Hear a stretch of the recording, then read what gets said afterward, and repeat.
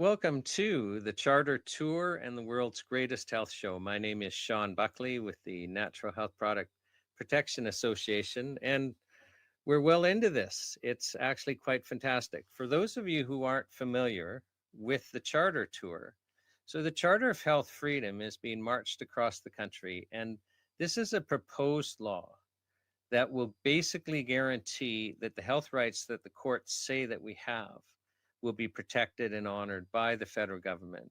It also ensures that we will continue to have access to natural remedies so that we're already using, but truly are at risk. And so watch the openings, watch the health show as we have regulatory experts speak about what's happening, listen to the health uh, store owners explaining the difficulties that we have. This is the best chance that we have to protect ourselves and to protect our families. Now, as we're marching the charter across the land, you are watching the world's greatest health show, but it's not a regular health show. Most health shows have health experts, and we certainly have health experts sharing with you crucial information that you need to know. But we're also having ordinary Canadians share their stories. That's something that has never been done. And it hasn't been done because of the censorship. And that's an issue for different openings, and it's a theme that will come up again and again throughout the show. But basically, the people that know these success stories, the practitioners, the manufacturers, the distributors, they can't share them. They will get jailed, they will get fined out of existence, they will have their property seized, they will be attacked viciously. And again, just watch the show, and censorship is addressed in a different opening. It's a theme that you need to become aware of. So we're breaking new ground. We're giving Canadians the voice that they don't have. And there's something about these stories. And I can't not express how affected I've become personally by listening to these stories. And the interesting thing is the stories generally have a positive outcome. People that basically the mainstream medical system, it was a death sentence for them, found complete remission. They're still alive. They're doing well. People that were disabled and suffering terribly, I mean, they've gotten well. But it's still affecting us because they're describing how they were suffering, and the suffering was real. And in some cases, if they had not found an answer, they would have ended their lives. And we all know with MAID, medical assisted or induced assistance in dying, people that are suffering now are literally being encouraged to end their lives. And they're at a vulnerable point, and a lot of people are hopeless out there, and they need to understand. Keep looking, don't give up, don't lose your hope. The answer's out there, and we're hoping that this can be of great service. But we need you to help share this. We need you to participate. We're a small group. We rely on you. We rely on the public. We're absolutely shadow banned. Social media just throttles us. This is forbidden knowledge. What we're doing apparently is not frowned upon by the social, or is frowned upon rather, by the social media algorithms, although all we're trying to do is have Canadians share their stories. All we're trying to do is have health practitioners and health experts share truth with you. But apparently that threatens somebody. So here we are. So we rely on you. We absolutely rely on you to be reposting, to get your networks watching this. If people watch a day of this show, they will be changed. They're going to keep watching. It's something that we need to share. And also, please support us financially. We really are stepping out on faith and expecting that this is all going to take care of itself. It's not cheap to march across the land and have quality AV people and the like. Ensure that this works. And we're really thankful. We feel absolutely blessed, but are totally inviting you to participate with us by donating and helping us to keep this tour going. Now, today, in the opening, I want to share something that's really troubling me. And at first you might go, well, this isn't that big of a deal. But when you start thinking about the ramifications, it becomes huge. And so recently, and I mean within the last month, the Quebec Court of Appeal refused an appeal. And it's an appeal of, and I'm just going to read you the site. So if anyone wants to go look it up, it's basically the College of Physicians in Quebec versus a naturopathic doctor named Annie Genot. And if you want to get a copy of the decision, the trial decision, which is the one that that the appeal was refused. And it's the trial decision that has the meat and bones. The site is 2022 QCCQ 218. So anyone can go to Canley and get a PDF of that decision and read it. And I'll just explain to you what happened. So basically, we had a naturopathic doctor. So Annie, as you know, is a naturopathic doctor, and nobody is questioning her qualifications to act as a naturopathic doctor. Nobody is questioning that she is helping people. Nobody's questioning any of that. All that's happening is that the College of Physicians and Surgeons in Quebec, by law, have a medical monopoly on the practice of medicine. Now, this is not unique to Quebec. We're just dealing with a Quebec decision, but almost every province gives doctors a medical monopoly. And I'll speak a little later about a personal experience I had in court dealing with this in British Columbia. So the Quebec Medicine Act, and this is a Google Translate. So, I expect that it's not exactly accurate, but we're going to be pretty close. So 31 of the Quebec Medicine Act says the practice of medicine consists of assessing and diagnosing any health deficiency in human beings in interaction with their environment.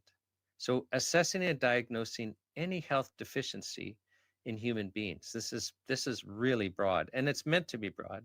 It also includes preventing and treating diseases with the aim of maintaining health, restoring it, or providing appropriate symptom relief. This basically is meant to cover doing anything to help prevent or treat illness. Now, it carries on and it says, in the practice of medicine, the following activities are reserved for a physician. So if you're not a doctor, if you're not a medical doctor, if you're not a member, a card-carrying member of the College of Physicians and Surgeons, it is illegal for you to do any of the following. And like I say, we're focusing on Quebec law, but every time I've looked, pretty well every province does the exact same thing. So you must be a physician to diagnose a disease. So if you're a naturopathic doctor, if you're a homeopathic doctor, if you're a traditional Chinese doctor, if you're a nutritionist, in Quebec and pretty well every other province, except, provinces where they're regulated. So they'll have an act that carves them out. But not all of those, like nutritionists, tend not to be regulated. But anyway, diagnosing disease, pretty broad. And we all do that, especially when we're parents, we do. Or if we live with somebody, we do this all the time. Another one is determining medical treatment, which really is any therapeutic treatment. So, wow, so there's a cold or flu going through your family and you bump up vitamin C or vitamin D, or, little Johnny skins his knee and you decide you're going to put some, antibiotic cream on that and a bandage. You are breaking the law. You're determining medical treatment. Prescribed medications and other substances. Now, if you read the decision carefully, the court in Quebec defines prescribing not as writing a script for a pharmacist. No, this means basically any recommendation for any substance, including over-the-counter things. So regardless of what it is, natural substances, hey, if you're suggesting that somebody eats sauerkraut to deal with acid reflux, which by the way works tremendously well. It just takes about 20 minutes and then it's gone. Oh my gosh. Thank goodness I'm not in Quebec. I just broke the law. But this is being broadcast in Quebec. I'm in trouble. Oh, and I'm in, I don't even want to tell you what province I'm in, but look at the interactive map. Yeah, so you see, this is I'm acting very seriously here. So prescribe, basically recommend any treatment. That's only for doctors. exercise clinical surveillance of a condition, monitor pregnancies, or perform deliveries. So, when your wife's delivering in a van, and um, one of the persons heavily involved in this tour, delivered their child in a vehicle, um, and actually in the province of Quebec. I hope the statute of limitations has run out so that this person isn't jailed. Decide on the use of preventative measures. That's really interesting, because what we're learning in this show writ large, and what makes what's happening to us with Health Canada making it really hard on us to basically be healthy. But one thing that's so clear is we've got the government in charge of our food supply. So Health Canada and the Canadian Food Inspection Agency, together they're in charge of our food supply. And our food supply has actually become extremely unhealthy. I mean, there's chemical after chemical after chemical in there. We know that the human body needs certain nutrients to be healthy, and it's not a secret. We can list most of them. There, it wouldn't be difficult for us to ensure that our foods had them, but that would be, require some changes that would make for a healthy population. It would require, when we fertilize, that it's actually more broad spectrum. And it would require us to stop using herbicides such as glyphosate, which actually take the vitamins and minerals out of the plants. But the point I'm trying to make is it's no secret that the human body has nutritional requirements to be healthy. And those government agencies that have been entrusted for ensuring that our food supply is safe has not only allowed all these dangerous chemicals in, but have basically presided over the management of those nutrients being taken out of our food supplies. What they should be requiring by law, that our food has the nutrients that we need for it to actually be food, for us to be healthy. So, but here we are, and surprise, surprise, if you don't get the nutrients that you need to be healthy, you're unhealthy. And so you got a supplement in Canada. You have no choice. You need advice. The medical doctors can't give you the advice. Isn't that interesting? So, because we've had watch the show, we've had at least 3 medical doctors who also are, have been trained in other traditions now. All basically share doctors don't know about nutrition. I mean, they're not taught about nutrition. And this is by design, by the way. The most important factor in human health is nutrition. And those people that have the monopoly, which is what we're talking about today, those people that have the monopoly on our health are deliberately not trained on the most important part of our health, which is nutrition. So, but if we want to decide on the use of preventative measures, this is something reserved for medical doctors. And I appreciate we're talking about Quebec, but I can assure you that most provinces have similar, if not identical, legislation. So it's basically illegal for anyone but medical doctors to decide on the use of preventative measures, which would be saying, hey, you better be taking these vitamins and minerals to prevent yourself from getting sick, because the reality is if you're malnourished, you get sick, and then that manifests in chronic illness. So it's only legal. And, I feel like we're in clown world. So it's only legal. We'll just talk about Quebec, but we all know this is generally the case for all of Canada. It's only legal for medical doctors, the one group that isn't trained in nutrition, isn't trained in what is necessary for us to prevent sickness. It's only legal for those who don't know to basically advise us in the most important part for us being healthy, and that is getting the nutrients that we need. Wow. Okay. Only in Canada. Now, again, the court wasn't looking at whether Annie Janot was helping people or whether she was qualified to help people. The court's only looking at, because courts are very binary on things like this. The law says only doctors can practice medicine, and the practice of medicine includes, and I've just read to you some of the salient points. It's actually, there's a whole bunch more there I haven't read to you, but you've got the point. So it's only legal for doctors to do almost anything. And what happens here is the college sends, basically an investigator in to pretend to be a patient, saying, I basically need my colon rinsed out, and the naturopathic doctor recommended some reasonable treatments for that. And now she's being hammered because she's not a medical doctor, and in Quebec, only doctors can do this. And off we go. So every parent who is taking steps to keep their children healthy are breaking the law in Quebec, and likely most other provinces. So the court will only look at, and you read the case, oh, okay, well, only doctors can do this. She's doing this. She's not a doctor, so therefore she's guilty. She hasn't been sentenced yet because she appealed, and that appeal was just refused. But she's going to be sentenced for the crime of being trained as a naturopathic doctor. And I just have to segue, watch. In the world's greatest health show, we've got naturopathic doctors. We've got homeopathic doctors. We've got traditional Chinese doctors. And those traditional Chinese doctors out there, they will be saying in the back of their minds, no, we're traditional Chinese practitioners. We can't say doctors. Well, you can't, but I can. But the point I'm trying to make for the public here is when you watch these, we ask them, well, what training do you have?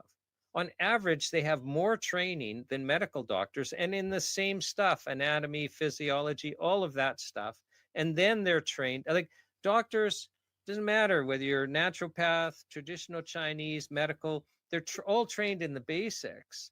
Where they differ is, well, how then do you treat conditions that present themselves in front of you? And the medical doctors are limited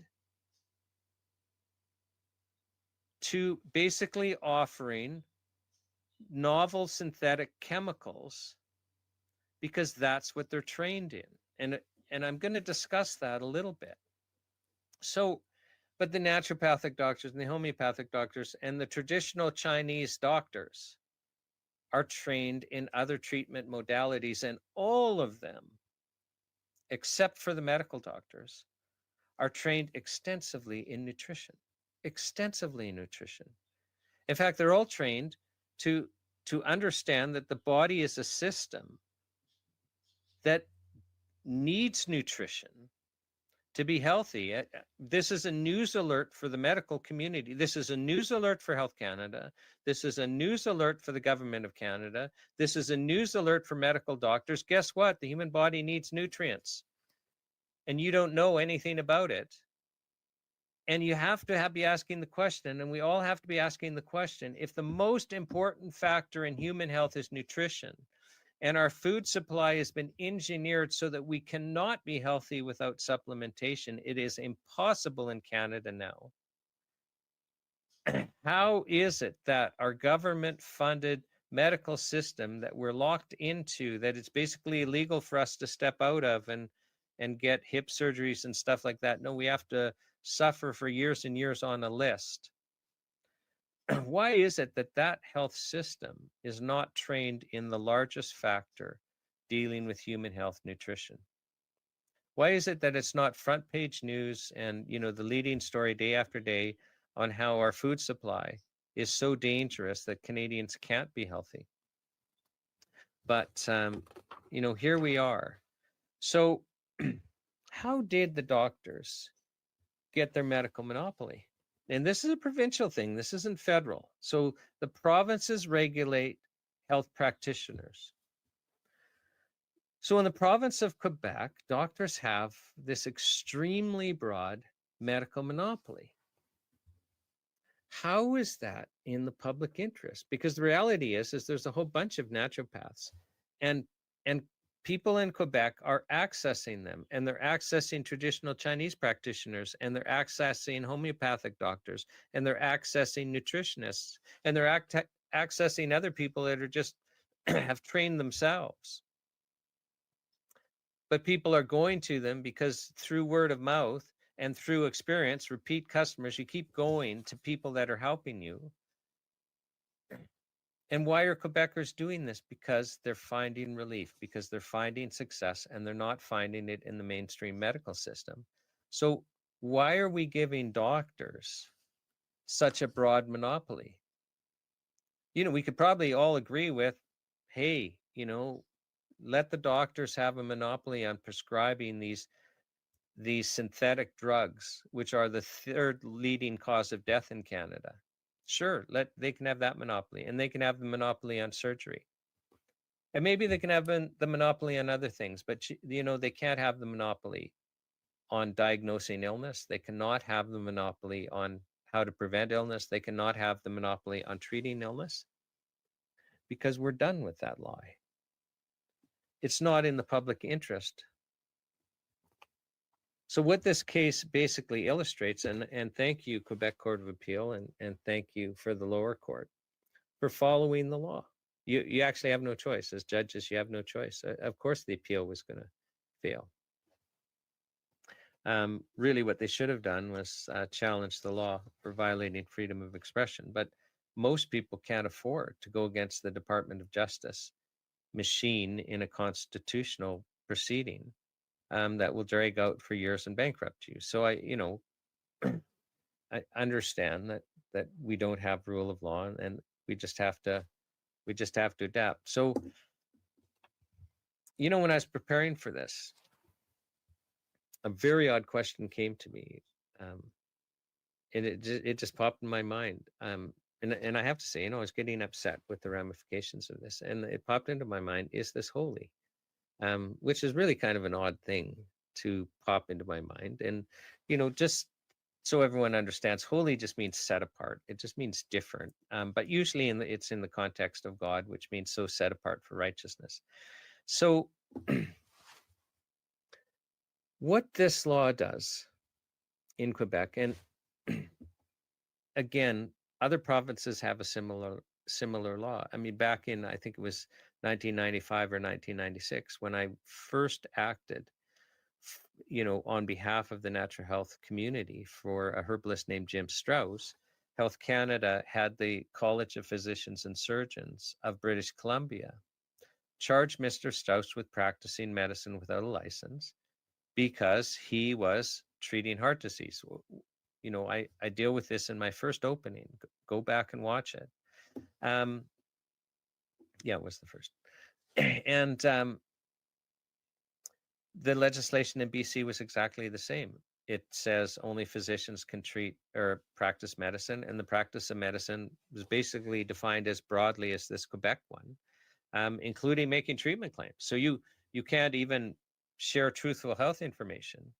You can't make treatment claims in British Columbia. Now, the legislation has changed now. They've consolidated things, but doctors still have a really broad monopoly in the practice of medicine. Well, I went to the Legislative Library in Victoria to determine, well, what was the history of this bill? Like, what was the public interest? Because we were challenging the constitutional validity of it. We were saying this violates freedom of expression as guaranteed in Section 2 of the Charter of Rights and Freedoms. And basically back then, this bill in BC was passed at the turn of the century. And there wasn't Hansard back then, but they would collect newspaper clippings for each bill to have a historical record of, the purpose of the bill and as it progressed through the Legislative Assembly. Well, I learned that this bill that gave doctors in British Columbia their medical monopoly was a private member's bill. So it wasn't even introduced by the government. It wasn't a government bill pretending to be in the public interest. But a majority of the Legislative Assembly passed it at the turn of the century. And this happened in every province, and it happened in every state in the United States, and it happened across the Western world. There was this coordinated effort. And it, started with the Flexner Report and Rockefeller, all of that. You can Google it. It's easy to find out. Books after book after book is written on it. There was this coordinated effort to give medical doctors their medical monopoly. So what does this mean for Canadians? And I think we have to look at the bigger picture. of what's happening here, and then just ask ourselves the question, is this in the public interest? Is this in the public interest?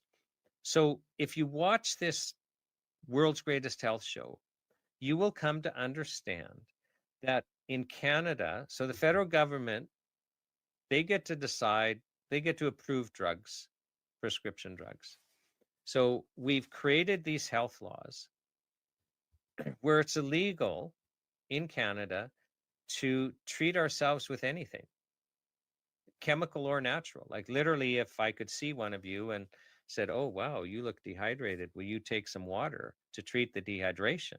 I've made water a drug. So it's illegal in Canada. Like water's a drug. Parsley's a drug. Oranges are drugs. Bananas are drugs. Synthetic chemicals are drug. Anything used for a therapeutic purpose is a drug. That's our law.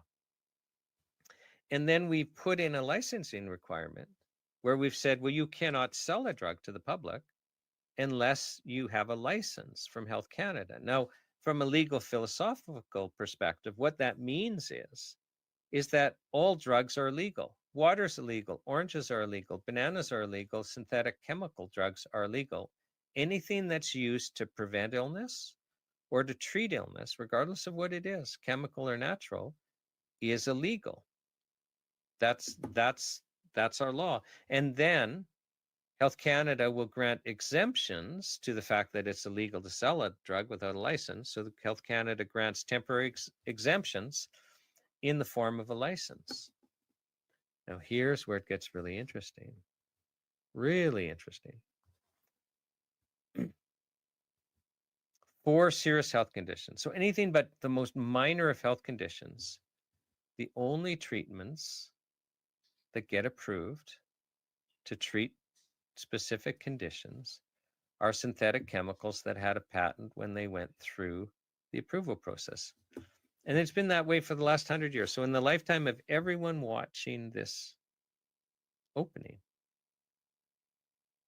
the only drugs that have been approved, so the only legal drugs to actually treat serious and all but the most minor health conditions are synthetic chemical drugs that had a patent when they went through the licensing process. There's one exception. I think it's called Primarin. It's the horse urine one, which is extremely difficult to make. So it might as well have a patent. Now, this is by design. And this is why, by and large, and I appreciate there are exceptions, but by and large, our government-funded healthcare system, so the federal government basically says to the provinces, we will give you hundreds of billions of dollars if you follow the Canada Health Act. So basically, we all have the same healthcare system. So only chemical drugs are approved to treat anything but the most minor of conditions. So we're in a country where it's only legal to treat ourselves with synthetic chemicals that had a patent. Well, then our government-funded healthcare system uses only the legal treatments, which are these synthetic chemicals. And again, there are exceptions. You know, you show up at the emergency ward and you're bleeding to death because you took too much warfarin prescribed by your doctor. They're going to give you a shot of vitamin K. Now, that's not a synthetic drug. But they do that because otherwise we can't use warfarin because, you know, too many people will die and the emergency department won't have an antidote. But by and large, and that's just to treat a side effect. It's not actually to treat a condition. By and large, you're going to be offered chemical drugs. This is by design. Now, so only chemical drugs are approved to treat conditions. Our government-funded healthcare system that we have to fund, and we have no choice but to use. It's illegal to, you know, to try and get surgeries and like outside of that. In some provinces like Quebec, it's illegal to access anyone but a medical doctor, apparently. So the government-funded system that we have to participate in only offers us chemical treatments. And then the provinces, and it's not just Quebec, but we're talking about Quebec, have passed laws saying only doctors can practice medicine, which includes diagnosing and treating and preventing illness. It's deliberately broad. Only doctors can do that. And doctors are trained to use the chemical drugs in the mainstream medical system. And they are. And watch this show, doctor after medical doctor saying we're not trained in nutrition. We're trained how to use chemical drugs, not to cure things. Please, if anyone's aware of a synthetic chemical drug that actually cures something, please let me know, to treat the symptoms of what is very often, as we're learning in this health show, very often your condition is caused by chronic malnutrition that has gone on for decades and is now manifesting as a chronic illness in which you're suffering terribly. And we basically give you synthetic chemicals to treat that, rather than addressing the problem, which is to give you the nutrition that you need for your body to heal. And sometimes that includes more than nutrition. It includes, herbs and the like.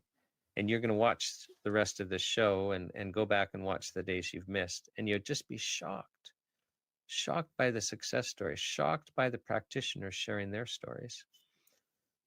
We've had there's three medical doctors that have all practiced for over 40 years, 4 decades. And partway through their medical careers, so they practiced as medical doctors for over 4 decades each. One of them still practicing as a medical doctor. But partway through their careers, they had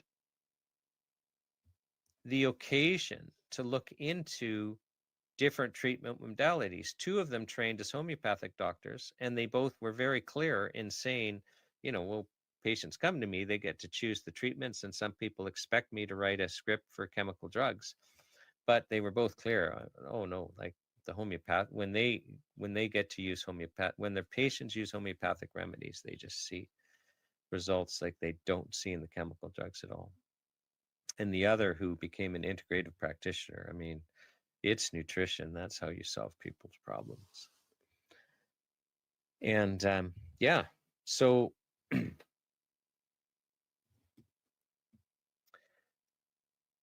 I don't know. I'm just having difficulty today, because I know people are suffering, and I feel really, really bad about Annie Janot losing her appeal and now facing sentencing in Quebec, so that she will be punished for basically trying to help people.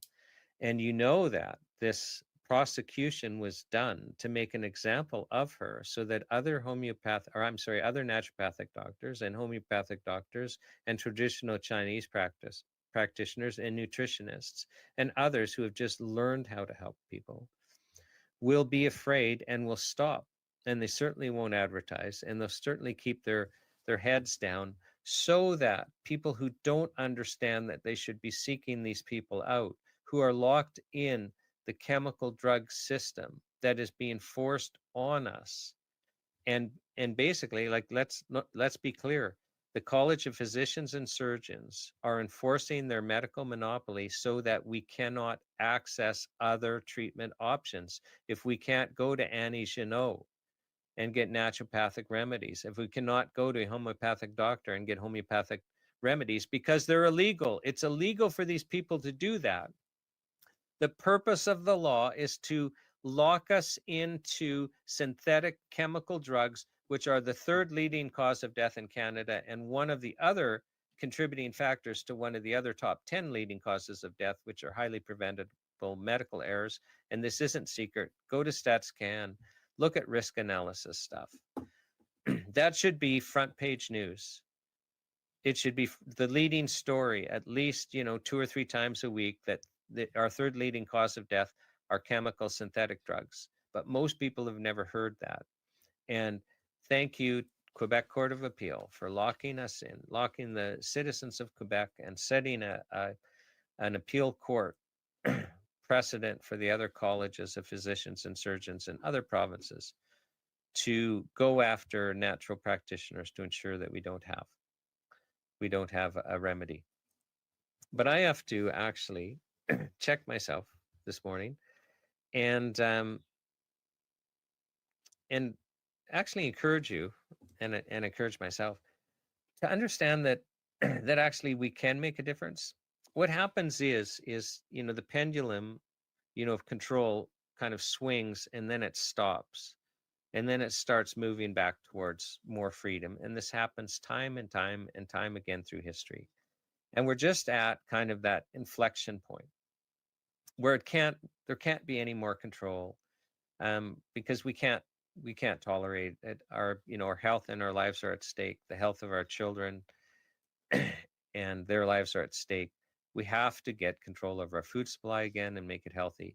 We have to ensure that we can get all the nutrients we need. And we're just in a world now where that includes supplementation, and the government can't take it away from us because it's ethically wrong.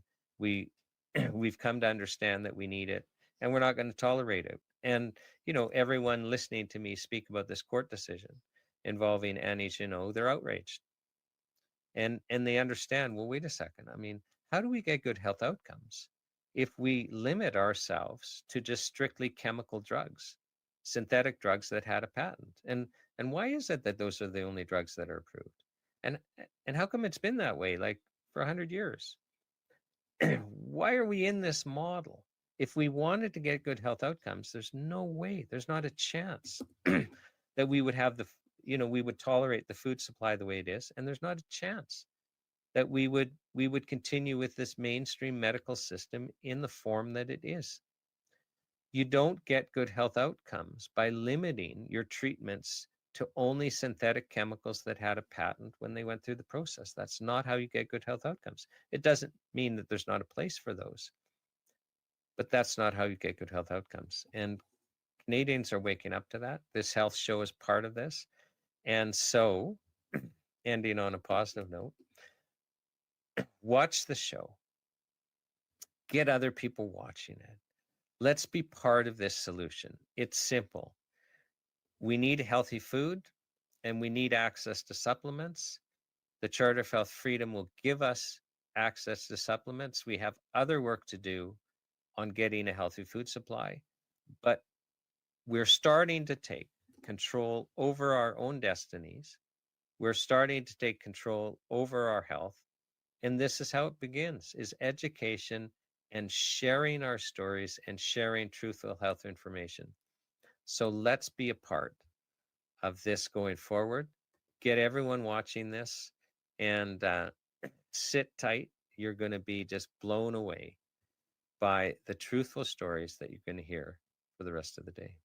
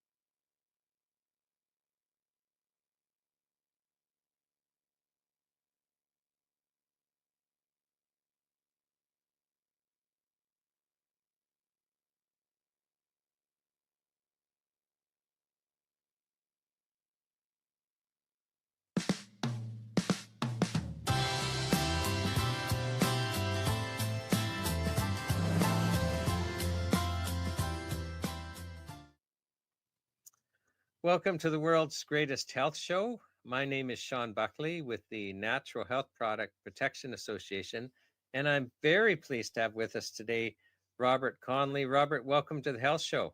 Thank you for inviting me. Now, Robert, I'm particularly excited about this conversation that we're going to have because some people have no idea of the effects of, electromagnetic radiation around us. And but you're going to be sharing a personal health journey. And I know I'm sensitive myself, and we've have another speaker, Dr. Meg DeHavis, who is sharing research. I'm going to invite everyone who's interested in what Robert has to say to make sure that you watch that one. Especially if you're a parent. I mean, I think you have a responsibility to be learning about this because it's hard to argue that this is a factor in our health and our children's health, but most of you it's kept secret. So so Robert, it's my long way of saying I'm really excited about you sharing your story and really appreciate you being here. Can you share a little bit about who you are first, what you're doing? You're in this really neat studio, and it's the studio you created. Do you want to share with us about your Okay. studio and who you are?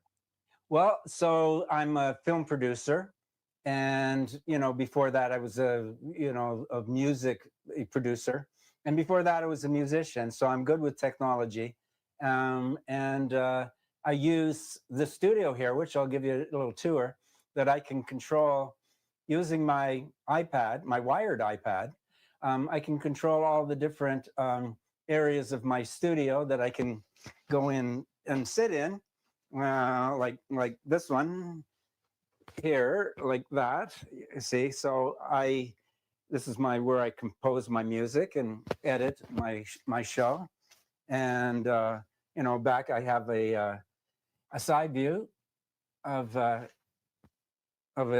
where I sit here, and and then I have my overview, so I can demonstrate how to work gear like that. And I'm hooked up to my computer, so I can give you a little guided tour of books that I've written. I've written a lot of books. So I do all that from my studio right here. Now, you've been into technology early on. I think you were the very first Apple person to have Wi-Fi, even in Canada, if I understand it. Okay. And this was deliberate. You were a tester, right? Oh, I'm considered to be an early adopter of all sorts of technology. And when they first invented the Macintosh computer, Jobs wanted to be used as a music computer, and I embraced it with a digital thing, and I started making records before anybody was really doing this. So I was making records with computers when it was just really first invented, and he saw that I was doing that. So the company came to me and said, we want you to write articles for music magazines, how you use a computer to do it, and we'll buy an ad for the Macintosh computer. And that ended up to go to desktop publishing, and then it went into digital video when QuickTime came out for high-speed stuff. And then right around the 86, when wireless technology came out, and Apple had a portable computer with a Wi-Fi card that would go in it. They didn't have a Wi-Fi base station at that time, so I used a different one, and my job was to write articles about it. And so I had it like all over my house because I wanted to be the best wireless guy. So Bluetooth, whatever. And because I was writing articles for it, I got everything for free as a journalist. Though companies were sending me like $20,000, $100,000 DVD authoring systems when they were just invented, trying to get me to write about it so the industry would go. So that's sort of me, early adopter, too much technology, started having, the usual symptoms that people, explain about, headaches when the cell phone is up to your head, the phantom ring in your pocket when your cell phone is not there.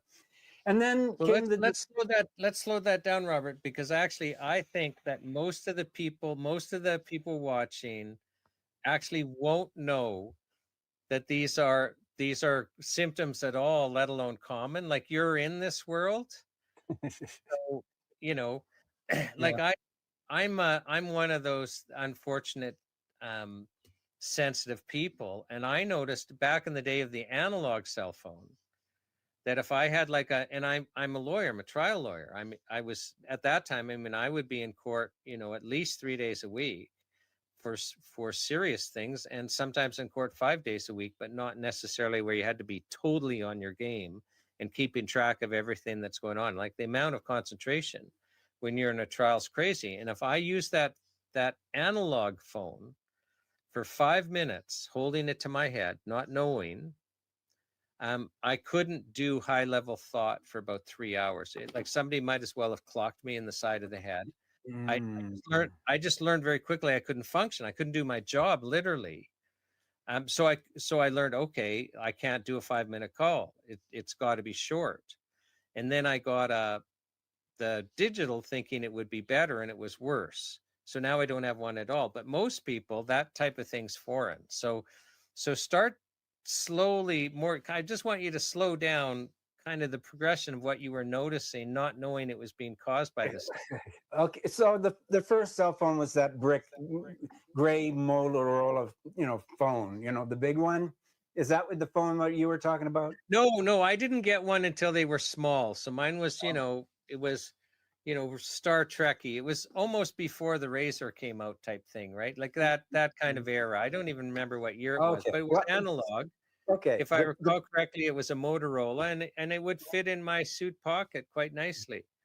Okay. So to the progression of where this came from is they invent the microwave oven. They gave it a way of free frequency, 2.4 gigahertz, to boil water very quickly. That's the frequency to boil water. And because it was a free frequency, this wireless industry, let's just call it that, which would be Motorola, made a portable phone for your home. That's sort of how it started. And that's an analog phone. And it worked on the same frequency your microwave oven worked on. So people that were using portable phones right around the late 80s. And then we wanted to take the portable phone out of the home. And then Motorola made that $4,000, brick phone. And when I didn't have a bad reaction to the portable phones for your home. But when I got the brick phone, and I was a movie producer at that time, and I was we're shooting out in the forest somewhere. Where's the truck? Well, how come my star's in here? I had to communicate with the people. So I spent $4,000 back then. That's crazy. And the first time I held it up to my head, I got a headache. And I went, oh, this stuff's not safe. So I went to take it back, and they wouldn't give me my money back. They said, oh, no, it's all in your head. So I basically sold it for $2,000. So I knew at that time I was sensitive to those frequencies. So I didn't want to buy a cell phone like to way later until like you had to have it, just to do business. So I knew I was sensitive to it, but it wasn't debilitating at that time. I just noticed I got a headache, and if I got a headache, so there are some people that are genetically born and raised that have built-in sensors to unnatural frequencies that don't exist in our environment. And luckily, I would like to think I was one of them, because I sort of could sense that it's not good to be around. And if you're not around it, then you really don't have to worry that much about the effect it might have. I think, unfortunately, people that don't feel this stuff, which they think they're okay, you can come down with some, pretty serious diseases, and it's written off to be coming for something else. So there's If I can good and just bad stop about you, that, right? if I can just stop you there, I think Stanford University did a study to try and figure out what's the mechanism that, like, of Wi-Fi causing harm. And Wi-Fi broadcasts at 2.4 gigahertz and 5.4. And I don't know if they did the study on both of those frequencies or just one. But my understanding is that Wi-Fi causes cell damage at the mitochondrial level, causing free radicals. And free radicals is what causes us all to age, and it creates a cancer risk. So I I don't know why they don't advertise to the young women, it'll help you age faster, so you'll be more mature, like. But Mhm. maybe they're just missing a marketing thing, because I know young women want to age as fast as they can. But I'm sorry I interrupted. I just couldn't resist. No, well, a lot of, there's a lot of change. Like when I noticed that these unnatural frequencies were making me sick, I went and had a meeting with Dr. Magda Havis, because she lives like 2 hours away from me, and it was her specialty. And when I walked in with my oversensitive stuff to it, I was like her guinea pig, because I was an early adopter. I had the symptoms before everybody else. So basically, she sort of No, experimented on can me. can we back up into your symptoms? So kind of that progression, because even the story about your microwave kind of blowing out your Wi-Fi repeater, I think would be fun for you to tell. So Oh, okay. So the first time I really noticed that, I had all these symptoms, and the doctors were just saying it's stress, it's like midlife crisis, and just go away and don't work anymore. and what Which are your symptoms? So what are you experiencing that's leading you to go to the my doctor? first symptom was headaches, and then the symptom I had when I took the cell phone out of my pocket and I laid it on a desk. I would feel the buzzer on silent mode. My pant leg would buzz where I kept my thing, and I went like, "What is that?" And then when I did a little research, they call it the phantom ring. And at that time, only about 2% of the population experienced this phenomenon. Now it's like, you ask almost any kid in school, they'll say, yeah, they experience that. So for sure, keeping the cell phone in your pant pocket is going to put radiation there, and your body will develop a sensor that it never had before this showed up. So they sort of admit to it, and like even Apple in their user manual, they actually tell you you can't keep the cell phone in your pocket. They actually tell you that. So anybody putting the cell phone in their pocket while it's working, you're breaking the safety rating of the phone. So I'm glad they did that, in that Now, way. can I interject, Robert? Isn't it Mhm. also true that Apple and everyone else tells you not to put the cell phone against your head? Well, yeah, well, basically, if you really read the Apple user manual, they say your body. The cell phone has to be at least a half inch away from your body, or you break the safety rating. And they consider your hand to be your body. Now, okay, all right. When it's operating in a wireless transmitter and receiving mode, you've broken the safety rating. However, I keep my phone in like airplane mode like all the time, and I use it to like listen to music, and I can actually edit videos on it. As long as it's airplane mode, it's entirely safe, provided you turn the Bluetooth and the Wi-Fi off. That, it's basically it's an iPod to MP3 player, and watch movies, download movies, watch it.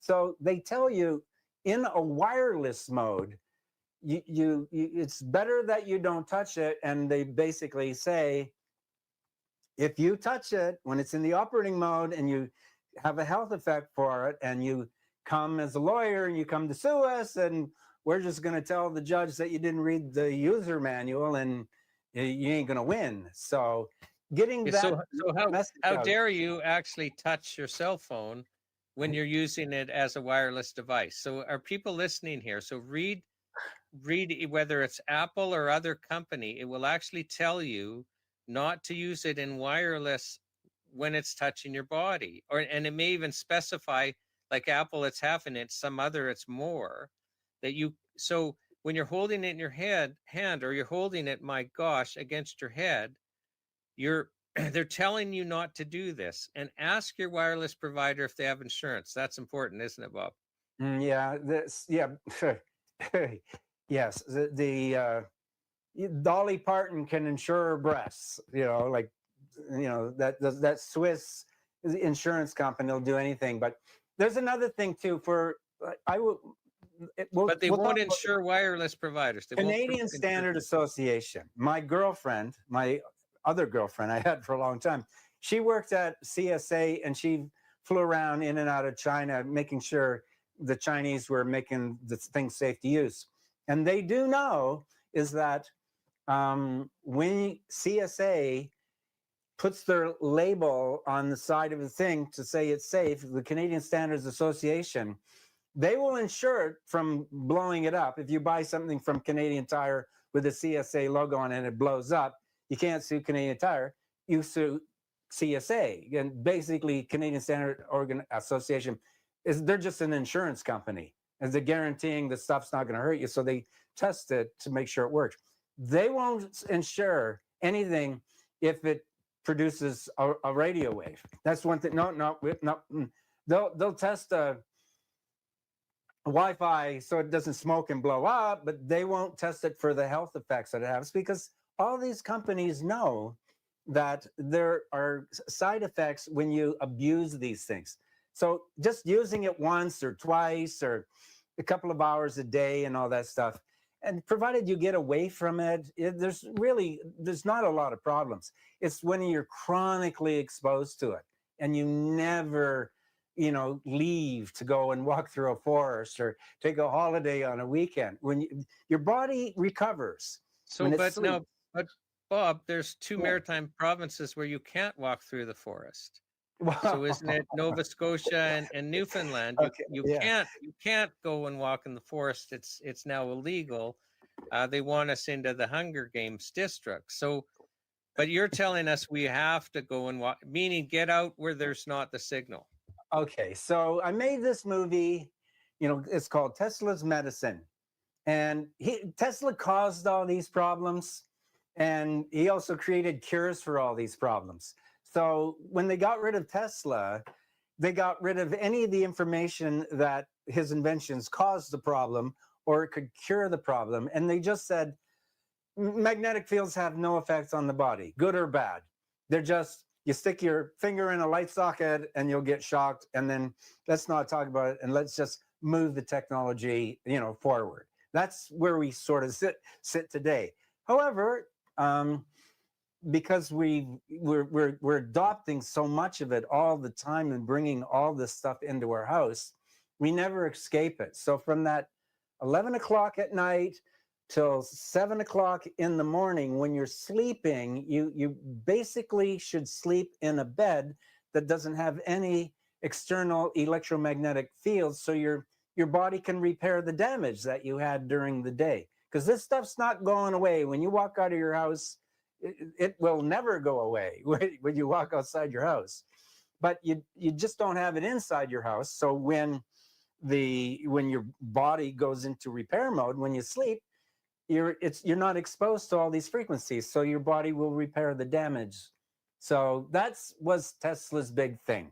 So Tesla exposed himself to a huge amount of magnetic fields, and then he would walk 10 miles every day through Central Park. When he built his Long Island laboratory to do wireless electricity and all that stuff, he built it in the middle of a forest. So he could walk through the forest. He understood nature. That was his most important word. He wanted everybody to know that if you just emulate nature electronically, it reversed the damage of unnatural magnetic fields that don't exist within nature. And that's what my movie is sort of about. How to emulate nature in your home so that you can repair the damage from unnatural frequencies that don't exist in nature. That's sort of as basic as I can get as far as what the movie is about. I want to get us talking about that, and I want to get us talking about different things that like parents can do to make their home safer for their kids. But I still want to go through your story, because first of all, I think it's an interesting story how you learned this, because my understanding is you were getting really ill and severe mental fog and everything, and then something happened that caused you to invite somebody over to check something out, and that was really kind of a turning point for you. So can you I just Okay. don't want to skip over your story, because frankly, All right. Robert, I find it really interesting, and I think Okay. others will too. So I come out, with, this is my demonstration, the microwave oven, right? So I put a, like these symptoms gradually picked up over like 7 years, when they invented this stuff. And about 7 years later, I started feeling like really bad, and nobody could tell me what was the problem. So the brain fog, the nervousness, can't sleep, nausea, can't eat, rashes, all the common symptoms from overexposures to the unnatural frequencies. So I put a corn in the microwave oven, and beside it, I had my refrigerator, and I had a Wi-Fi repeater on the top of my fridge. So I took the Wi-Fi that was in my basement, comes in, the cable company into your basement, feeds it through all the cable connections. So it's a cable modem, but it also broadcasts Wi-Fi. And I'm up on the roof writing articles about Wi-Fi. And so I needed to get that signal up to the roof. That's 802.11a. That was so low back then.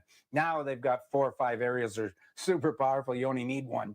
But back then I had to put a repeater to get it on. So my repeater was on top of the refrigerator. So I put a corn in my microwave oven, and then I noticed that the light went off on the repeater to throw it up to the roof. And then the microwave oven went ding. And all of a sudden, the green light comes back on. I go, there's something wrong with my microwave oven. So I called the microwave oven repairman. It was Rob Metzinger at that time. He was just starting. He had one webpage. I measure microwaves. He wasn't selling anything. And he comes with like these little meters. And he walks up and he stands on the front lawn and he says, put some water in. And I put the water in, and he goes, it's on, it's off. And I guess it's leaking to the front lawn. And he goes, oh yeah, they all do. They leak. And I went, wow. It says, well, Meaning that the microwave's broadcasting, so it's not sealing in the microwave that it's supposed to be sealing in. It just goes out. Yeah. Most of it stays inside, but they leak. They all leak. I tested all of them. They all leak. They don't leak so that it's like dangerous unless you're using it all the time. You only turn it on for what? 6 minutes a day. Like that's not going to hurt you. But the frequency, because it's the same frequency, because it was a free frequency to make the water hot.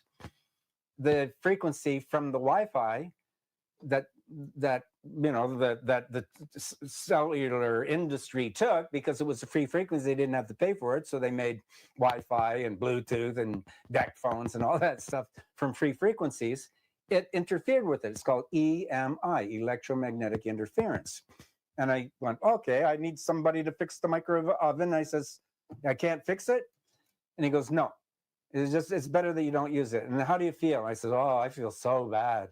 And he walked around with this meter, and he walked around my house. He found everything my house was, and I had wireless everything because I had to write about it. And he says, well, it seems like you're an early adopter, and people are having these symptoms that are from Silicon Valley and early adopters, and sounds like you might be electrosensitive. And so, oh, okay, so what do I do? And he says, well, just unplug everything and take it out and hook up your Ethernet cables.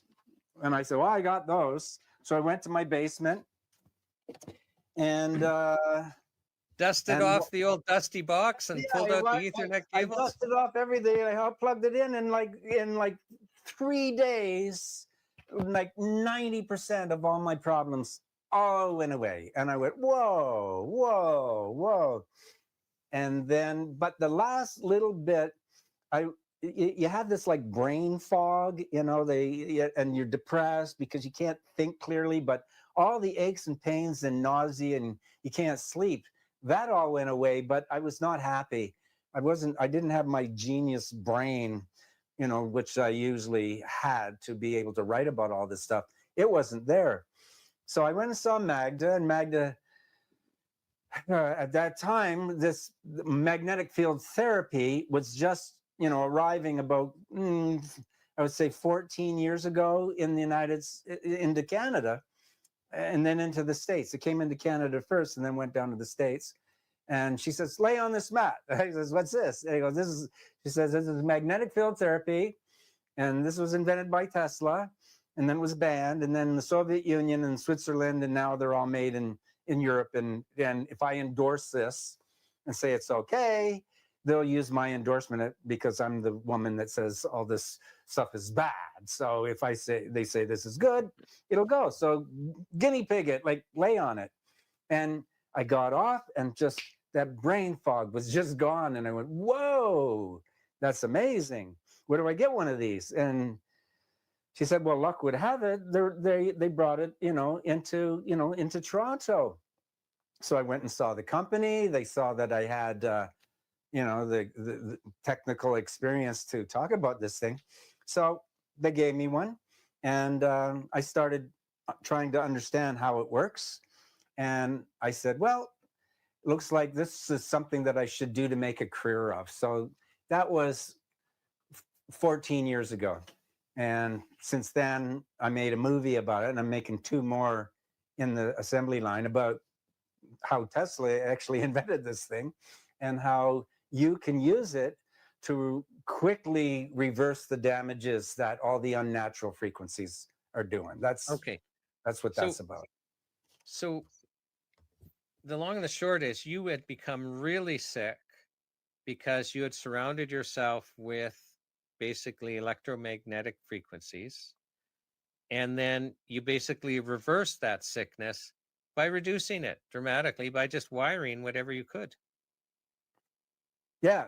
And I teach people how to do it now, with Okay, and we're going to get into that. But first I want to talk okay. about the movie. I want to talk about the movie, and everyone watching. I mean, during the World's Greatest Health Show, Roberts basically said, we'll let you broadcast the movie a couple of times. So watch for it, watch the schedule, and and make sure you watch the movie. So Robert, tell us about the movie. What are people what can they expect to see and learn when they see the movie?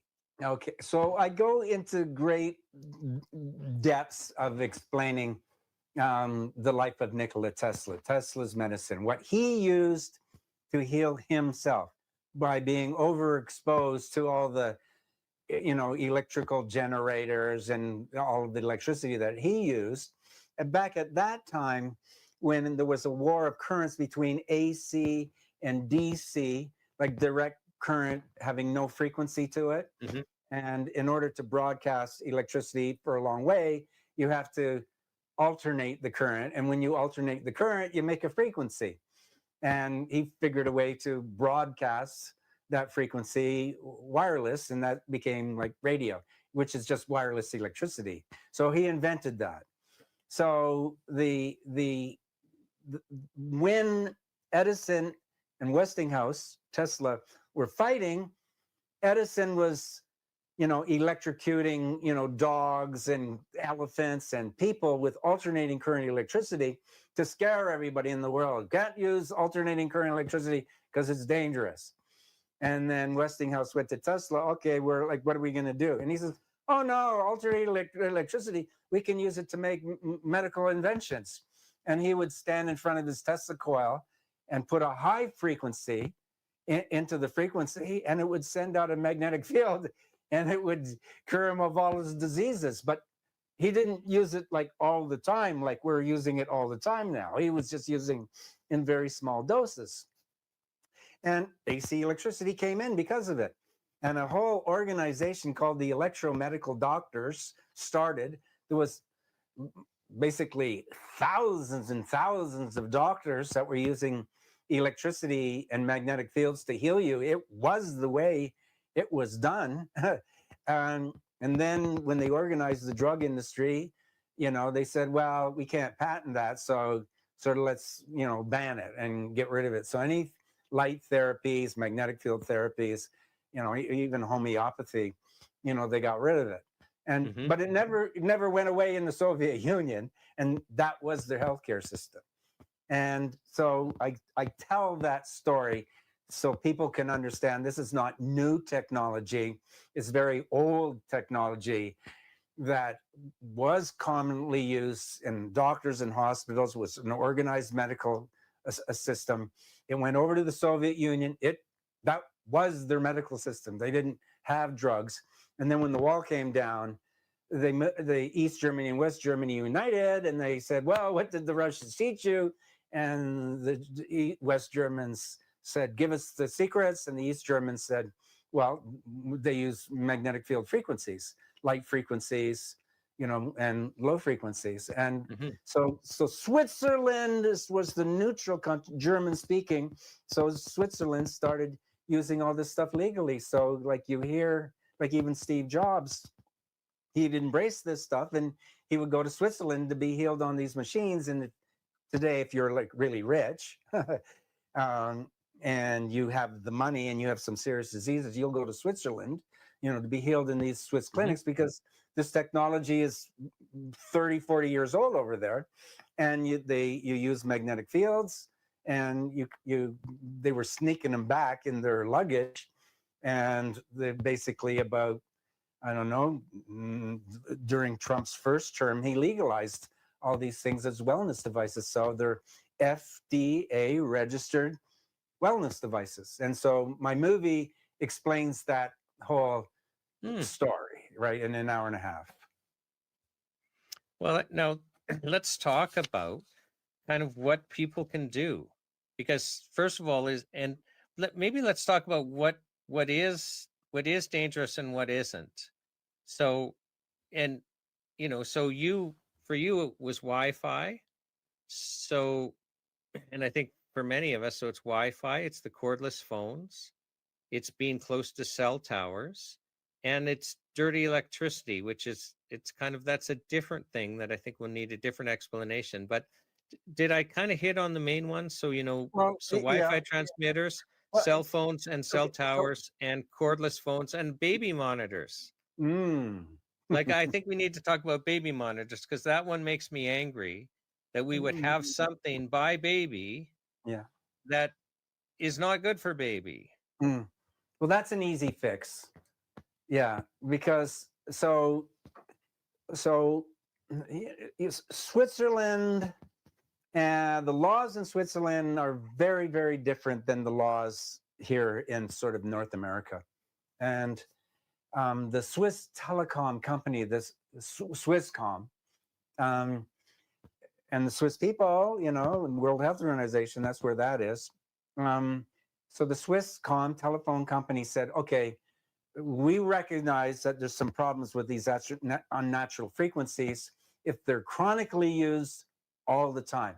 So what we'll do with our telecommunications industry, we will only have our devices send out the radiation during when you use it. So as soon as you hang up the phone, it will stop. So you won't be living in chronic radiation. That's really good, because you can use all this stuff for an hour, a couple hours a day, and your body will repair it. But it's when you sleep in it, when it's on all the time.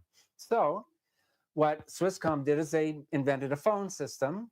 It's called EcoDect Plus. If there's a plus, that means it turns it off. And they made baby monitors that are EcoDect Plus too. So when the baby cries, that's when it sends out all the microwaves. And when the baby stops crying, it cuts off the microwave. So it's a voice activated baby monitor. Those are the baby monitors that they sell over in Europe and in Switzerland.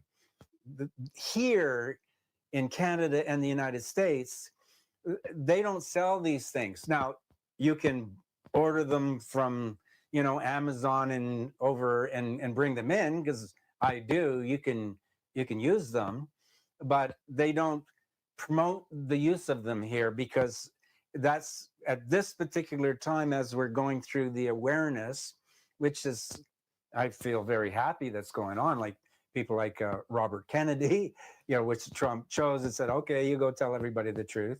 And he's doing it. And so he has gone out and say there's a problem with Wi-Fi, and these baby monitors are talking to each other, you know, via Wi-Fi, and you don't have to have it on all the time. Like I have Wi-Fi in my home, but I buy this thing that's made over in Europe, and it's a Wi-Fi base station, and you pair the phone and all of your computers to this. So when you turn the Wi-Fi on, it sends a signal to the Wi-Fi base station that's listening for it, and then it turns itself on and it sends you the signal. So as soon as you turn your computer off, as soon as you turn your cell phone off, the Wi-Fi base station stops transmitting any chronic radiation. And that's a patent from Swisscom. So the Swiss telecommunications company had a patent, and they licensed it for their own people to use. And that's the right way to use these things. It's when it's on all the time. So what people are now doing, they've realized that it's not healthy. So they just go every night. They either put it on a timer so it goes off at 12 o'clock, you know. But you could just buy these Wi-Fi base stations that it only comes on when you need it. But let me just slow you down, Robert, so that people didn't miss what you just said. So if you have a regular Wi-Fi transmitter, so you know Shaw, TELUS, Rogers, or whatever, yeah, you can put it on one of those electrical timers, like, you know, people that want their lights to turn on at 8 o'clock when they're not home, so people think the thieves think you're home, Christmas tree or whatever. You can set it. Hey, if you're going to bed at 11 and getting up at 7, you can have your Wi-Fi transmitter plugged into this, so when you go to bed it turns off, and when you get up it turns on. But that repair that Robert's talking about, where you need time not in this strong signal, you're not using it anyway, so now it's off. That's what you were talking about. If everybody would just turn off the wireless broadcasting transmitters in their home while they sleep, I would make a guess that 50% of their sleep problems are going to go away for sure. For sure, it's going to go away. So that's the least they can do, is just turn it off, right? And again, I just got to slow you down, because one of the big symptoms of too much EMF is you can't sleep. You just can't sleep, like, because it kind of cranks you up a bit, right? Well, and that process, this is how it works. All right, this is how it works. So this frequency that they use, that's on all the time, is called the beacon signal. So it takes the frequency of the microwave oven, 2.4 gigahertz, and it pulses it. So it's on 10 times per second. It's on all the time. So this beacon signal is sending out everywhere. So if I walk in with my portable computer or my iPhone or whatever, and I say, do you have Wi-Fi? Yeah. Well, what's your password? So when I turn my phone on with the Wi-Fi, their Wi-Fi base station shows up on my phone because it's transmitting a beacon signal, and it's called the SSID, Secure Socket Identification Layer, right? And it says, give me your password, and when you give me the password, I'll let you use me to get onto the internet. That constant chronic pulsing, that's causing 90% of the problem. Not just you turn it on and using Wi-Fi a little bit, you know, on your laptop, your things like that. You use it like for an hour a day. It's like not a big deal. But that beacon signal broadcasting all the time, that's the problem. So the Wi-Fi base stations that you get from Europe, they don't broadcast all the time.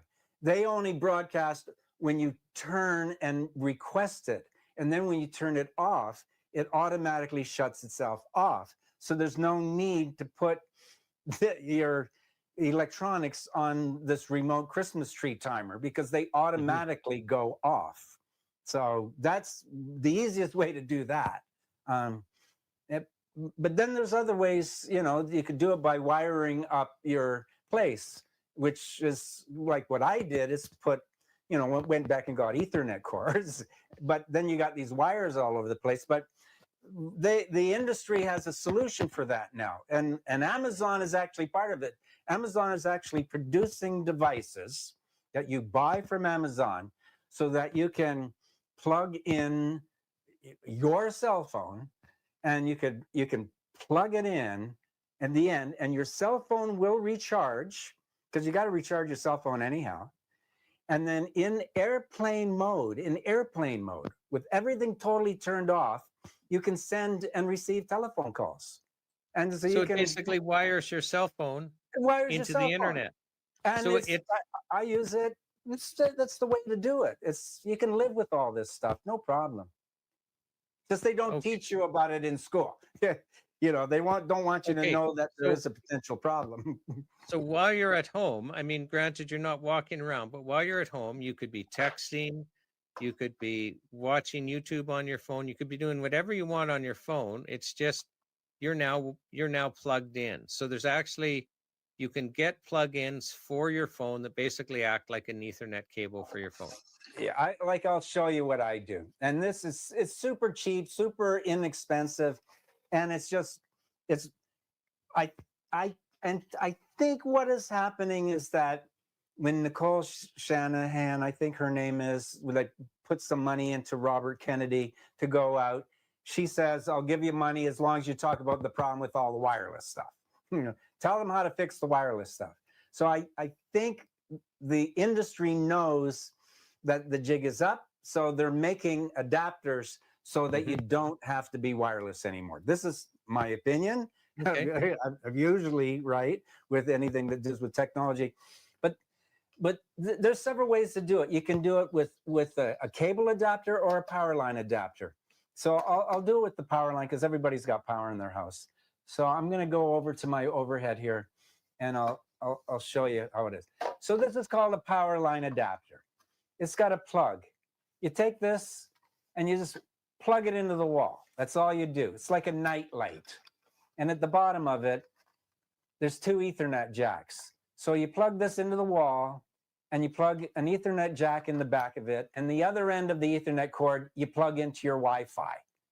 And now every outlet in your home now has internet access. You don't have to run wires along the floor. So if your smart TV has an electrical plug to run the smart TV, that electrical plug that supplies the power to run the smart TV will also supply an Ethernet connection to the TV, right? So on your computer, you got to plug in your computer to recharge your computer. You got to plug in your iPad to recharge it. So that same recharging thing can be used. Now you go get a pair. You get another one of these. They sell them in pairs. So you go get another one of these, and you plug it in. Let's say you plug it into your bedroom. So now your bedroom has, like Ethernet, the internet coming out. Okay, so how do you plug, an Ethernet cord into your phone? You get an adapter. This is an adapter, and Amazon's actually selling these. He's making them now. So you just plug that into there, like that, and then you plug that into your phone, and now you got high-speed internet access in airplane mode. And if you get an app for your phone called a VoIP app, Voice over Internet Protocol, and you subscribe to, I subscribe to a company called Ring Central. Ring Central takes your cell phone number. So when you put your phone on airplane mode, so you can't receive the call, it will take the call and route it, and it'll send it up this wire, voice over the internet. So you can send and receive phone calls. And at the same time, your phone is being recharged. So if you want to, you can put the, cell phone underneath your pillow and sleep on top of it, provided it's in airplane mode with everything shut off. And if somebody sends you a text message and you got to get that at 3 o'clock in the morning, your phone will buzz, and you can pick it up and you can hold it up to your head for hours and hours and hours, and it ain't going to hurt you. So this makes everything safe. And if you don't want to use your power lines to do this, now they've invented coaxial, the coaxial. Oh, So for in your cables that are in your walls already. that nobody uses anymore because they don't want to watch cable TV anymore. They want to have the Ethernet thing. So all the cable outlets in your home are sort of dead. So now everybody's making these things because they know the jig is up. So you get this, and you put the the coaxial cable here, and you screw that into the coaxial cable into the wall, and they get two. So you get the other one, and you Plug take it into your the Ethernet Ethernet cable into jack your here, modem. and you put the other end of it into your modem. And now every cable outlet in your home has high-speed fiber optic speed internet access. Wow. Okay. And it's cheap. Clever. It's only like $100. Okay. So the It's point is there's easy to two do. different ways that people can wire things like their cell phones, Mm-hmm. and and they don't have to be, they can make their home safer. Now, what do you do? I mean, I was just in Toronto and we're at Airbnb, and so we're in very high density, and when I turn my laptop on, I mean, I just see this row of very strong Wi-Fi networks. Now, I'm not going to be able to get my neighbors to do that. Are there I know the answer to this already. I guess I'm basically asking you, how Well, do okay. people feel There's levels when of they're in how much. high There's levels of density? how much work you want to do. All right. Mhm. So the okay. So when I tell people, oh, you got to turn the Wi-Fi off on your house, to get all this good magnetic fields, because you don't want bad magnetic fields when you're giving good magnetic fields. And you go, oh, but Wi-Fi is everywhere. And I say, well, okay, radio is everywhere. When you're in your car, you're driving in your car, and you go, what, through 20 radio stations? You got satellite radio, you got all these things. That's really not hurting you because it's not broadcasting, it's receiving. Unless you're a farmer and they put a radio broadcast tower out in the guy's farm, and then the farmer's getting it. So distance, it really drops off with distance. That's why Apple says don't hold the phone. As soon as you don't hold the phone and you move it away, it becomes way safer to use. It's like this radiation. It's an electromagnetic field. Your oven is on, your stove is on. You walk in your house, oh, I feel hot. And you walk around, oh, it's hot in the kitchen. You look in the kitchen, oh, the red element's on, and you hold your hand over it. Oh yeah, I left it on. You don't take your hand and put it on the element to see if it's working or not. You can see that it's working. We don't have sensors to see if all this Wi-Fi is dangerous or not. We're starting to have negative symptoms to it. It's the same thing. When you got a laptop on your body, you have to send the signal back to where the base station is. So you have a Wi-Fi base station on your computer because your computer is sending out the same beacon signal that the Wi-Fi is sending out. So that the proximity is too close. So if you take it out of your house and it comes in from your neighbors, it is so minuscule. It doesn't have like a very big effect of you, unless you're living in an apartment building and you've got, tons downstairs and tons upstairs and tons beside you everywhere. Though that's a case that's really hard. And in that particular case, I tell everybody to go and buy a Swiss Shield bed canopy, which is just, it looks like a mosquito net, and it's very nice, drapes over the bed and it hangs from the ceiling, and it's made of silver, and there's cotton wrapped around that silver, and it's made in Switzerland, Swiss Shield, and it serves two purposes. If you're sleeping inside it with the grounding sheet, when you crawl inside that, you if it's really good, you don't even get any radio signals. So it's like you're living out in the forest. So ideally, everybody should be, sleeping in one of these things, even if you don't have any wireless technology in your house. But they're expensive. It's a couple of $1,000s. So it blocks all the unnatural magnetic fields, but the Earth's magnetic field can come through it. Just the radio waves, the wireless electricity, it doesn't come through it. So it's like you're camping in the middle of a forest. That's good. Now, the second part is there's a lot of diseases and viruses going around too. So when the oxygen and the virus goes through the thing for breathing, when it passes through the silver, it kills it. So silver is a disinfectant. So it's really, really healthy to be inside these. It's a couple of $1,000s. So when somebody calls me up, what do I do?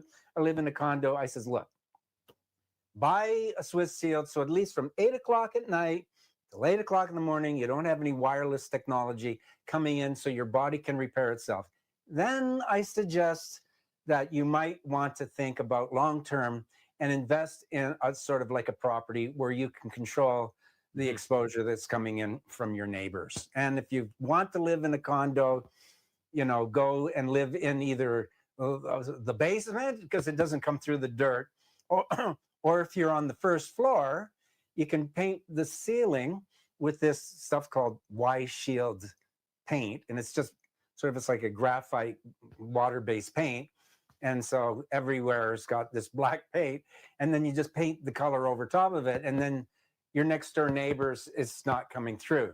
Now you can't do that if you live on the second floor, because you're going to trap the first floor. Neighbor will come up, and then you're inside of this microwave oven. So as long as you're on the first floor and there's nothing below you, you're good to go. So if you're going to live in a condo for the rest of your life, live on the first floor, make sure there's no cell phone towers across the street, and just when you move in the place, just paint everything up, and block all the radiation that's coming in for your neighbors, and don't put it inside your house.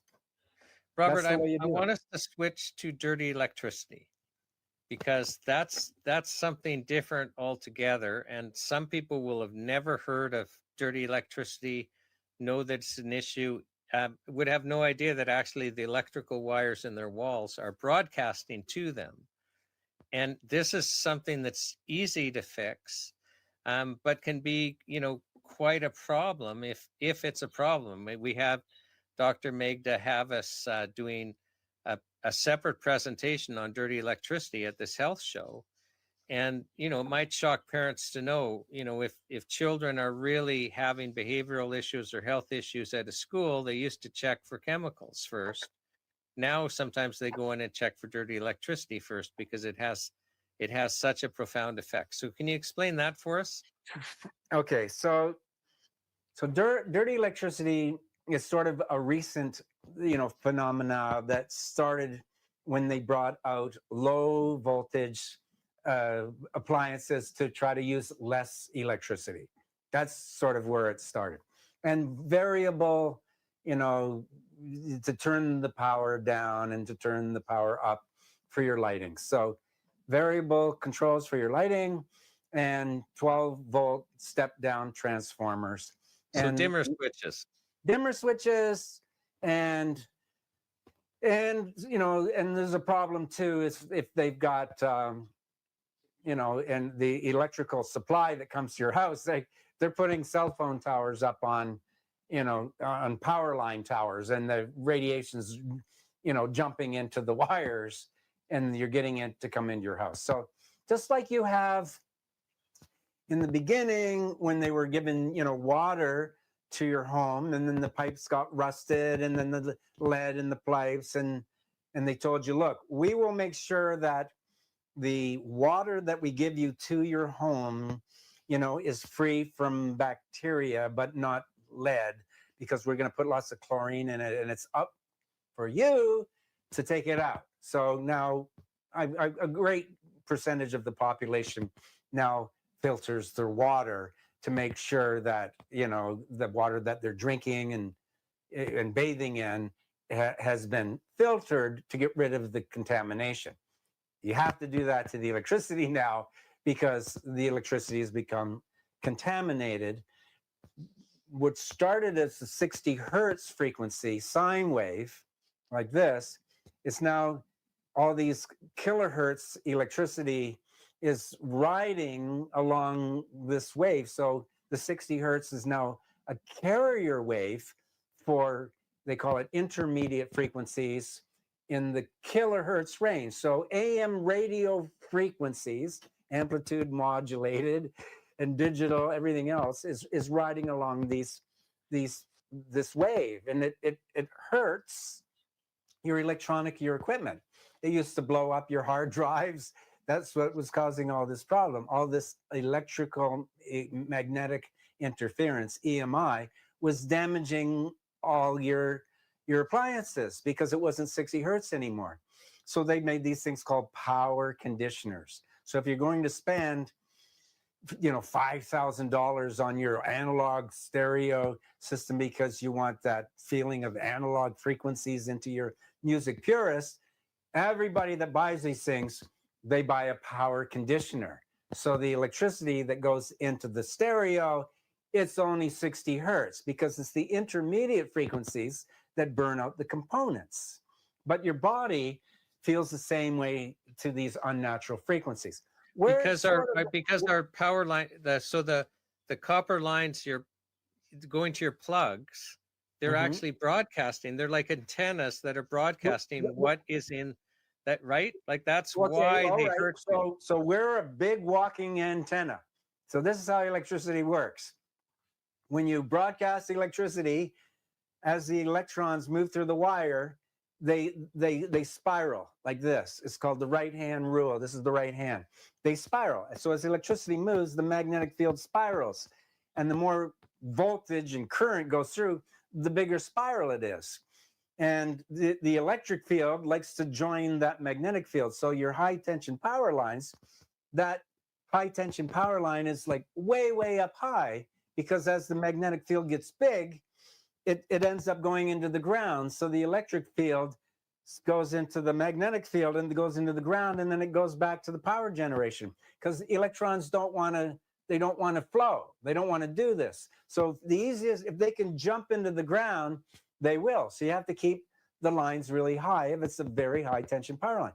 But by the time it gets to your home, you got 220, and 220 volts, 20 feet high from a telephone pole is high enough to almost not get it so it won't jump into the ground.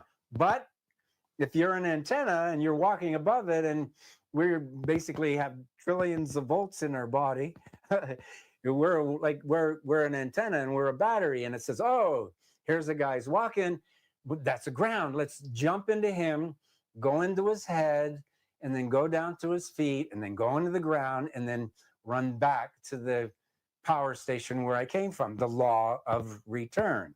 So when you go into your house, follow the wires in your house, say, oh, there is an antenna that practices the law of return. So let's jump the magnetic field and the electric field into him and travel down through his body to his feet and run back. So when you walk into your home, as long as the wires in your home are energized with electricity, you're a ground. So it's going to jump into you.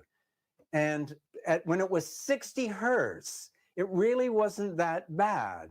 So we've lived with 60 hertz for a long time, and there's overexposures to the 60 hertz has a problem, but nowhere near the problem is when you raise the frequency to the intermediate AM frequencies, the kilohertz frequencies.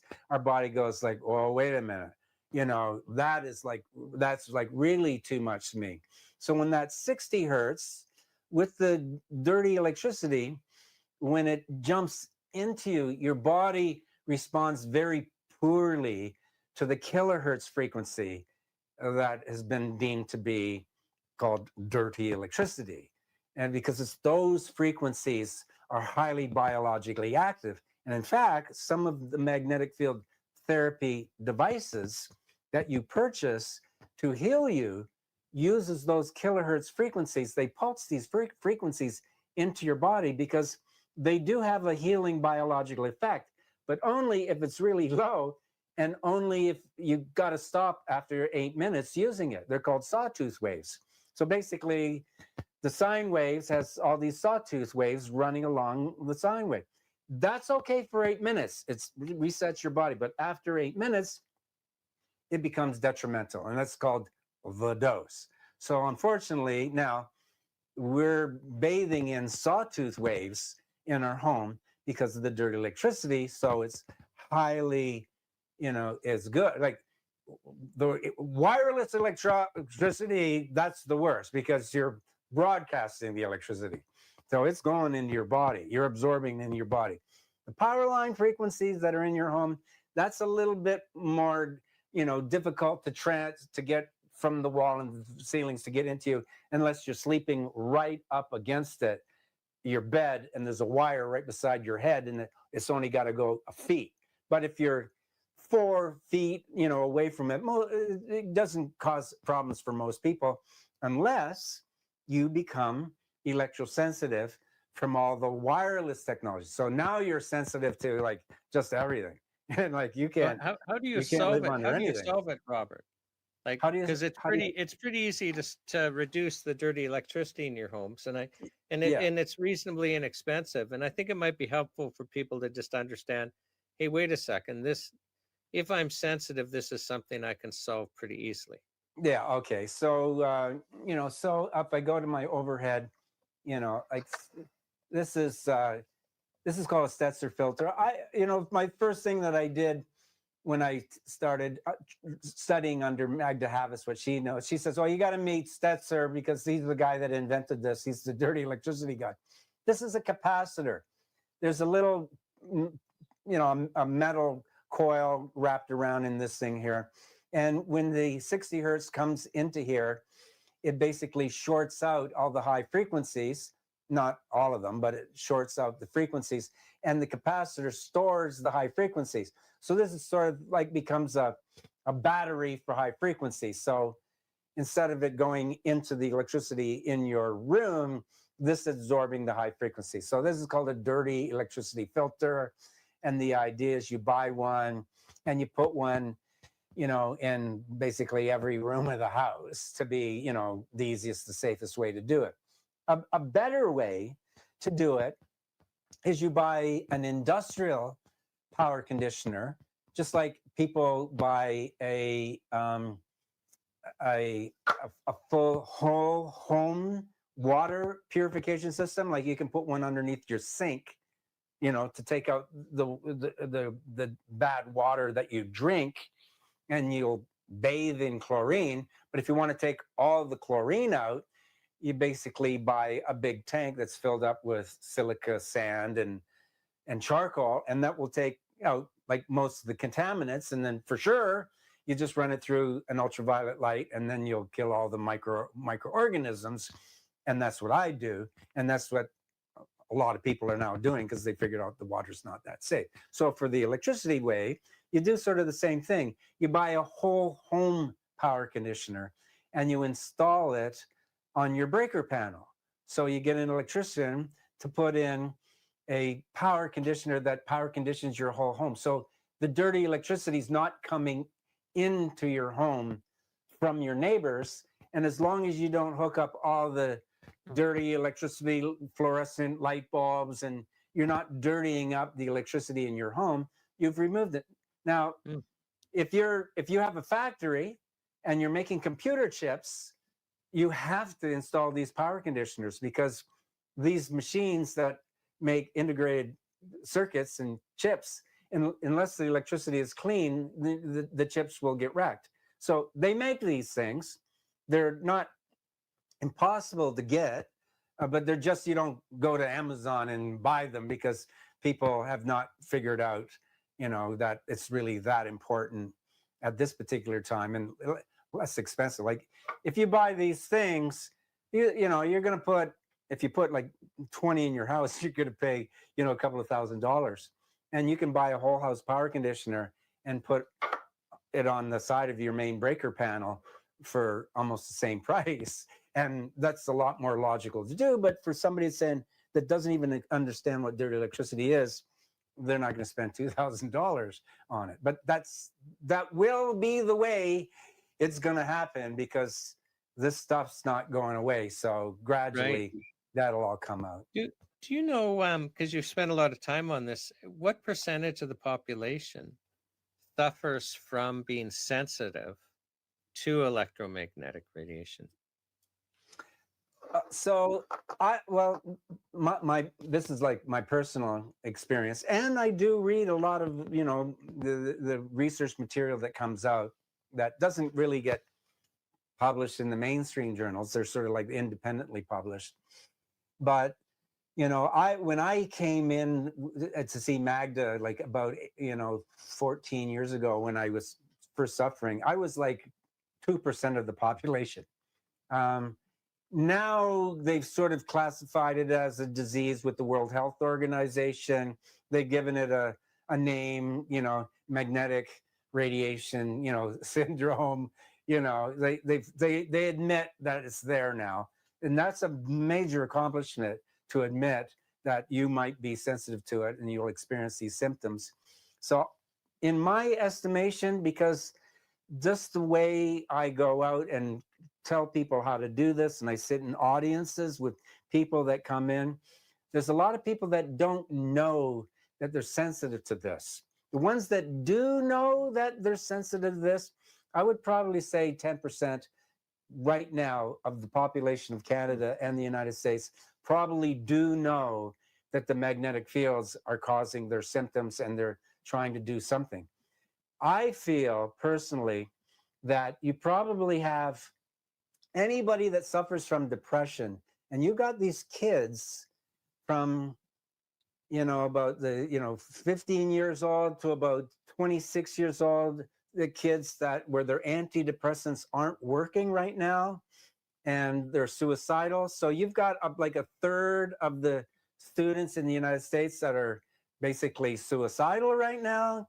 I think, because I personally experienced it and I've watched the rates go up, the depression is a big symptom of overexposures to the wrong frequencies, because I know I'm almost like 99.9% of the time when somebody lays on one of this magnetic field therapy mats, it's almost impossible to be depressed when you lay on these things. And all it's doing is just flushing the microwaves out of your body and resetting your cells to the Earth's magnetic field. So when you flush it out and all of a sudden you feel happy, you're basically sensitive to electromagnetic fields. So I think in the students population, because there's so much of depression currently happening right now from their cell phones, from the Wi-Fi, never getting away from it, sleeping in it, not going playing sports and canoeing and going to Cubs and camps and stuff like that. You're seeing the effects of overexposures to these frequencies as a symptom of depression in the children. So you got 30% of the children out there, so that's 30% of a certain particular age group, and they're not being diagnosed as being electrosensitive. They're being diagnosed as just having the depression. So that's the thing that lifted me right away and proved it. They proved it. The government proved it.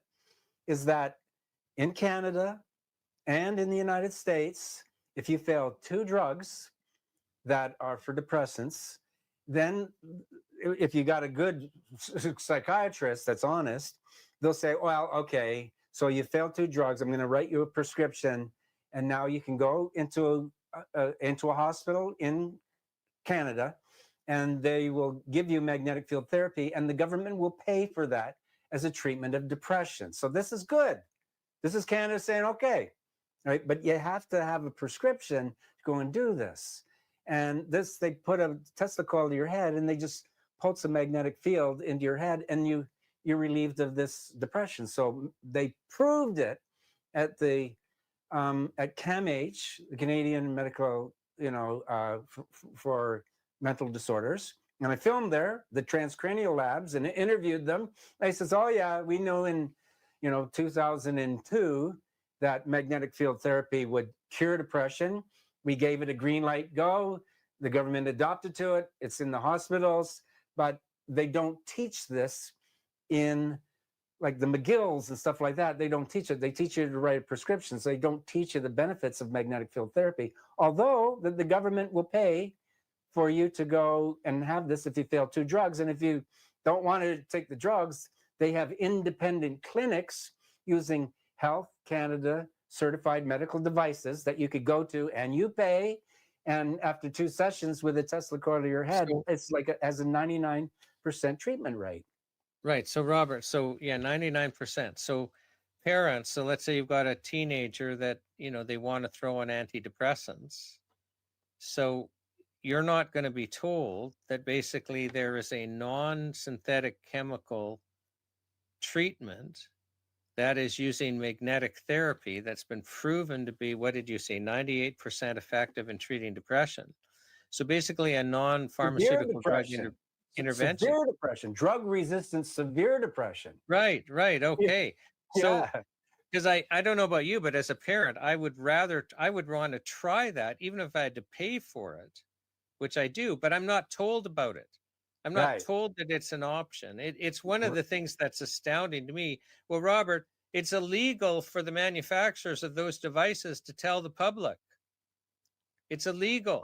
Okay. All right. Now, You know, if you were selling those devices right now, you would be in trouble with Health Canada for sharing this information. Because that this has been my career. Is, you know, when people share truthful health information, other than the approved claim, they are in trouble. so there's caveats to that, and I do agree with you on that stuff. There are caveats to this. Okay. So we'll just depression with the transcranial pulse magnetic field therapy. Okay, we'll just say that. In Canada right now, I can open up a transcranial lab as long as I have a Health Canada medical license device to make claims that it will treat depression, but that's it. That's all I can say. So I can go into a former pizza parlor and I can put a machine in there that's licensed by Health Canada to make that claim, and Health Canada makes a percentage of the sale. They make a percentage of the sale to allow you to, you know, make that claim. And I can make a radio. Are you depressed? Come to my clinic. I have a machine that you can treat depression. Is there a device approved to treat depression, just simple depression? There is. Yeah, there are. In the United States, it's called NeuroStar. It's like an FDA cleared to make that claim. It's called the NeuroStar, transcranial NeuroStar. They give them that license in 2011. Canada gave it in 2002. These machines have been there, legally licensed by Health Canada since 2002. They won't teach about it in medical schools. And in order to use it in the hospital, you have to fail 2 drugs before you can use it.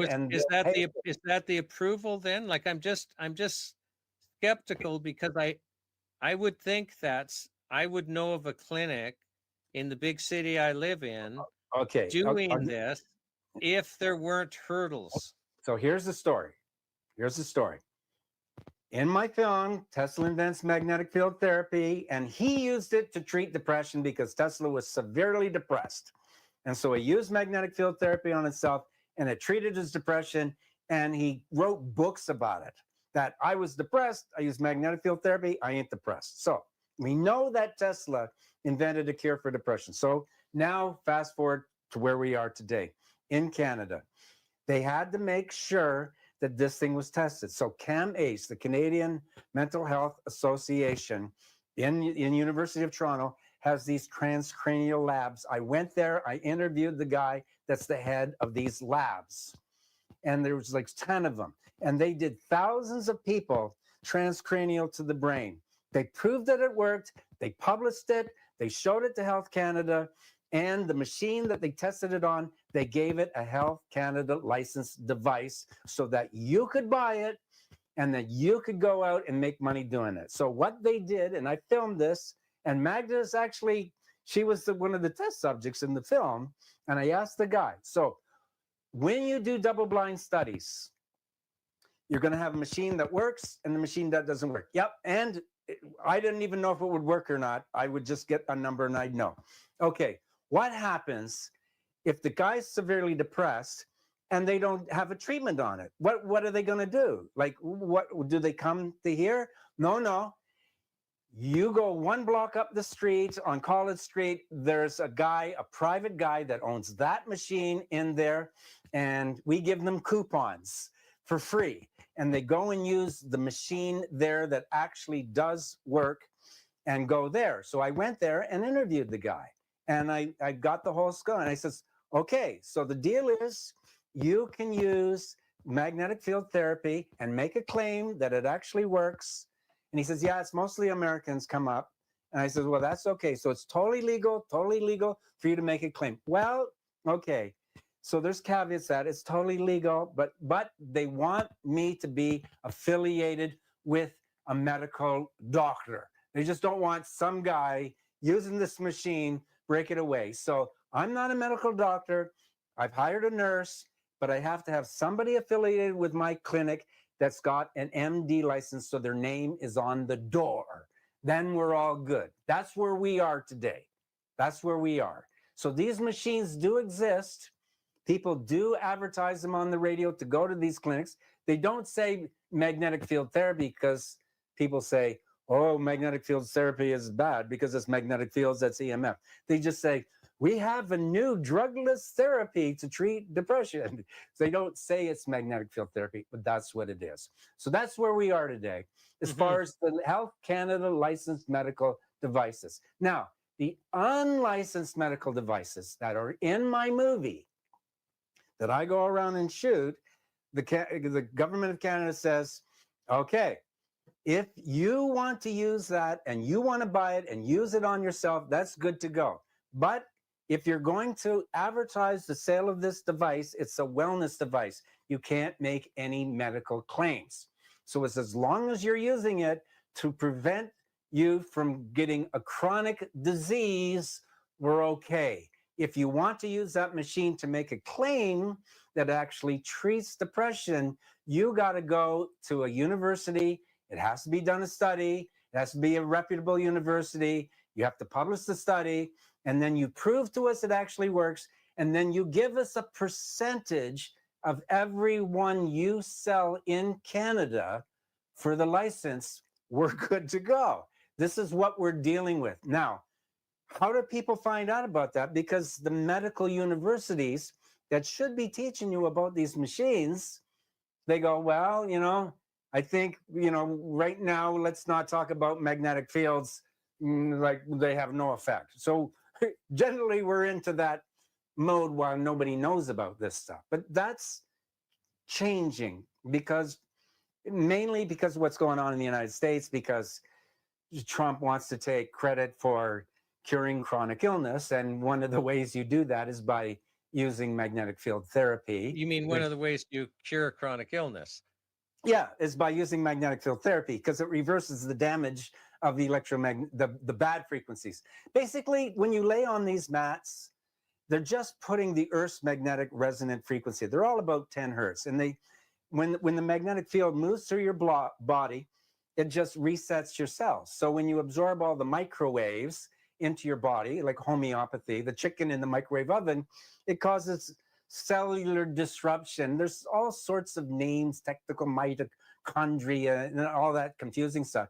But it causes cellular disruption. So your cells can't talk to each other and they can't repair the damage. So when you lay on the mat, you're just flushing all these unnatural magnetic fields out of your body, and it's emulating the Earth's frequency, which is 10 hertz. So you're taking a shower in the Earth's magnetic fields, and then you feel, oh, okay, I feel good now.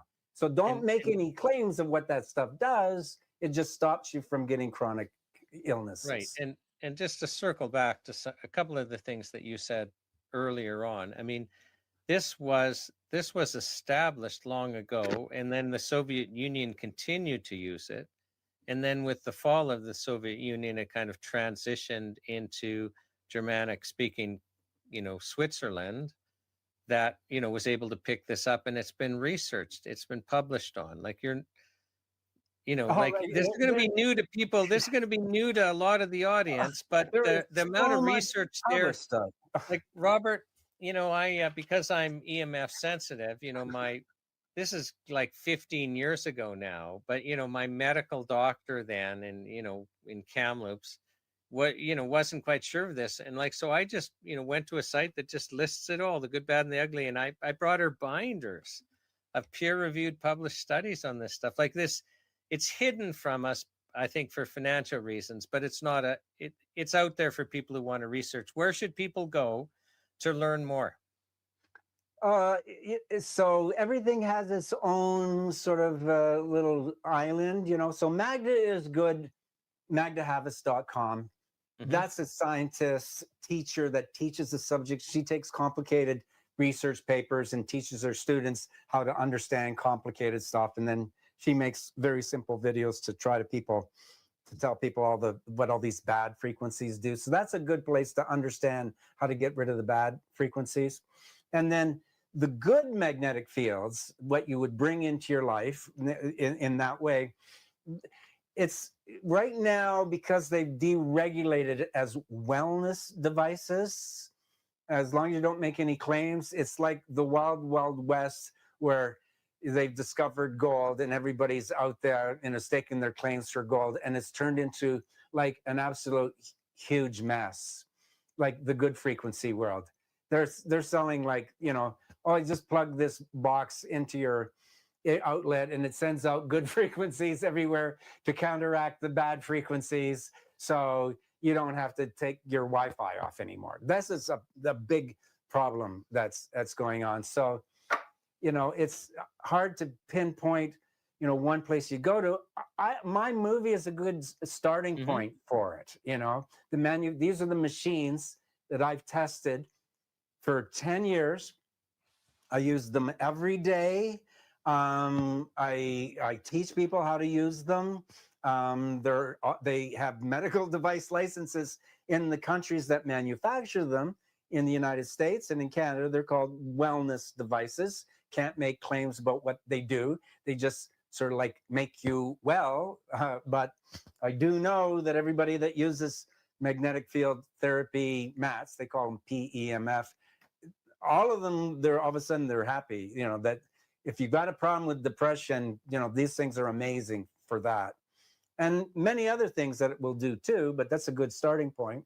So the manufacturers that make these machines, some are sold by multi-level marketing, some are And sold Robert, directly from the I factory. don't want to get too far off onto that because I don't, Okay, so I was just hoping that quickly. So magdahavis.com's a good start, and then your good place movie, for the bad Tesla's frequencies. Medicine, is also a good start. But my movie is a good place to give you a good understanding of the different manufacturers that make these things. Yeah, yeah. And Okay. I didn't make the movie to sell anything in it. I just wanted everybody to know that there's a solution besides pharmacies out there for a lot of our chronic conditions. Yeah, That's where I'm and coming from. just because I'm going to challenge everyone to watch the movie. So Tesla's Medicine, with Robert Conley as the producer, and understand that Robert produced the movie coming from a place where he had personal experience about the need to educate you about this stuff. So that, whenever that happens, that it's going to be powerful. Robert, my last question I ask everyone is, what's your message to Ottawa? My message to Ottawa. Okay. Yeah, so from what I've experienced with Ottawa and with Magda, it's kind of interesting. So Health Canada will say, oh, there's no problem. Keep going. They sort of protect, industry. So like the world keeps sort of going. You can't just shut off all this wireless stuff because, planes won't fly, So, but they are giving money like to Magda. She's a university professor and they do pay her to teach the subjects, that there's a solution to this stuff. So I would like to see Ottawa and the Ontario, like Ford Ontario, to come out and start telling people that there is solutions to these problems and use magnetic field therapy. So they would say, well, we're going to try some community centers, for example, and in these community centers we're going to put magnetic field therapy into a community center, a wellness. So like you have a gym equipment to make yourself healthy, they put magnetic field therapy into this gym so that you could use it, and just start telling people that magnetic field therapy actually, is a solution to this problem. That's what I'd like to see. Not take all this stuff away. Say, take all the radiation away from what you've absorbed. There is a solution for this. And it's a legal solution for depression and non-union bone therapy. They admit to that. But the public should be able to bring these things into their home and use it. And they do allow that to happen. They just don't understand that happens because they're not being taught. So it's time to start teaching the people about it. So I made the movie, and put it out there on Tubi and Amazon. Apple's promoting it like crazy. So I think it's the start to this thing, to where you can use it for education. I'd like to see, the government to use it and to promote it. They buy television commercials in my movie. So that's a good thing, right? It's a start. Robert, that's a great answer. Now, just also end, I mean, this movie has won award after award after award. So, yeah, I mean, this is not a YouTube video. Yeah, no. This is a No. professional movie that's won film festival awards.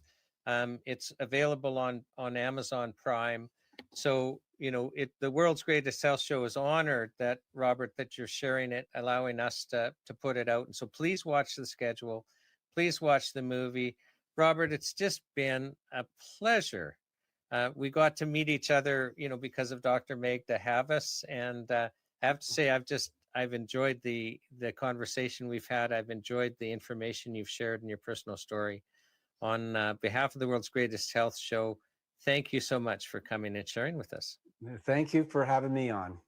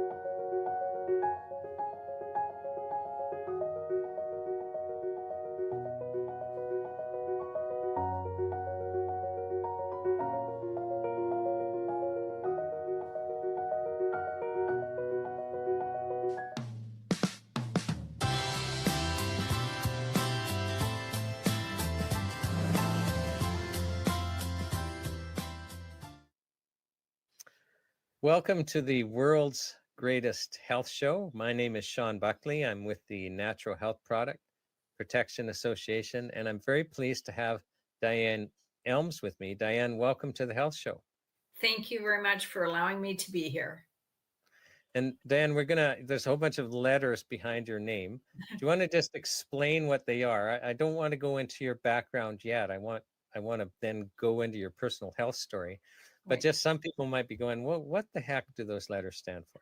So they mean, I'm going to look at my diploma, Diploma of Homeopathic Medicine and Health Sciences. So those are the initials. So for those of you wondering what the heck those mean, that's what that means. Now, Diane, you had no intention of becoming a homeopathic doctor. You were working as a professional photographer. Correct. Now I have to correct you right there and then. You're not allowed to call me a doctor.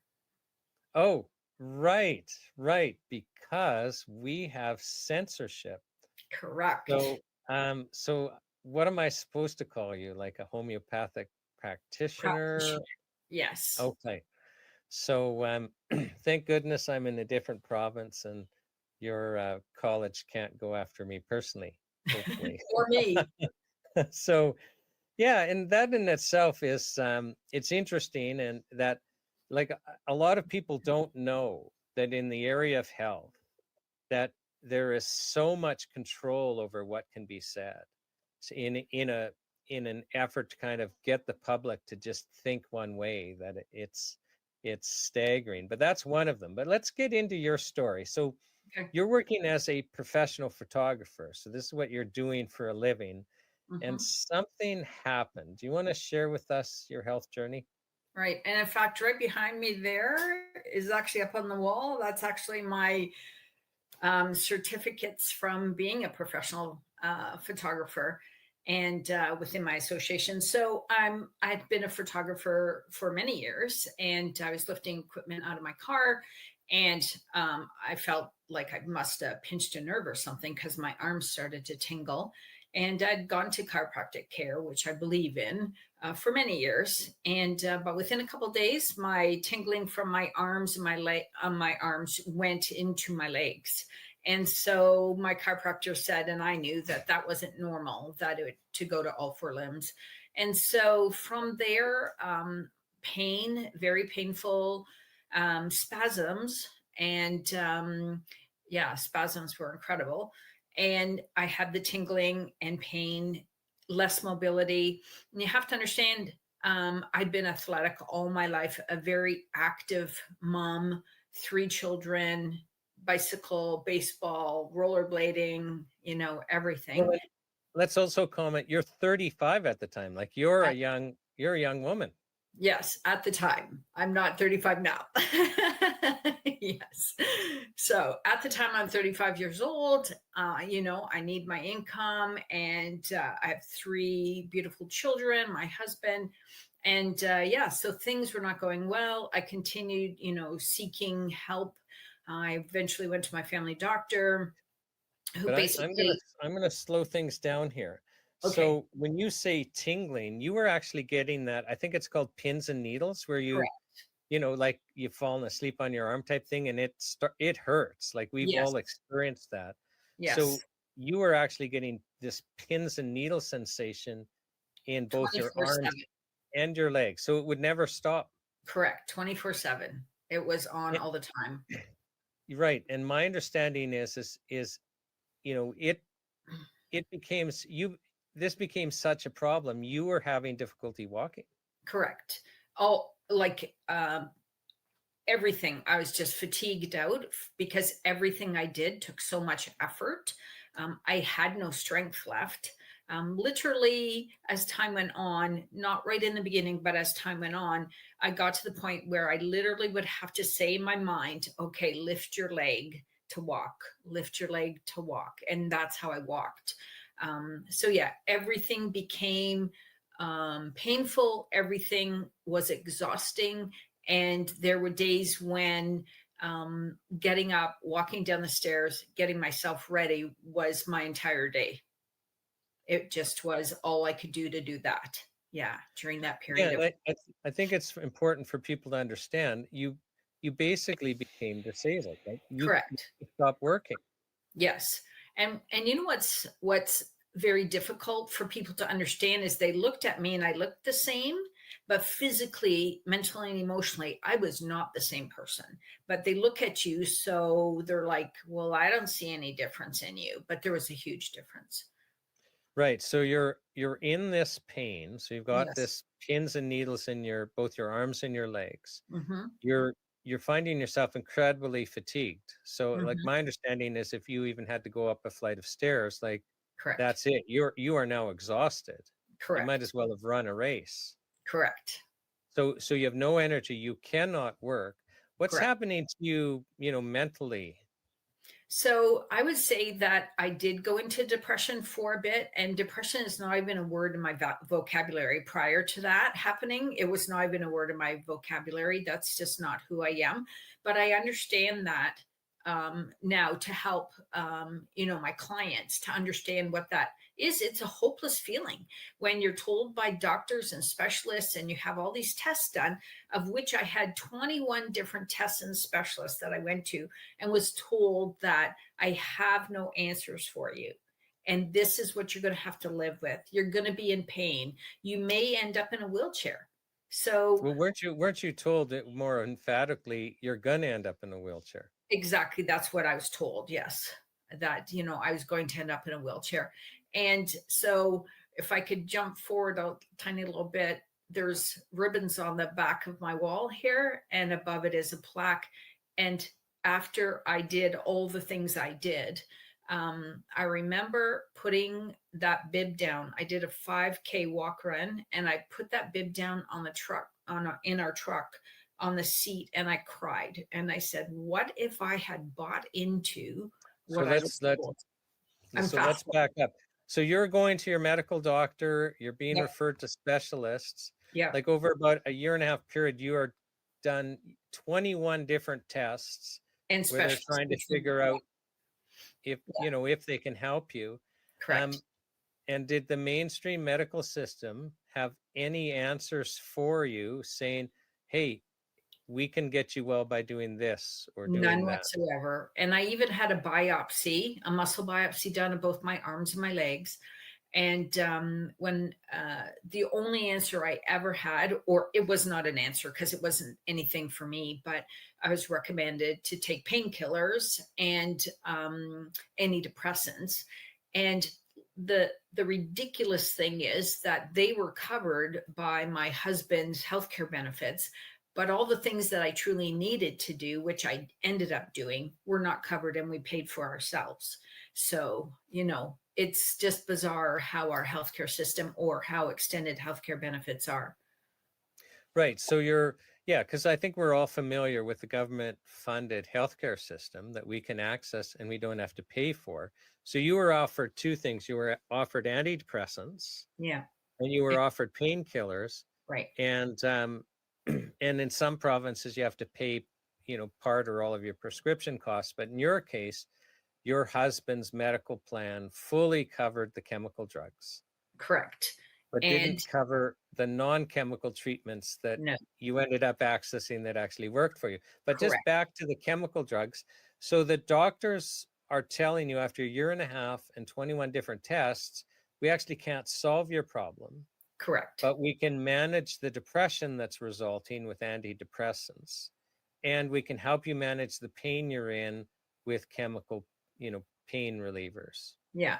So not only just at the end of it, but during the whole thing, all the specialists, all the doctors, that's all they had to offer. And I did try them.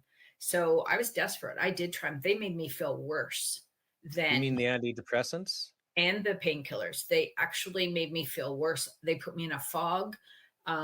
Yeah, it was awful. They did not help any part, not mentally, physically, or emotionally. They made me worse. Can I just segue? Because you said put you in a fog, and I assume you're meaning the antidepressants. Years ago, I had on the stand a psychiatrist named Dr. Charles Popper. And he is a psychiatrist at Harvard Medical School. He teaches doctors how to become child and adolescent psychiatrists. Mhm. And he's the founding editor of the Journal of Child and Adolescent Psychopharmacology and was its editor for 10 years. And he's on the stand. And I'm actually asking him, well, hey, if you got bipolar disorder, would you, go through the chemical treatments, or would you, try this on trial was this product called Empower Plus, which was a vitamin and mineral supplement that Mhm. he actually used in his practice to treat bipolar disorder. And he sat for a long time. And when he answered, he said, well, no, I try to, I would take Empower Plus.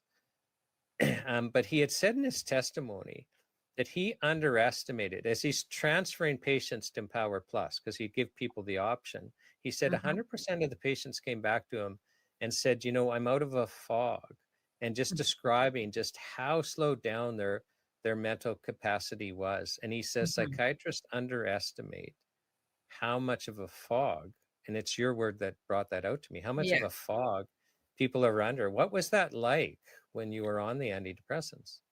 Awful, because your mind isn't your mind. And so your physical body is already, depleted. And now your mental emotional state is like, like for me, I need to be in control of my body and thoughts. Like, I don't like to be out of control. I am not a drinker, like, because I don't like that feeling. Like, I don't want to be out of full control of my mind and my body. Okay. So you're in a bit of a bind now then, because, you're probably now 36 and a half, 37. You've been sick for a year and a half. The doctors don't have any answers, but you're disabled. You're not able to work. Right. You're in incredible pain. Yeah. It's you're exhausted. Or Mhm. even going up a flight of stairs is going to wipe you out. Yeah. You're worried about going into a wheelchair because the doctors are saying, no, you're most likely going to end up in a wheelchair, Mhm. and you're not happy with that as a state Right. of affairs. What happens? So, and I think we need to add into there. So, I was self employed. And so now I'm in a financial situation too. Even though I took out insurance, because there was no diagnosis, the insurance is saying, well, there's no diagnosis, we can't pay you. So, you put finances on top of the stress that you were already under with your body. And like, that's incredibly even more exhausting, on top of it. And I think a lot of people get into that as well. So, yeah, Right. sorry, I interrupted. Well, no, it's there's no interrupting because it's your story, and so anything that comes to mind is absolutely important. But now you started to find answers. Do you want to share with us what Okay. happened? So, somebody had mentioned to me about going to see an iridologist, but the way they said it was you're going to go for a reading. Well, I'm a born again Christian. I don't go for readings. I don't do. But back then, you're not really that there yet, are you? Or No, I'm no. Well, I understand, the concept, right? But I don't understand everything in the spiritual realm. Let's put it okay, that way, right? But I do understand that when you say a reading, I would never go for a psychic reading. I would never go and do tarot cards. So, that reading word just kind of freaked me out, and I thought, no, I'm not right. doing. Yep. But then, though, I'm desperate. I am now desperate, right? And so, with that,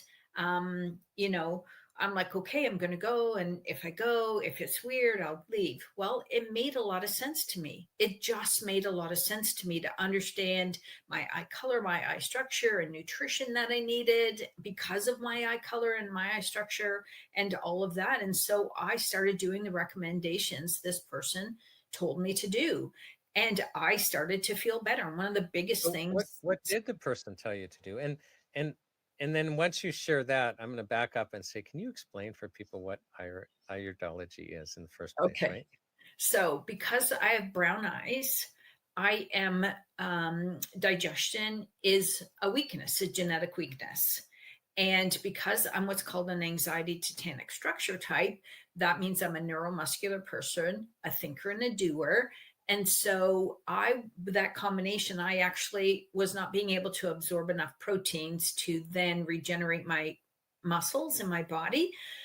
And one of the issues was I wasn't taking amino acids to then be allowed my body to take in the protein and utilize my protein to use up the muscle, what I needed to make muscles. Because the thing is, I was always an A-type personality, and I lived with a lot of stress. I had a lot of things happen in my background.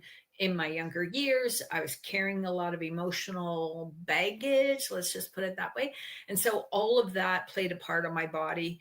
And sometimes I believe for me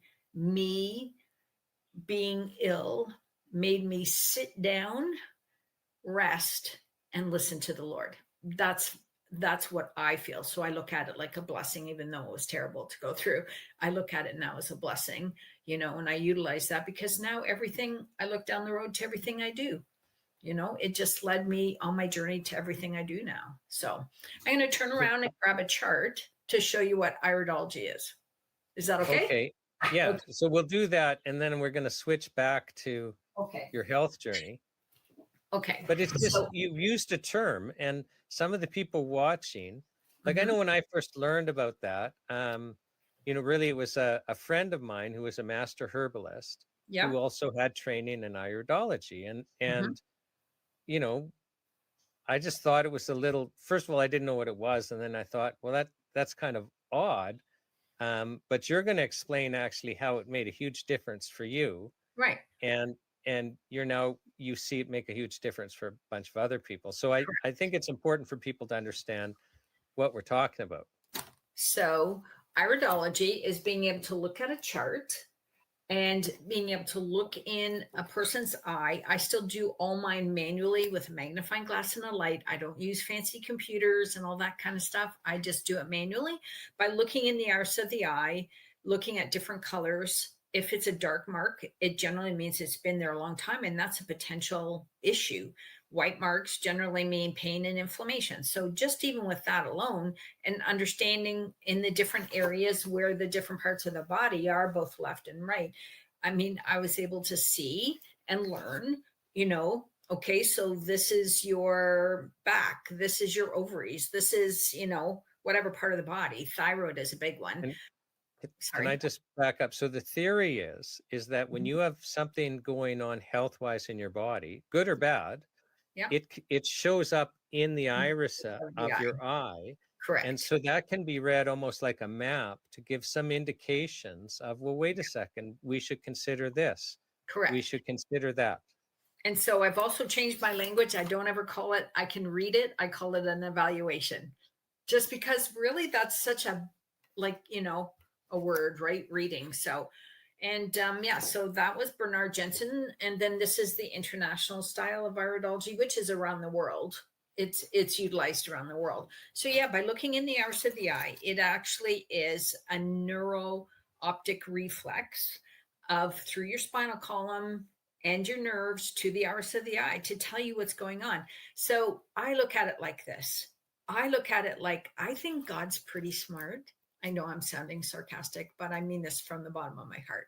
God's pretty smart that he would give us an evaluation tool to actually be able to see what's going on in the body without having to do evasive surgery and evasive testing on people. Some people watching this, I know, will be thinking, that just sounds off to me, right? Like that you could, and I'm of the camp. No, I accept this. Something came to mind. Somebody else I heard where it's not about the iris, but it would surprise people to hear. So I'd listened to a lecture from a Dr. Jerry Tennant.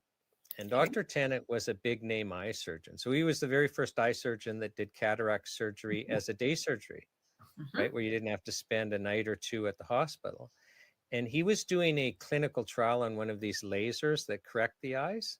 So you have to do clinical trials before they get approved. So he's running this clinical trial, and he breathes in a virus that had been vaporized from the eye tissue, and it disables him.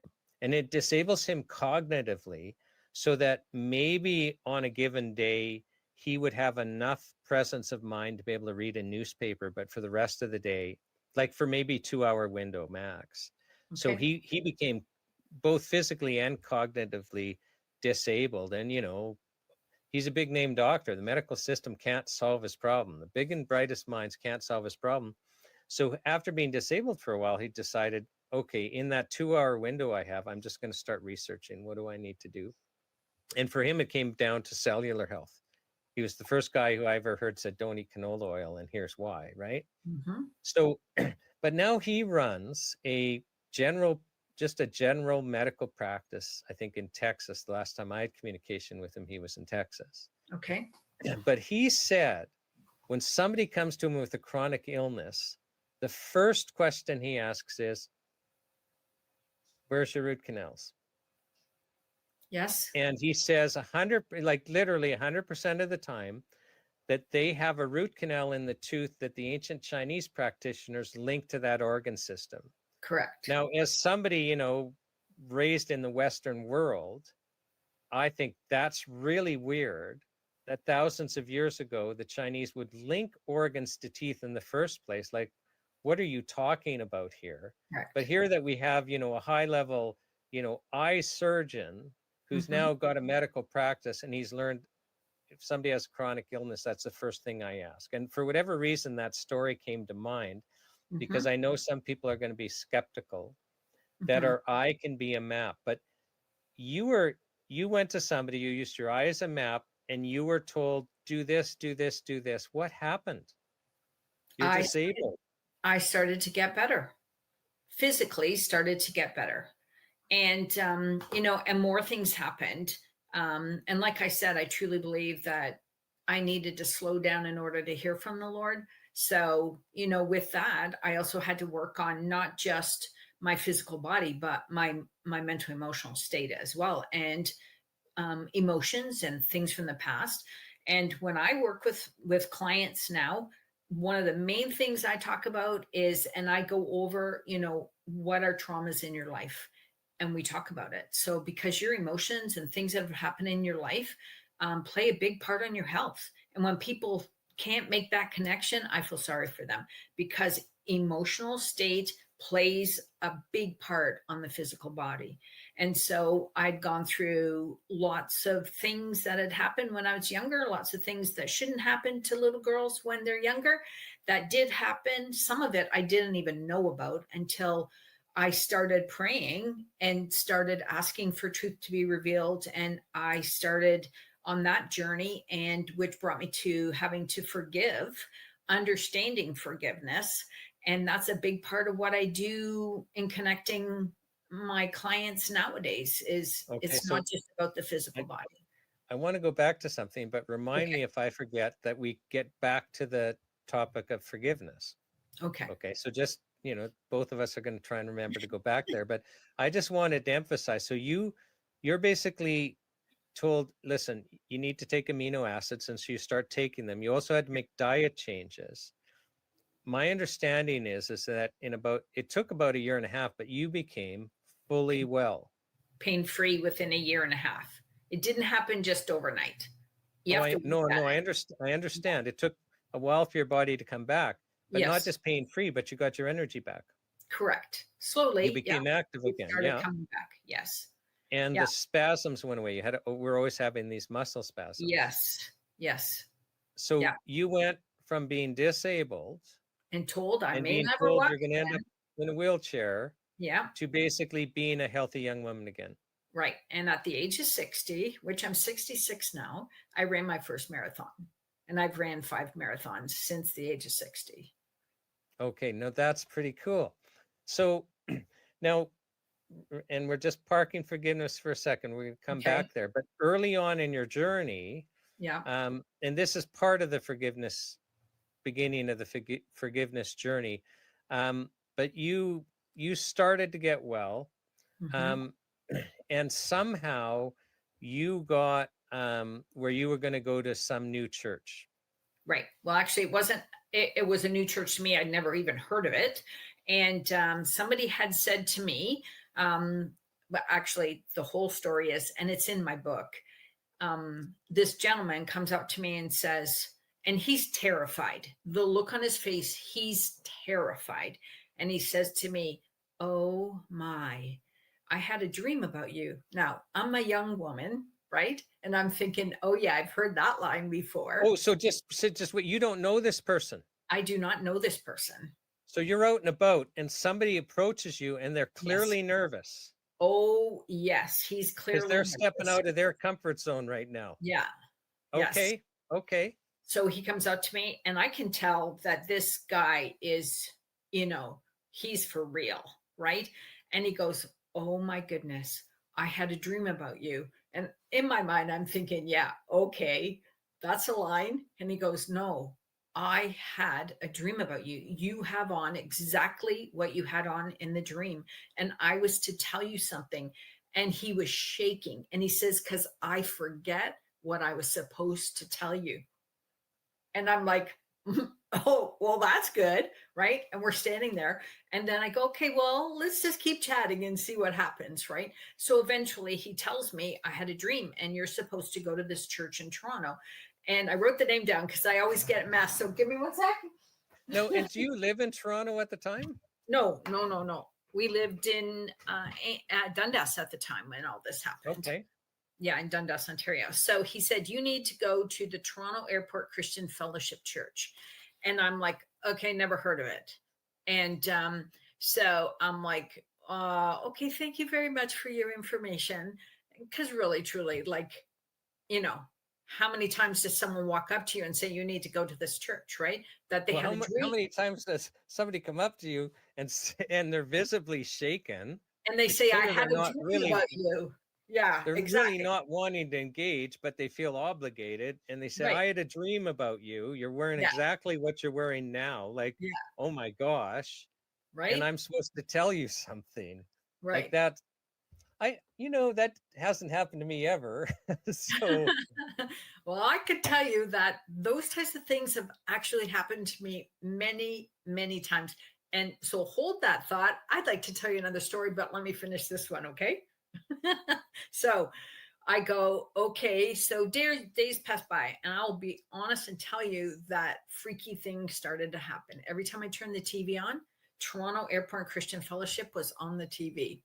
And I'm like, never seen this show before. And why is it there now? Right.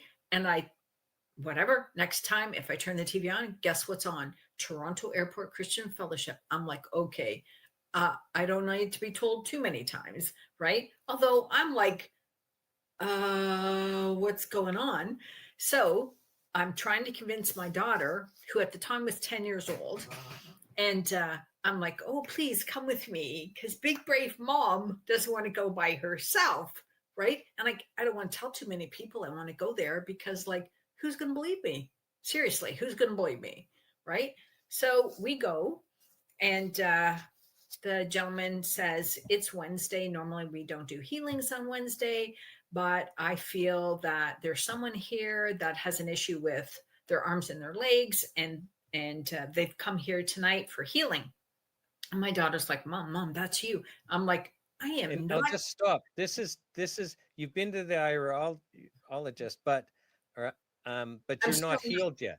no. I've started to get better, but I'm still like have lots of issues still going on, Yeah, right? yeah. So I just wanted people to understand Yeah. you actually you're still there. Right. Yeah. And it's within that period of a year and a half of getting well, right? It didn't happen overnight, and there's other things that happened in between that I believe the Lord opened the door to allow everything to happen. So, they're dancing, they're falling down, these people at this church. People are waving flags, and I am not used to any of that. Okay, that's just totally out of my comfort zone. I think these people are weird. Okay. Mhm. So, and I tell this in my book, so this isn't new. So I'm sitting there, and my daughter's like, Mom, that's you. I go, I am not walking up there. Those people, there must be magnets in the floor pushing them down. There must be Right. fans knocking them So over. can I just fill in this and tell me where I get this wrong? So the person preaching is basically describing you and saying, please come forward for Yeah. healing. Yeah. And you're not going, and your daughter's saying that's you, and you're saying I'm not going. But some people do go to the front for healing. Correct. Yes. And at the front, some of them are falling down onto the Correct. ground. Yes. And so that's what you mean when you say they're falling down. They go to the front. These Yes. aren't people just standing in the No. chairs. These are people that go to the front. And you've never seen anything like that before. Nope. And you're thinking this is craziness. And Mhm. there's nothing real about this. Correct. There's magnets on the floor, something like that's what's going through your mind. You're going, well, there can't be something spiritual happening. There's got to be some smoke and mirrors explanation for this. Exactly what I was Okay. thinking. So then the pastor goes to the front of the church again. No, the person's still not up here. They need to come forward. They have, their arms and legs. There's tingling. They have spasms. They have pain. Blah blah blah. And So my daughter, describing you to a T. correct. And my daughter's hitting me. Mom, didn't we come here because you wanted to be healed? And I'm like, I am not walking to the front of this church. These people are 3 times this happens. And then my daughter goes, so 2 more times. So he said it the first time. He said it the second time, the person's still not here. And he said it a third time, the person still hasn't come up, even though more people would have come up with the second time. Correct. Okay. So my daughter's like, Mom, you made me come here. Now you get up there. So I start to walk up the front. My arms are crossed, like I am not taking part of this. This is just baloney. I don't even make it to the front of the church. I'm walking up the aisle. I'm close to the front, don't even make it to the front, and I go down in the spirit. Now I know what to call it. Now, I know some people might think that's weird, but literally, I went down. Never hurt myself. Not voluntarily. Oh, no. All the way up there, I kept saying, nope, I am not going down. I'm going to prove these people wrong. That's literally what went through my mind. So I've understood if the Lord wants you, he wants you, right? You just better, get a grasp. So what happened after that? Because my understanding is that, like, it's not like you're healed at that service, but something started, something absolutely. was happening and you were, so tell me about that. Yeah. So I go down, I'm laying on the carpet and I can hear everything that's going on around me, but I start physically shaking. And so I think I was there for about 15 minutes because I asked my daughter when I came back and sat down with her, and she goes, "Oh, Mom, you were like shaking like a crazy woman laying there on the floor." Because you got her, she's 10. She's never seen this before either, right? And so, but so my healing exponentially jumped forward. So I didn't have pain anymore. Like, even though I was starting to come out of pain by doing nutritional things and stuff like that, it was an exponential jump. And then it wasn't just exponential in my physical body, it was exponential in my journey with the Lord. Right, because you were basically told, weren't you, or you came to understand you're supposed to now start training in this stuff. So sorry? Well, didn't you come to understand that you were kind of supposed to become a healer? Like, just be trained to help other people, or did I get that wrong? I don't think anybody ever said that to me at that point in time. No. But I just, as my journey has gone on, absolutely, I know what the Lord has, gifted me in to do, right? And okay. And, so you start training, right? Yes. So I took the iridology course, and then I upgraded to take the international course, and I actually upgraded and became a teacher in Canada. And in 2006, I won the Iridologist of the Year award, not because I'm any better than anybody else, but I promoted iridology and I believed in it and I wanted people healed. And then that's what I started doing is I started so 1998, I think I took my first course. And with that course in iridology, I also took a master nutrition course. So nutrition goes right along with what you see in the iris of the eye and things that you need to do. So I've had that background and I've been working in natural health care since 1998. So when I first took my first course, and then I've just continued with more learning and more avenues to be able to help people. And then I went back to school when I turned 50 to get my diploma in homeopathic medicine and medical health sciences. Right. And that was a further 3 years of study, as I understand. Correct. Driving to Toronto, I did over 100,000 kilometers in 3 years. Yeah. My poor husband. So, and then you also, as I understand it, do live blood analysis. Correct. And do you want to just explain for those maybe explain what that is for people that don't understand? So I'm pointing here because this is where my microscope is. It is just a prick of your finger, just like you would do if you were testing for blood sugars. And it goes under a microscope and you have a look at it. And so I actually had a client say to me, have you ever heard of Gaston Nasson? Now, I might not be pronouncing his name correctly, but he's a biochemist out of Quebec. And he did live blood and he came up with a product called 714X, which is an immunotherapy. And that's how I got introduced to it. It was actually a client of mine said, you would be really interested. I suggest you read his books and you go from there. And he's this guy has stood by his products, which have healed. Right, but let's skip 714X now. It's just live blood analysis. Yep. You basically it's called live blood because you've just pricked it. The blood is still alive. Yep. It's still fluid. Things are still moving around under the microscope. Correct. And in real time, you look and see what's there. Because sometimes you're seeing things that aren't just red blood cells. Sometimes they don't look normal. Like, Yeah. so you're able to tell a lot just in Yes. real time what's happening Correct. by someone's blood. Correct. Yeah. So, And so that's a great benefit to be able to then know nutritionally and what's going on in their body. okay. So that's kind of your training. Now, I don't want us to lose this forgiveness angle, because it's really another part of your training, is Yeah. because you were saying earlier, it's, I mean, basically what's happening with us emotionally Correct. has a physical effect. And I don't think that's going to surprise most people. Yeah. I've heard a lot of practitioners, including medical doctors, say that there's a mind-body connection, and and our emotions are important. But so you had a journey with forgiveness. Do you want to share that? Just because this is part of people becoming well, and you've learned you need to incorporate it in your Correct. practice. Oh, where to begin?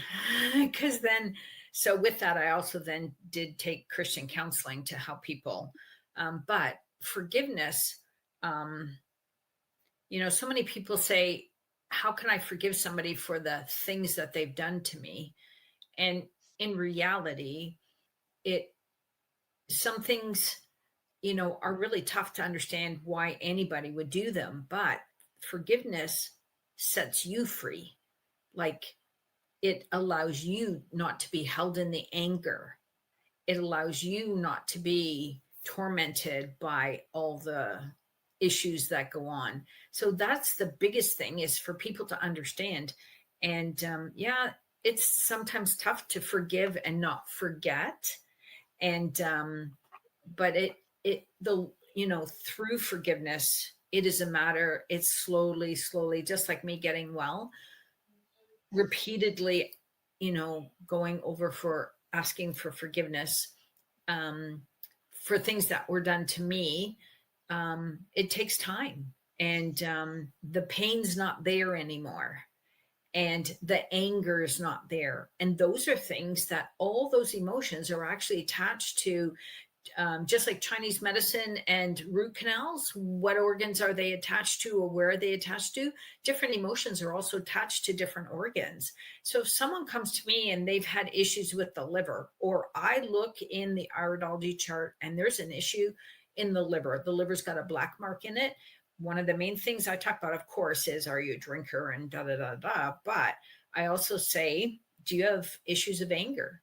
Because anger holds in the liver. So again, same thing, you have to go to that organ and help them. So you have to really discern, is it all physical? Is it physical, emotional? Where is it all coming from? Yeah, it's interesting because, like, I think everyone, watching, will understand. Sweet, when you're angry, you feel it physically, right? Like when you're really angry, and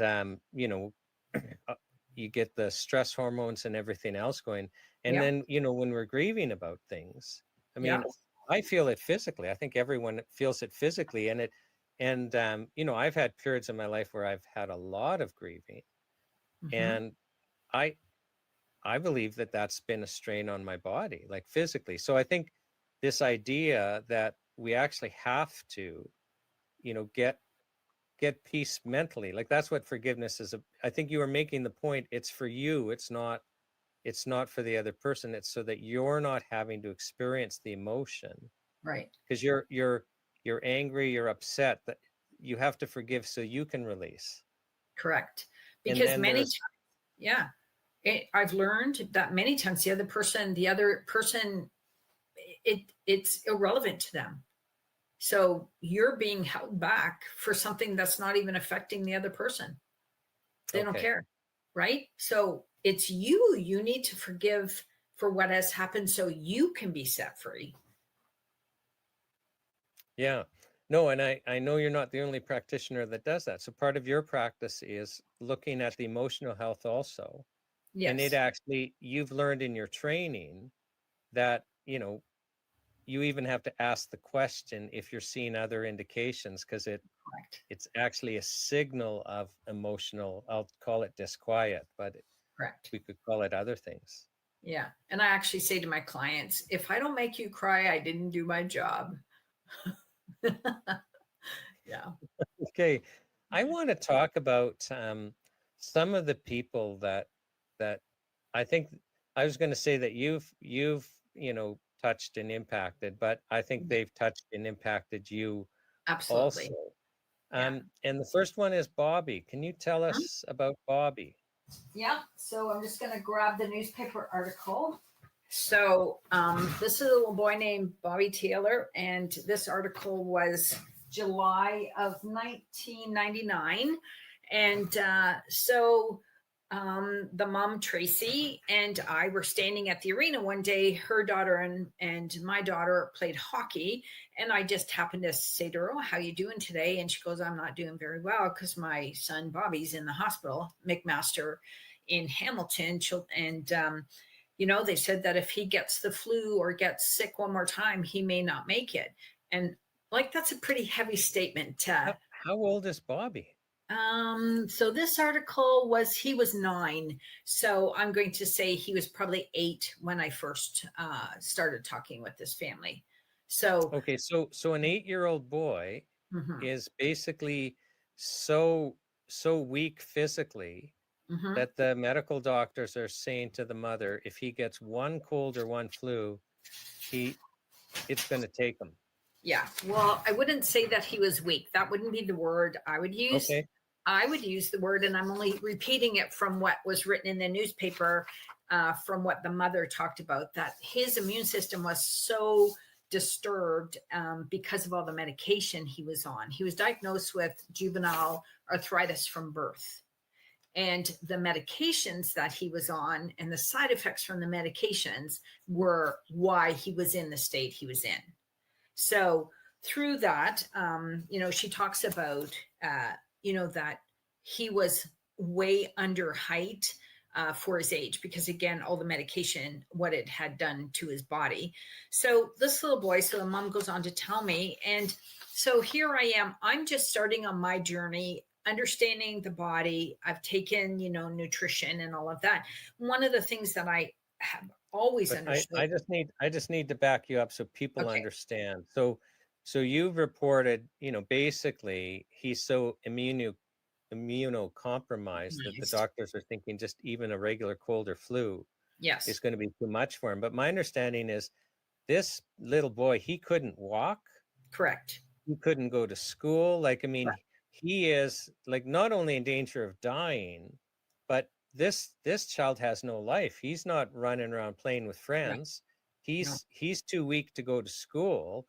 So so his life is basically over. Like, and as I understand it, he's not only ingesting chemical drugs that are being prescribed, but they're doing injections of Yes. steroids and the like. Yeah. So he's being aggressively treated as best he can Correct. for juvenile arthritis, which is a very severe case in his case. Correct. He was crawling. He was not walking at the time when I first met him. He would literally roll out of bed and then crawl, from what I was told. And then when I first met him, he did not go to school. He was home. He was had a tutor because his immune system was so weakened he couldn't be around other people. He had never been able to sleep over at anybody else's house because everybody was afraid of him having or getting anything. And even like they had 5 other children. So even having their other children around him was dangerous. And the drugs that he was on, the mother had to have in a lockbox, and she had to wear gloves and a mask and that when she did his injections. Like, that's pretty severe. Mm-hmm. Yeah. Okay, so you end up getting involved, even though this is at the beginning of your journeys. Right. I'm right in the beginning. Yeah. So I just suggest to her, like our bodies, we need minerals and nutrients and stuff like that. And one of the biggest things I understand about arthritis is its inflammation, and anything that ends in IS is inflammation. So I suggested doing natural mineral soaks, like natural mineral baths, not in Epsom salt, because that only has a couple of minerals in it, but in full spectrum mineral salts. And so he started doing natural mineral soaks in a bath daily, soaking for 20 minutes in a full spectrum minerals. So full spectrum minerals, at the time, I used Celtic sea salt.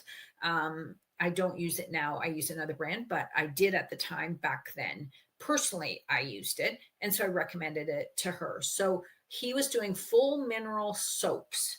And within weeks, he started to improve by soaking in natural mineral salts. Like it's like people that go to the Dead Sea, right? They go in and they soak in the minerals. People that go to the ocean, and when they're in the ocean, they feel healing properties because it's the salts, it's the mineral salts, not just plain sodium bicarbonate. It's full of minerals, right? So just by doing that, he started to improve. And then, I suggested other things. She started doing some nutritional supplements and detoxing his body from all the drugs that he had been on.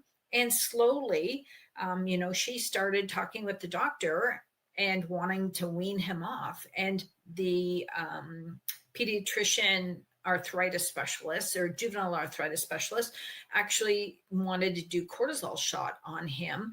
And she was like, why? He's getting better. Why would we do a cortisol shot, right? And because they refused to do the cortisol shot, the specialist let him go as a patient because they weren't doing, the drugs. And like, wouldn't he have been happy? Like, oh my gosh, look at this guy. He's starting to have a life. Like, This child we thought would be dead, who's right? getting well, you'd think they would be, what's changed? What have you done to change this? Exactly. Right. And so I remember I sat there during this interview from the reporter, Paul Banks, Flamborough Review at the time. And the tutor was there. And the tutor said to the reporter, like, I don't know what they're doing, but like, it's like day and night, life and death in this child. Whatever they're doing, they need to keep doing it. Bobby used to out 2 times, I think, was the poster child for McMaster when they did their May fundraising. And when he started to get well, they didn't want him to do it anymore. Like, how does that make sense? So what eventually happened with Bobby? So about 5 years ago, I met up with his mom. She came to my office and she brought me a family picture. So you have to understand this little, 8-year-old, 9-year-old. One of his biggest things was he never was able to sleep at anybody's house. He got to sleep out at at a friend's house. And his biggest thing was he had 3 younger brothers and sisters. And he said, my biggest dream is that I can start to grow so that my younger brothers and sisters aren't taller than me. So the mom brings a family picture. She was in my office like 5 years ago. She brought a family picture and she said, so pick out Bobby in the picture. I couldn't because he was as tall as his brothers and sisters. So you're looking at a picture of a young man who, when he was 8, the doctors were saying he would die with a regular cold or flu. Yeah. Isolate him from people. Yeah. And who was disabled, couldn't go to school, couldn't walk, in constant pain, who is now a healthy young man that walks and talks. He ended up going to school. He became a normal boy. He was able to play with friends and run around. And was off all medication. Right. Okay. So that's got to be pretty compelling for you. Absolutely. Because the intervention was really simple. Correct. It was. And in lots of cases, it is. In lots of cases, it is. Mm-hmm. So, and what I find interesting is, Diane, I'm like also interviewing people like Bobby, and I'm just shocked with the stories. And I'm also impacted. Sometimes we forget just how hopeless people feel when they're like, can you imagine what was going on mentally and spiritually with him? I do. Yeah. Understand. Well, he would have shared that with you. Like it would be correct. Just total fear of dying and just this pain and sickness. And then, like, it's not just the physical, it's the actual experience and the emotions that we tie with it. And so here this little boy got his life back. Correct. Quality of life. Yeah. Right? So this is life and death. Like the medical system was a dead end for this fellow. Yeah. This little boy. Okay. You and I spoke also about, I'm not about a young mom. So she's a young mom. She's got 2 young kids, and she ends up coming to you basically where the medical system has said to her, you've got, maybe 2 days to live. Correct. So what happened was Lori is her name, was her name. She has passed on, but she got a lot of years in between. So Lori's mom had heard me speak in, I guess, months prior. And when I talk, I always say the body can heal. The body has the ability to heal if you give the body what the body needs and remove out of the body what the body can't use. So that's just a basic, it is truth. And so she called me up and said that her daughter was sent home to die, Lori, and she'd only been given a couple days. She was terminal, had already done chemo and radiation and whatever else she had to do. She had tumors in her liver. And so they were sending her home, and she was going to go. They had sent a hospital bed to her sister's house, who was a registered nurse. And so they asked if I would come and see her. So I don't believe in coincidences. The night before, my husband and I had gone to a seminar about liver cancer. And so this person had talked about what they had done and these 5 natural products that they had taken. So I'm like, oh, well, this is no coincidence. And I had part bottles of this and part bottles of that, or I knew somebody that had this or that. So I gathered all those products, and my husband and I, we drove up to the house. So I'm going to slow you down here for a second. So you go to a seminar and this family has not contacted you. No. So you go to a seminar the night before. Yeah. On liver cancer, and somebody's explaining, here's how I treated liver cancer. Yeah. And there's this protocol, and you've got the protocol. Yeah. So you're at the seminar because you're trained, you're doing all you can to learn about healing. But Correct. The very next day, yeah, you were contacted by the family. Mm-hmm. So Trace or Lori's family. Yeah. And so Lori's dying of liver cancer. She's got tumors all over her liver. She's gone through chemo. Yes. And it hasn't worked. She's basically been given 2 days to live. Mm-hmm. And so the special bed for her has been sent to her sister's house, who is an RN, basically so Lori can die, not at the hospital, at home, but die in her sister's home under her sister's care. Correct. So the day after, you get, okay, here's what you do for liver cancer.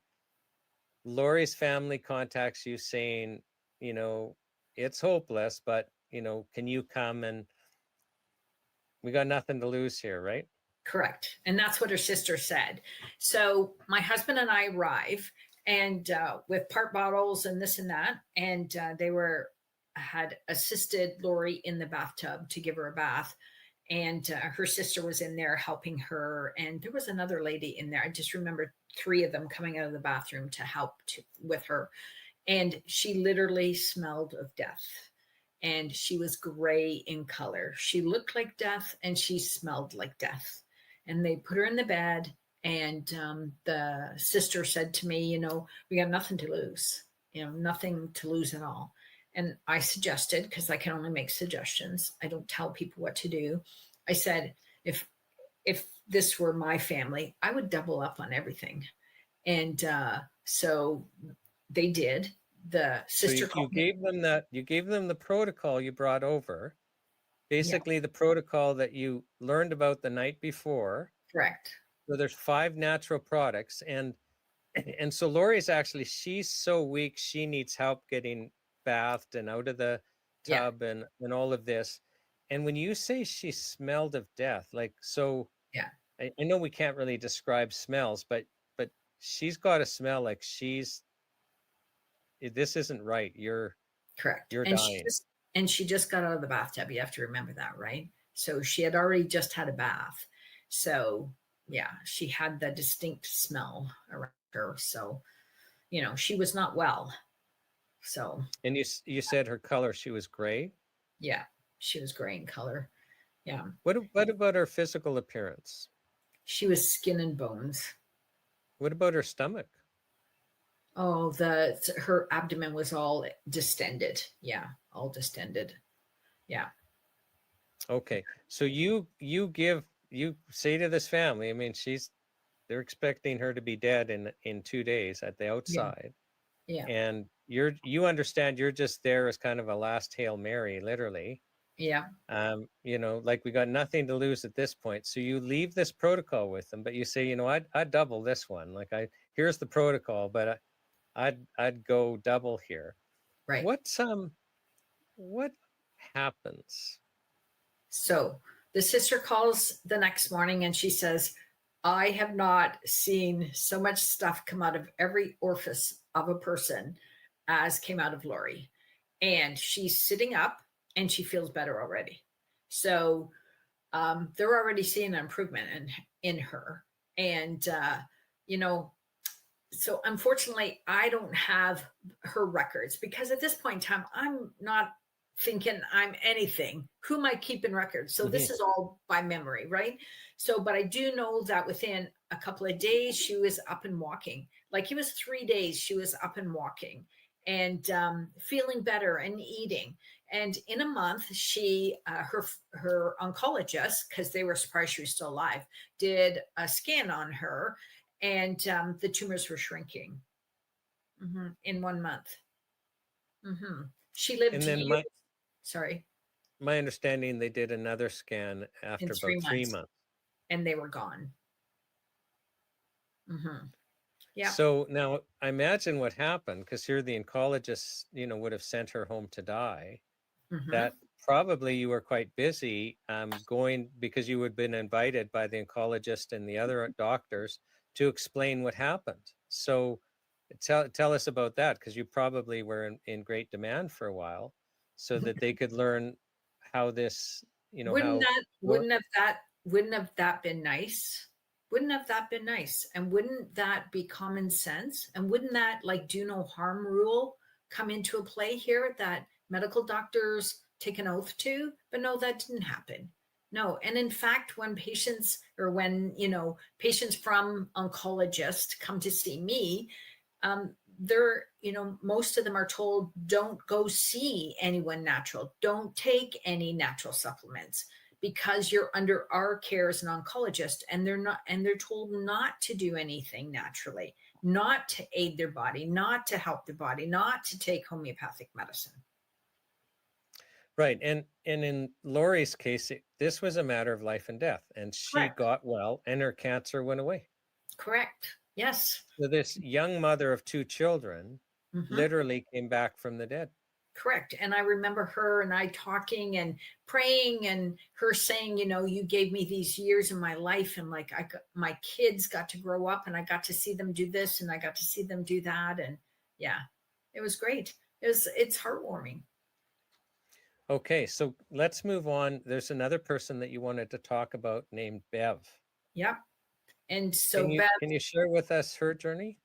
So Bev had taken, and I wrote down her statistics, but I'm just going to say them off the top of my head.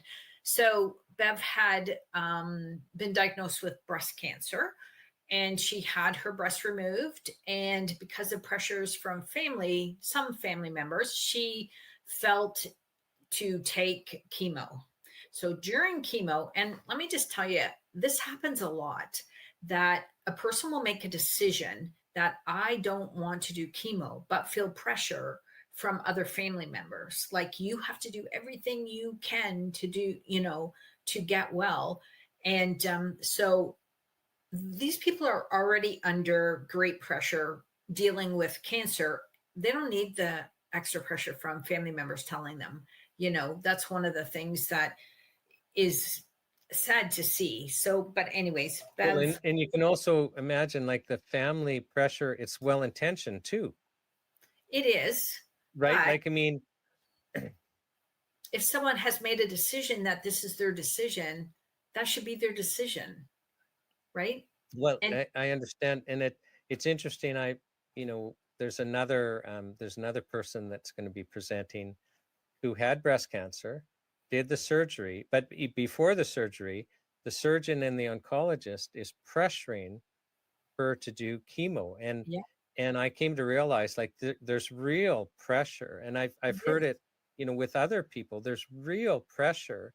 Mhm. And she was reluctant to do that. So I think it's not just family members. I Yeah. think that sometimes it's also from the oncologist and the surgeon. But the funny thing with this presenter, and so people watching are just gonna have to watch for her first name's Jane, Yeah. is she asked the oncologist, because in her case, the chemo wasn't to treat cancer, it was to prevent cancer from coming back. Like everyone agreed the surgery is going to solve this. And so then the question is they wanted her to do chemo to prevent it from coming back. And so she asked some important questions that I think everyone has to ask, and not just for chemo. It's like, okay, well, what are the odds that chemo will prevent it from coming back? Mhm. And was shocked, like, well, between 10 to 20%, which that's not great odds. Correct. And then the chemo is more likely for you to be susceptible Correct. to other cancers. And she asked, well, what are the odds if I don't do chemo of the cancer coming back, like, or if I do cancer? So without chemo, you got a Yeah. 10 to 20% chance of cancer reoccurring. Well, it was only like 5 to 10% Yeah. without chemo. Like, so you're even overlapping in the odd. And so her husband asks in her presence, the oncologist, well, would you do chemo if you were in Jane's position? No. Yeah. And if you actually look on the Canadian And Cancer Society's website, people should do this because Canadian Cancer Society is non-bias, okay? Should be non-bias, right? And you look up chemotherapy and what the side effects are, a secondary cancer. well, yeah, no, and that's it. So you see, I'm not being anti-chemo here. No, I know, Like but I'm people should be informed. interviewing some practitioners. I was interviewing a naturopathic doctor yesterday who's an expert in cancer treatment, Mhm, and has tremendous success. Like the stories are crazy. mhm. But he was saying sometimes I'm suggesting to my patient that they include chemo. Like, so we're not trying to be Right. anti-chemo. The point I'm trying to make is Mhm. that you need to ask questions, like for any treatment.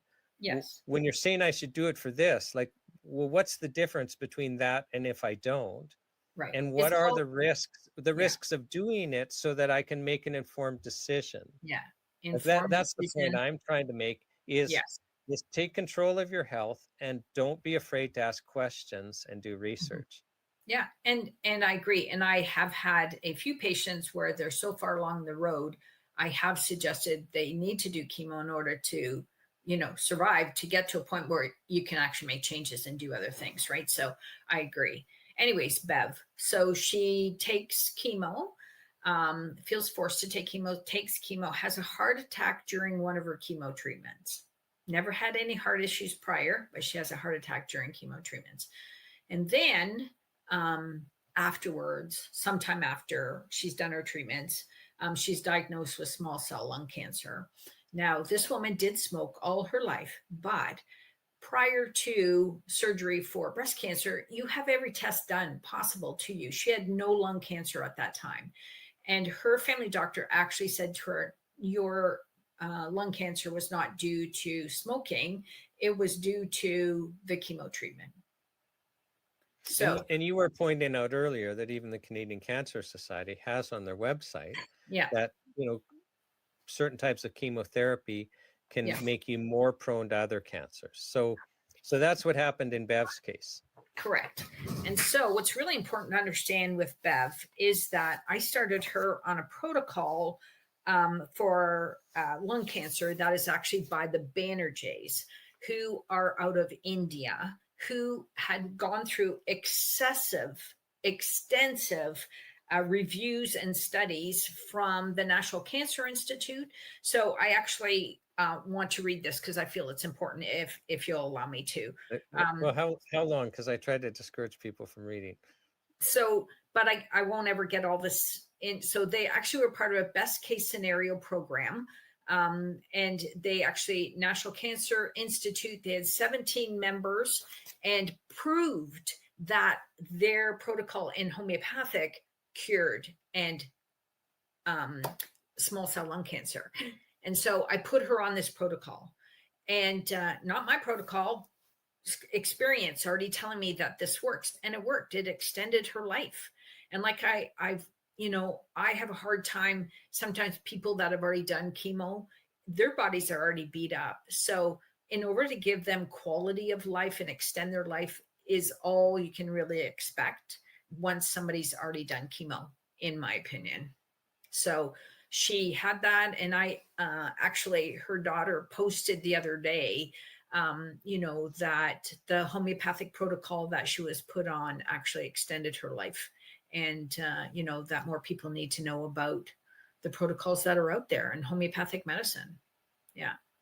So It's interesting, and again, I'm just trying to tease other people to watch, more of the health show. But we have, a medical doctor that shares the story, Dr. Stephen Malthouse, who yep. practiced medicine for 45 years, but for the last 25, also homeopathic medicine. Yeah. And, as a medical doctor, like when somebody comes into his office, he said, well, a lot of patients that, they want the chemical prescription, like they don't want to, you give people the options. So, so he was still witnessing all of, that because the patient Mhm. gets to decide. But the thing he was quite clear. No, I get way better results with homeopathic medicine. Right. So here's like a medical doctor Yeah. practicing for 45 years, but 25 years he's got the overlap where he's got both, homeopathic options for people, and and he's saying just outright, I saw better outcomes. You shared with me a study from Lucca, Tuscany in Italy. Do you want Yes. to, and we're just, I want people to understand there's other healing traditions there, and just keep an open mind and look into things. Right. Because one thing I'm learning with this health show is a lot of people, they find, they just tried one thing and they're not getting results and they're feeling hopeless. And I think it's important for people to understand, you're not supposed to be sick. Mhm. And, that's not how you were built. And there are answers out there. And do not lose hope. You're just at the beginning of your journey. Mhm.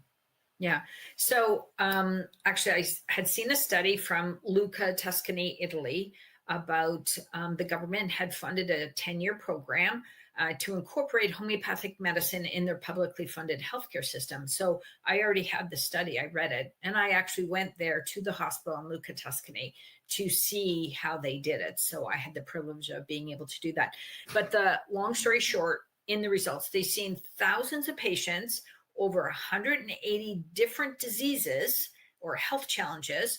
And on the 10-year study, the end results was 20% of the people were totally resolved. Now you have to understand these were people No, that, can I yeah, slow you down again, just so, already.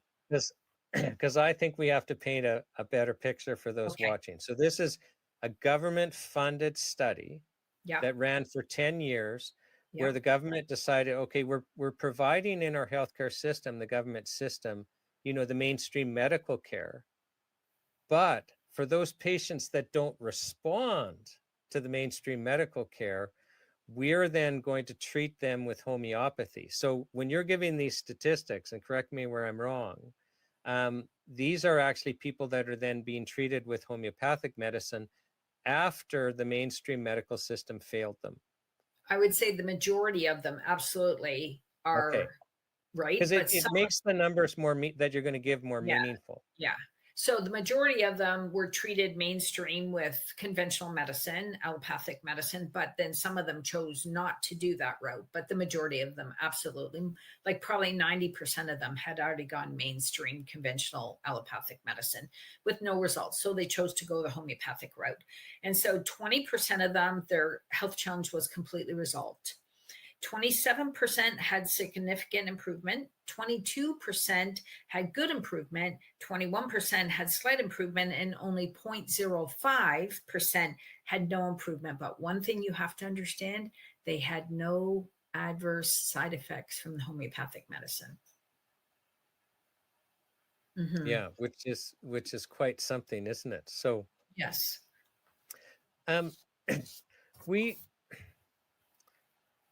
like my heart's in this health show because I'm wanting people to understand this is life and death. And I have to be honest with you, Diane. I knew that. It's how I got into it. I'll share that story in one of the openings for people, but I started my journey. I was actually a lawyer for Health Canada against a herbalist.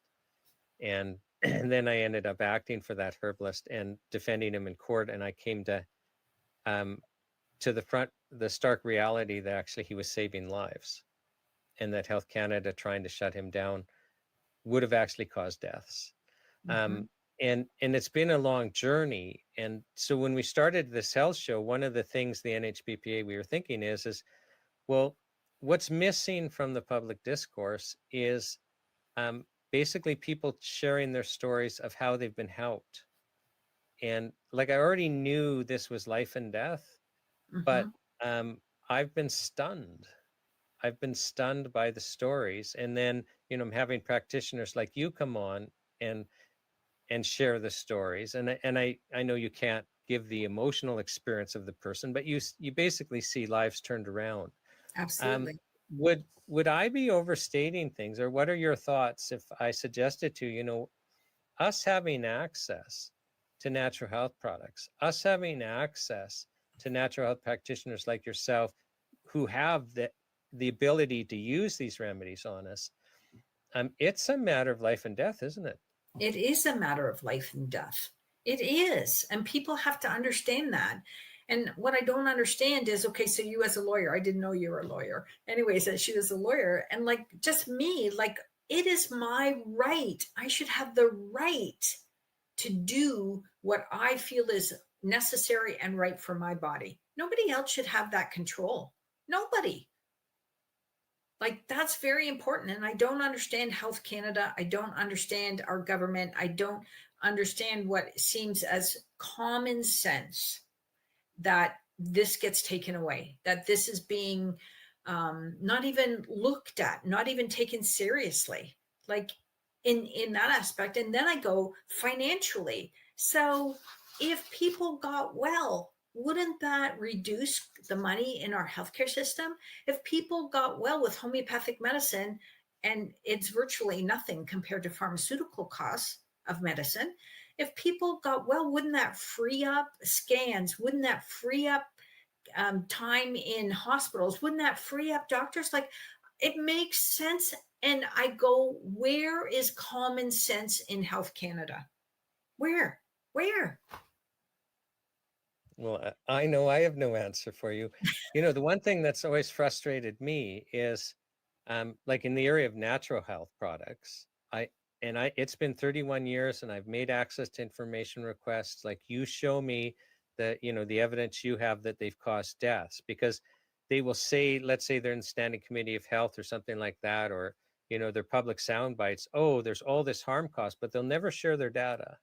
Right. And, I know that we started to become regulated in 2004. So prior to that, that should have been, when there were dead bodies in the street and all of that. And well, wait a second, you have an unregulated industry, like, south of the border, totally unregulated. Um, and so there was a risk analysis done by Professor Ron Law of New Zealand. He's a university professor in New Zealand, a risk expert. So using not just Canadian government statistics, but he had to go to other Western countries to find any statistics of harm caused by natural health products. So back then, before we're completely unregulated, if ever we're in danger, it's now. But can't find a single, case report in Canada of a death. We're 14 times more likely to be struck by lightning than harmed by natural health product. Now, that is 14 times is so dramatic, it's crazy. And none of us would have a government department and pay, literally, I think we've spent $1 billion now on this Health Canada department. None of us would spend any money to protect us. Let's have a Health Canada department to protect us from lightning. Well, that's craziness. Mm-hmm. But it's even more crazy when there's so much evidence that there are people only alive or are only not disabled. You are disabled. You're supposed to be in a wheelchair and a drain on the system, and your marriage falling apart because you're depressed, and in some government funded housing somewhere, drooling on yourself. That's what you're supposed to be. But you're here, vibrant, contributing, Mm-hmm. alive and well and growing, only because of natural products. And you can't tell us about risk if you want good health outcomes without also talking about the benefits. Mhm. See, because if we want health benefit, if we want what's best for Canadians, then okay, let's accept that there's risks, but let's accept there's benefits. And then understanding the risks and benefits, how do we get the best health outcomes for Canadians? That's what frustrates me. They refuse to look at the benefits. Correct. Yeah. And my husband has always said I'm naive because I'm one that, like, I want to see the best in everybody. And it's been really disheartening to have people, clients, come to your office and say, do you think you could talk to your family doctor and see if they'll do a CEA blood test? That's the #1 gold standard test for colorectal cancer. You've been bleeding for 6 months and your doctor hasn't done the blood test yet. That's so disheartening. Why isn't it done? Right. So, and I see it all the time. There's no cooperation between medical doctors and complementary practitioners or other regulated practitioners. Why? It's like almost that, oh my gosh, if we work together, would the people get well? I'm being sarcastic. Who knows? So I'm going to ask you a final question. Mm-hmm. So what would your message to Ottawa be? And Ottawa is both our MPs that we're asking to, let's create a fair regulatory environment where we're asking the question, how do we get the best health outcomes? And it also is Health Canada that, as you know, is ever stricter regulations, making it harder for us to keep these products. So I guess on the bigger picture, I'd be looking and saying, well, who's making these regulations? Who are the people that actually make these regulations from Health Canada and what background? So if you want to make fair and regulations across the board, then you should have other practitioners on the board. And this should be integrated together. And with all the information that's out there, all of those things should be allowed. It's Health Canada. We should be looking towards healthcare, not just taking allopathic medicine. And, I could go on and on because this is just a sore spot. And I don't know if you want me to talk about 714X because that's just a passion for me. I read that about 714X. It's under Health Canada's rules and regulations. It's produced in Quebec and it's on the compassion list that doctors can only order it if somebody has already done chemo, radiation, surgery, all the things they deem necessary to do. But, so I think we can talk about it, and it's just, as we talk about it, I think, the point for people to consider is shouldn't we have the choice? Like you've already talked about how some people don't want to do chemo. right. And, even if chemo is a good idea, I mean, even if, everyone who cares for you, as a medical professional, like they honestly believe chemo is a good idea for you. And if they were in your shoes, they would do chemo. Like, and there's times it would be, but we're just using that as an example. But, if you decide not to do a treatment because, you're just an animal with an ear in your tag, if you can't decide what you're going to do, then shouldn't you have the right to try anything?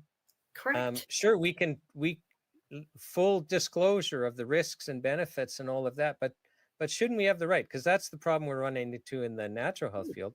And so when you're talking about 714X, can you tell people what it is, what the results seem to be, and why would people want to access it? And then we'll end with that. Okay, so 714X is actually immunotherapy, and it's an injection. It's a natural product, and so it's an injection. You put it in your groin area in the lymphatic system. And so by it going into your immune system, it boosts your immune system with the premise that your body then, your immune system is boosted, and then your body should be able to deal with whatever health issue is going on in your body, because that's how our bodies are made, right? Is through that. Now, I have letters. I know you don't want me to read anything. So I have letters, though, that from doctors that say, I've had 372 patients use the 714X with no adverse side effects. And we're talking oncologists. We're talking cancer patients. Well, whatever. Why else would they be, using it for, right? So one Mhm. guy here is stomach cancer. Yeah. So I would assume they're all oncologists. I can't say that for sure, right? But I'm just reading letters from doctors stating that they've used 714X. The patient got well. The patient lived with quality of life and extended their life. And so, and cost wise, I know the cost of 714X compared to some other costs of immunotherapy, like again, financially. But it comes down to this: it should be your choice. No doctor, no Health Canada, no government regulation should be telling you or me that I can have this. See, the point is, in Canada, you cannot use it for personal use. In Canada, it cannot be ordered because Health Canada holds it back, but it can be ordered anywhere else in the world. Tell me how that Yeah, makes I sense. think that's important. So, I mean, people in the United States, people in Yes, England, people in India, anyone else can order it. It's a Canadian company, it's a Canadian product. Yeah. product. Anyone else in the world can access this. It's not like anyone's pretending it's dangerous. But in Canada, Yep. we're in a world where if Health Canada doesn't say you can use something, you can't use it. So somehow we've arrived in this world where the only person who gets to decide, like, how did they get the authority? But we live in the world where the sole authority over what you can access, even if you're dying and the medical system says you got 2 days to live, Lori, like, you weren't supposed to do what you did, Diane. Mm-hmm. You weren't supposed to use those things to treat cancer. Yeah. So but that's the world we live in, and that's why one of the reasons we're having the world's greatest health show is so we can all learn this stuff. Diane, it's been an absolute pleasure to Thank have you you so on the much. health show, and it's been a pleasure to speak with you beforehand. And so on behalf of the world's greatest health show, I thank you for coming and sharing with us. Blessings for you and the show. And I just pray that it makes changes to Health Canada and for Canadians. Thank you so much, Diane.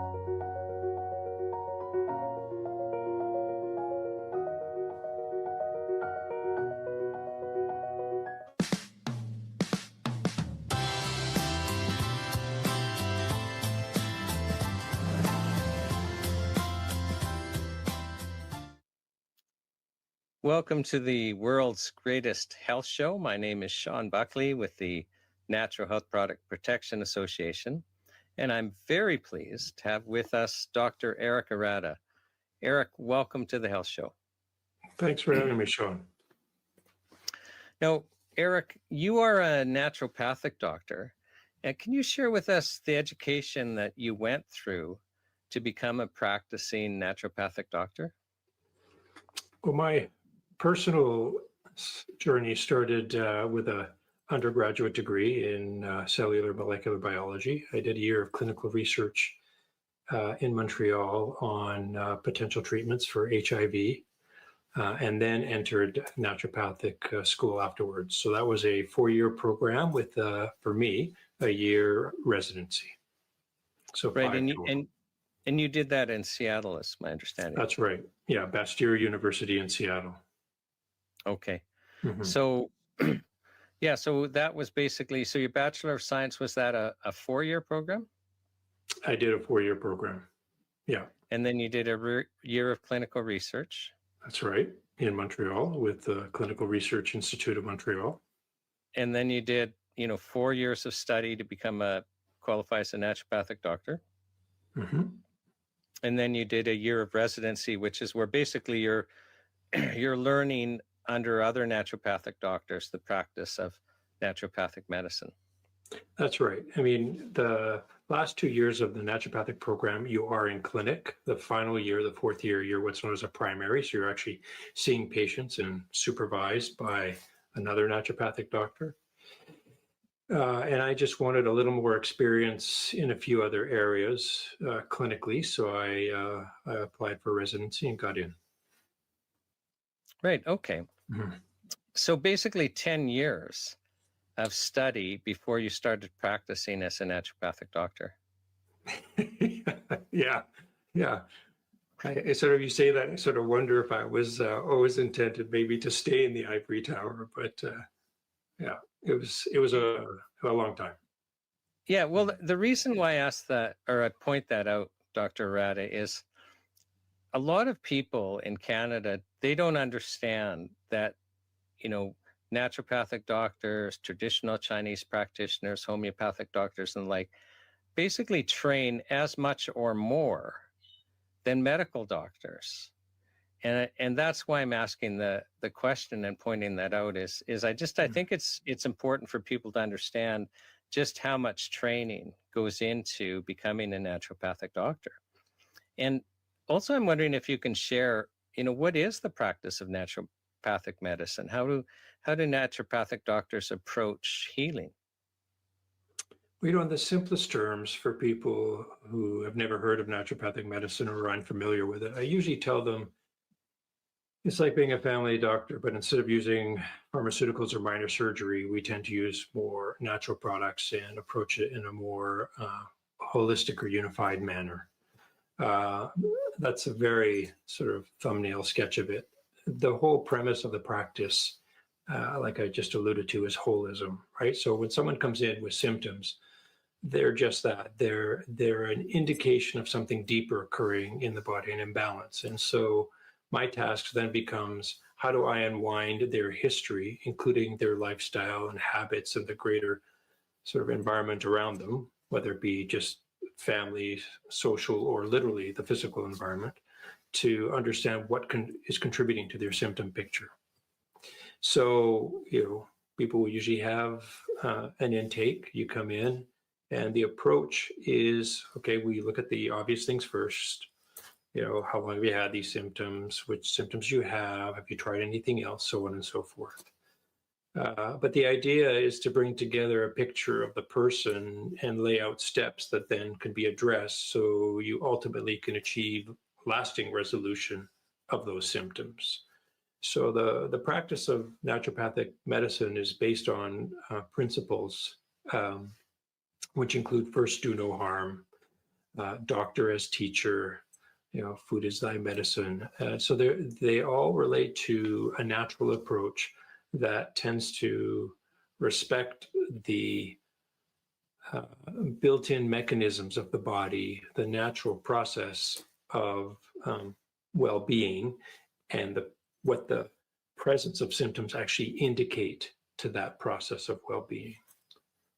Okay, now I'll just stop you there because in our government-funded system, which is an allopathic model, which means that the focus is not on actually treating the underlying condition, but the focus is on treating symptoms. So that's what our mainstream system is built on. So, if you go there with arthritis, for example, I'm just picking an example. So if I go to the medical doctor with arthritis, the medical doctor isn't there to actually stop my arthritis, solve why I'm getting arthritis. The medical doctor is there to give me things to treat the symptoms of my arthritis. But naturopathic doctors can actually try to figure out, well, what's causing the arthritis, and actually address that rather than the symptoms. Did I get that right? That's right.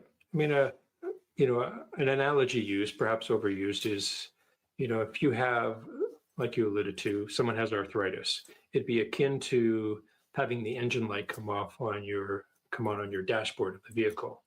And if that light really bothers you and you pull out the fuse, that takes care of the symptom, that is the light coming on, but it doesn't deal with what's actually happening in the engine.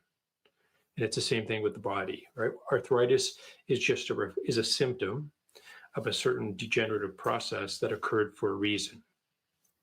It's not just a willy-nilly happening within the body. So identifying why that, in this case, arthritis developed, is really important to ensuring sort of the person actually does get effective relief long-term.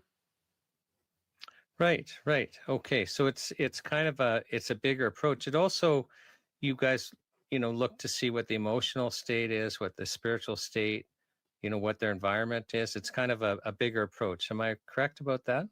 That's right. And all that can be identified, depending on the naturopathic doctor, either through the consultation, the initial consultation that's had, or the intake form, because that affects everybody, right? It's not just how you're doing and did you get enough sleep, and are you eating your veggies?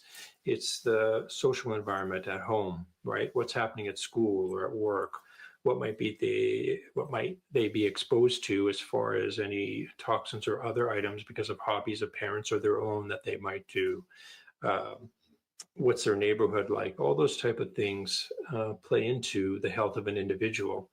Where those sort of stack up as far as when you address them or where you address them in someone's health journey varies, but they all need to be considered. Absolutely. Right, right. Okay. So why, like you've practiced, as I understand it, you practiced for 29 years as a naturopathic doctor, starting in actually 1995. How many patients do you think you saw in that period of time? That's a really good. I wouldn't even know where to start. Yeah, that is a hard question. If somebody asked me how Yeah. many clients I had, I'd be like, thousands. I don't know, but Yeah. okay. Well, what is the practice of naturopathic medicine like? Like actually being in your office and seeing patients. What's that like? Yeah, it's something I loved. You go in and like you have your schedule. People are booked, and they come in, and you get to sort of walk along with someone as they share their story. In the process, you're identifying, okay, yeah, this needs to be addressed, that needs to be addressed. I need to pursue this further as far as questioning to find out how much of a role it plays. And you lay that all out. You go potentially through your physical exam. And then there'll either be another consultation set up, or you give them an initial protocol to consider, to go through. So my day would be taken up with initial consultations, follow-up visits, treatments, reviewing, lab and other diagnostic reports, their medical history from their family doctor, or otherwise from, at least here where I am, Alberta Health Services. All that would be taken up. And what I really enjoyed is everyone's story is special to them. It's their life, it's their story. And that made it special for me. It was important to them. And that was enough, right? To go through this detective work and sorting out process as a support for them. So it was always exciting. There was always a new twist around the corner. There was always a different take on a particular, whether it be a symptom or an event that occurred in their life. The variability, the variety of what I do in a day and of people I'd see was pretty exciting. Yeah. So I don't know if that was what you were asking, or something else? No, I mean, I really was trying to figure out, what's it like to practice, and what you're sharing with us is you actually enjoyed, first of all, participating in people's stories, like hearing their life, their health journey, so to speak, and part of your practice, you have to actually find out about who they are, what their life condition is, and then basically being a detective and trying to figure out, well, how do I help these people? And yeah, and I know you have, just you have a desire to help. Like it's clear. Yeah, you see someone suffering, and my first inclination would be, all right, what's available? What can I do to help them? And people come in with symptoms. That's what they want. Whatever symptom it is, whether it be, sneezing and coughing, whether it be pain, whether it be some digestive symptoms, what have you. they want those symptoms gone. So the first step is always, how do you try and get rid of those symptoms? And then the next step, really incorporate into that whole initial approach, is, well, how do we do this long term? What else do we need to consider? So not only is it creating a plan, but it's creating a plan that is acceptable to the individual, because you have to meet people at different places. They're not all ready to change their diet or work on their, anger issues or whatever it may be, right? You have to meet them where they're at. And that's part of the beauty of it too. It becomes an art and a science together, which is nice when you learn to sort of meld them adequately together. That helps actually bring people into the fold, right? That is, go ahead. Well, you just said, you mentioned two things that I found interesting. So you mentioned diet and you mentioned anger, and that's just when you're answering another question. And I'm just curious, if you can share first, like, why would diet be important? Because in some instances, you're thinking that people need to be changing their diet. Mhm. So, why is changing diet important in many of the cases? Well, the digestive tract is the foundation of all health. If we get away from the actual, genetics and birth component of it. So what you take in, what you actually are able to digest, the nutrition you're able to pull out and subsequently assimilate, all help determine one's health. And a lot of the food people are eating today is not as nutrient rich as it used to be, either because of how it's grown or how it's processed. And there's actually increased nutrient demand through some of the nutrition we're taking in, through some of the food we're taking in, because of, let's say, some of the agrochemicals it's grown with, or the processing. A lot of the nutrition is lost, or it requires increased nutrition to deal with the chemicals already contained in that food, let alone the actual digestive symptoms someone may experience, like bowel issues or gas and bloating and things like that, pain. So we talk about, if you don't mind, anger. So digestion is a process that's designed to take place in a relaxed state, right? The body, basically the nervous system, the part of it that we don't have conscious control over, the autonomic nervous system, has two parts: stressed and relaxed. And the relaxation response is also known as the feed and breed response, right? It's predominantly used during sort of for eating, digestion, and for reproduction, whereas the stress response is designed to obviously get the person out of a stressful situation.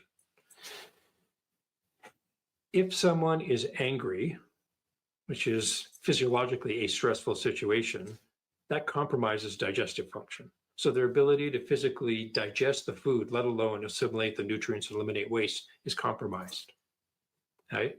And some people come in and you can tell they're just hotheads, or they're worrywarts, or they have some larger emotional state that's sort of prevailing that can affect numerous symptoms. And the foundational piece to start with, in this case, would be digestion. Okay? I mean, we could go on and on about digestion and food. That's a long discussion in of itself. But the bottom line is this: we eat effectively to gain nutrients, calories, and electrons. And electrons only come from live food. The older food is, or the more processed, the more deficient it is in electrons, because that's what our body ultimately uses to generate energy. So Right. if you're eating a standard American diet, the SAD diet, your back's already against the wall. This is interesting, because I think a lot of people viewing might not understand just actually how important nutrition is. So, and correct me where I'm wrong, but I mean, our body requires, a set amount of nutrition, and the North American diet challenges that for two ways, as I understand what you've said. Is first, the nutrition isn't there anymore in our foods, and second, we have chemicals and processing in that actually may require more nutrients, or actually take nutrients from us. And so we're not getting what we need, and that can lead to chronic illness. Yeah, your body needs basically nutrients, calories, and electrons to stay healthy. Anything that would impede any three of those starts to weaken the organism or our bodies. Right. Okay. And then it was interesting you were talking, like, because you were, answering a different question, and then you basically that some people aren't ready to change their diet or address anger. And I'm thinking, Mhm. oh, well, what's he talking about anger here? But you actually, you know, we don't want to be in fight or flight if we want good digestion. So, basically, if we're in that stress mode, our body is not going to be digesting, and anger puts us in that situation. And then we're not getting the nutrients we need, and that can lead to health conditions. That's right. And it Okay. happens more than people are aware of. Mhm. Okay. And so that's one of the reasons why naturopathic doctors are trained to also consider the emotional state of people, because the emotions, that's one pathway of affecting the physical, is we're not going to be digesting properly. That's right. Absolutely. And it may not be something the individual doctor themselves deal with, but if they're aware of it, then at least there can be a referral made for someone who can help. Right. But Right. it's important to realize the part it does play in one's health picture. Yeah. And I appreciate we're only addressing one, but I actually hadn't thought of, oh, yeah, you're not going to be getting the nutrition because you put your body in fight or flight. And when you're running from a saber-toothed tiger, your body's deliberately not digesting. Yeah, It's got other things to worry about. It's focusing otherwise. Yeah. Yeah. I mean, it's a normal, healthy function. But if you're locked in that, when you're not running from a saber-toothed tiger, then you're not getting the nutrients, and so that system's being hijacked by your emotion. I hadn't thought of that before. Absolutely. So And that's, sorry to interrupt, but that's where the whole idea of holism comes in.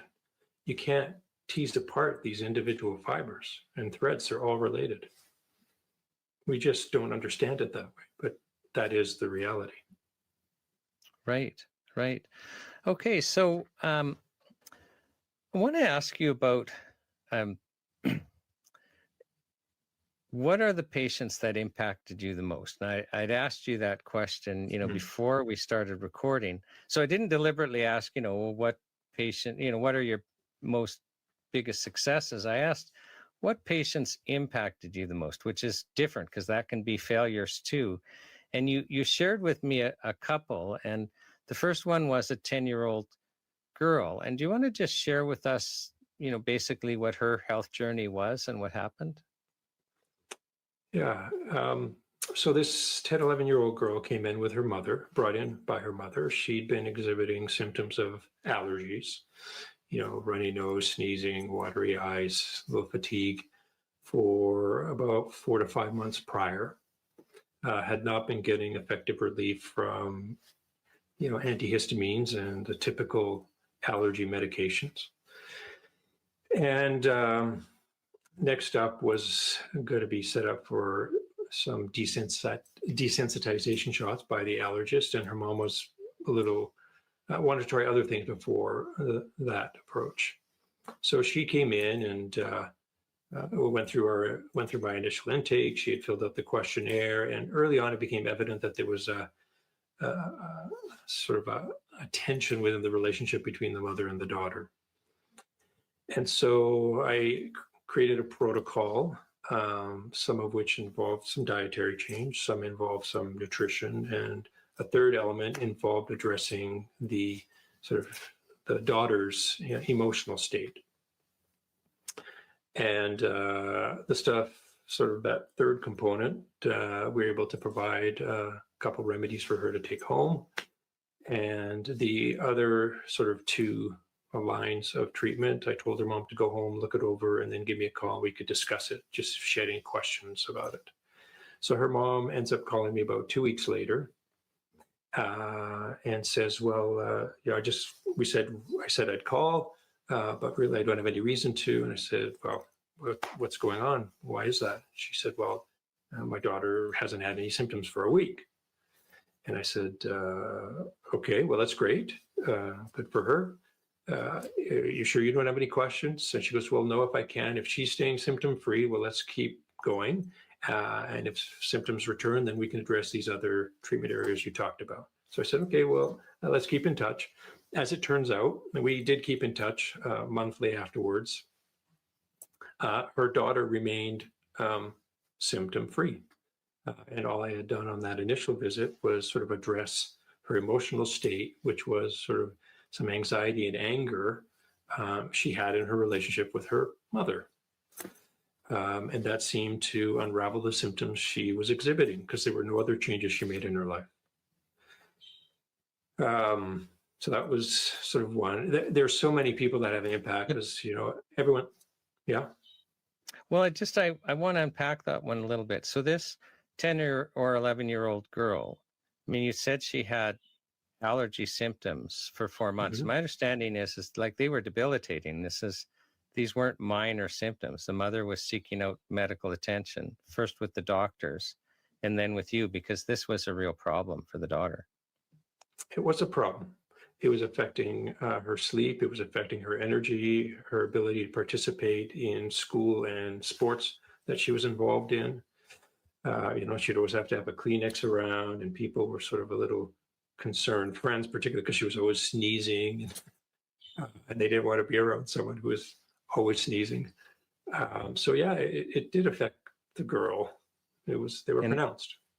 And the medical system, I mean, it progressed to where they were going to do these desensitization shots. Mm-hmm. And the mother was concerned about that. So she seeks you out.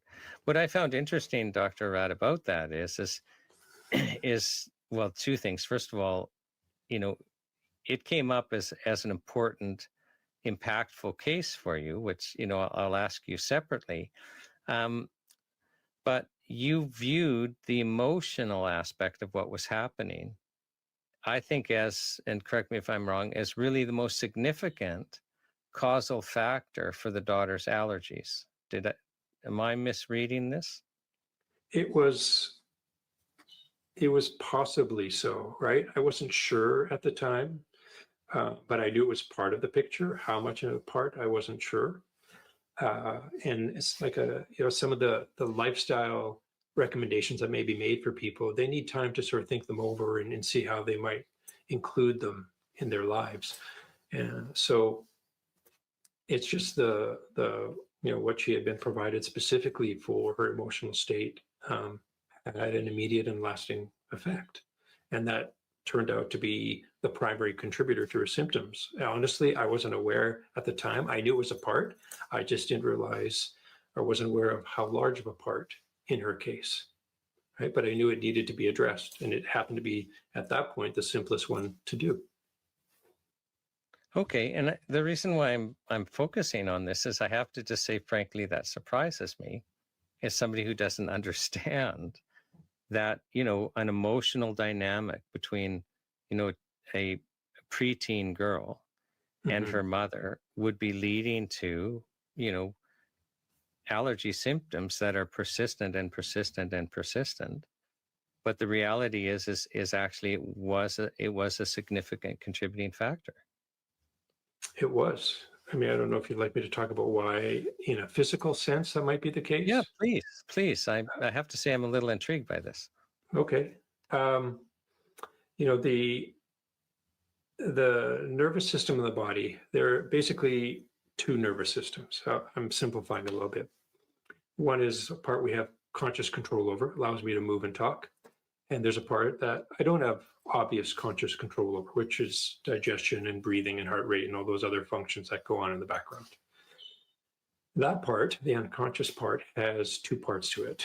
The sympathetic nervous system, which is the fight or flight, and the parasympathetic, which some people call the feed and breathe system.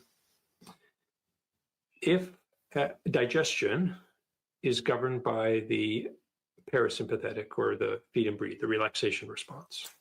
So, and those two states of the nervous system, stress and relax, don't occur simultaneously. One tends to predominate over the other at any given time.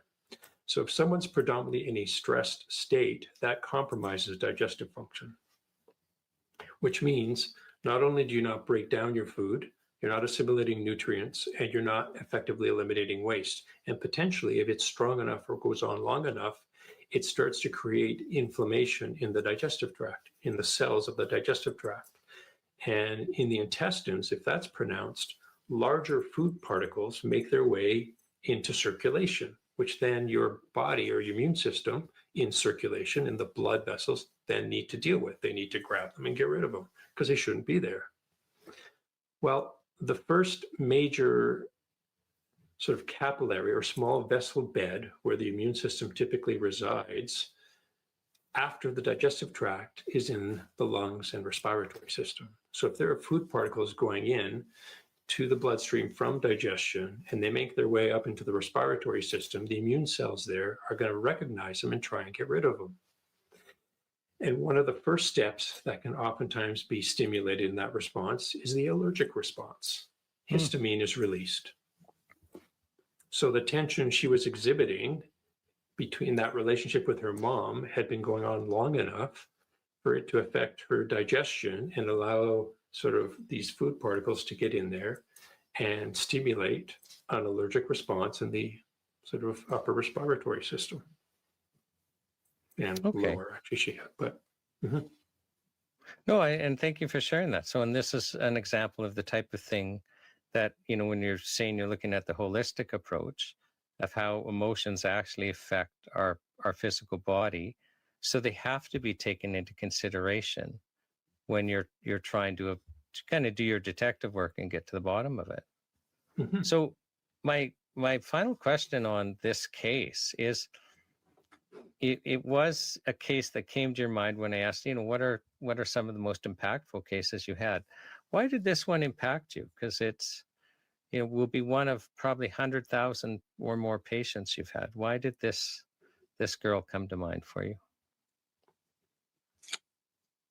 You know, it was nothing particularly strange about the consultation, but what really grabbed me was the fact that she had such effective relief with the emotional support. That was one of the first cases, at least the ones that I recall, that really hit that home for me of how much it impacted. I always knew, and that was always addressed, but this is the first time it ended up being so profound, so strong. Right, Yeah. which would reinforce the importance of watching for that when you're trying to help people. Yeah, and it ended up changing the relationship between the mother and daughter, right? And that, in effect, was the long-term resolution of the daughter's symptoms, was improving the nature of that relationship. I have to say, I'm finding this fascinating. You shared another one in answer to the question, you know, share impactful cases, about a boy that was age 5 and had leukemia. Can you share that story with us? Yeah, I had a family. This would have been in, you know, early noughts, you know, 2003, 2004, somewhere around there. They came to me with their 5-year-old son who was diagnosed with leukemia. He wasn't doing well with treatment. Now, obviously, they were concerned for his son. And so they came to me. And I said, well, obviously, this isn't a cancer treatment, but what I can do is look to try and support your son so he receives the therapies well. His body does better with these treatments, tolerating them. And so he was given. So you're referring to, is the child on chemotherapy? Are those the treatments you're referring to? Yeah, that's right. And what were you given kind of the prognosis of what the oncologists were predicting for this child when the child came to you? Yeah, when they came to see me, they told me the prognosis was about 8 to 10 months for him. And so we started a protocol to try and sort of improve not only nutrition in his body, but also to try and improve his tolerance of the chemo medications. He ended up living about a year and a half, just over a year and a half, ended up passing. And in his passing, nobody obviously wants to see a child die, and no parent should have to suffer their child passing before them. But it really, for me, was a reflection of, all right, well, it caused me to reflect on my practice and what I do, and did I need to improve or in any way or grow from it. So it really, it helped me as a practitioner as far as what else I would use with people who would come to me with cancer. There was a time where I ended up supporting quite a few people with cancer. I ended up just turning away from it because it was like banging your head against the wall in dealing with cancer centers. They were unsupportive of people receiving any other treatments or support. And so it ended up creating too much work for me and anxiety for the patients to try and be their own middleman between, myself and the cancer centers, even though I tried to initiate communication to co-manage a patient, but that was never well received. But beyond that, it did change how I approach people, and all people, not just with cancer, but with all their symptoms. Yeah. Because like I said, everyone's life is their own story, and it's important to them. And that it is enough to make it sort of important to me. I would expect the same for me. My life is important to me. Okay? You may not understand it, you may not know, but people coming in and sort of putting their trust in me, that's a special relationship. That's a special ask. Yeah, just I think that's one of the reasons why I asked you the earlier question, what's it like to be a naturopathic doctor? And you're sharing something really important. So it's a heavy burden because people are coming to you who are suffering, like often they're really suffering, and they're placing trust in you to help them. And you take that on personally is what you're sharing with us. Yeah, I don't know that I would see it as a burden. I just saw it as, I just realized how important it was being given that. Everyone has their own way of dealing with responsibilities provided to them. That was just what I did. Right? People would come to me. I had the knowledge and education, and I was willing to sort of work with them and learn more. And it ended up being part of the development of a relationship, right? And deepening the trust, and not simply, I'm the guy for the job, I'll fix your oil, I'll change your oil, I'll get rid of your symptoms. It was, how do I affect change to not only remedy the symptoms, but how do I sort of educate and sort of develop a relationship with this person or people, if the family or others were involved, partners, to then undertake and support these changes in a greater society. Right? You get someone to, as an example, to all of a sudden start eating more veggies, and now they're at the grocery store getting more broccoli or cauliflower or whatever. They go to the farmer's market, or now they want transitional food or organic, and now so it creates actually a larger impetus for change as well, person by person.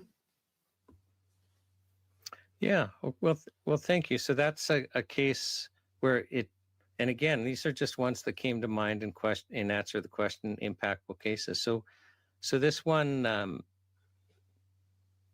you just kind of understood, or it just impacted you on your relationship as a healer in helping people through their journeys, and just being the best, I guess, naturopathic doctor that you can be. It was just part of your journey. Yes. Okay. Yeah. You also shared with me an interesting story about a nurse who was 60 when she came to see you. Can you share that story with us? And yeah, there was a nurse who came to see me with tremors. Tremors she'd had developing for at least sort of 7 to 8 years. Hadn't been able to get rid of them. There was no particular diagnosis, idiopathic tremors, and which basically means that she has tremors for reasons we don't know. And she was looking for an answer because she was let go of her job. She really enjoyed nursing and also needed the income. So we went through the intake and her history and sort of what I identified, because we went through everything she had tried and her symptoms and how they evolved and the different specialists she had seen and treatments. And I said, well, one of the areas, so one of the things here in your intake that it identifies is you have a significant history of amalgam or mercury fillings in your mouth. Mercury is known to contribute to neurological symptoms. At the very least, let's test for it and see if it might be something to consider. So we did a test. It turned out her tissue mercury levels were significantly higher than average. So we talked about it, and she decided to pursue a treatment to remove mercury. So we did some chelation therapy, IV, oral, and sort of some IV nutrient replacement. And her symptoms began to resolve within about 3.5, 4 months. Were completely gone after about 8 months. And after subsequent testing of mercury levels, they were found to be well within the normal range. She was symptom-free and able to return fully back to work. So let's just, I just want to make sure I understand that. So she's her job is a nurse. She's 60 years old. How many years had she been suffering with this? She claimed at the time the symptoms had been there for about 7 to 8 years. Okay. And so she's clearly exhausted the medical system. So for 7 or 8 years, she's trying to find an answer, including, she's seen specialists, I assume a neurologist or two. Yeah. Yeah. And she at the time had been slowly having the responsibility at work reduced. So she enjoyed being with patients, and ultimately they ended up putting her in a sort of a smaller administrative role, which she wasn't particularly happy with. And then after that, she was removed from the position because she couldn't even write due to her tremors. Okay, so this is significant. I mean, when you say tremors, that could mean almost anything, but we're literally talking somebody who couldn't do bedside nursing because of them, and then couldn't even write at the end. So she's disabled. Yeah, she lost her job. Yeah. Okay. So this is, I imagine it would have been, significantly impacting her personal life also, not just her work life. Yeah. Yeah. I mean, she couldn't. It was a great challenge. She couldn't hold on to cups or forks or spoons. It was a challenge to function. Fortunately, she had a partner that supported her through that, but her symptoms weren't getting better, and obviously she was getting desperate. Right. Okay. So, and I want to make sure we're not minimizing. So she can't hold a fork. She can't hold a cup. So this is somebody who actually is now needing care, not only is she not able to care for others, she's basically needing help eating. Okay. Yeah, she needed care. Yeah. Yeah. So she comes to you. I mean, I call that disabled. So you can agree or disagree. She comes to you, and because you're looking at everything, not the symptoms, you're trying to figure out what's going on.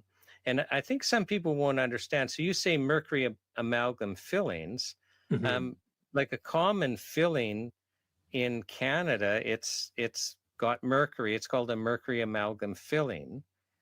And that mercury, they put the filling in our teeth, but our bodies are absorbing this mercury from our teeth. Do I have that right? That's right. I mean, amalgams, they're not really put in nowadays, but they had been, and they're a combination of tin, mercury, and silver. And mercury is volatile, that it becomes a gas at lower than room temperature, and it's warmer in your mouth than room temperature. So between the abrasion of chewing and hot foods or temperatures, or just body temperature, you start to actually off-gas that mercury in your mouth, and that it gets absorbed throughout the body. And it tends to predominantly accumulate or affect the nervous system, the immune system, and the kidneys. Right. And mercury, I mean, it's well known. That's why I have mercury guidelines in our food, because we know that it harms our nervous system. So you find she's super high, and you said you used chelation, just so that people understand when you say that, that's just a term for treatments that will grab things like mercury and help your body get rid of them, right? That's right. Chelation Okay. is a treatment whereby, products are used to bind heavy metals and remove them via the kidneys. Right. Okay. So you guys do that, and basically she gets her life back. Yeah, she was symptom free. Effectively, she returned 100% back to the work she'd been doing 10 years prior. She was fully able to care for herself and go about her life. Yeah, it was a great case. Yeah. Yeah, that's got to be really emotionally satisfying when you're able to help somebody like that. Yeah. It doesn't take many, right? But you go for those wins, and when they come, they're great.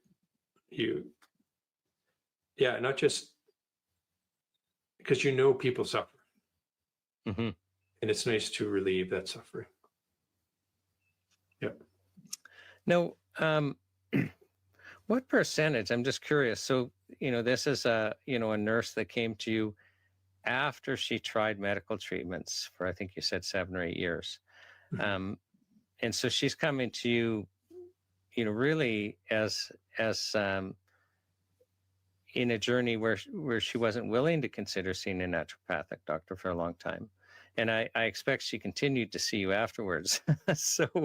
But what percentage of patients, when they first come to you, so they're not a repeat patient, but when they first come to you, what percentage of patients like her had basically tried to solve their problem in the mainstream medical system first, and then when that failed, came to see you as a naturopathic doctor?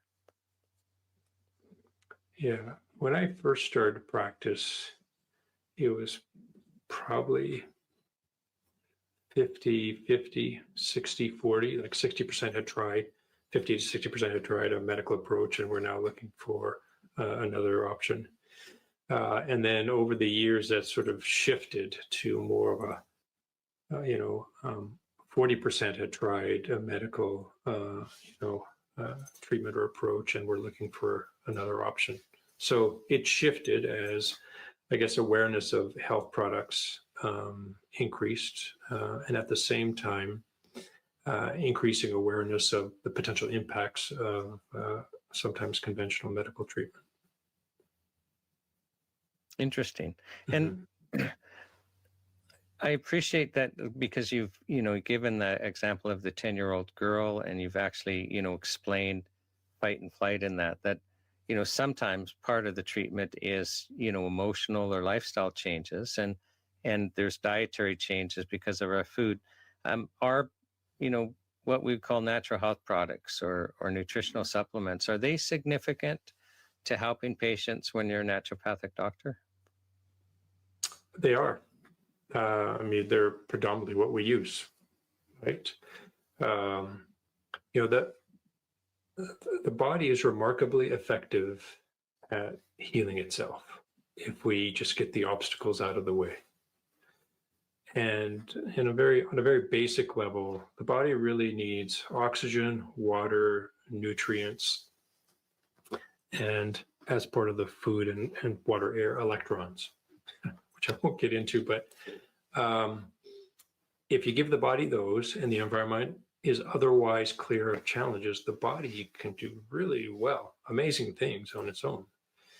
But when you start to put too much of a load or decrease the nutritional content or increase the nutritional need of the body, or challenge the normal recuperative pathways of the body's normal pathways of healing and health,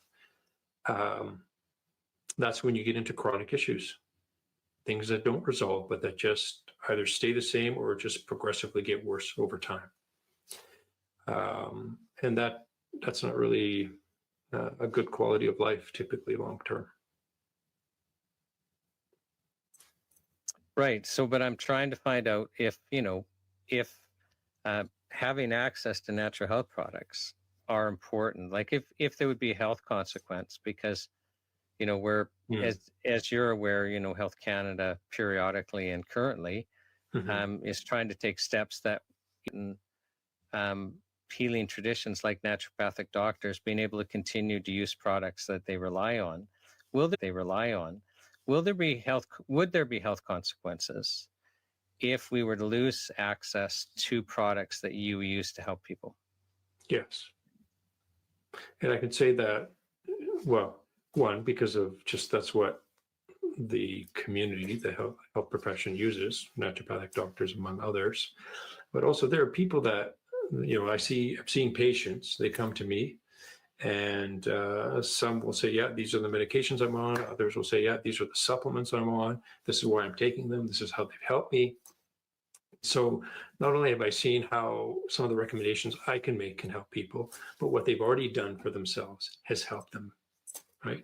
And so, yeah, I do feel there'd be a great loss, not only in the ability of people to sort of improve their quality of life and their health, but if you take that away, that's going to put a larger burden on the health system, which is already in a fairly compromised state.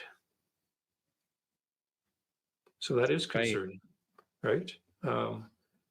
People, Hippocrates said, food is thy medicine, or let food be thy medicine, right? That goes back a ways, and that's always been the case. Humans evolved and got to the stage where we are now because we were able to care for ourselves and we used the food and the medicines available in the natural world.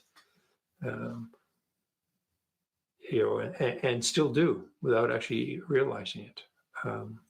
Yeah, I feel it'd have a big impact on people's health and the proper administration of healthcare. So I'm just wondering if I can push this further. So if naturopathic doctors lost access to natural remedies that they use, would some Canadians basically be disabled that otherwise, could be healthy? Well, yeah, I mean, those people would end up in the medical system, the allopathic medical system, right? So those people who were getting help would no longer have it, or would no longer have their symptoms addressed or minimized, and they'd go elsewhere, and that's going to be the medical system.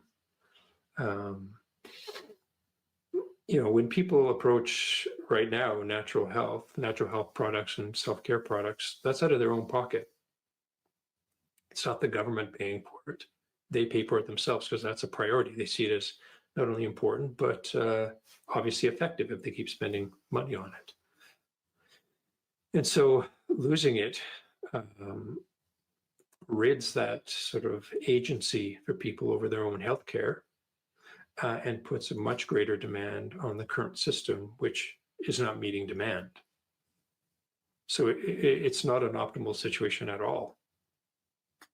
Actually, it's quite compromising to everybody. And if anything, there should be greater access to those things. If the government were really concerned about the welfare of its society, particularly with relation to health, they would look to put legislation in that would improve the quality of the food that we get, that would improve access to natural products and self-care, and allow people to make those reasonable, rational decisions for themselves. Yeah. Does that answer your question? Well, yeah, I think so. And I get that I ask a question. I don't know what the answer is going to be. It's just I have the impression, and not just from interviewing you, Dr. Arata, but other practitioners, that some people come into their office like this nurse who's totally disabled. The medical system, the mainstream system, despite its best efforts, has not been able to solve the problem. Like you're describing this lady that can't eat. She's like, she can't hold a pen, she can't hold a cup, she can't hold a fork. And yet, using chelation and other treatments, she's able to return to full health. And I expect you've seen that time and time and time again, where the only thing that worked for them were naturopathic treatments. where they would be totally disabled without them. And in many cases, those treatments would be natural health products. Am I right about that? That's right. Yeah. And it's not for lack of effort or desire on the medical side at all. It's just that when you deprive the body of what it needs, it can only go so far as recovering fully from symptoms and ill health. Mm-hmm. Yeah, absolutely. Now, I'm about to ask you, kind of the final question, and you already know what that is, and I don't know what your answer is going to be. But is there anything else that comes to mind that you think it's important to share with us? Be that another patient that comes to mind, or just something about the practice of naturopathic medicine, or something altogether different? Yeah.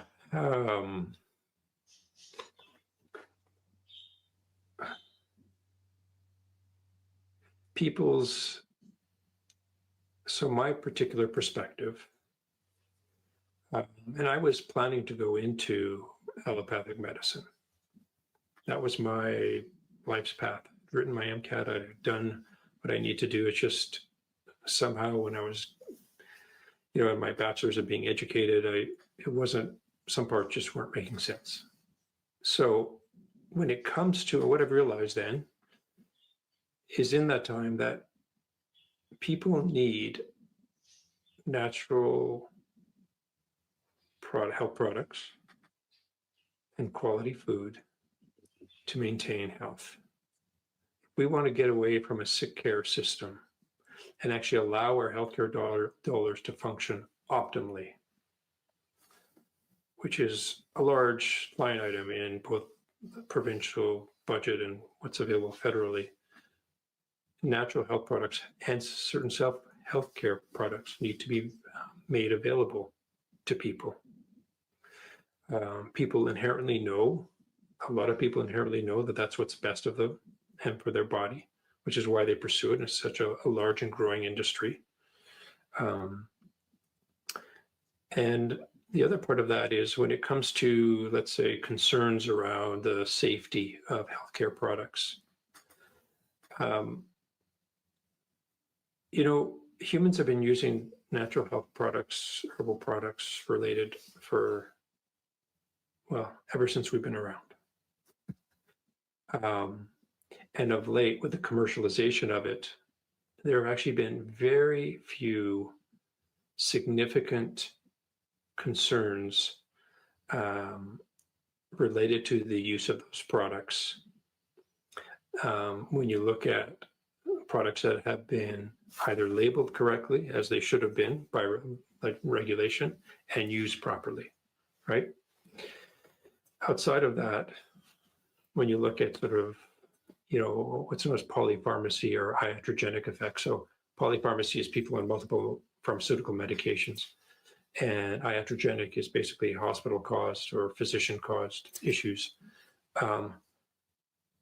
Those are a remarkable contributor to hospital admissions and clinic admissions,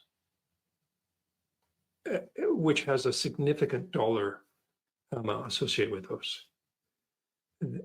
Can I just, participate in what you're saying? So you're basically saying, look at chemical pharmaceuticals, so the synthetic drugs taken as prescribed, and medical errors or treatments by, doctors and hospitals are a contributing cause of hospitalizations.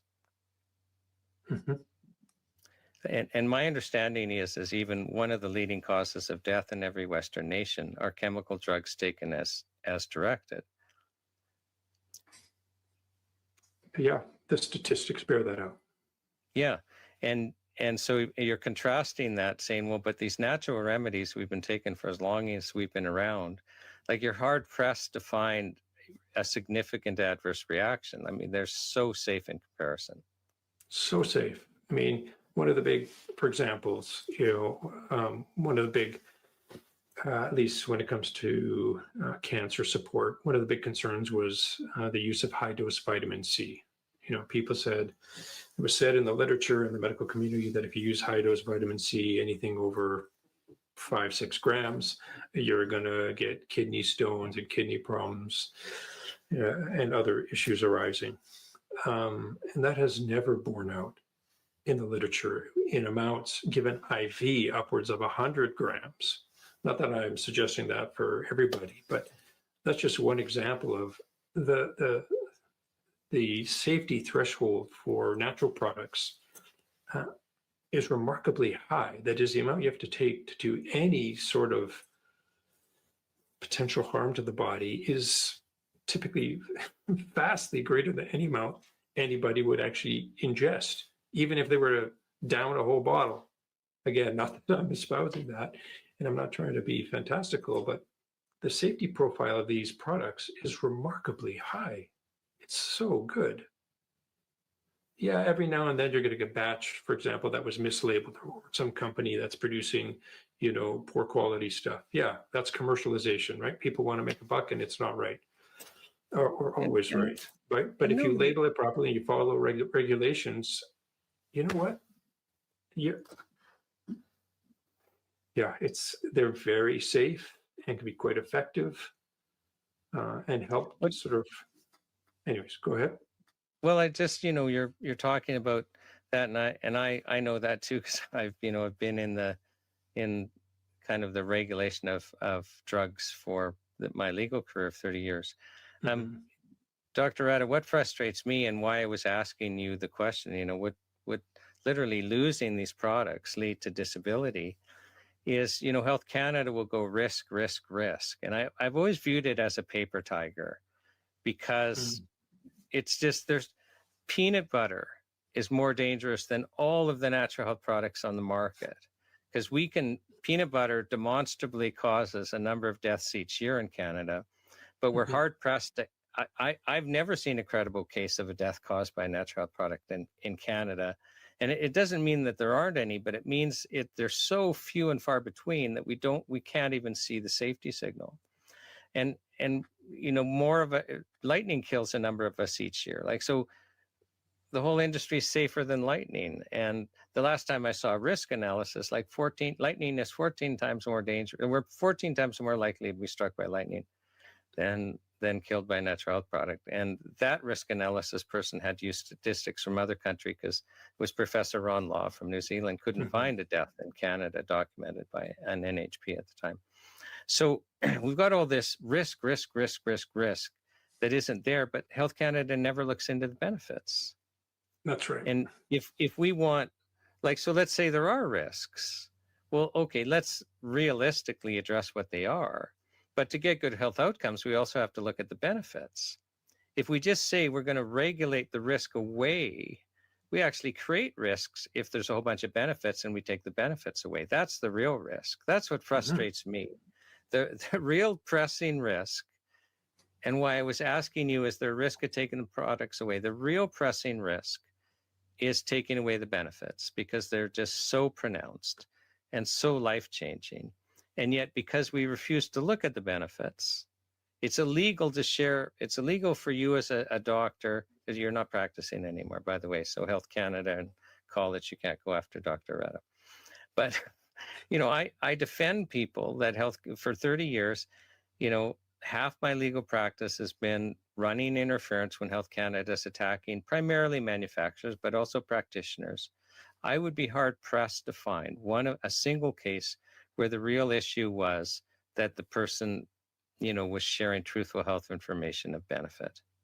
So it's illegal to talk about these benefits. We have to hide the benefits so that we can't actually arrive at what's going to be the best health outcomes when we regulate.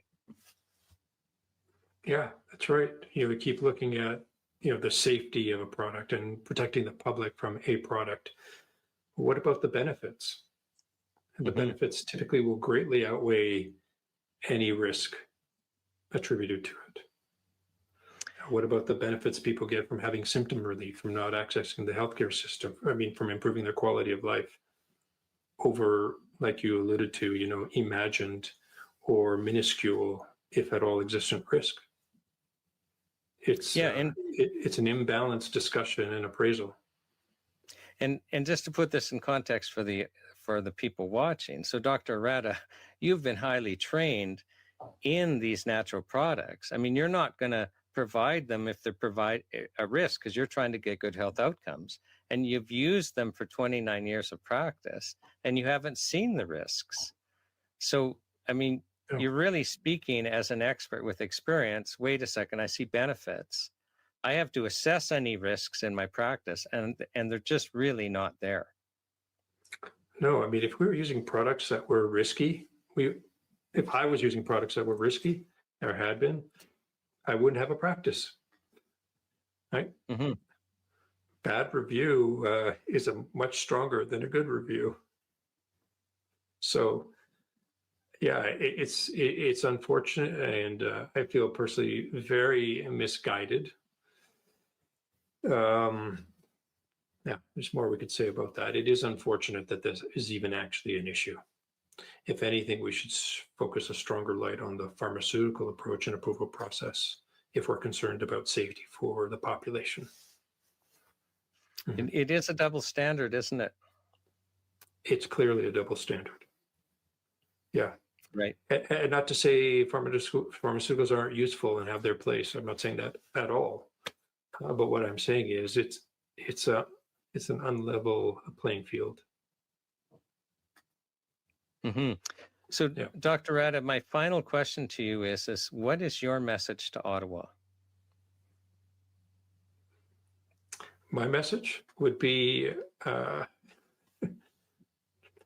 repeal sort of Division 31 and allow natural health products and self-care products for people, and consider enacting or adopting something like the Health Charter of Freedoms. I mean, it seems odd that we even have to say that. I mean, there's been nothing to prove or show that further regulation and diminishment of natural health products in the Canadian marketplace is necessary. Yet here we are discussing it. So I'd like to, people of Canada, and if you're out there for the true benefit of the citizens you serve,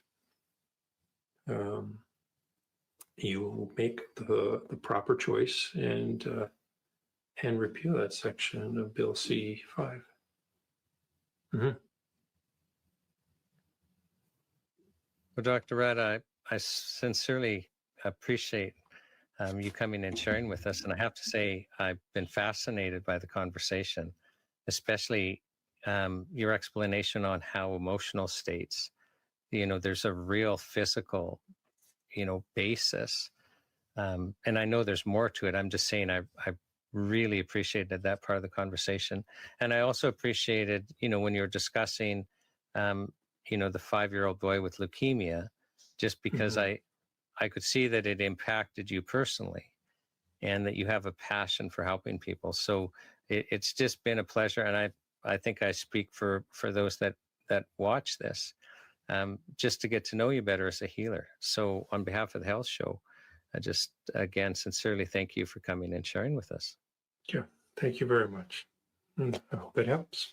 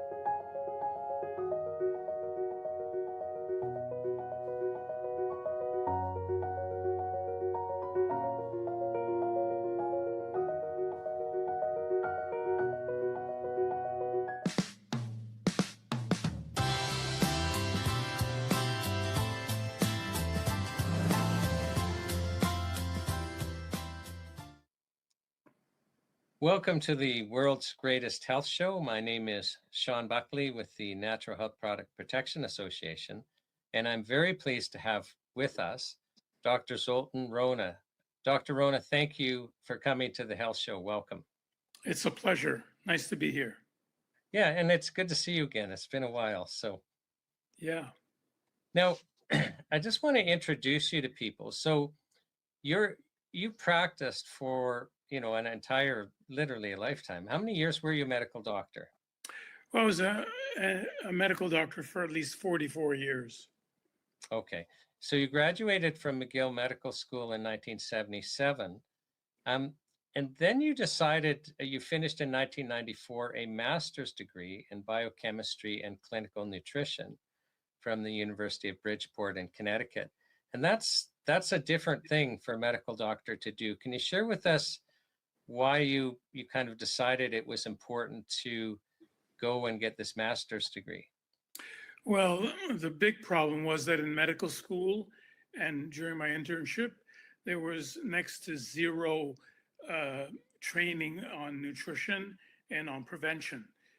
So I thought it was very important because I was getting at that time more and more into natural remedies, vitamins, minerals, diet changes, herbs, and all that sort of thing. So I wanted to learn more, which is why I took the master's degree course. Right. And it was another medical doctor that got you interested in looking at nutrition. Am I right about that? That's correct. His name was Dr. John Barker, and he was a general practitioner who worked in Mississauga, where I started my medical practice. And he got a hold of me and decided to help me learn more and more about the kind of things that I could be doing in practice, in addition to or in conjunction with conventional medicine. So he got me interested, first of all, in vitamin E, and then natural thyroid treatments, and also antioxidants, herbal medicines, and that sort of thing. So I learned a great deal from him, and that got me interested in doing more courses. And one thing led to another. I went to various nutrition and biochemistry seminars, and finally I took the master's degree program. Right. And so you're talking about Dr. Barker and vitamin E. That's for cardiovascular health. Am I right about that? That's correct. Mostly for circulation problems, yes. Okay. Can you just kind of just share briefly why vitamin E is important and what it does? Well, what I learned over the years about vitamin E, not just from Dr. Barker, was the fact that it was extremely important to provide more oxygen to your red blood cells. So one of the benefits of it is to improve oxygenation of all your tissues. So it helps prevent things like certain types of anemia. It keeps your red blood cells alive for a lot longer and prevents them from being destroyed. So it's kind of like a insurance policy for the health of your red blood cells. Right. Okay. So it can be used for multiple reasons, almost anything to do with poor circulation, heart disease, blood pressure problems, anything to do with the cardiovascular system. Right. And are medical doctors, like when you went through medical school, were you trained in the use of things like vitamin E for treating cardiovascular health? Absolutely nothing.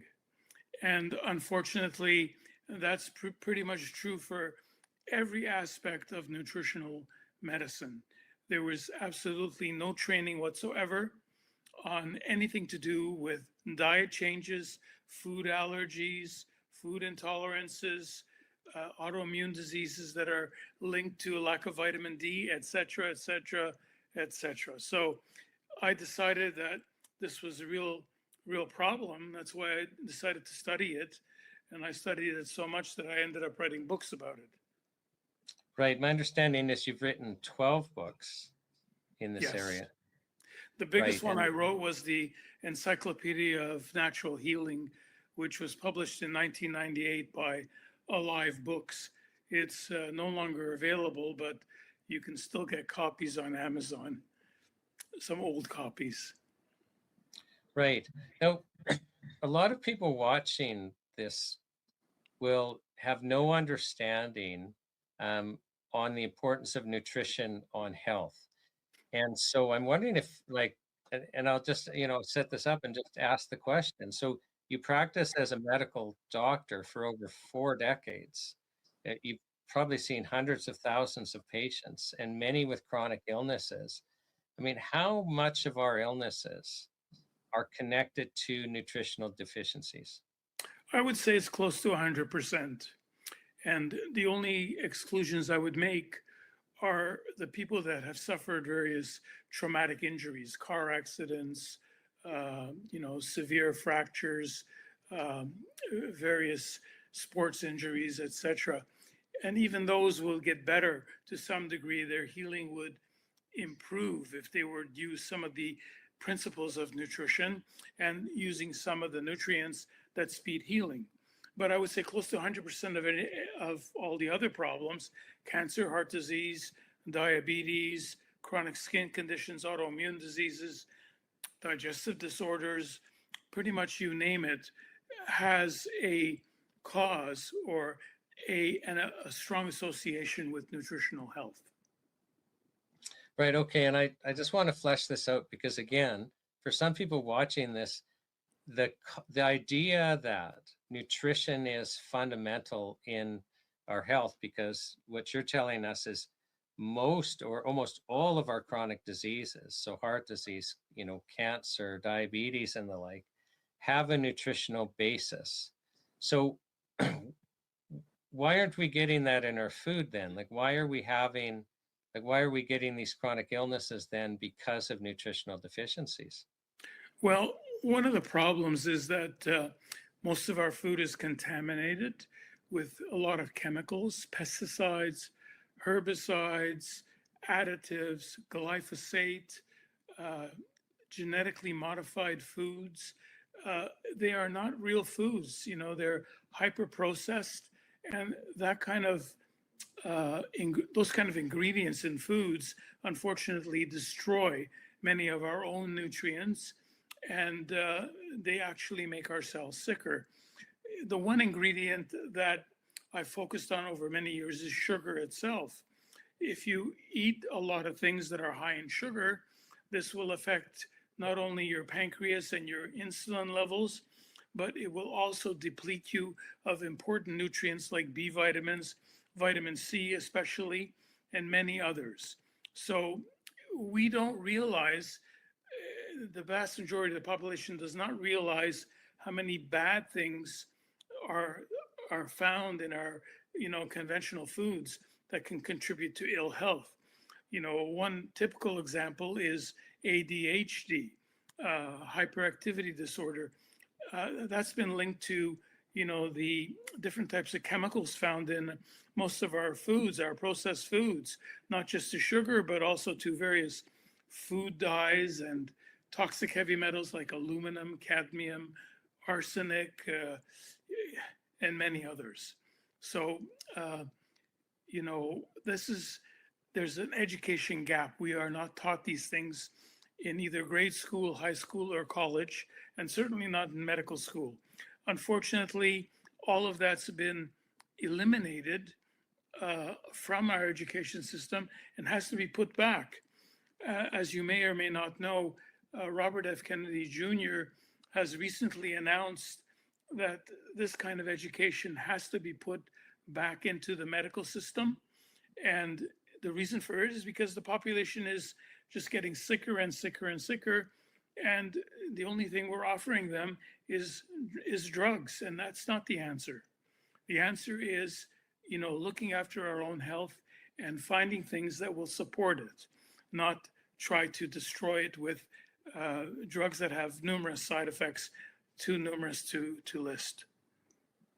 I hope that a lot of parents watch this because, you use the example of, ADHD. So some behavioral problems in kids being linked to not just the sugar in our foods, but some other, number of chemicals. And you're basically saying we have an information gap. So sugar itself, which seems to be in everything, Dr. Rona, it's hard to avoid sugar unless you're actually preparing all your foods yourself. Well, yeah, this is it. This is the problem.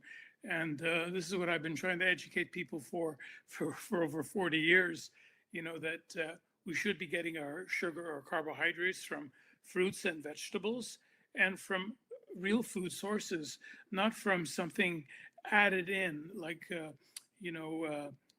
high fructose corn syrup and, numerous other sources of sugar that are chemical based, Right. and And like parents will be using fruit drinks and stuff like that with added sugar, not knowing that actually they will be taking nutrition away from their kids.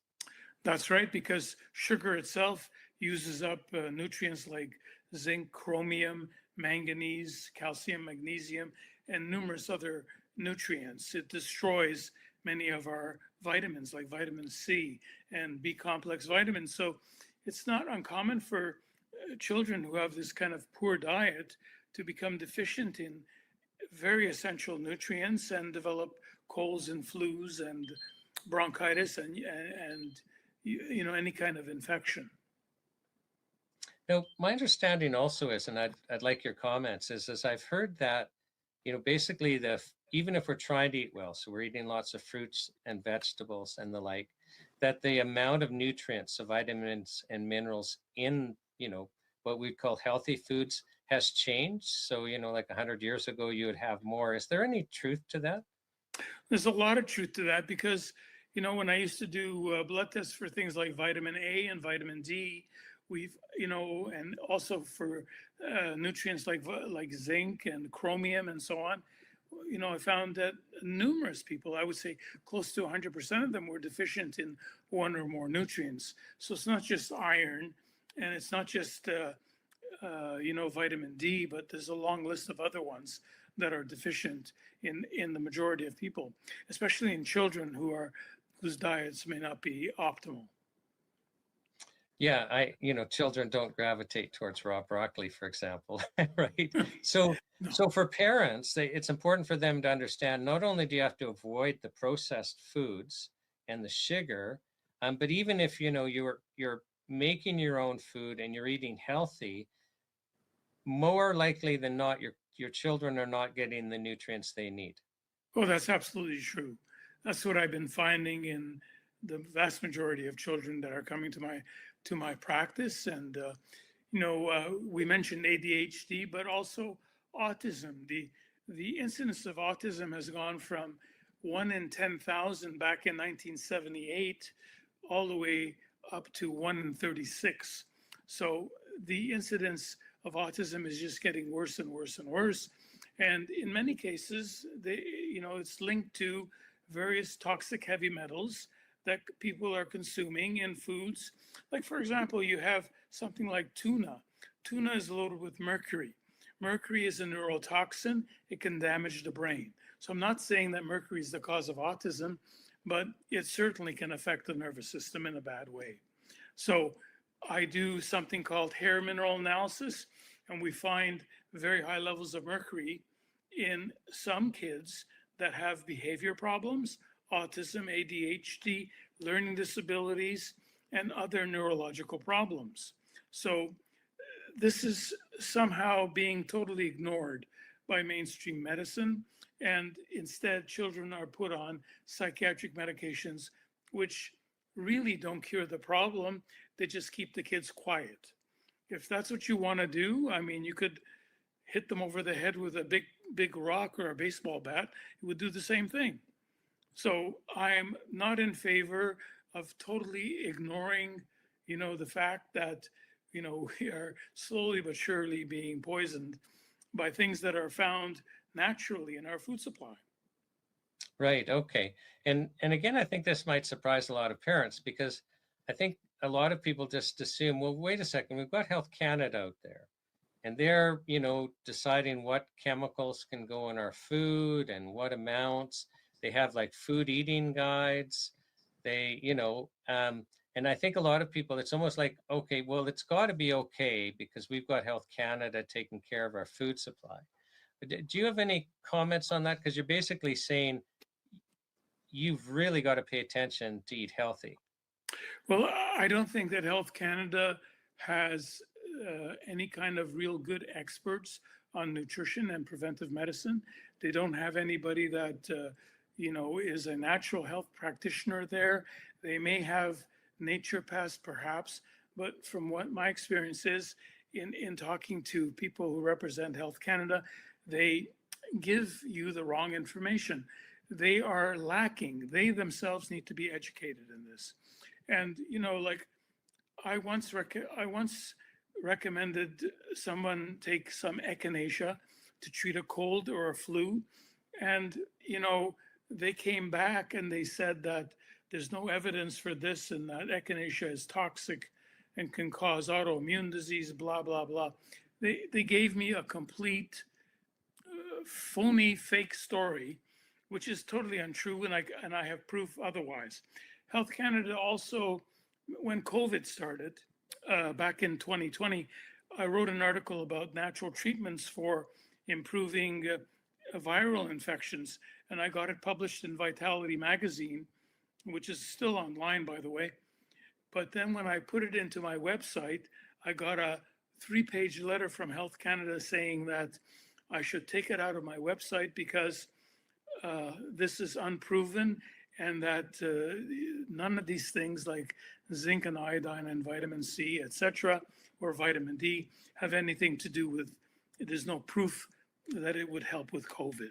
So unfortunately, Health Canada is the master of censoring vital, important information that all parents should have. So if their children get a virus, they should know that, zinc and vitamin C would likely help them recover quicker, and that it would help prevent further infections, particularly vitamin D. Vitamin D deficiency causes the immune system to weaken, and because of that, children are more likely to get various types of infections. So they are not providing that information to parents. And I think that people at Health Canada, I don't mean to sound negative, but I think they need an education in natural medicine.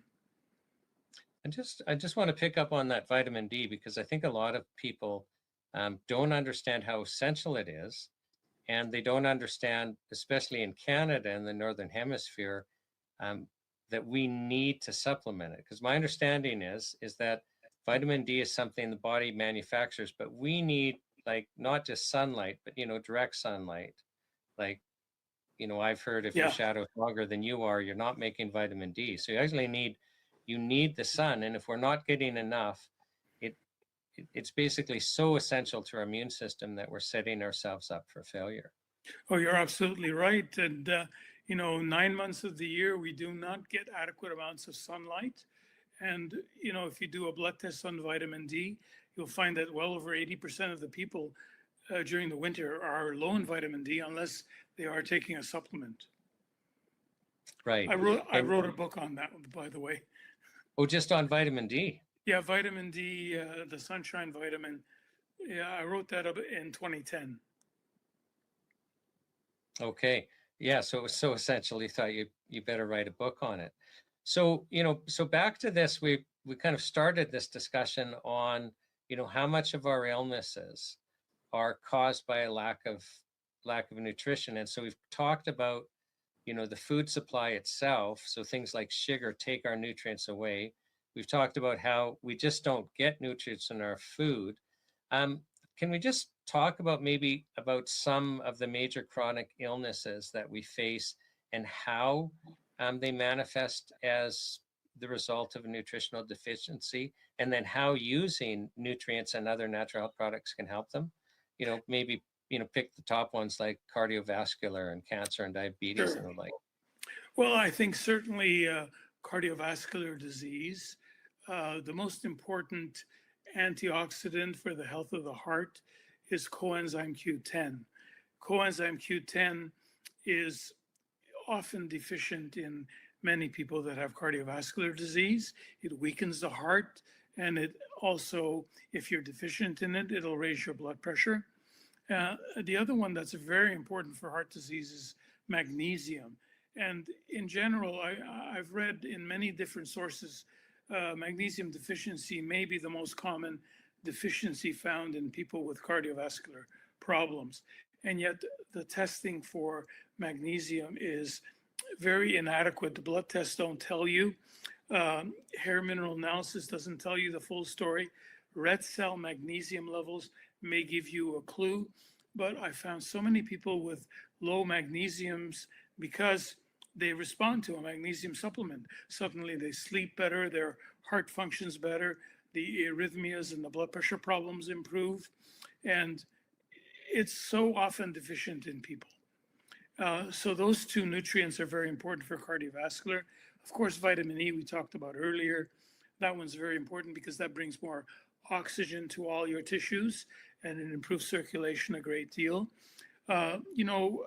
Conventional medicine is fond of speaking about lowering your cholesterol and taking drugs to suppress cholesterol. This is complete rubbish. According to the most recent studies done on 6 million people, having a high cholesterol is actually beneficial, will make you live longer. So the last thing that I want anybody to do is take a medicine to wipe out your cholesterol. In other words, don't be chicken of the egg.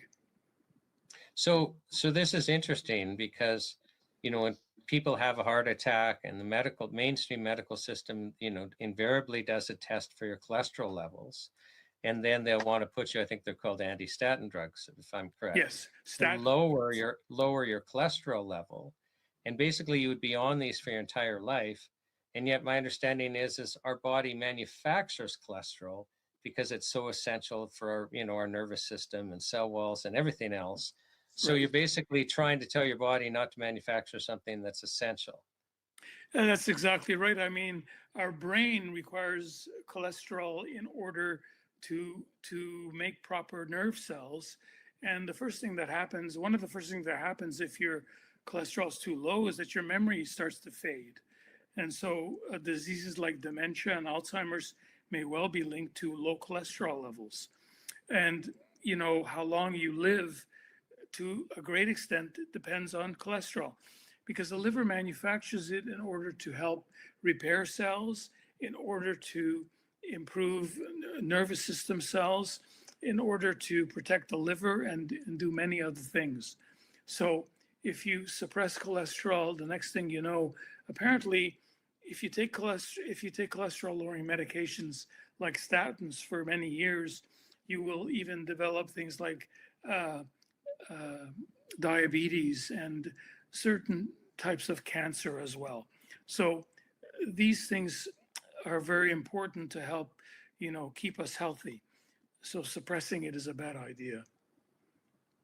I think this is going to surprise a lot of people, but it's just, the body knows what it needs, and it needs cholesterol. And so why do you think the medical system is fixated on lowering cholesterol when the data shows that we need cholesterol and we live longer with high cholesterol levels? Well, the one good thing I could say about statin drugs is that it's anti-inflammatory, and all cardiovascular disease, is the result of chronic inflammation.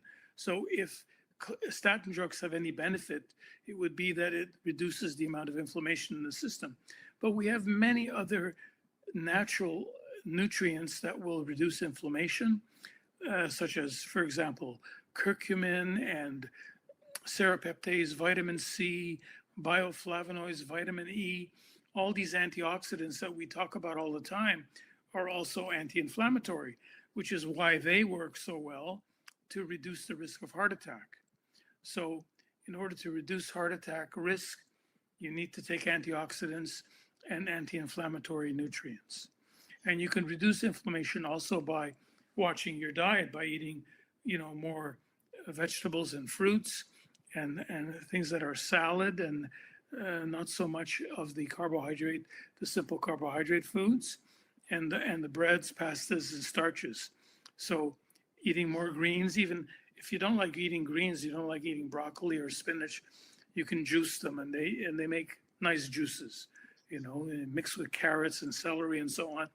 So if you had a drink like that every day, you'd be doing yourself a big favor. Right. So fruits and vegetables, avoid the sugars and carbohydrates. Yeah. Okay. What about cancer and, in the context of nutritional deficiency and treatment? Well, it's been shown that, for example, if you give vitamin C in super high doses, we're talking about 50 to 75 grams, and you give it intravenously, that it has an anti-cancer effect. It basically causes the formation of peroxide in your system. Peroxide is toxic to cancer cells, but not to your own cells. So the peroxide liberates oxygen, which fights the cancer cells. So we found that giving intravenous vitamin C, it bypasses the GI tract, so it doesn't produce any side effects like diarrhea. If you tried to take 75,000 milligrams of vitamin C orally, you'd have massive diarrhea, so we don't want that. But we do want the oxygen providing effects of very high doses of vitamin C so that the cancer cells can die. And vitamin C seems to attack the cancer stem cells, whereas various drugs and chemotherapy do not. So, and there are other nutrients that will help with cancer, which would include curcumin. Curcumin is an extract of turmeric, and there's a doctor out in British Columbia who I spoke to a few years ago, and he was getting liquid curcumin from Australia, and he was actually infusing patients intravenously with it and getting amazing cancer cure results. But he wanted me to keep it quiet because he didn't want anybody to go after him, you know. But, you know, there are nutrients like that. And lately, I don't know if you've heard about, you probably have, you've heard about the benefits of antiparasitic treatment against cancers. And there was a naturopath by the name of Hulda Clark back in the 1980s and 1990s who wrote a book called The Cure for All Cancers. And she described how the use of antiparasitic herbs like wormwood and black walnut and garlic and numerous others were able to kill the parasites that are associated with cancer. And recently, there's been a lot of good research done on two drugs. Now, I'm not recommending any drugs here, but ivermectin and something called fenbendazole has been noted to help reverse many kinds of cancer, particularly breast and colon cancer and ovarian cancers and a lot of other cancers as well. And these are drugs that are initially intended for the use of killing parasites, but they apparently also kill cancer cells without any significant side effects. So there are all kinds of testimonials online about this. And I have seen, personally, I've seen several patients who are on those drugs. And one of them got rid of prostate cancer. Another one got rid of breast cancer. So this is, I didn't prescribe it, but they went online, bought it from India or wherever they got it from, and they were able to do some amazing things with that. So it's not just the natural remedies, but it's also some of the prescription drugs that are being used for repurposed reasons that are able to fight cancer. So cancer is one of those. There's a Dr. William Mackes who uses a combination of natural and drug therapies to reverse many different kinds of cancers. Of course, he's gotten into a lot of trouble for it. You know. Well, this is now. So you've mentioned, you know, okay. So Dr. Mackes has gotten into trouble. You mentioned this doctor in the Vancouver area using curcumin intravenously, and he doesn't want to be mentioned. You've mentioned, you know, that there's censorship. I have the experience. You've mentioned that intravenous vitamin C is, you know, is something that's very effective in helping to address cancer. And I appreciate you've listed fenbendazole and ivermectin and wormwood. And you know, so vitamin C isn't the only thing, but there's a lot of research I understand on IV vitamin C. And I've run across, you know, naturopathic doctors that really get attacked and hammered by Health Canada. They can't share with people that it could be effective. But can you comment on this? Because there's this fear, and it's the fear of Health Canada attacking us and our colleges on behalf of Health Canada attacking us.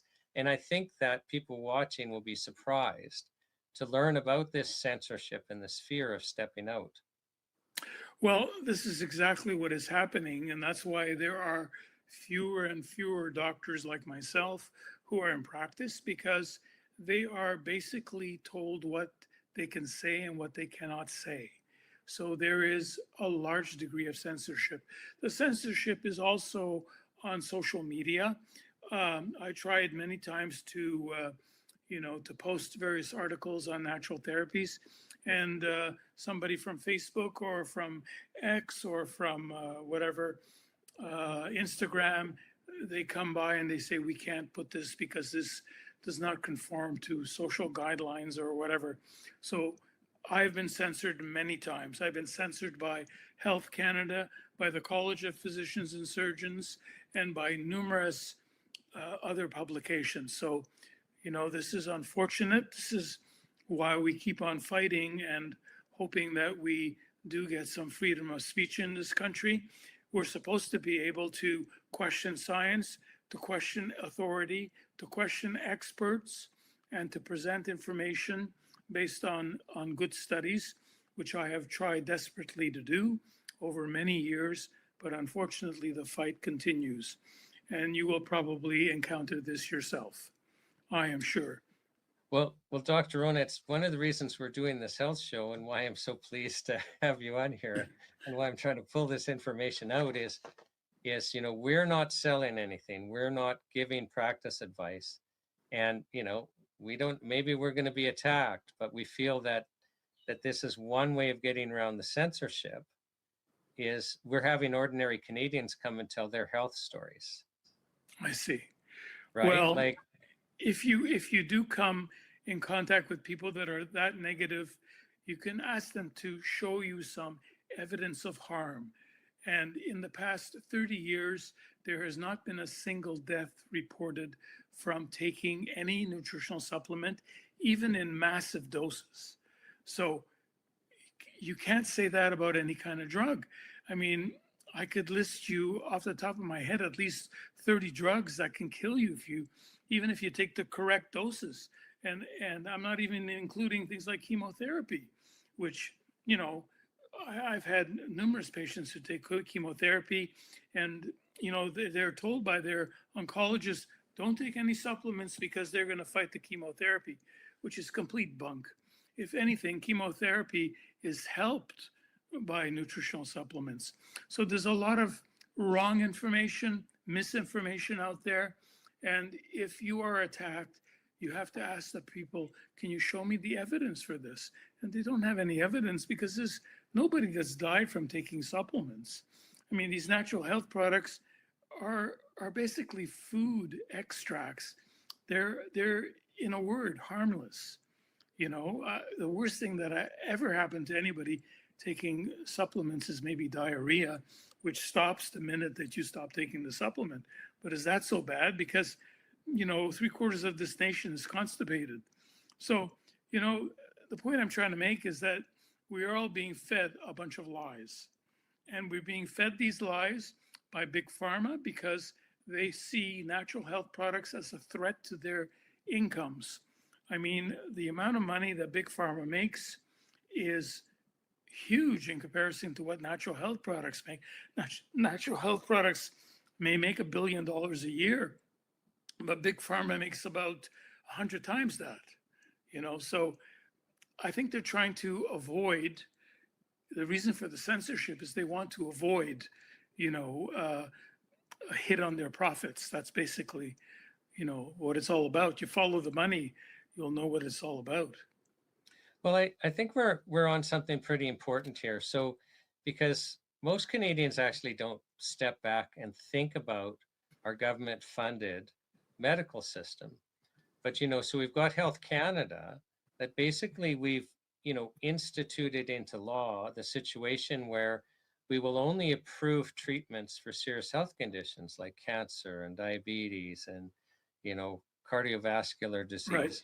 The only approved treatments are, by and large, there'll be the odd exception, but by and large, chemical drugs that had a patent when they went through the drug approval process. So, and this is by design, and I'm just telling, this is the way the reality is. Like, just look at the drugs that are approved for serious health conditions.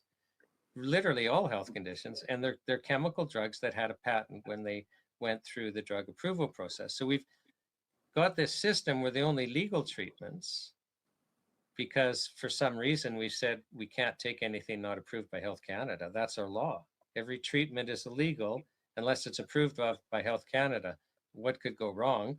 So the only legal treatments are chemical drugs. So our mainstream medical system funded by the government, the only treatment's chemical drugs. Dr. Rona, you as a medical doctor knows if anyone watching this has a heart attack, or they've been screened and they rush to the hospital, or they've been screened for cancer and they get a text during this interview, it's stage 4, go to emergency, or their diabetes flares up, or they have a mental breakdown, anything they go to the hospital for.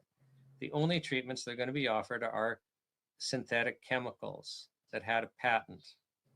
Yes, and then they take these chemicals for years, and they finally realize that it doesn't work, and so they come and they look to the natural world for some kind of solution. So they go to a naturopath or a medical doctor who does natural medicine, and they're looking for alternatives. And in many cases, these people who are on these chemicals, they just stop taking them of their own accord. I don't have to tell them to stop taking them, and I never do. So they start to feel better on the natural therapies slowly. It's a lot slower than a quick fix drug, but as they get better, they are less likely to want to take the medications ever again. So there is an alternative out there, and people know it, and that's why they are constantly seeking these natural therapies. And you can't really say that natural therapies are a fix or a cure for anything, but you can say that they can help improve the general health of the body and resist infection, resist cancer, resist heart disease, and you name it. So if anything, it's more of a preventive. There is no quick fix, unfortunately, and people are going to have to learn that it takes time to get better. It took a long time to get worse, unless you're a child, age 3. But if you're somebody in their 40s, 50s, and 60s, it took you many years to get sick. It's going to take you many years to get better, and it won't be with a drug. It'll be using a lot of the principles of nutrition and prevention. So this is interesting because, again, you're a medical doctor that has practiced for over 4 decades, but you practiced, you were in the mainstream medical system. So you prescribed drugs and you had the power to do that, but you also had trained yourself in using nutrition and natural remedies. Can you compare the 2 treatment modalities? So, in your career, how successful were you in using the chemical drugs? Because I also assume, like, the patient gets to choose. You can say there's this or that. And in Right. some cases, even though you're hoping, you're going, I think the patient's going to get better outcomes going with the natural route, they'll still choose the chemical drugs. Let's, for example, take somebody who comes in and I diagnose pneumonia. The first thing I'll do for them, after sending them for an X-ray and various tests, is prescribe an antibiotic, a prescription antibiotic. I'm not going to recommend echinacea and golden seal and probiotics. However, that's the first line of therapy. And then after they have recovered from pneumonia, then I could start talking to them about preventing a second occurrence. And by taking zinc and vitamin C and friendly bacteria like probiotics and vitamin D, of course, they are likely never to get another infection like that again and require the antibiotics. So that's the way I used to approach it as a conventional medical doctor, but that was years ago. So now I have many patients who I used to see. They're still coming back to see me, but it's only for advice on how to prevent illness. And if they do happen to have a particular problem, I can suggest for them what kind of tests they should get through their medical doctor. So I don't think that either kind of medicine is bad. Like, I think there's a lot of good things in conventional medicine. Like I said, when you're in a car accident, you need the medical system to take the steering wheel out of your chest cavity after the accident so that you can live. So there's a lot of benefit to trauma medicine. There's a lot of benefit to emergency treatments. I'm all for that. I'm not against that. I'm not going to tell somebody who's just had a heart attack to take vitamin E. They're going to need to get the immediate emergency treatment and later on get onto a program that's going to help them prevent any worsening of their condition and maybe reverse the problem. So I think you have to use common sense and use the best of both worlds. Mm-hmm. Right. Now, you were talking about, the risk of natural remedies. And I just realized, I'm even saying it wrong, but you're saying Health Canada talks about the risk, but you said in the last 30 years, there hasn't been a death by a natural health product. No, So, there hasn't by statistics from the National Poison Control Centers in the United States, where they actually document any kind of toxic reaction to drugs and natural remedies. For natural remedies, the actual number of cases of deaths reported is 0. right. And so that's using US statistics, and they're like 400 million people. I know it's been, it's probably dated, it's probably about 14 years ago. I did an access to information request of Health Canada, and I asked them, for all of Canadian history, can you show me, evidence of any deaths caused by a natural health product? And they got back to me and said, we can't go back to 1867, but will you limit your request to 1965 when we started our adverse reaction database in response to the thalidomide crisis? Because they said, we've been pretty good at tracking deaths caused by therapeutic interventions. And, Right. and I agreed, and they couldn't point out to a single one. So, and, whether there have been deaths or haven't been deaths caused by natural health products, if there have been, there's so few that they're not on the radar at all. And so, you compare them with peanut butter. The peanut butter itself is so much more dangerous than the entire natural product industry. That why do we even discuss risk, right? Like, would you agree with that? Well, I would totally agree with that. And the whole concept of toxicity caused by vitamins and natural health products is completely overblown. So, as you know, these are just basically food extracts. If you're sensitive to a food like peanuts, why isn't there a label on peanut butter that says that this is potentially a toxic food extract, which can cause death? I mean, I don't see that on the peanut butter labels anywhere.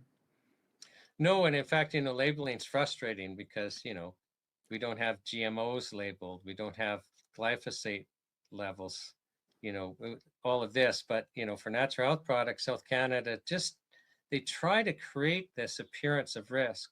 And one thing that frustrates me, Dr. Rona, is okay, everything has some risk. So even if this is being silly that we're talking about risk, but if you want good health outcomes, you also have to understand the benefits, and then understanding the benefits and risks, go, well, how do we get the best outcomes? So trying to maximize the risks and minimize the benefits. And my frustration, and one of the reasons for this tour, is to emphasize the benefits, because if health's the goal, then we actually have to understand the benefits. So I'm wondering if you can share with us some of the benefits, and maybe even give us some examples of patients, some of the benefits of natural remedies. Well, I could certainly start with somebody that just came in to see me today, a 16-year-old girl who had a 2-year history of hives and rashes from head to toe. And she had gone to numerous doctors, including dermatologists. And each time that she went for her appointment, she was given a steroid cream. The steroid cream worked temporarily, but the problem kept coming back. And eventually she was prescribed prednisone, which is an oral corticosteroid, which suppresses inflammation. She took that for a while, but she got very sick with it. And she decided to stop. And her mother sent her to see me, and we did some tests on things like food intolerances and deficiencies and toxins in her system. I was able to tell her what foods she should avoid and what foods she should eat more of. And I gave her a list of natural remedies, which would include things like quercetin. Quercetin is a bioflavonoid which blocks any kind of adverse allergy of any kind, whether it be food or chemicals or you name it. So she started taking that, and she started to take omega-3 fish oils and vitamin C and other antioxidants. And within a month, her skin was completely healed. And she was off all the medications, including antihistamines, steroid creams, and you name it. So I've had over the years a number of cases just like that. There was a child who came to see me with his parents from Rochester, New York, who had the same kind of thing, was actually admitted to the hospital and put on intravenous steroids because he was head to toe covered with eczema. And none of that really seemed to work. They came to see me. I did food intolerance testing. We found that he had a strong allergy to eggs, took eggs out of the diet. Within 3 weeks, all his rashes and everything completely disappeared. You know, I've had cases of ulcerative colitis and Crohn's disease. There's a special kind of diet known as the specific carbohydrate diet, which was something that was discovered and formulated by a woman by the name of Elaine Gottschall from London, Ontario. And she wrote a book called Food and the Gut Connection. And I put these people on those kind of diets, and 90% of the time, they completely reversed their Crohn's and ulcerative colitis just from the dietary changes. Never gave them any nutritional supplements. They were, of course, deficient in some things like iron and vitamin B12, and also some other nutrients which I recommended for them. And within 3 months, no colitis, no Crohn's disease, completely off of medications. And, you know, I've had many cases like that. So this is not something that, you know, is some kind of fluke or based on, psychosomatic type of treatments. This is actually documented. I'm not the only one who's seeing these kind of results. There are dozens of doctors and naturopaths in the city who are seeing the same kind of benefits from diet changes, food intolerance testing and treatment, as well as various supplements like enzymes, digestive enzymes.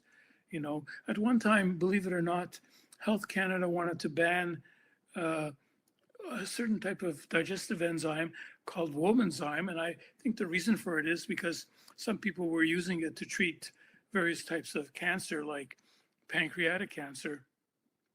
And I guess they thought that this was some kind of drug that should be taken off the market. But finally, after many years, we convinced them that these were okay and that they should be legalized, you know.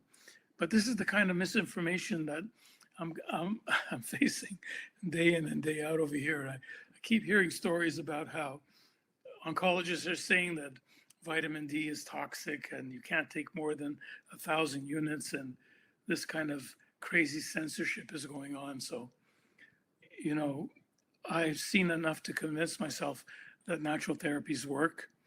And in most cases, they're completely harmless. And at worst, they don't work. At best, they produce a complete cure. By the way, the word cure is a dirty word in medicine. It's a we're not allowed to share that. Yeah. So I just want to talk first about this Crohn's and colitis, and then go back to this 16-year-old girl. But, you know, Crohn's and also colitis and that, I mean, some people are like basically glued to a bathroom. Like they've got to plan where they're going. They've got to, if they're going to go someplace, know if there's bathrooms along the way. It can be extremely painful and literally can just disable you, and you suffer terribly. And so you'll be having people that basically will have found no answer in the mainstream medical system with the chemical drugs. Am I right about that? Well, most of those patients that I've seen were put on drugs, and the drugs to some degree controlled the symptoms. However, did not take the disease away, because as soon as they would stop taking the medications, the symptoms would return. So what I try to do in cases like that is I tell them to stay on the drugs while they start or they make a big change in their diets. And as soon as they feel themselves improving, they can themselves or even their specialists wean them off the medications. And that's exactly the way we get the cure. That's a 4-letter word, as you know. Hmm. But basically, they get off the medications if they're willing to make the diet changes and take supplements that they need, and then Yeah. they're fine. Like they literally are cured. Yes, that's right. That's exactly what happens. And according to that book I mentioned before, Food and the Gut Reaction, usually they would have to stay on the diet for a minimum of 1 year. And after a year, chances are very high that if they challenge themselves with the wrong kind of foods, like if they go out and they eat a donut or something, that nothing bad will happen to them, So to me, a cure is that, hey, you can eat anything you want and you won't be running to the bathroom with bloody diarrhea. Hmm. And back to this 16-year-old girl. So, I mean, you described she literally had hives and rashes from head to toe. And now hives can be extremely painful.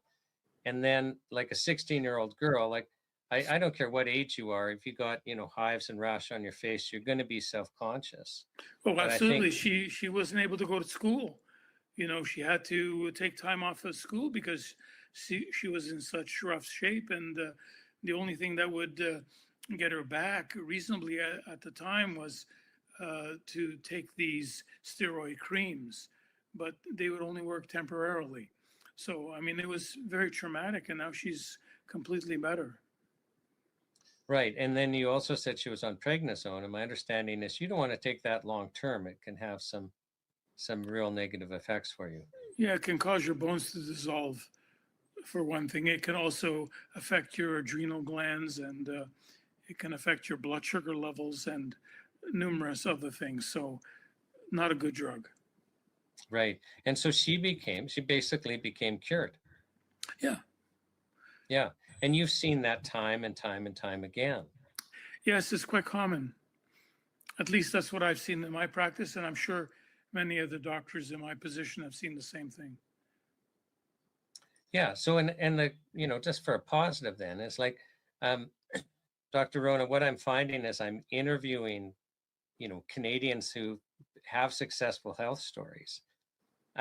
They share with me how, before they find a solution, a lot of them are just totally in despair. Some of them become suicidal.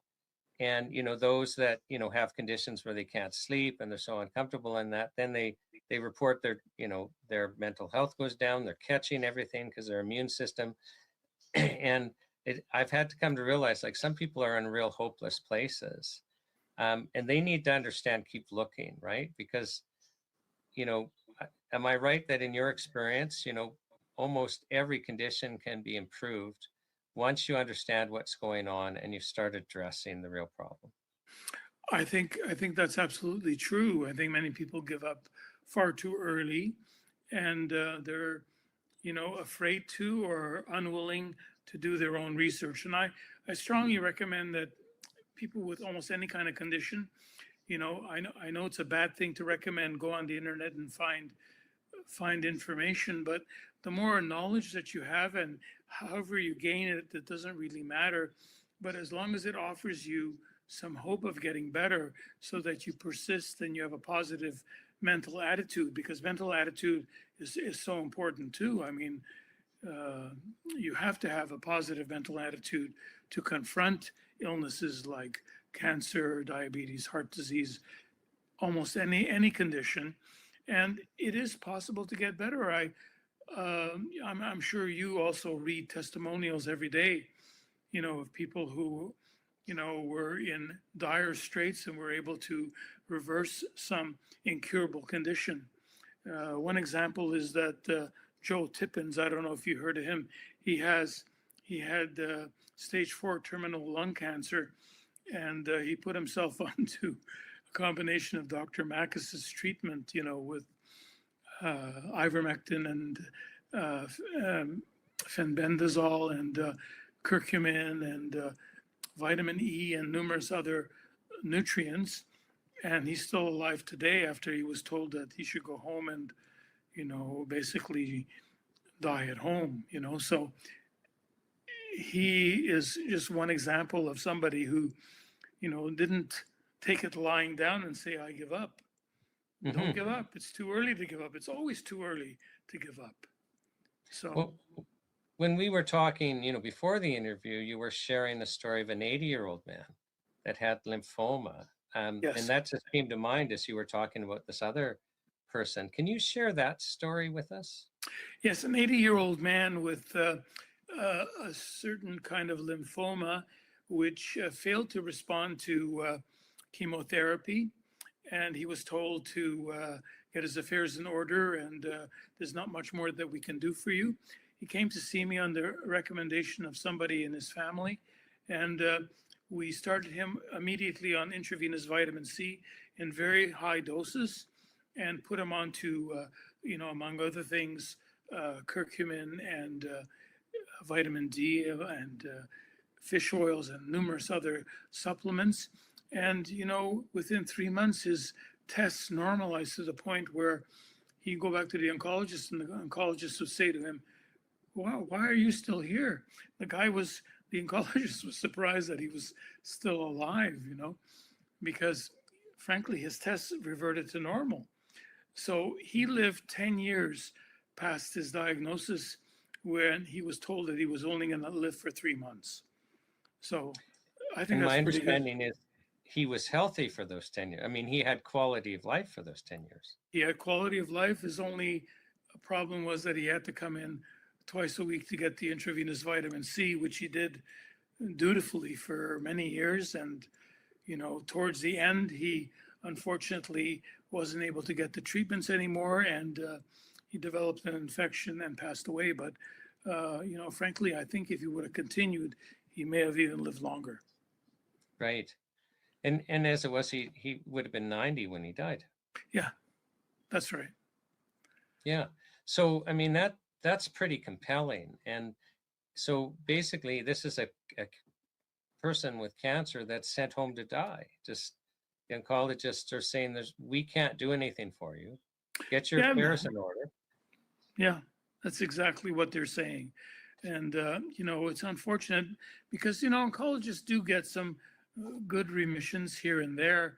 But, for the ones that I've seen in my practice, unfortunately, these people are in many cases coming too late. But even the ones that are coming late are getting some benefit. I've had some people reverse prostate cancer, breast cancer, colon cancer. I have one gentleman right now who is also 10 years past his diagnosis of colon cancer, and he never got any chemotherapy, he just got surgery. He refused chemotherapy, and he's still doing quite well, and his tumor markers are negative for cancer, and he's perfectly healthy, and he's now in his 70s, cancer-free. And that's only after intravenous vitamin C and the same regime of, antioxidants and herbal remedies. Right. So this is, I mean, you seem to be describing for us literally life and death for many people that come to you, that, whether they would live or die depends on them being able to access natural remedies. Well, this is, a brief and correct way of saying it.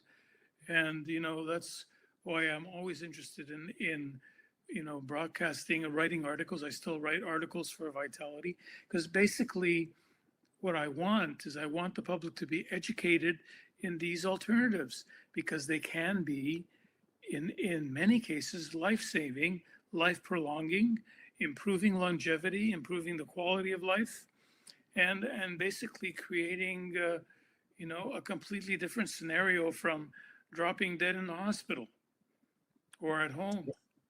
Right.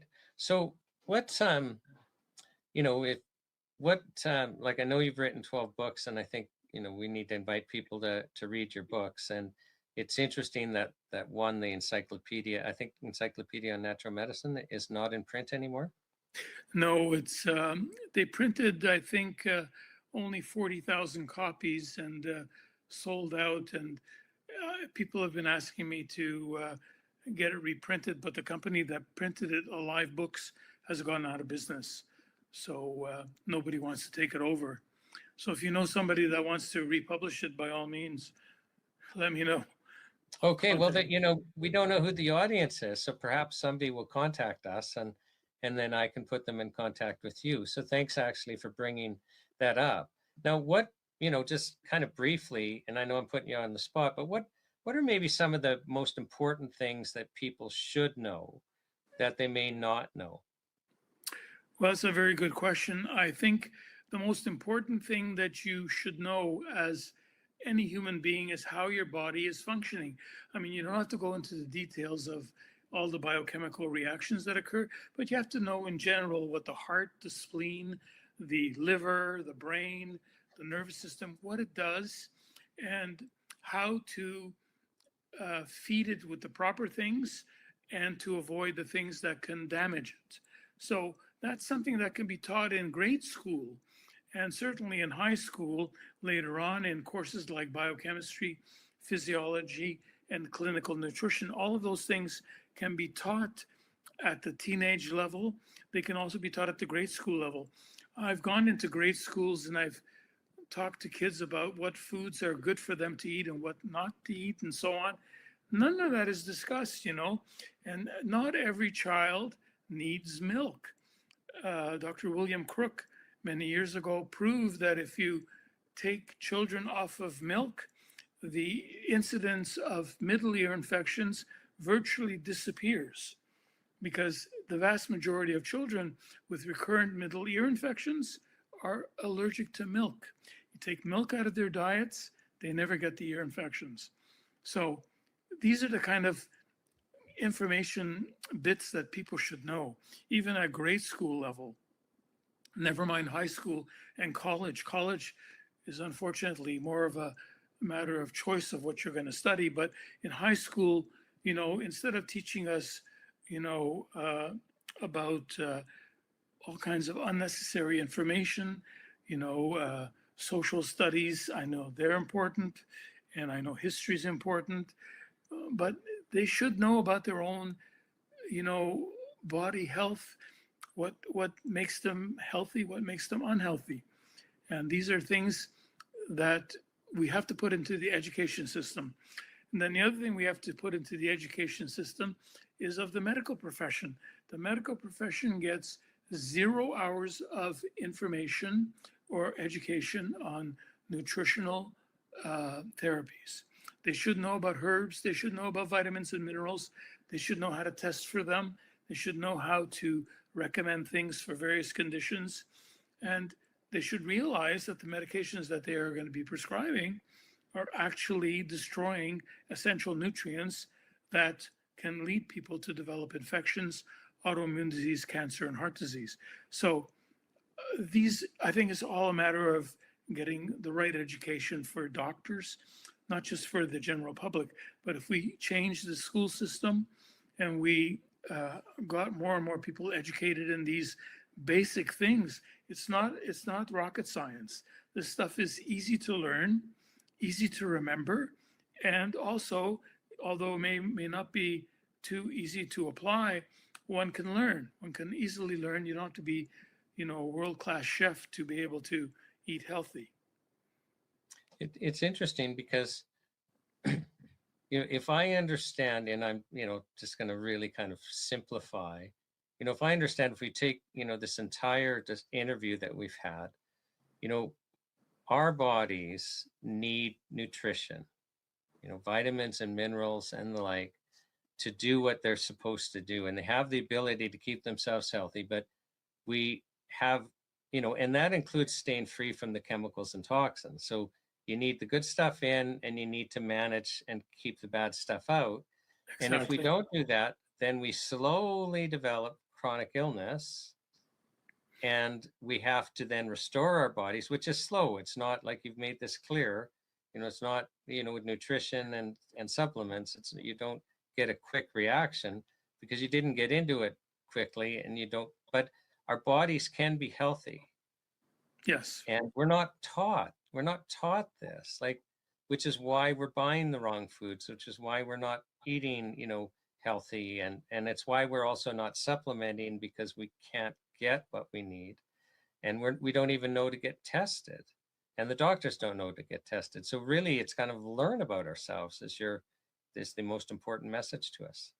Absolutely. And I think it can be done by, just about anybody. You don't have to have, a PhD or a master's degree in order to get this kind of information. I mean, it's freely available, even at the grade school level, and we have to put it into the medical system somehow, because right now doctors many of them don't even know how to test for vitamin D. They don't know the proper tests to do. They don't know that they can, check, not just one liver function test and not just your blood sugar, but a lot of other different factors that, can point the way towards, a more natural therapy. So we have to basically improve the education system. In a nutshell, that's what I think it's all about. And also educating doctors on how nutritional deficiencies manifest, I expect. I'm just by way of example, and I'm assuming it's correct, but I remember it's probably 20 years ago now. I saw Dr. Carolyn Dean, and she had, a list of, well, here are the symptoms of heart disease. And she then put up the list of symptoms from magnesium deficiency. And my memory is they were almost identical. That's right. Yeah, So, I knew Caroline very well, and she wrote several books. She's a brilliant lecturer, and I think she's still working, but she moved to Hawaii or Maui somewhere, and I've lost touch with her. But she was a brilliant doctor, and unfortunately, she was attacked by the sugar industry. They complained to the College of Physicians and Surgeons, and the college basically took her license away for saying that sugar can cause all these diseases, which she was absolutely correct, but she didn't want to fight, and she, left the country. So, but she was absolutely right about magnesium being the most important of all of the nutrients for the cardiovascular system. That one and coenzyme Q10. And I'm just, following up on what you were saying about educating doctors. So if somebody shows up to the doctor and they're having magnesium deficiency, the doctor can misdiagnose them as having cardiovascular disease. Yes. And won't even be treating the magnesium deficiency, which would then resolve the symptoms. Yeah, and if they're being smart-assed about it, they will order a magnesium blood test, which is, in a word, useless. Doesn't reflect the true status of magnesium in the body.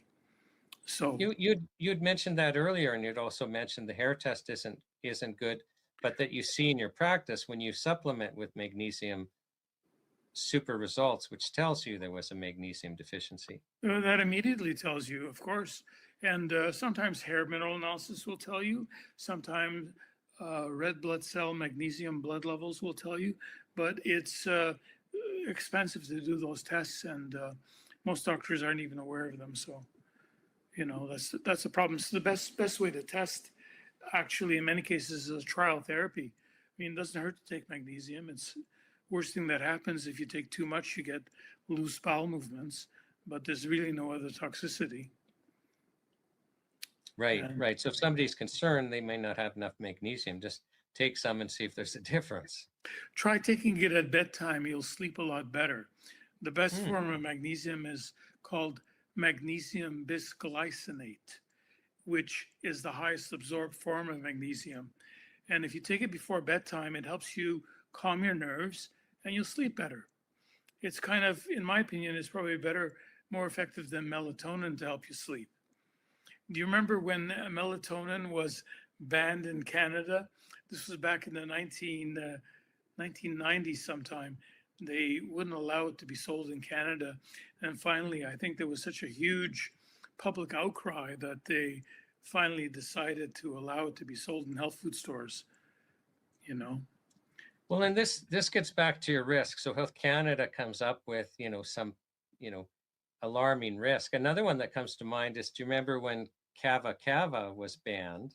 Oh, yes. So some person with multiple, basically they're dying with, of chronic illnesses. They're on a whole bunch of chemical drugs, and they happen to also have some Kava tea. And the public health nurse sees Kava tea in the house, and all of a sudden, even though the person was, on a whole bunch of chemical drugs, adverse reaction reports don't tell you causation. They're just meant to be a flag that maybe you should investigate something. And we lost Kava tea. I think it was 11 years, Dr. Rona. Yeah, I remember that. And also it happened with ginkgo, and it happened with tryptophan. And nattokinase, and that's one Yeah. that I think led to, and so here's my theory, and you tell me if I'm wrong, but I was acting for so just so people watching understand, nattokinase is an enzyme derived by soy, and it can dissolve fibroids, it can thin your blood, and so widely used in other countries, it was widely used in Canada, and we're transitioning into this licensing scheme. So there's a whole bunch of manufacturers that are legally selling it, but Health Canada knows they're selling it because they have license applications in, and it's listed as the ingredient or an ingredient. And Health Canada decides we can't have nattokinase, and so orders everyone not just to stop selling, but recalling it. And Dr. Rona, I'm working for a company at that time. They approached me as a lawyer and say, well, we've got this recall, should we recall? And as a lawyer, I have to protect clients actually not just from liability from Health Canada, but I have to look at all of their interests. And under the criminal code, you can't put a treatment on the market, have people come to rely on it, and then withdraw the treatment. So we actually hired a medical doctor with some expertise in risk analysis and said, what should we do? And it was interesting. The medical doctor said, well, stop selling, but do not ask the stores to recall. Instead, send to every health food store you can a poster announcing to Canadians that they are no longer going to be able to purchase nattokinase in Canada. So they should go see their healthcare practitioner that has them on nattokinase. And but that they can purchase from the United States, which wouldn't have been any benefit to this. And the rationale just was some medical doctors were using nattokinase to manage high blood pressure, thin the blood. And you had to give those medical doctors, and also natural health practitioners were doing that. You had to give those health professionals and patients time to decide what they were going to do. Are they going to transition onto other drugs? Are they going to source their nattokinase out of country? Because that was the paradox, is you can import it freely. But what struck me as interesting at the time, Dr. Rona, is this was the exact time where in our mainstream media, emergency room doctors are complaining about Pradaxa, the new blood thinner, because at that time they didn't have an antidote, and people were showing up at the emergency ward bleeding out from Pradaxa, and there was nothing the emergency room doctors could do. It's not like warfarin where they could give you a shot of vitamin K. So do you think that, was there any health, what do you think of Health Canada taking nattokinase off? It's back on the market now, but do you have any thoughts about what I just said? Well, the information that I had, because I had several patients on it, and these patients, they went off their prescription blood thinners and were doing fine on nattokinase. But the College of Physicians and Surgeons said that because atrial fibrillation is a life-threatening condition, they have to go on prescription blood thinners. But Pradaxa can make you bleed out and can kill you. So why would you take a life-threatening drug to treat a life-threatening illness? I mean, it didn't make any sense. Nattokinase was producing no side effects, no excessive bruising, no heart problems, no blood pressure problems, nothing. And unfortunately, it comes down to, competing with the pharmaceutical industry is not what Health Canada wants to see. So if you have a natural product that can do the same job as a prescription drug that has loads of side effects, the prescription drug will always be favored by Health Canada, regardless of the side effects and regardless of anything else. So that's why it really came down to a competition, squelching the competition. That's what Health Canada is trying to do. They're trying to suppress natural therapies. They're trying to censor any information that promotes natural therapies. And basically, they want a monopoly for the drug industry, and I don't think that's really necessary. We can have both drugs and we can have both natural products. Why not use the best of both worlds? I'm not against the pharmaceutical industry. I just think that using Health Canada as a tool to crush the natural health industry is a very bad decision. Yeah, it's not going to lead to good health outcomes. And you're No. aware that Health Canada is once again trying to get rid of our natural remedies. Yes. What would be the health consequences if we lost access to our natural remedies? The first consequence would be that people will try to get their natural health products from other countries, notably the United States. When that becomes too expensive, they'll try to get it from India or from somewhere in the Caribbean, maybe Mexico, maybe Central America and so on. But eventually the prices will be so high, the basic problem will be then access. And you limit the access, you will limit health. And you will cause more and more people to gravitate towards drugs that they can't tolerate anyway. So it's going to be a really bad state of affairs, and I hope it never happens. Right. So, I guess I always ask every guest, it's kind of like the final question is, what would your message be to Health Canada? So, and let's broaden it to Ottawa, our MPs also, because I know that you became a doctor and you're still helping people because you actually want to help people be well. That's correct. The whole name of the game, in my opinion, is how many people you can help, not how many people you can profit from. So health should not be a profit motivated activity. It should be a basically a desire to help people find health themselves, to educate people. It's like the best doctor in the world is yourself. You can learn how to treat yourself better than any other doctor who just gives you a bunch of chemicals.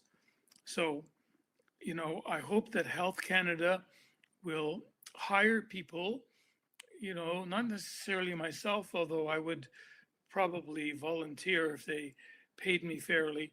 But, the point is that they should hire people that have some knowledge in the treatment of natural therapies and have experience with things like nattokinase and with, things like ginkgo and digestive enzymes, et cetera, and not people that are basically paid by the pharmaceutical industry to suppress any kind of natural therapy.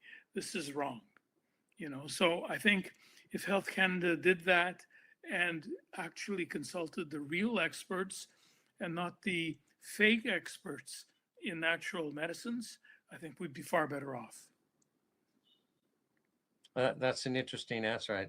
I just find it interesting. Everyone's got a different approach. And here you are, a person that's dedicated their life to helping people, which has forced you down two roads, the medical and the integrative, the natural, and basically have the right people that can advise you properly so that we get the best health outcomes. Yeah, absolutely. Sure. Yeah, like I'm not putting down McDonald's or Burger King here. I think that if you're going to eat that kind of food, you need to also know how to protect yourself from the toxins that are in there, the hormones, the additives, etc. And I think you can get the best of both worlds. Not that you should, eat at fast food restaurants, but, at least you should have the knowledge of what those kind of foods are doing to your body. And that's something that you could learn as early as grade school. And it's something the medical profession should be, practicing and teaching their own patients, So, I mean, doctors are not the answer for everything. So you're going to have to basically take some responsibility for your own health. And that's by educating yourself. There are many ways of doing that. Well, Dr. Rona, thank you so much on behalf of the Natural Health Product Protection Association and the World's Greatest Health Show. Thank you so much for coming and joining us today. It's been my pleasure. Thank you very much.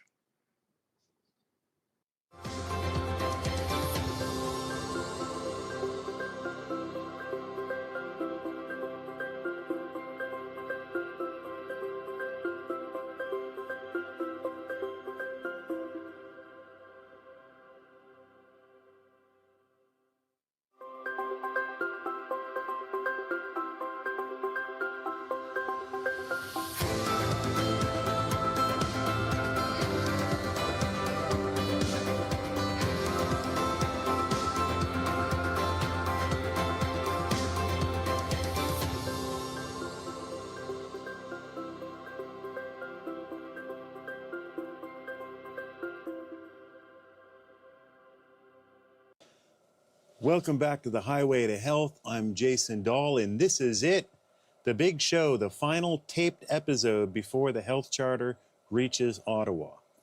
As you're watching this, I'll actually be on the Purple Flyway plane to Ottawa to join the entire NHPPA team for the grand finale, and I have to say, I'm deeply moved by how far we've come together.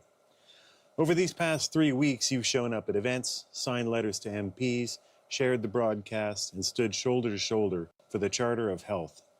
But I'm asking you, don't let up now.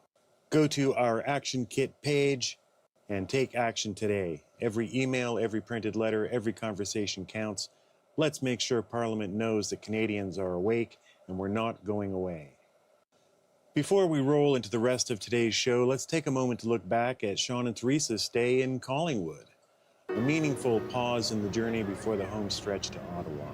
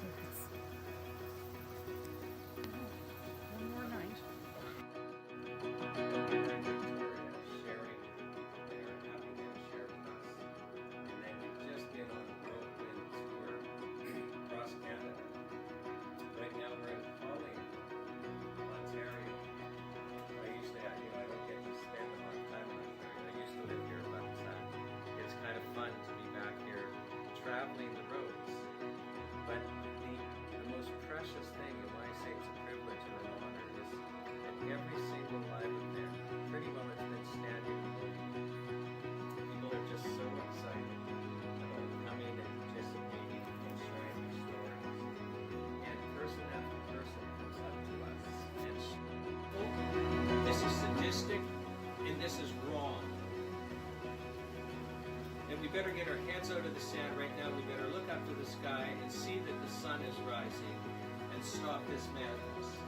And you know it's madness just from hearing the rest of Karen's story. So after a year of this, after a year of wishing...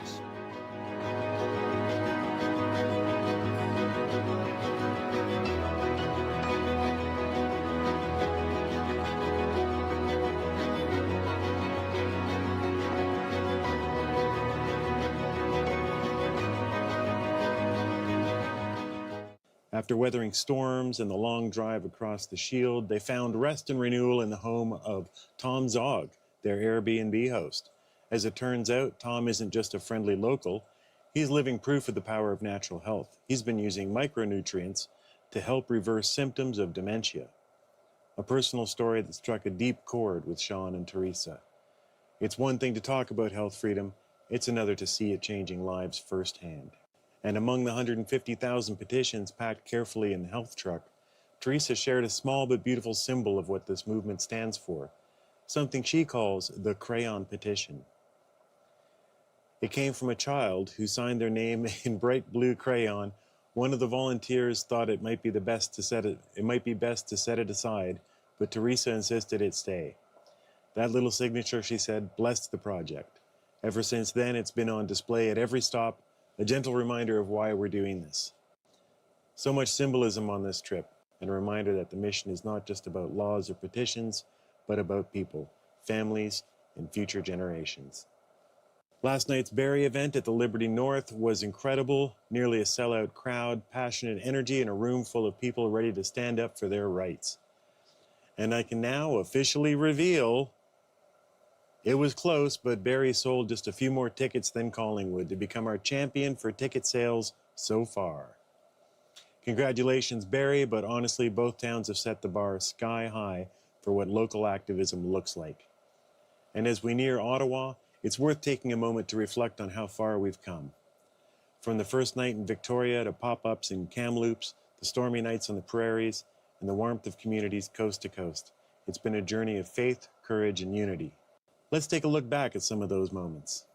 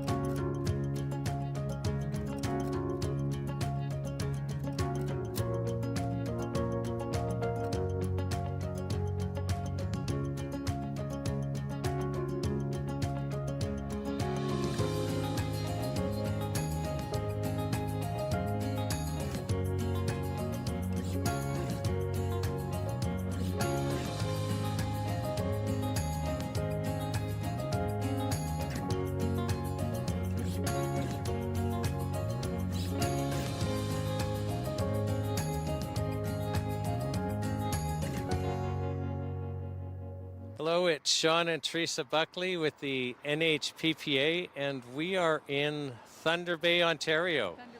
Thunder Bay. So, yeah, we've driven for about 5.5 hours this morning, and It was early. it was very early.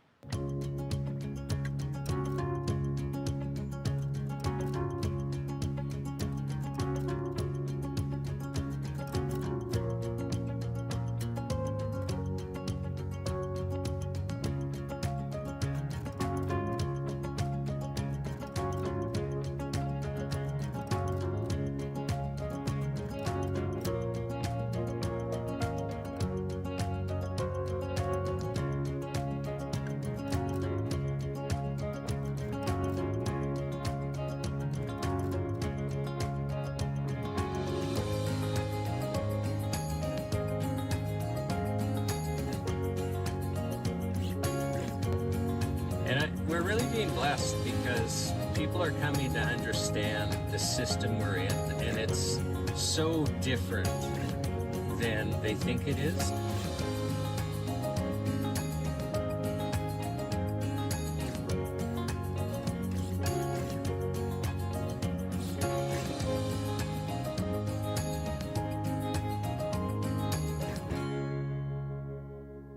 Tomorrow, we feature the second French language event of the Blue Highway, hosted by Marie-Lise Pelletier. This show captures the passion, intelligence, and resilience of Quebec's natural health community, from Pierre Martineau's powerful opening statement to Chantal-Anne Dumas and Pascal Boucher and others speaking about what the Charter means for the Francophone world. The Montreal crowd brought energy, humor, and heart, reminding us that la liberté de la santé belongs to every Canadian. Tomorrow is a huge day. We start the morning with the official press conference where Sean Buckley will address the nation and the media about what the Charter of Health Freedom represents. This will be one of the most significant public moments in NHPPA's history, a clear, confident message that Canadians want their health rights recognized in law. And then on Saturday, it's Ottawa. At 1 p.m. Eastern, we'll gather on Parliament Hill for the historic ceremony, the official handing of more than 150,000 paper petitions to MP Blaine Calkins and other members of Parliament. What a moment that will be, a symbol of democracy in action. Ordinary Canadians standing together to deliver one of the largest petitions in Canadian history. Everyone will be there, Sean and Teresa, members of the Blue Highway, Eric from Montreal, the creative genius behind so many of our graphics, and more, and perhaps even a few surprise guests. Finally, at 6:30 p.m. Eastern, we'll close the day and the tour with a live celebration at Bikers Church in Ottawa. It'll be a night of gratitude, joy, and conviction, because this journey has never just been about natural health products. It's been about freedom itself. As we wrap this final taped episode of The Highway to Health, I want to say from the heart, thank you to Sean and Teresa for driving the mission, literally and figuratively, to the entire NHPPA team for months of tireless work, to every volunteer, host, and health store owner who opened their doors, and to you, our viewers, supporters, and believers for turning a petition into a movement. This isn't the end of the road, it's the beginning of a new one. So as we roll into Ottawa, remember the words of General Patton, pressure makes diamonds. Let's finish strong. Visit nhppa.org/live to watch the events, and nhppa.org, join the tour to stay part of the movement. I'm Jason Dahl, and this has been The Highway to Health, Day 19, the final taped show before Ottawa. I'll see you live from Parliament Hill.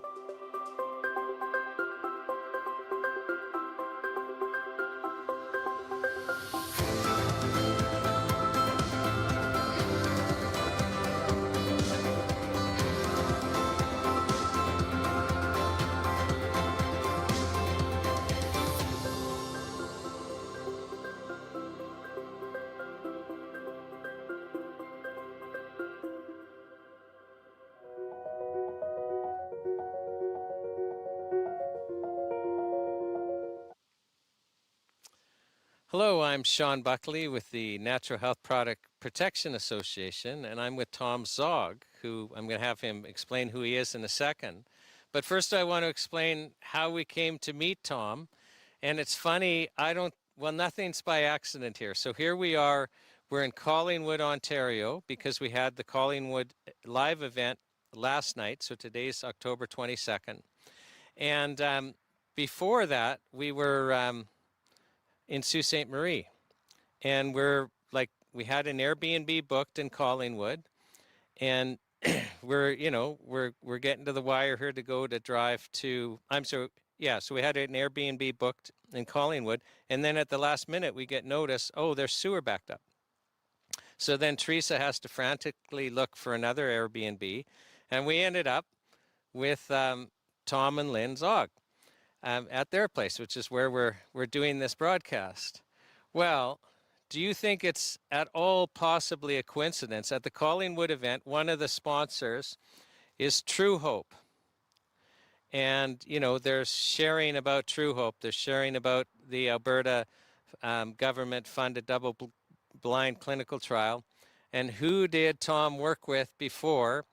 And who is he working with right now on a really interesting project? So, Tom, can you just kind of share your background? I'll hand you the mic and, kind of your professional background and what your involvement with True Hope was.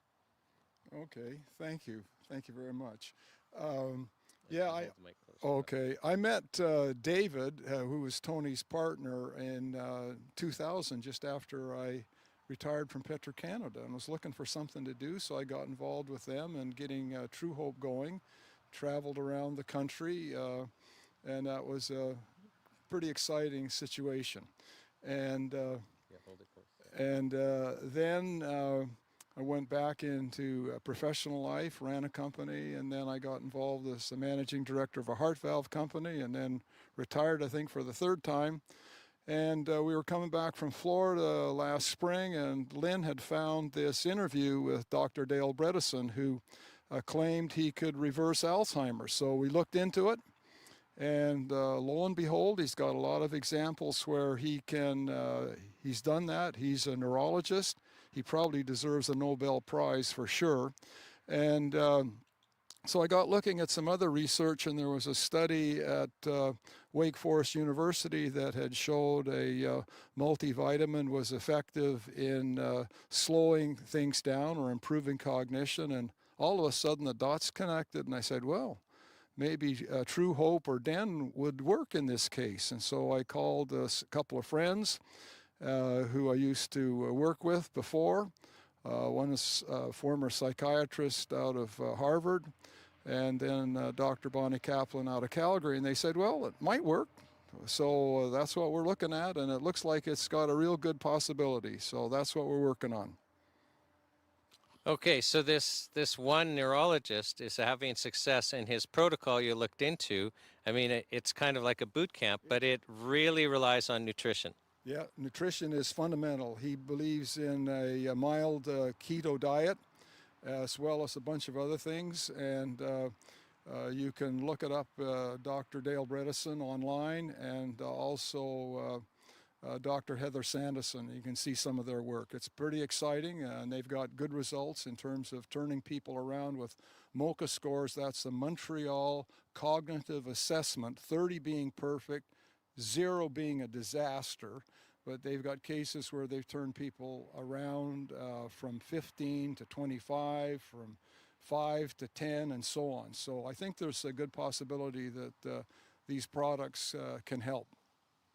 Okay, so what's interesting is that there's going to be a lot of people out there, either a loved one or themselves, they're diagnosed with Alzheimer's, and they'll be told by the medical establishment that this is a progressive degenerative disease that can't be reversed.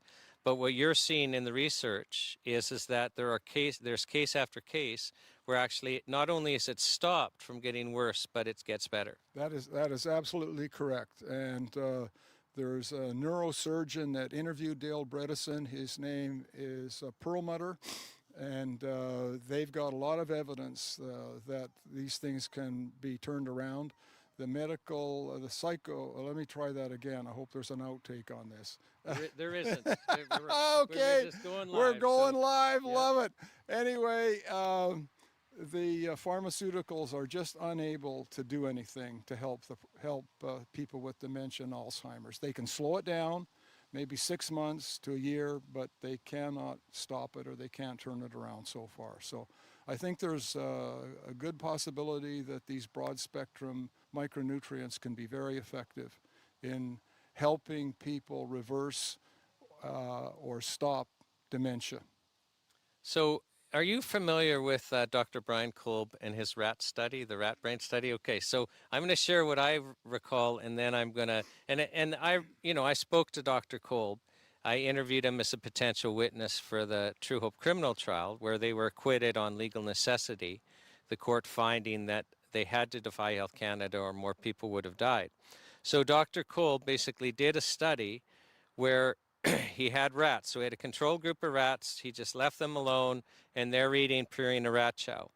And then there was another group of rats where he cut off the frontal lobes of their brains, and they were eating Purina rat chow. And then a third group of rats where he cut off their frontal lobes, and they were eating Purina rat chow and True Hope Empower Plus. Now the rats with their frontal lobes cut off, eating Purina rat chow and Empower Plus, the frontal lobes grew back, and they performed slightly better than the rats that never had their brains touched on Purina rat chow, which is already fortified with vitamins and minerals. What do you recall about that study? That's about the same thing that I recall. I think it was just fantastic in terms of that piece of work. Just excellent. Right, and conventional wisdom is your brain can't regenerate. That's what the medical system will tell you. And so when they tell you if you're diagnosed with Alzheimer's, it's just a progressive degenerative disease, don't believe them and don't lose hope. So I think the message on this health show, so the world's greatest health show at NHPPA.org, and if you miss it live as we broadcasted from October 4th to October 25th, It's all online. You can all find it at our website online. Dr. Bonnie Kaplan, who was mentioned by Tom, she's interviewed twice. So she presents twice, and she presents the research on the use of micronutrients, so broad spread vitamins and minerals on mental health conditions, and it will astound you. So I think the message is don't lose hope. What do you think, Tom? Yeah, in fact, there's over 80 research papers that prove that these products are safe and effective. And so I think there's hope for people that are suffering from dementia, particularly for their families. Okay, so Tom, it's just been an absolute pleasure. I think that it was a divine appointment for us to meet. I don't know where this goes, but it's just been a pleasure to meet you. Thank you very much, Sean. And so we're signing off. Thank you for watching the world's greatest health show.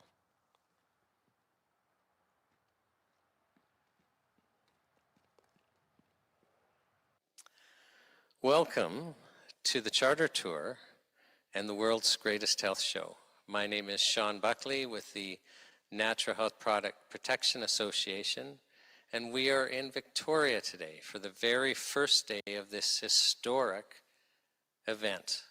So we're starting in Victoria, and we are marching the Charter of Health Freedom across Canada, ending up in Ottawa on October 25th. I would like to thank our major sponsor today, Lifestyle Market, who have been in the health food business for 30 years, dedicated to wellness. They sell supplements, they sell organic produce. And one of the things that really kind of was an impetus for us for this tour is Canadians don't understand how important our health food stores are. So, and I see some heads, nodding. They have trained staff. When you go there and you have an issue, they have trained people there to help you to understand what supplements you should take, why you should take them. They are regularly trained by manufacturers. We're going to have somebody here, Mr. Jason Watkins, speaking later, who is a manufacturer on the island. And I know we have staff that go and train the health food store staff on their products and what to do, and there's this feedback loop. And when you go to a health food store, you know that you're getting the real product because they have a personal relationship with the representation, or the reps of the manufacturers. They're there to help. And many of them are part of this Health First network. They have buying power. They have their own brands. You can't assume that, I'm going to get it cheaper elsewhere. But we need to support them. If we lose the ability, just to give you an example, so somebody in my family was having migraines, and they couldn't go to Walmart. They couldn't go to, the supermarket and try to get a better price because they can't get the help they need. She goes to a health food store, a local health food store. She explains her problem, and it's like, you want to take this B complex, and they write out the schedule, and you want to take this type of magnesium, and this and that, and basically helped with a protocol. You can't get that elsewhere, and we need to protect that. And so one of the things that we're doing on this tour is we're helping people to understand you have to support your local stores. We've got this resource that is precious, and if you haven't been using this resource, you need to. You'll be surprised at the community that you have. And those in Victoria and in this audience, they understand Lifestyle Markets is one of these treasures that we need to protect. So we're very proud to have them as a sponsor, and I just wanted to share with you. I want people to understand what this tour is about. And many people like, what the heck is the Health Charter? Which is a really brilliant question. And now I'm a lawyer. I've been basically, want to say fighting Health Canada, because that's what I've been doing. I've been fighting Health Canada for 30 years. I have watched them with a single focus try to restrict our access to natural supplements. So basically, they're trying to restrict our access to nutrients that we need to be healthy, which in itself is really interesting. And they keep coming up with initiatives to restrict our access, to make them less potent, to make them more expensive, to take them off the market in their entirety. And we'll organize, like different groups will pop up, and we'll organize and we'll resist them. And we'll be happy just if we haven't lost too much ground. But they've got a long memory, and they'll just back off when things get a little hot, and then they'll just wait until the heat is down, and then they'll try again. And ever so slowly, things are getting worse and worse and worse. So years ago, a bunch of us got together and just said, how do we solve this? And the answer was, well, let's have a piece of legislation that proactively solves this in a way that no one can object to. And so what came out of that is the Charter of Health Freedom, which we're calling just the Health Charter, so it's less of a mouthful. The Health Charter is a piece of legislation that we actually want the federal government to pass. And it's very simple. So it takes the health rights that our courts say we already have. We're not creating anything that the courts say we don't already have. But so that there's no confusion, it sets them out. It says Canadians have these health rights, and the federal government has to adhere to these health rights, and they take priority over all legislation and all government actions, which is the law already. It's just there's only a very small fraction of Canadians with enough financial resources and enough fortitude to take on the Department of Justice machine to actually get a court to enforce that right. And you know, if one of us can't access that right because we're not rich and can't afford big money lawyers, then none of us have those rights. That's how it works. We either all have them or none of us have them. And the reality is most people don't have them. We can't go to court and get the court to say we have them. We don't have the resources, we don't have the time, we don't have the willpower and fortitude to do that. So the Health Charter basically codifies. So it lists and says, here are our health rights. The Health Charter also does something that is absolutely essential, because we're really just talking here, by and large, when we talk about natural health supplements, when we talk about the natural health community, the primary part is just basic nutrition that we can no longer get in our food. And this might be a shock to many people to hear, but the human body needs nutrition to be healthy, right? So why is it that we have to fight for the right to access nutrition? Why is it illegal to have truthful health information about nutrition shared with us? And it shouldn't be. Our government should actually protect and promote our right to access nutrition and natural health supplements, and that's what the Charter does. It actually creates a legal duty to protect and promote our access. Oh, then that's an interesting idea, isn't it? Another key thing that the Charter does is it mandates the regulation of natural health products to get good health outcomes. Because right now the game that Health Canada plays is they say risk, risk, risk. They just keep shouting risk, risk, risk. So we need to basically legislate away all risk. They refuse to look at benefits. Now, if you want good health policy, you have to look at the benefits and you have to look at the risks, and then understanding those two, go, well, how do we maximize the benefits and how do we minimize the risks? And that's how you get good health outcomes. It's really common sense. It's sad that the citizens have to band together and demand it in law, but we do. And that's what the Health Charter does. And then Health Charter creates a new ministry, the Ministry of Wellness, which is the ministry to protect and promote our access. So this is what the Health Charter is all about. It's basically to solve the problem so that we no longer have to fight for access to vital nutrients that we actually need to be healthy. It's strange that we even have to be having this conversation. And the whole purpose of this tour is to start an honest conversation about our health policy. I'll talk a little later on about kind of how we're locked into a chemical drug model. But I just wanted to introduce what the Charter is. And then as we're driving across the country, and this is the very first event in Victoria, we're driving literally all the way to Ottawa. We're having another group start in Charlottetown and drive to Ottawa, another group start in Quebec City and drive to Ottawa. Another group doing an event in Whitehorse, and they can't drive from Whitehorse to Ottawa. So we're letting them fly. They get off easy.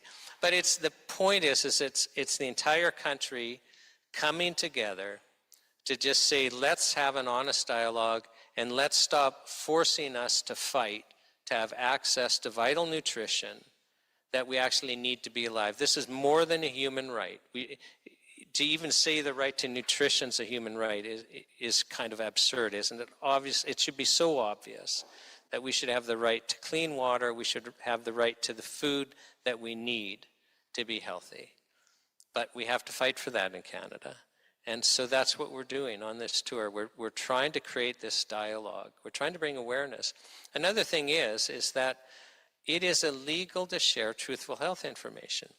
So, you know, the manufacturers of natural products, the practitioners, they see people basically who are destined to die in the medical system, the chemical system, who live. They see people that are disabled in the chemical system become healthy again. And they see it time and time and time again. But it's illegal for them to share that with you. It's illegal for them to share truthful health information with you. And so we're going to share it. So if you start watching this health show, you are going to see ordinary Canadians sharing their personal stories. And we're storytellers, and we have to hear each other's stories. And it's an opportunity for us to come together as a community. So please watch online for the next 3 weeks this World's Greatest Health Show. And support it and share it. So this only works if we get the word out. This is the first day we've ever done this, and so most people don't know what we're doing yet, but it'll grow and grow and grow, and by the end of the 3 weeks, we want this to explode.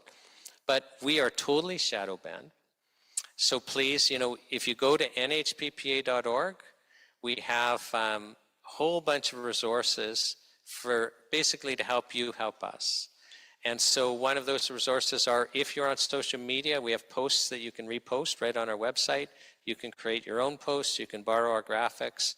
We have all of the materials that are here today. We've got those posters. Now there's Victoria-specific posters, but there's just posters that, hey, this is an online show for 3 weeks. And hey, we've got 3 weeks to get people to watch. So put them in your library. Put them up, you know, on telephone poles. If you're a business, hand them out. Right? Like, let's make this happen. So with that kind of introduction about what we're doing, is I'm going to invite up Dr. Stephen Malthouse. And he's got just an interesting story to share. And just so you know, he's also a speaker on the online health show, the World's Greatest Health Show. And so I'm going to invite all of you to watch for his presentation there. He's going to go into way more detail there. And it's just going to fascinate you. But Stephen, do you want to come up and share with us? Yeah,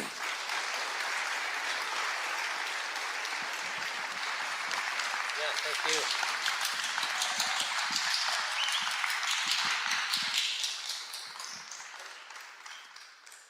Stephen, it's obvious that you're a local hero here. And you should be.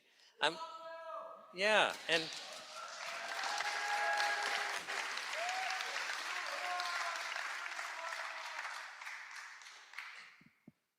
I have to say I was fascinated to learn your journey. And so can you share with the online audience basically who you are, how you trained as a medical doctor, what the experience was like emotionally, and then kind of what led you to look a little broader? Yeah, thanks, Sean. Well, I think, I'm a medical doctor. I trained in London, Ontario. I did my internship here in Victoria at the old Victoria General Hospital. And then I did relief work for doctors for about 11 years. And I think I was considered the granddaddy of locum tenens at the time, because no one else in the city had ever done that long a stretch of locums. That's kind of where you take over a doctor's practice while they go on holiday. And when I look back, I kind of understand why I didn't really slot into a regular medical practice. It felt like it was a bit of a dead end, a bit like there was the essence of really good medicine, in my opinion.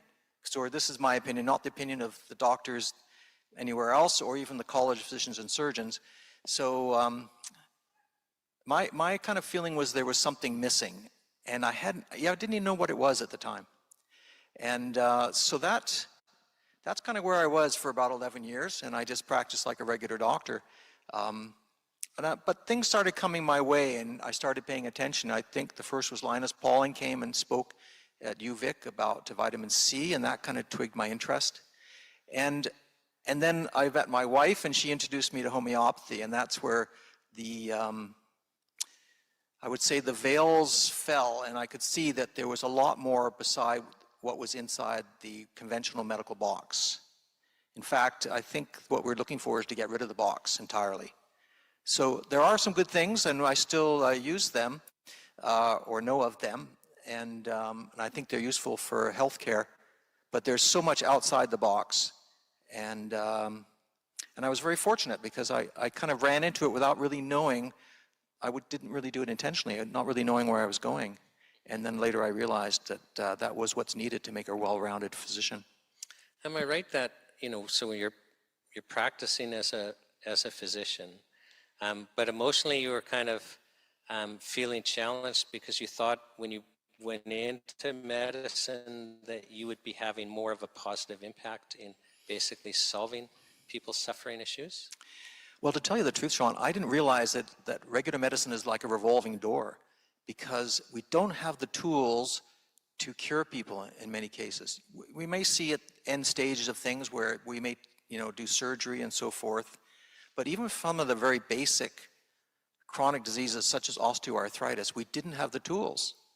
And when you're brought up in the conventional system, you don't realize that there's nothing in the toolbox. You kind of think that's all there is. You've got some anti-inflammatories, you've got some antibiotics.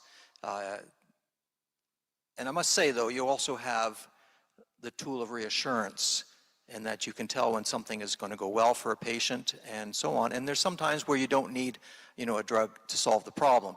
But when it comes to therapies, we really didn't have very much. But you know what? For 11 years, I don't think I realized that. And then I was kind of fortunate to have some experiences which made me think that, yes, there is more. Okay, got to share this with us. You can't say I had some experiences and not share, because what happened is as a medical doctor, you came to understand that, wait a second, I should be considering some different treatment paradigms, and you actually then later trained as a homeopathic doctor. And so you had to have some steps along the way. Can you share maybe a couple of meaningful moments that made you realize, wait a second, there's something else that I need to understand? Well, the first thing probably was orthomolecular medicine, where I started seeing that by using things such as vitamin C in larger doses, they could be used to treat conditions. But I think, and so orthomolecular medicine, I did train in acupuncture as well. I thought, well, that's something to learn about. But again, I kind of let that go because I felt unless you really focused and did that a lot, you would not become good at it. So although you may have some success, you may end up putting patients off because, you weren't good enough to treat their condition. And someone else who was more skilled in acupuncture could do a better job. So you might discourage someone. But I must say that, and there's so many other things along the way that I started hearing stories from other doctors, what they'd done to treat, different diseases like Alzheimer's and so forth, that all those things I sort of filed away. But when I came to homeopathy, that's when I really saw the curative power of medicine. And it's a complete different paradigm, because unlike conventional medicine, which, Hahnemann, the founder of homeopathy, coined the phrase allopathy, meaning against suffering, against the disease, where you try to block the symptoms that the patient's expressing, whether it's a rash or a cough, just to block it, and then to see that as a cured case. Whereas homeopathy saw that the symptoms that the person expressed that you used to make the diagnosis, those were really the unique symptoms of the underlying struggle that was going on. And so by taking that roadmap of symptoms, you could then track back and find a therapy which would actually cure at the most profound level, the level of the vital force or the chi or whatever it's called in different types of traditions.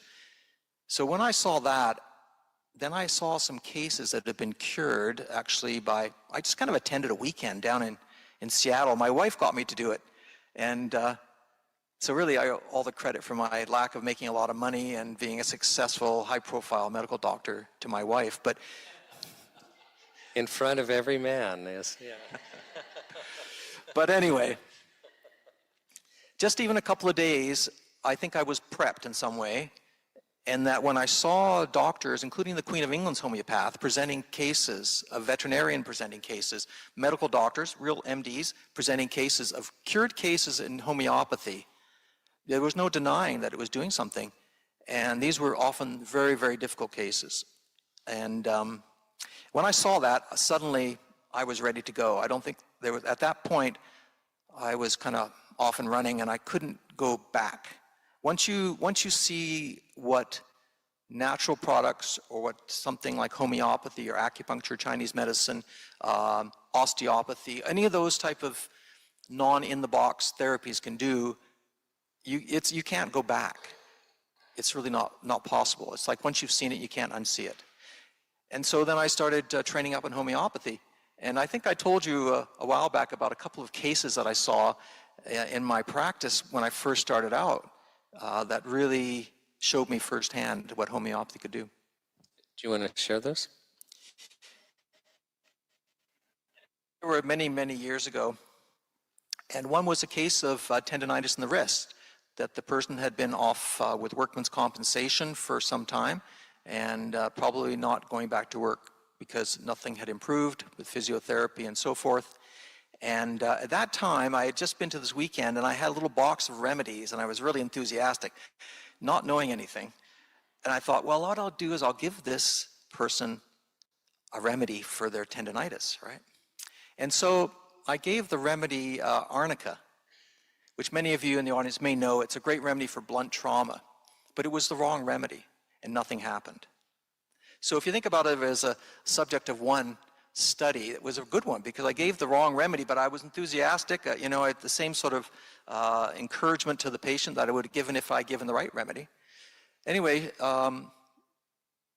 she came back, about a week and said nothing had happened. And I said, okay, well, and then I had another remedy thought, I'll give her homeopathic Rus toxicodendron, which is very good for arthritis, which is worse with immobility, better with movement, better with heat, and it has an aching type of pain.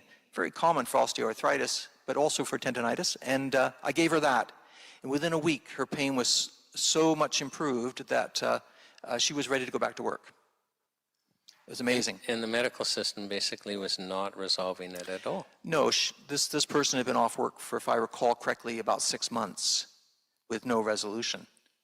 That's pretty amazing. I mean, that's a sort of miracle that many of us who trained in medicine go into the field for, is to cure people and to see that suddenly a person's returned to the ability to do their job, to be with their family, not to be constantly in pain. And that was the sort of thing that I believe gets driven out of doctors, because the lack of seeing a curative therapy do its thing is very discouraging. And over time, they lose confidence in their ability to make that type of miraculous change in their patients. And so they redirect their energy elsewhere. Do you want to share with us another story? I've got actually a lot of them. The thing about homeopathy, I mean, I could just tell you a little one about a patient who came into my office and she had her dog in the car. The dog wasn't the patient, but she was, and they'd had a car backfire next to them and the dog was terrified. And in fact, once you go back to the car was completely fogged up because the dog had been panting so much. She came in first, her as a patient, but she told me the story about she had to go back, get home because the dog was terrified and it was in the car. And I said, well, what happened? He said, well, a car backfired. No, sorry, it wasn't that. It was they had thrown some firecrackers on the roof of the car as they were coming to the appointment. And so I recommended a remedy called aconitum, which is a homeopathic remedy for fear, sudden fear from some kind of a shock, emotional shock. And I said, well, why don't you just give the dog this when you get back in the car? And they did. They gave the dog this one dose of the remedy, and by the time they got home, the dog was fine. And then the story was later, when she was out walking the dog, not too long after that, they did have a car backfire right next to them, and the dog just sat there. It didn't faze the dog at all.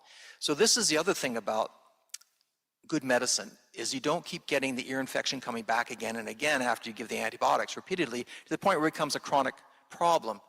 You actually cure it in such a way that it has less likely to come back. And if it does, it comes back in a milder form. That's the sort of thing we're not really taught as medical doctors. But if you practice, I would say, a more curative therapy, that you'll see it again and again.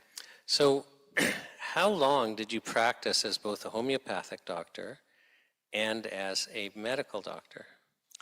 Well, I've been a medical doctor for about 47 years. And actually, as I mentioned, I trained here, did my internship here in Victoria. And then I did that for about 11 years until I ran into homeopathy, and then I trained in homeopathy. So I've been doing homeopathy for more than 25 years.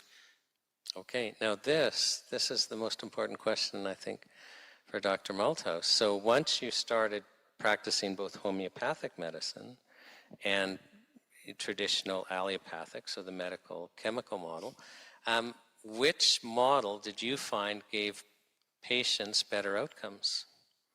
And I appreciate that it's patient specific, but I'm asking which was of more value to your patients in that 25-year period?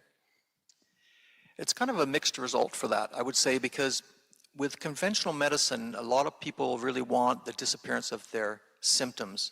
And for them, that's satisfactory. So patients may be satisfied if you're able to control their blood pressure with a couple of pills, or you're able to get rid of their headaches with a pill to give some migraine or something terrible like that. They may be satisfied with that temporary cure because it relieves them of their pain. So from that perspective, you can do a lot by just relieving pain and suffering. We call that maybe palliation, because it comes back again. But for me, the miraculous cases that I saw, people would come back and go like, I can't believe that you could do with a couple of pills under the tongue. Those are the most satisfying for me. And I think when it occurred, although it was difficult to do, when patients had that sort of response, I think they were incredibly,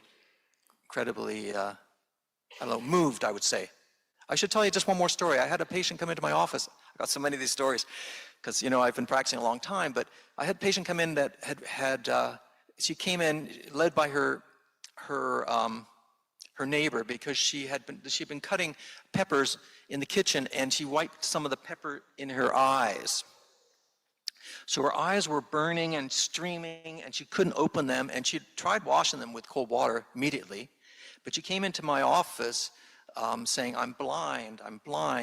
And she was led in because she couldn't open her eyes to see. Come up a few stairs into the office when I was working in a rural community. And so I, immediately when I'm integrative medicine, which is a combination of both conventional and alternative therapies, try to seamlessly put them together. I'm already, getting ready to rinse out the person's eye, but I'm thinking, okay, what would be a good homeopathic remedy for this person? So the first one I thought of was apis. It comes from the honeybee. It has stinging, burning, swelling, and so on. I thought about that, so I gave the patient a couple of doses of apis, but I'm still thinking, maybe that's not right. What would be my second choice? And I thought, there's a remedy made from pepper called capsicum. And so I thought that what I would do is I would give her the thing that caused it. So I gave her a dose of capsicum. And I thought, that's the best I can do homeopathically. I'm going to start rinsing out her eyes. So I turned over to the tap in my waiting room, and I turned on the tap, starting to run the water cold so I could start rinsing her eyes out. And while my back was turned, like maybe just 10, 15 seconds, she said, that feels better. And I turned around, her eyes were open. She said they don't hurt anymore. And she was able to see again. And I don't know whether that's curing the blind or what, but when she went out of the office, when she came in, she said, I'm blinded, I can't see. She's like, it's a miracle, I can see. Not quite like that, but anyway, it just shows. And then she took one more dose that evening when some of her symptoms started to return, and that was it. Now, as far then as, homeopathic medicine and allopathic medicine, and I understand when you're a physician, people will come to you and many will want the chemicals. They'll kind of expect that. So you give people the choice, and some would choose one and some would choose the other, and I expect sometimes it would be a combination.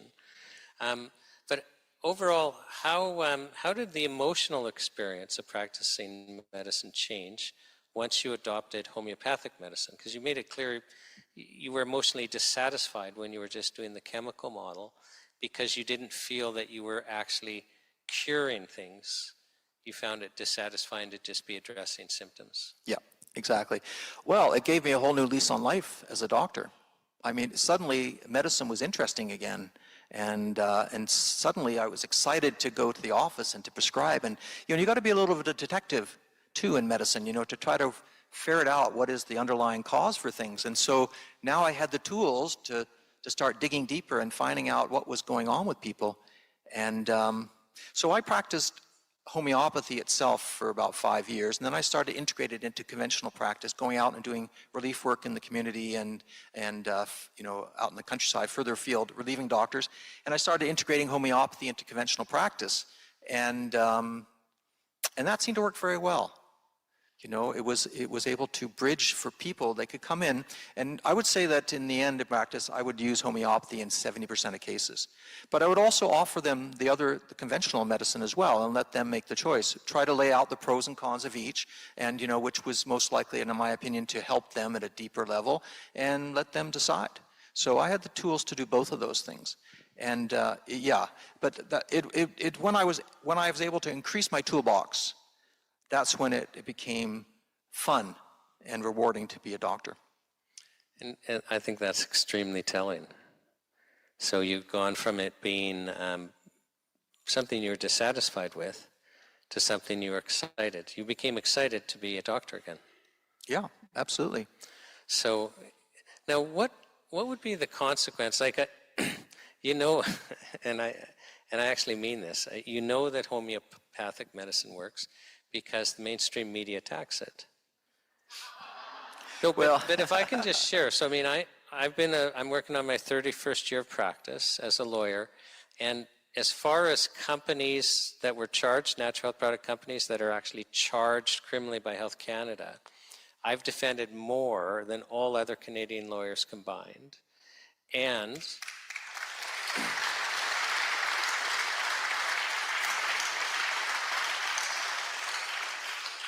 Health Canada does everything they can to destroy you without charging you. So they'll, seize your property. They will, they will have the media run hit pieces on you. They will, threaten your suppliers. They've got this whole kind of handbook on how to destroy you as a practitioner or as a natural product company, short of actually going to court and charging you. But where I was going is I saw company after company after company that actually they were either saving lives, like we're talking people would be dead without their product. In fact, in one case, found died because they lost access to a product, or literally it was the difference between disability and health. And so I wasn't kidding, because I got in the practice that when I saw Health Canada was attacking a product, and so it was hitting the news, I would write down the product name and the condition in case I ever got the condition, right? So for example, when I had, started getting kidney stones, I tried to seek out Carter kidney drops, and they were gone. Health Canada had taken them away, but I knew that they would work because Health Canada took them away. So there was actually a method to that, is it seemed that if you weren't effective and you weren't a threat to the chemical model, that they wouldn't go after you. So that's where that came from. Yeah, it's a little bit like you're getting the flak because you're over the target. Mm-hmm. Right. And certainly homeopathy, I think, has been attacked repeatedly. It's been attacked repeatedly because it's a shift in the paradigm of thinking, how people think about disease and how it starts and how to treat it. And there are other systems which have similar type of paradigm. In other words, looking at the regulatory system that is invisible to us, but can be accessed through different therapies. And homeopathy, acupuncture would be another good example of that. And because the paradigm is completely against what we're seeing in conventional medicine, it's a threat. And because it's a threat, it's constantly being attacked or trying to regulate it in some way that reduces patients' access or people's access to it. And I think homeopathy is often, even among the integrative medicine doctors I've known, they say, oh, homeopathy is the low-hanging fruit, so we should maybe let's not back it up, because that would bring us, put a target on us and make it too easy for them to go after us. But in fact, homeopathy, I think, is one of the greatest threats. I mean, when it comes to supplements and so forth, that's also That's also, a threat to the pharmaceutical companies and to Health Canada, whose job, I believe, is simply to protect their patents. But homeopathy is a shift of the way of thinking on how to treat disease, which is a complete revolution, I think, of how we get people well. And if, I don't know if you're like me, you've been seeing that there seems to be a concerted effort to keep people in a weakened, sickened state. Either it's to sell more products to, or because we're more compliant that way, more easily manipulated and more open to programming.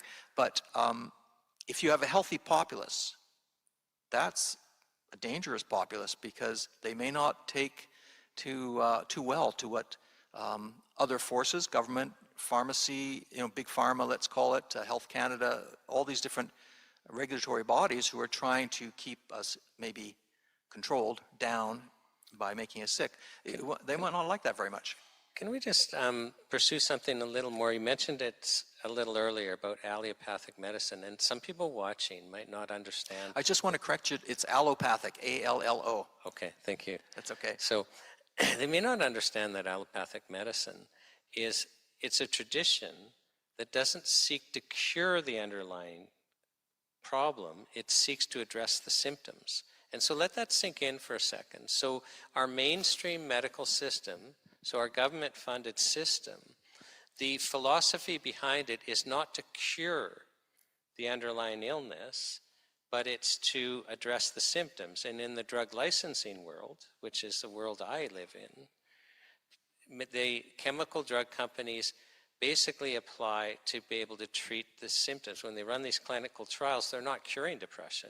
They're not saying to Health Canada, oh, well, you give them this and people aren't depressed anymore. It is a reduction in the symptoms. Are you aware of basically cures in the chemical drug model? Well, when you say the chemical drug model, it's a little bit confusing, because there are chemicals which are used in homeopathy, for example. Like we may take homeopathic penicillin, like potentized penicillin, to get the reverse effect of someone who's had a toxic reaction to penicillin. So in a way, I wouldn't split it up with chemical or non-chemical as much as what goes with the body's attempt to cure itself and what actually blocks it.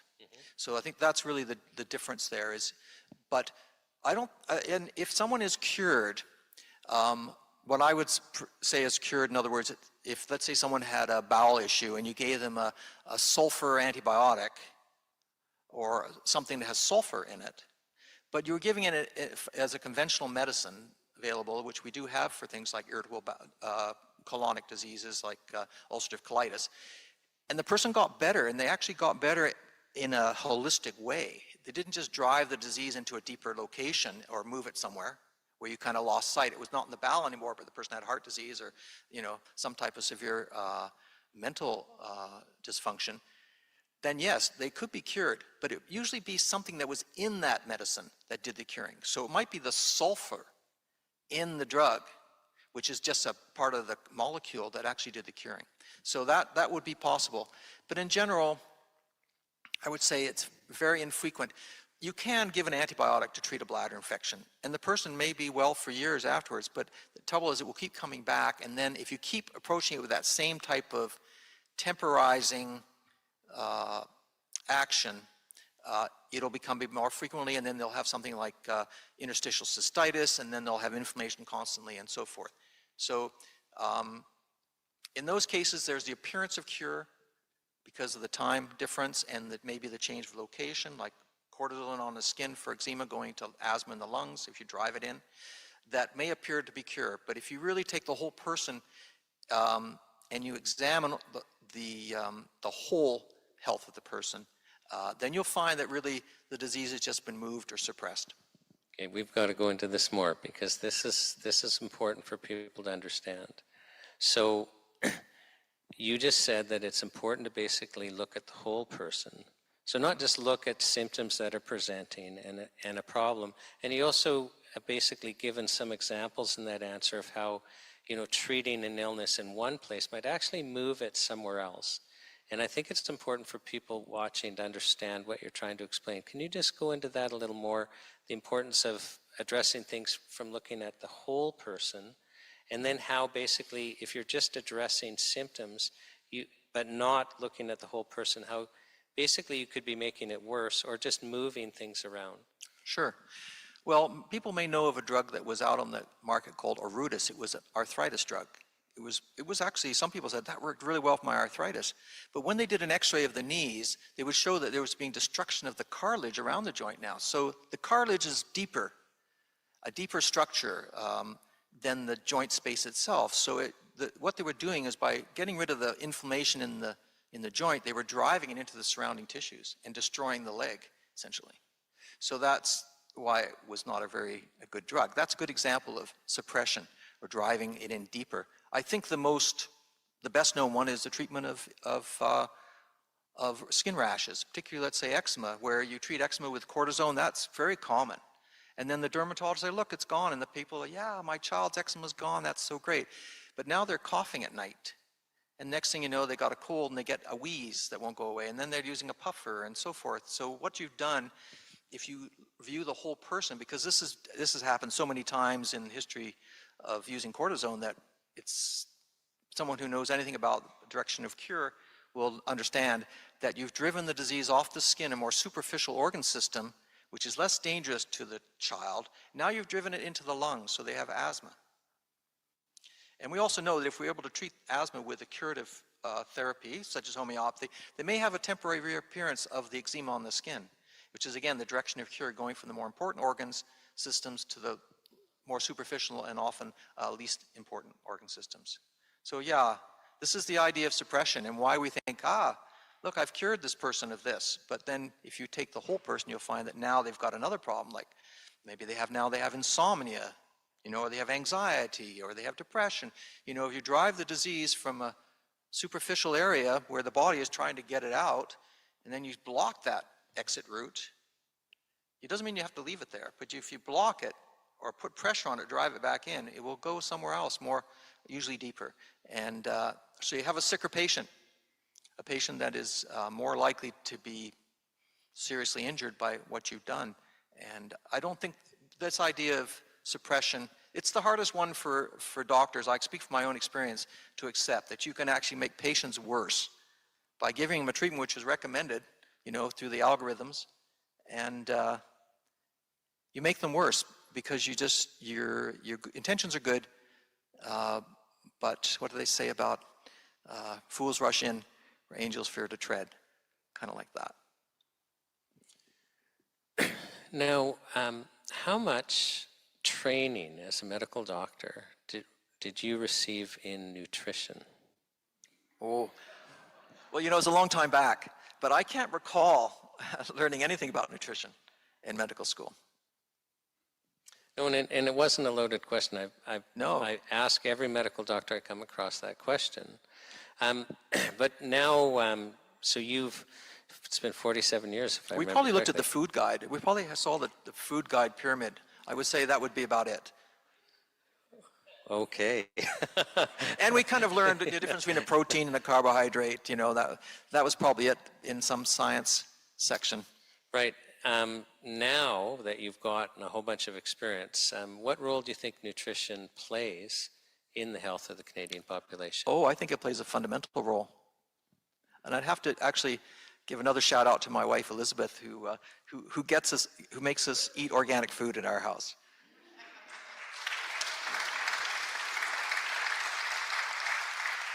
I don't think I ever had any organic food when I was a medical student. And until I met her, I don't think I even knew there was an organic food section in the grocery. But I think that, yes, nutrition is fundamental. It's like fresh air and exercise and loving people around you. I mean, these are essentials for good health, right? You've got to have them. And the rest is kind of, people get sick because we have all sorts of environmental poisons, and we have genetic predispositions, and we have deficiencies, like sunlight, for example, here in Canada. But so those do require an additional boost. But you can go a long way by having a good diet. Yeah, no, it's just interesting. Can I just share a fun homeopathic story? And I have to say, like, when you do something like this, like because we're traveling, we've done a lot of pre-record interviews. Could I interrupt just a second? Because some of your audience may not know what homeopathy is. Oh, yes. Well, Because please share with that, and then I'll share people my fun do story. mix up homeopathy with naturopathy, whereas naturopathy is an umbrella term which covers many things and could include homeopathy and nutrition and acupuncture and orthomolecular medicine and vitamins and supplements and many things. But homeopathy is very specific. It was formulated by Samuel Hahnemann about 250 years ago, and it's the idea that you treat a disease. What you can cause in a healthy person with a substance, you can also treat a sick person who has that same pattern of sickness, same pattern of symptoms, with a smaller dose. So it's like the biphasic nature of substances around us. So something that could cause a poisoning in a large dose may be able to use in a small dose to treat a symptom, a person who has a pattern that's very similar to that type of diseases caused by the large dose. So that's like cures like, which is the basic principle of homeopathy. Right, and it's very interesting, and because my understanding is it's diluted and diluted and diluted, but It's not also just diluted. Okay. You have to include the shaking, what's called succussion. I was going to say that. Okay. So You have to have both of those, otherwise it does lose its power when you get down beyond Avogadro's number. yeah, but there's something there, and like you've seen instant treatments. You shared the lady with the eyes. You shared the dog. I was interviewing for this health show Dr. Michelle Perro. And so she's a pediatrician. She's over 4 decades. She's still practicing as a pediatrician. And, Mount Sinai Medical School, all of this, she's working as an emergency room pediatric physician in California. She's married to a pediatrician.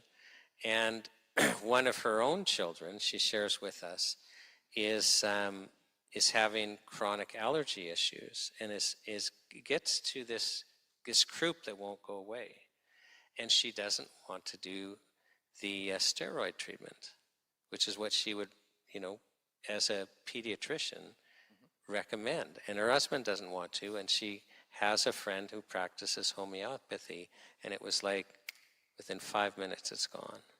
And she said she couldn't get her head around just how, like, some of these homeopathic remedies, not only do they work, but they just work so quickly that, and she shares more examples. So,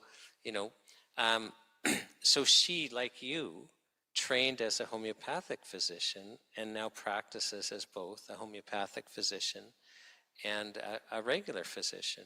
And it's just that what struck me, Stephen, is just kind of the similarity in how you shared and how she shared, and just kind of how.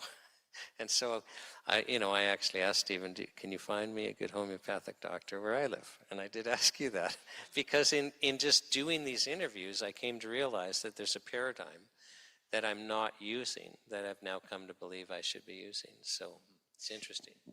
But the best, if you take the best of all the worlds, you can kind of create different levels, and you can individualize the way you choose which is the therapy which is best for you. So if you have a deficiency of vitamin C or vitamin D, yeah, that's what you need, right? There's no point in having acupuncture or homeopathy. Although you can sometimes alleviate some of the symptoms, but you will never actually get to the bottom of the problem, which is deficiency. And similarly, if you're poisoned, I think there's a way to utilize the body's ability to actually clear that, which would require something like homeopathy, or there may be something else, chelation, for example. So the trouble is we're getting into this sort of forest now of alternative complementary therapies, and people are having trouble finding out which is going to work best for them. So there is going to be sort of a hierarchy which will be adjusted for each individual. Access will be important, cost will be important, all those sort of things. And also some people do better with acupuncture than they do with homeopathy. So those are some of the questions that are coming up. I think we're approaching a new age of medicine, in my view, because of the different forces that are at foot in the world now, that people are starting to lose confidence and maybe trust in conventional medicine. They're starting to see that they've been deceived in some ways. And also they're starting to educate themselves to understand how disease comes about and what is the best method of treating it. I mean, you're seeing so many light therapies coming on, infrared, near infrared light and so forth, that I had no idea existed. And now I'm starting to say, wow, these can do amazing things.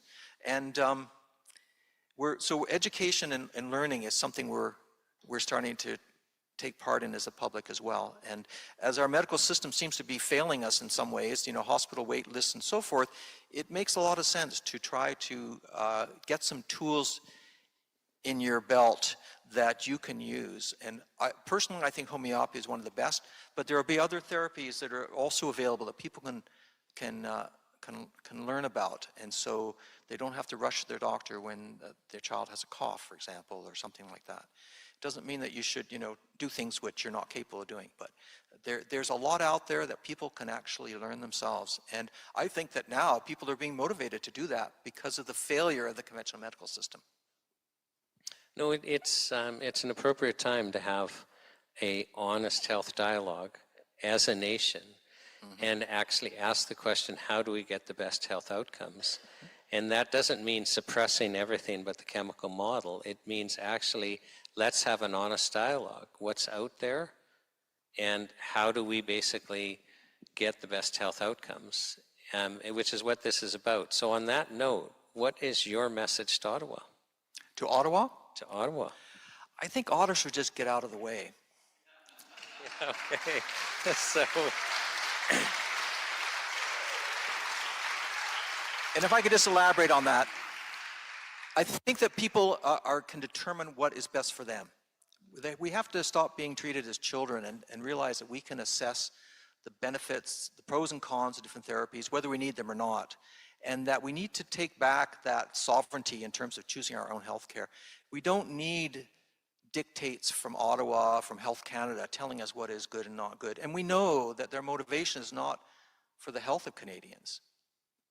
It's more or less to protect the people that are paying them the 80% of the money that they get to pass, I guess, rules for manufacturing and to get those things out onto the market, which is really what we call big pharma now. So I think that Ottawa should just step aside and let people who are now more motivated than ever pursue what they think is best for them. And we should have confidence that we can actually make those decisions. We don't need a doctor necessarily to tell us. We don't need Health Canada to tell us. And we probably don't even need our Prime Minister to tell us. And just to follow up on what you said, is it raises a pretty interesting question, is why is it that one model, so the government, we have to pay for one model of medicine, and meaning as taxpayers, we're forced into a specific model, and nobody's even asking the question, do we get the best health outcomes by limiting ourselves to one model?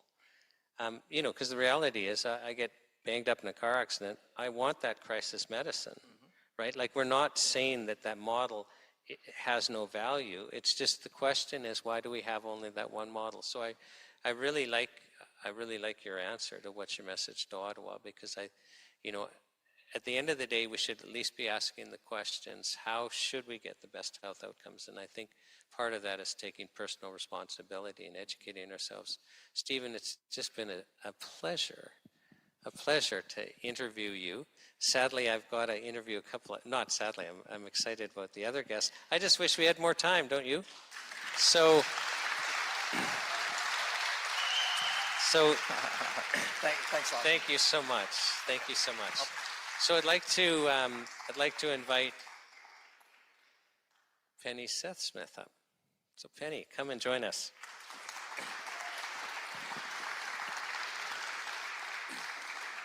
Thank you so much for inviting me. Oh, it's just a pleasure that we get to have these dialogues. Now, you're now practicing as a naturopathic doctor, but you didn't start in that paradigm. You basically started with a family that would go to the medical doctors. Can you share with us your health journey? Absolutely, because that's what brought me to naturopathic medicine.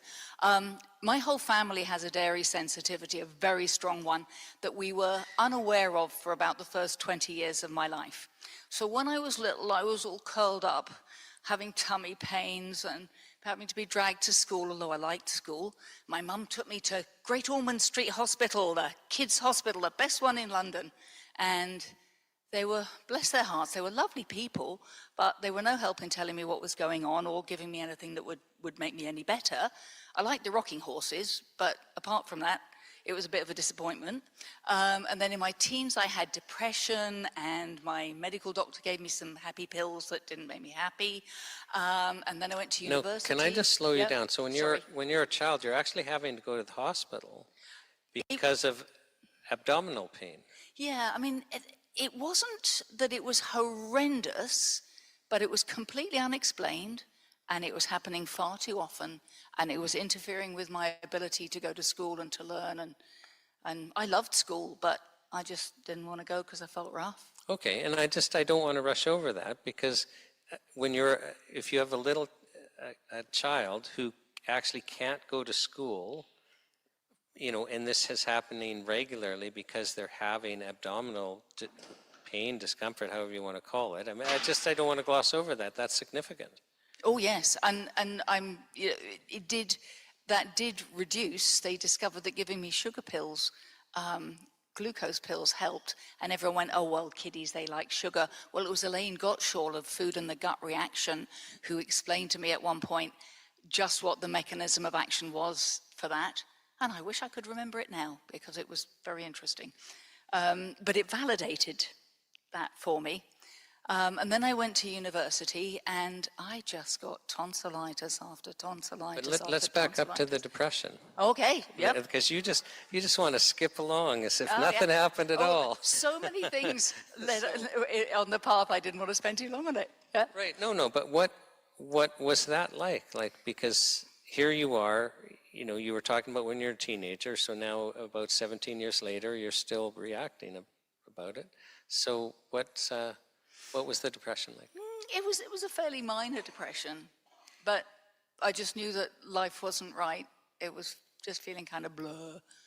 And when the happy pills didn't work, I just went, oh, well, okay, I suppose that's what I'm stuck with. Okay, so what were the happy pills? I don't know. I was too young to be that interested then. I just know they were little red pills. Okay, and did they help? Nah, did nothing. Okay, so then you go to university, and you start getting tonsillitis and tonsillitis and tonsillitis. Tell us about that. That was every 2 weeks. I joked that it was more regular and more frequent than my lady cycles were.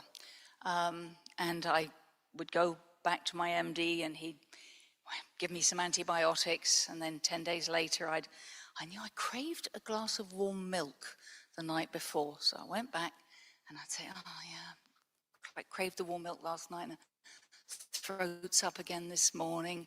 Okay, well, and it got to the point where it's like, well, you've had the pink pills, and you've had the pink and white ones. You've had the yellow ones, and we've done the blue and white. Have you had the green and white one? Oh, no, I haven't had those. Oh, they're a bit heavy, but I suppose that's where we got to go. Okay, so more and more antibiotics, I don't know, 6, 8 kind of rounds. And it all went into a bit of a fuzzy headspace after that, really. I hadn't realized that all of those antibiotics were significantly affecting my microbiome, because that wasn't a word any of us even knew in those days. But I ended up having to leave university that year and go back and start again the following year. And I went and got my tonsils out. Okay, so let's slow that down again. So it was so bad that you basically lost a year of university. Yep. So you had to drop out. Yep. And go home because you were so sick you had to stay at home. You couldn't go to school. Now that's a disability at that point. Yep. Guess so. Didn't think of it that way at the time. But yeah, it certainly set me right back. I was very unhappy about that. Right, and tonsillitis is extremely uncomfortable to go through. Well, and why did it keep happening? You know, nobody was looking for the why. They just kept treating the what. Okay, but eventually then, the next step was that I had my tonsils out, and we now know, of course, or I now know, that the tonsils are actually lymphatic tissue. So when there's something that you're eating that your body doesn't like that goes past those tonsils, they go, oi, excuse me, don't like that. So what do? We take the tonsils out, we shoot the messenger's gone away, fabulous, all seems good. And funnily enough, around that time, I started getting sinus problems and tooth infections. As Dr. Malthouse speaks about, it will shift from one thing to another. If your body wants to get the message across, if it can't do it one way, it'll try another.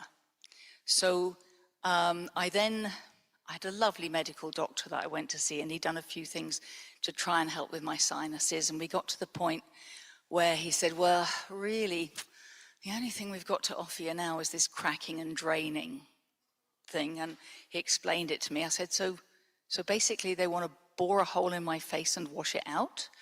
And he said, yeah. And I said, I don't fancy that. And he said, no, I don't blame you. But lovely man, he had just done a weekend's course in acupuncture. So he popped one needle in each hand in points that I now know, fabulous points for such things. And he had me wait in the waiting room while he saw another patient. And about 20 minutes later, that patient left, and I went in and said, yeah, this is doing something. I like this. And he said, what a man of such integrity, fabulous. He said, well, you obviously respond well to acupuncture, and I've only done a weekend's course, so I suggest you go and find yourself a good practitioner of Chinese medicine. Which, I mean, that was 40 years ago now. What a good man. And it just so happened that just around the corner from where I lived, there was this marvelous Chinese practitioner, 7 years training. His English was not very good at all, but it didn't matter, because with acupuncture, tongue, pulse, do the points, help my sinuses, and he also helped the irritable bowel syndrome to some degree that I had started suffering from as a result of all of those antibiotics killing off all the friendly gut bugs and a massive candida overgrowth getting an opportunity. Let's slow that down a bit, because but it's just there'll be people watching that may not understand, like you said, microbiome, and now you're talking about candida, and you're referring to it in your digestive tract, a yeast. And some people might not understand, well, how important our gut flora is, Oh, yes. why taking antibiotics can create a problem, especially when it's done chronically, and what candida is. So could you just kind of share that, just so that, because there could be people out there that are suffering similar things, and if they understand, wait a second, there's answers, that could be helpful. So the microbiome, I think a lot of people have heard of this, but for those who haven't yet, we know that there are billions of bugs in our gut, more than 10 times as many bugs in our gut as we have cells in our body. And most of them are bacteria, and most of them are friendly bacteria. And there's a smattering of yeasts in there as well.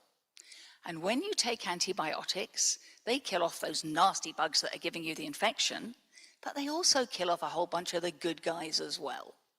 And so your microbiome, the good guys are depleted, and candida, there's always a little bit in there, and it will take any chance that it can to start to take over the territory. Nature abhors the vacuum, and the yeast tends to grow up, but it grows up relatively slowly.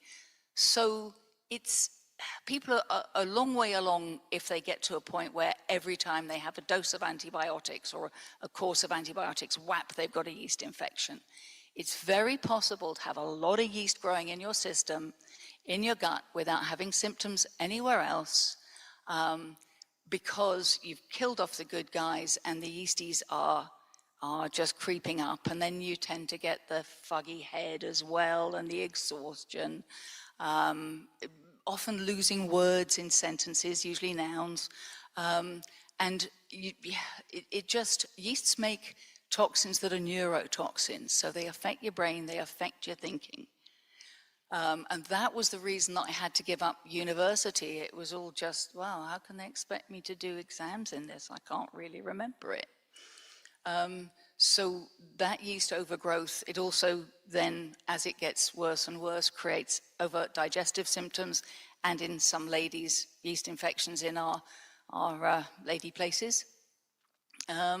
So yeah, I remember being about 19, and when I walked into a room of friends, if there wasn't a chair to sit on, I had to say, I'm sorry guys, I got to sit down.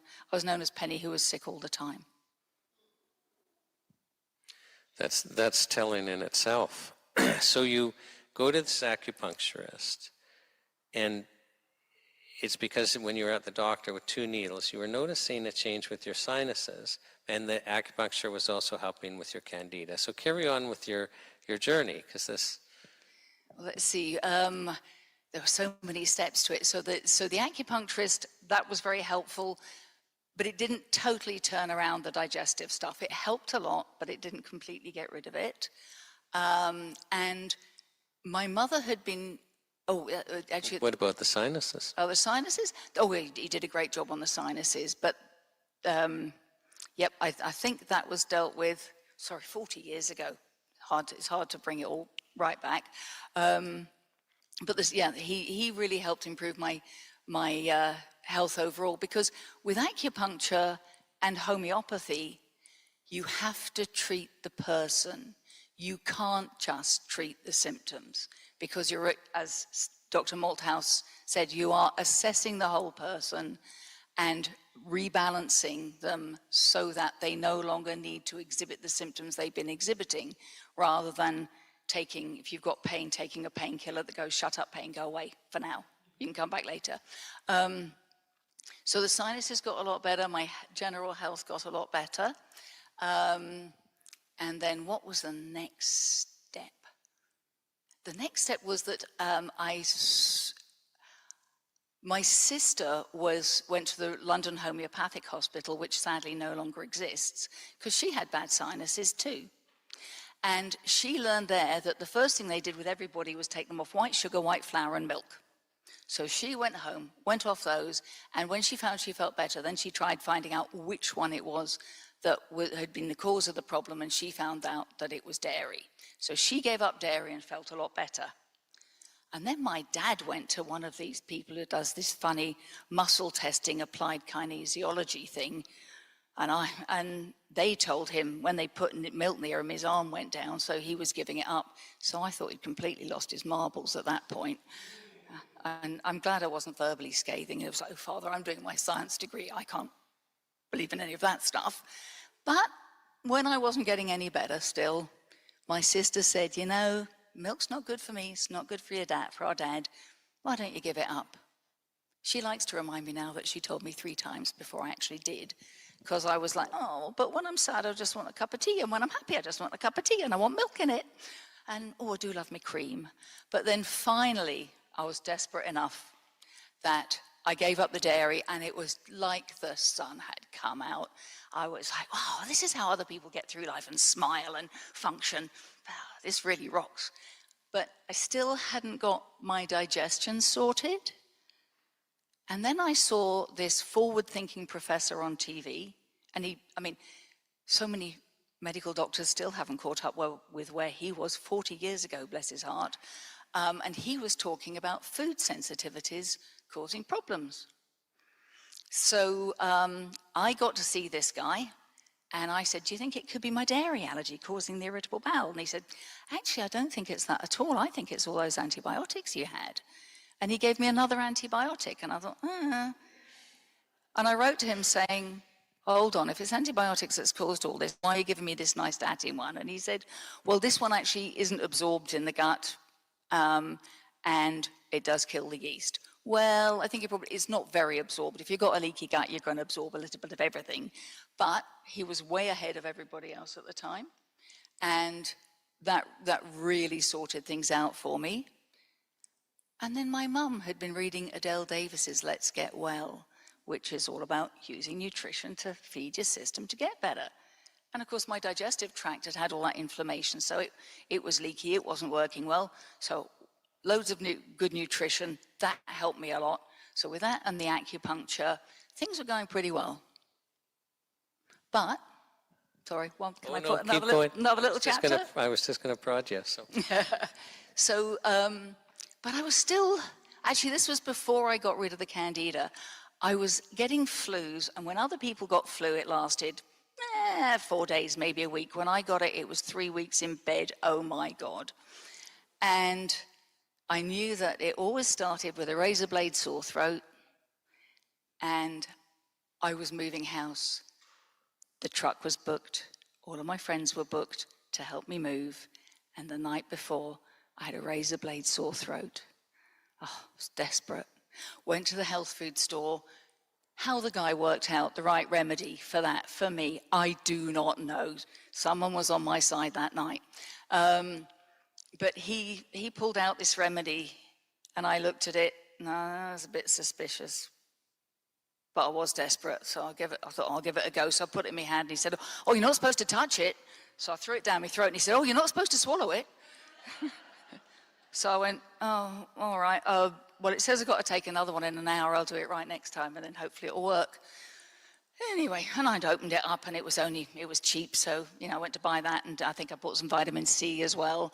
And I was just walking to the till, and I suddenly went, I think it's gone. And my sore throat had disappeared. And an hour later, in that amazing way that homeopathy works, and about an hour later, it started to creep back, and I took the next dose, and that was dealt with. So having been desperate enough even to try some of that really wacky homeopathy stuff, I was totally blown away.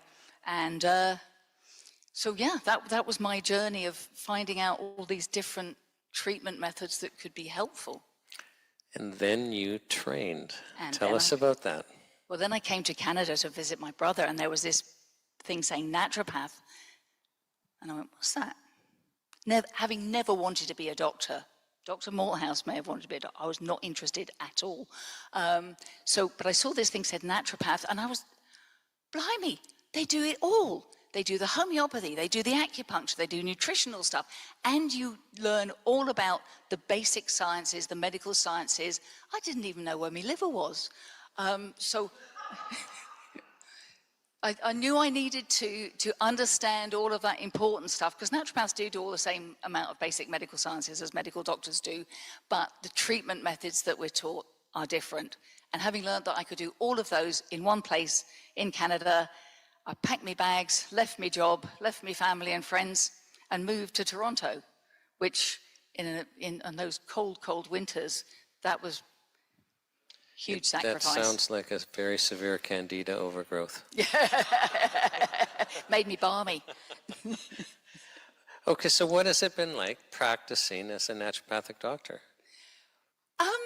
Absolutely fabulous, because you get to have these really important conversations with people. You hear about what's going on with them. The words honor and privilege tend to be overused, but it really absolutely is an honor and privilege. Some of the stories that people share are deeply, deeply moving.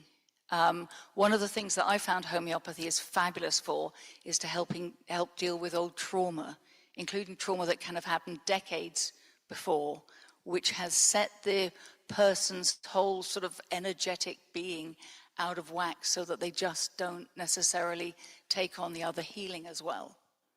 So if you can shift the energetics, and then, as Dr. Malthouse so correctly said, if you've got a deficiency of something, you need that substance.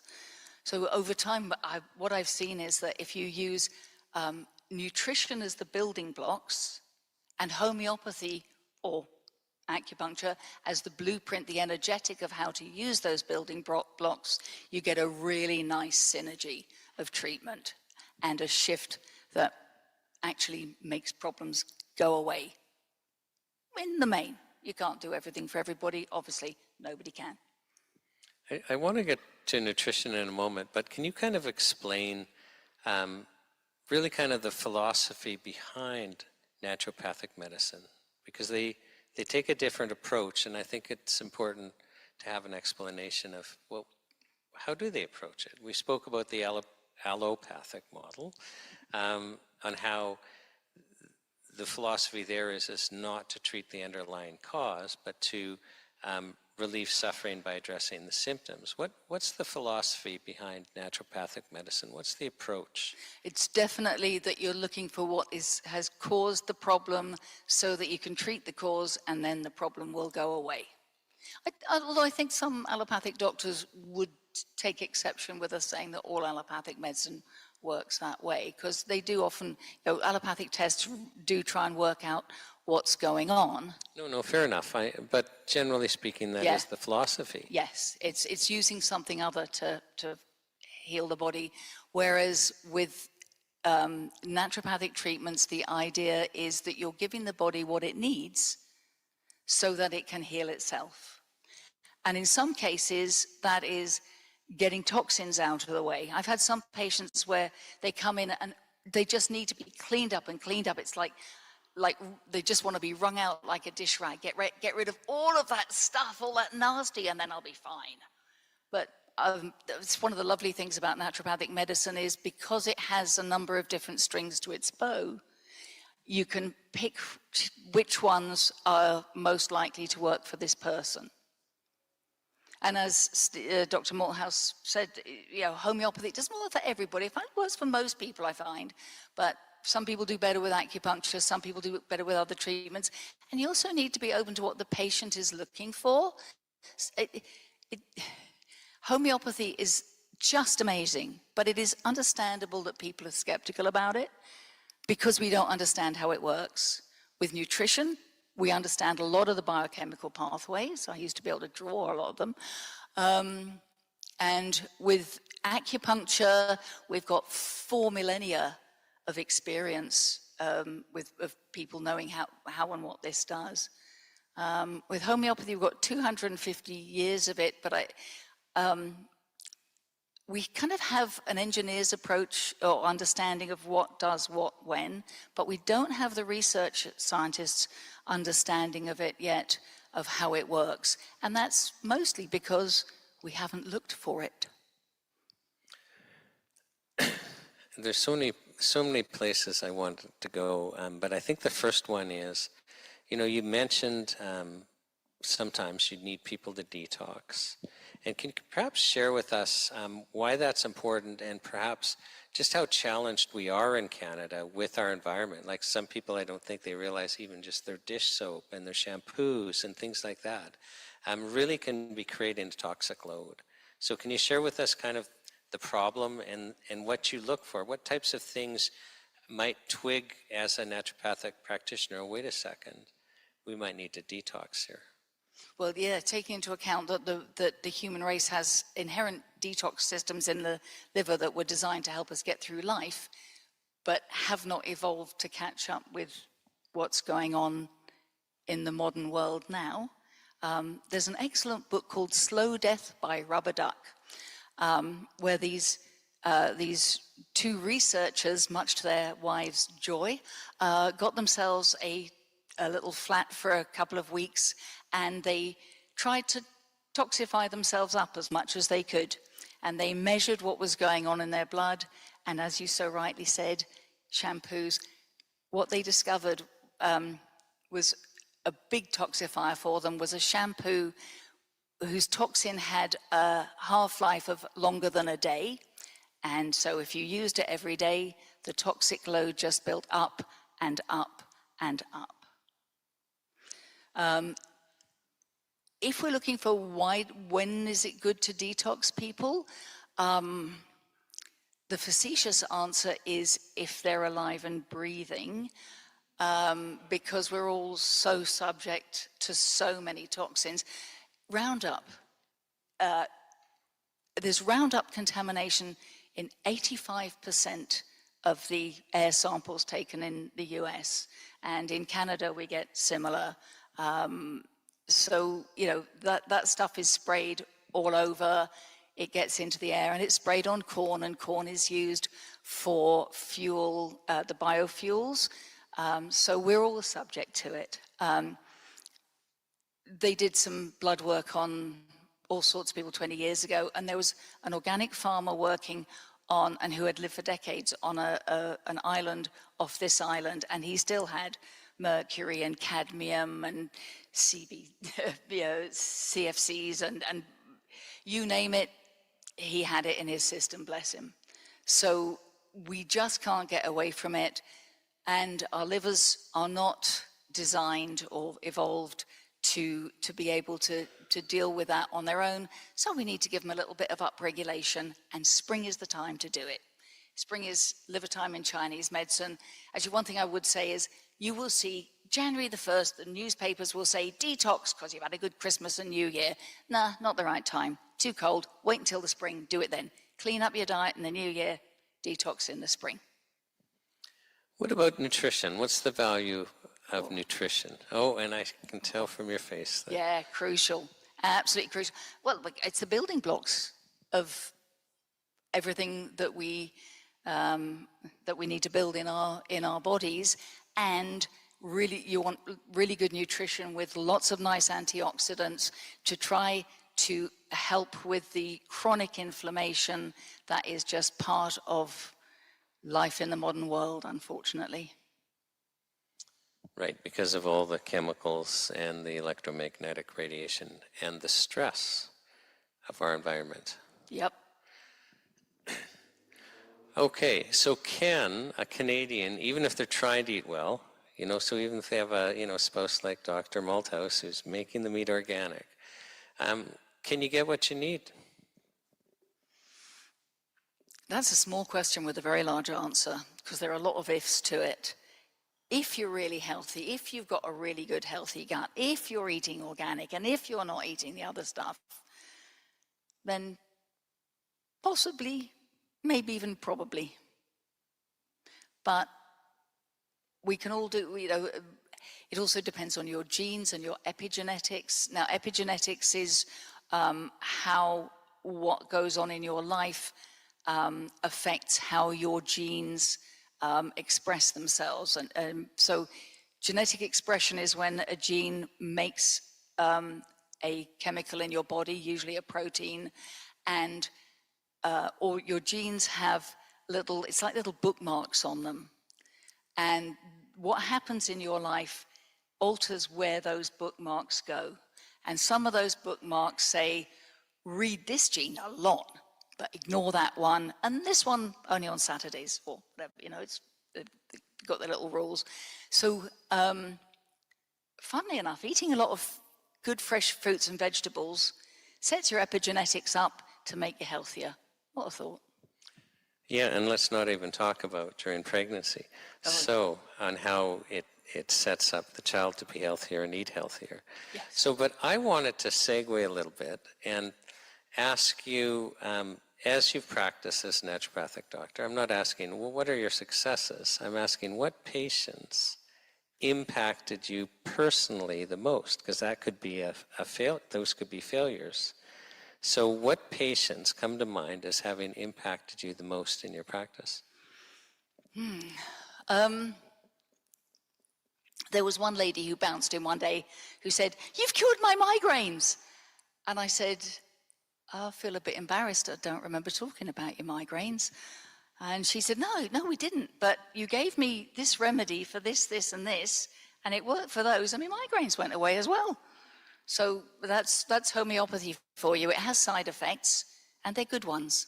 There was actually a trial that showed that. So that, and again, most of the biggest ones are where you give one dose of a remedy and there is that shift. A lady who'd tried, poor woman, she could not stop throwing up. She'd been to hospital 2 or 3 times to get IVs. She'd have to stop the car on the way and get out for a bit before she went to hospital, and then she came to see me. And I had to speak to her about something the next day, and she said, "Those probiotics were fantastic." Oh my God, I've had probiotics before, but I haven't thrown up. I'm fine, I feel great. And I thought, probiotics are good, but they're not that good, not one capsule. So I went and looked, and I'd given her a 10 mg of a remedy that is known for frequent vomiting, and that was it. it went away, it never came back.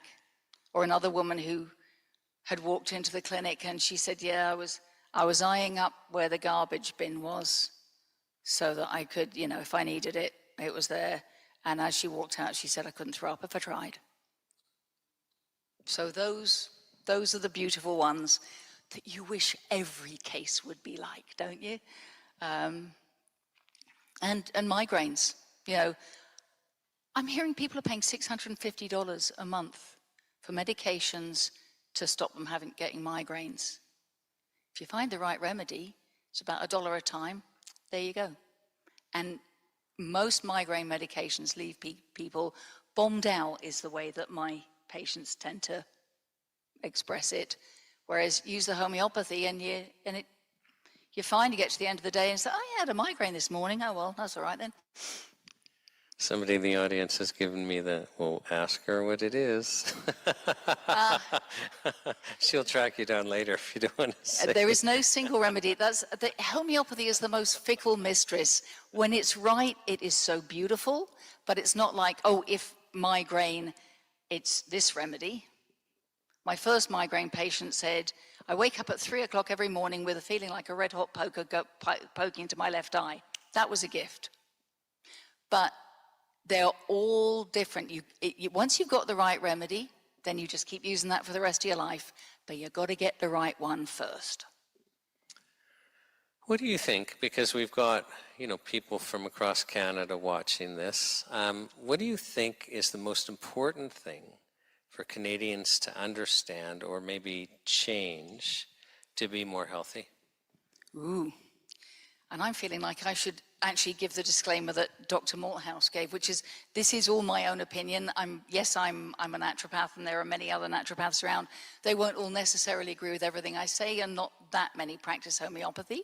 But what do we need to change to make ourselves healthier? It keeps coming back to the same thing, or the same things.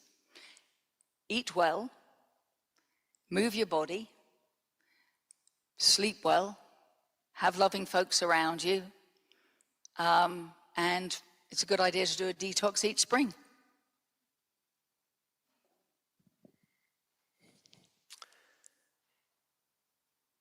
Now, we're in this regulatory environment that we don't have the time to go into this self-care framework, but Health Canada is trying to bring in new regulations that actually threaten any product that a naturopathic doctor would use. So they want to put us in a self-care framework, and to be licensed in the self-care framework, there's 2 criteria.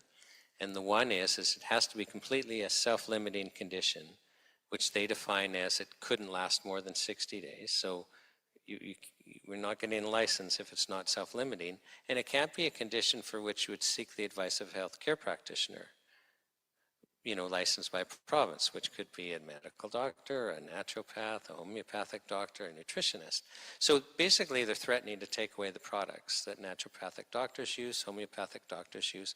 What do you think the health consequences for Canadians would be if we lost these remedies? Well, I know that my health wouldn't have come back if I hadn't had natural health supplements available over the counter and homeopathic remedies available also. I wasn't even that well educated in it at the time, but they really did help me. So, yeah, it certainly wouldn't have done me any good, and I don't think it's going to do the Health of Canada any good. We used to talk about appropriate technology. I think now we need to talk about appropriate medicine. If you've got cancer, you're going to do some hefty stuff. If you've got a sniffle, you're going to do some gentle stuff, and there's everywhere in between. So we need appropriate medicines. We want them. We want our products. I'd like Health Canada to make sure that the products are made in a good and clean environment, that they're up to scratch, that they're labeled with what they contain, and that if there are any caveats about this could cause problems, that is also on the label. But most natural health supplements are so safe. The ones for which there is, you should maybe know a bit more about how to use it safely, well, those could be restricted to practitioners like myself, and then let the rest be available over the counter and well labeled. I used to be in consumer protection law. I believe in things being done right that way. And what's your message to Ottawa? Make sure they're well made, make sure they're well labeled, and let us have them. Thank you. Just an honor to spend time with you, Penny. Thank you very much. So I'd like to ask Jason Watkins to come up. Jason, welcome to the World's Greatest Health Show. Good to see you.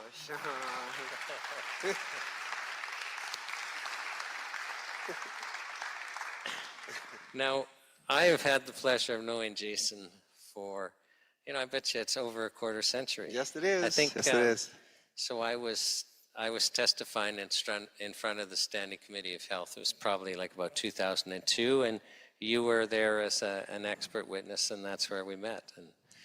And so can you, maybe let's just start.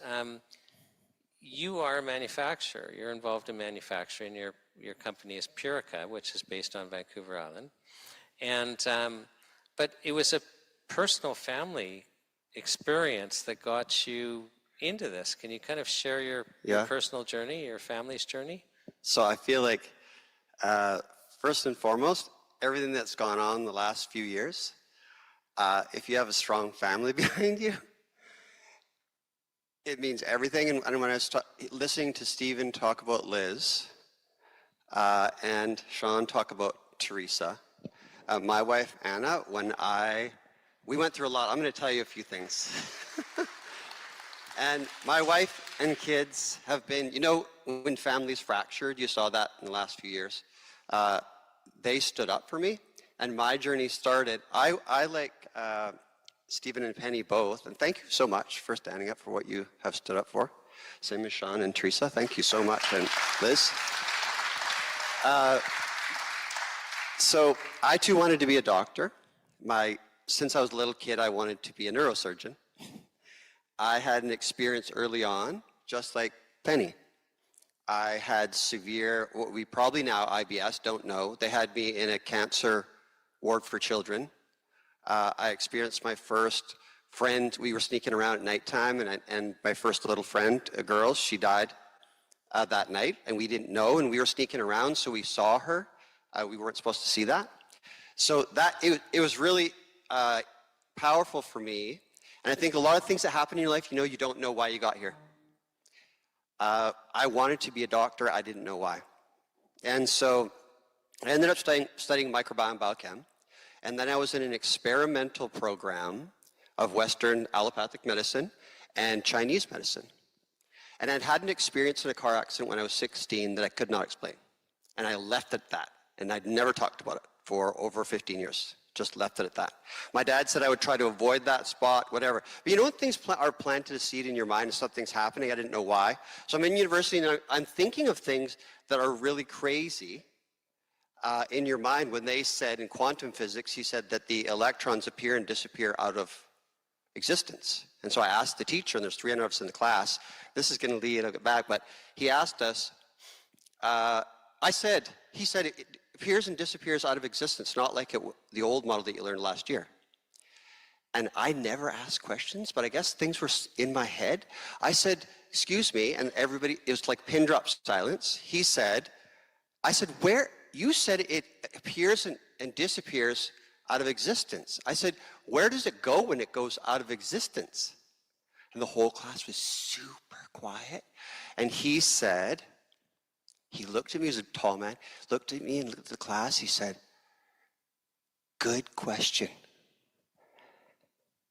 And it was quiet, and he just moved on. And I felt, but you know what I mean when somebody plants a seed in your mind? So he planted a seed, I don't know whether he intended to or not, but he did. And so my mind, I think the car accident, I don't know, things coming back, that things weren't as certain as I thought they were. Because my mind worked pretty quickly and everything. I thought I had everything figured out, and then everything's tripping me up. So I'm getting, this kind of leading into natural medicine. So when I was in the program, I had suffered from that.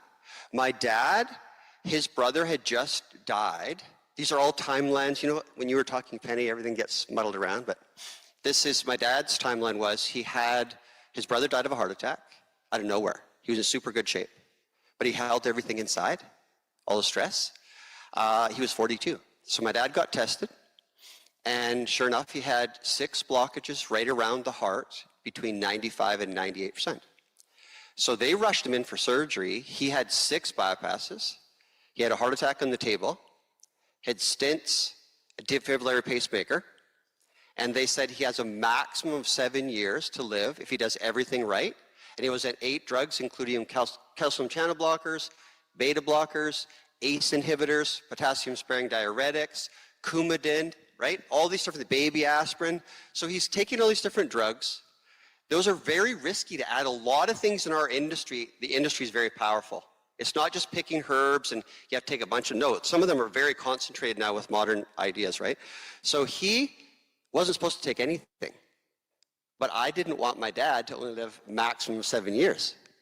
So I started researching everything I've been thinking about for myself. Any athlete already knows a lot about these different things, right? They test a lot of things.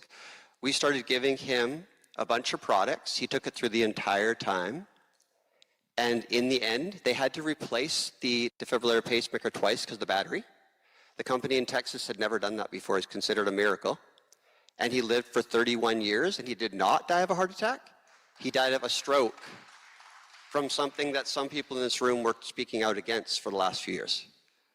So my idea is when you have these kind of powerful experiences, right? 7 years to 31 years, and he was fully there and still doing woodwork and everything right to the end. As a matter of fact, my dad passed away between 2 of his favorite woodworking devices in the shop. So he, like Mom said, he died as half place. Still, obviously, horribly hard.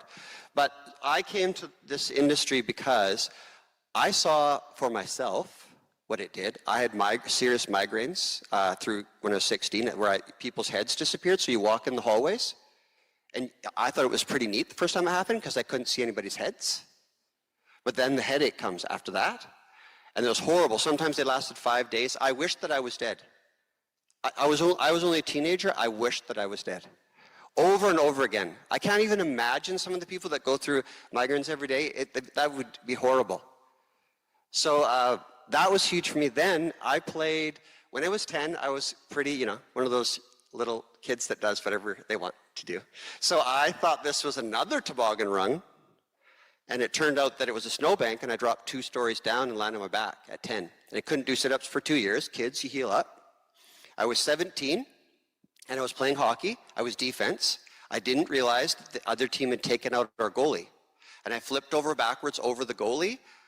Bad part was the net had also was flipped over, and the spike was still in the net, and I was impaled on the spike at 17.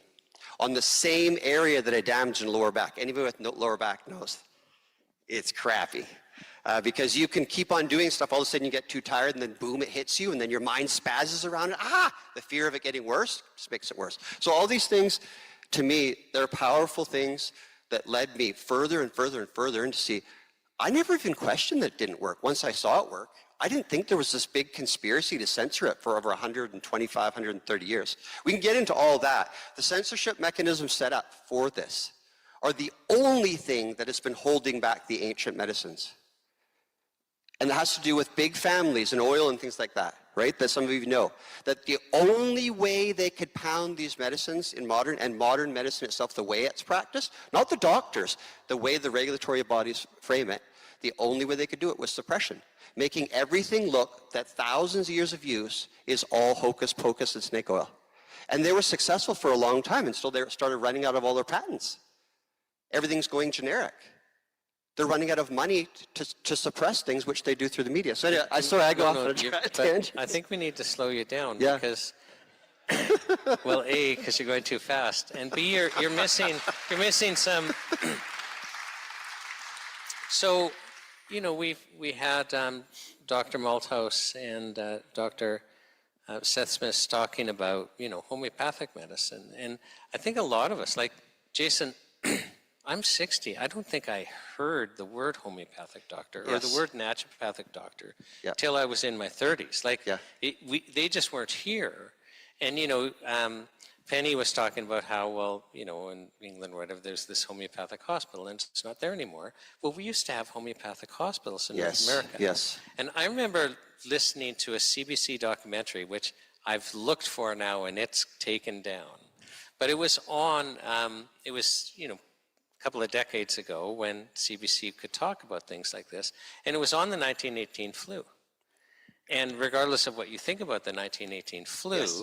what they were talking about is if you went to an allopathic hospital, you had about an 80% chance of not walking out. You died Yes. there.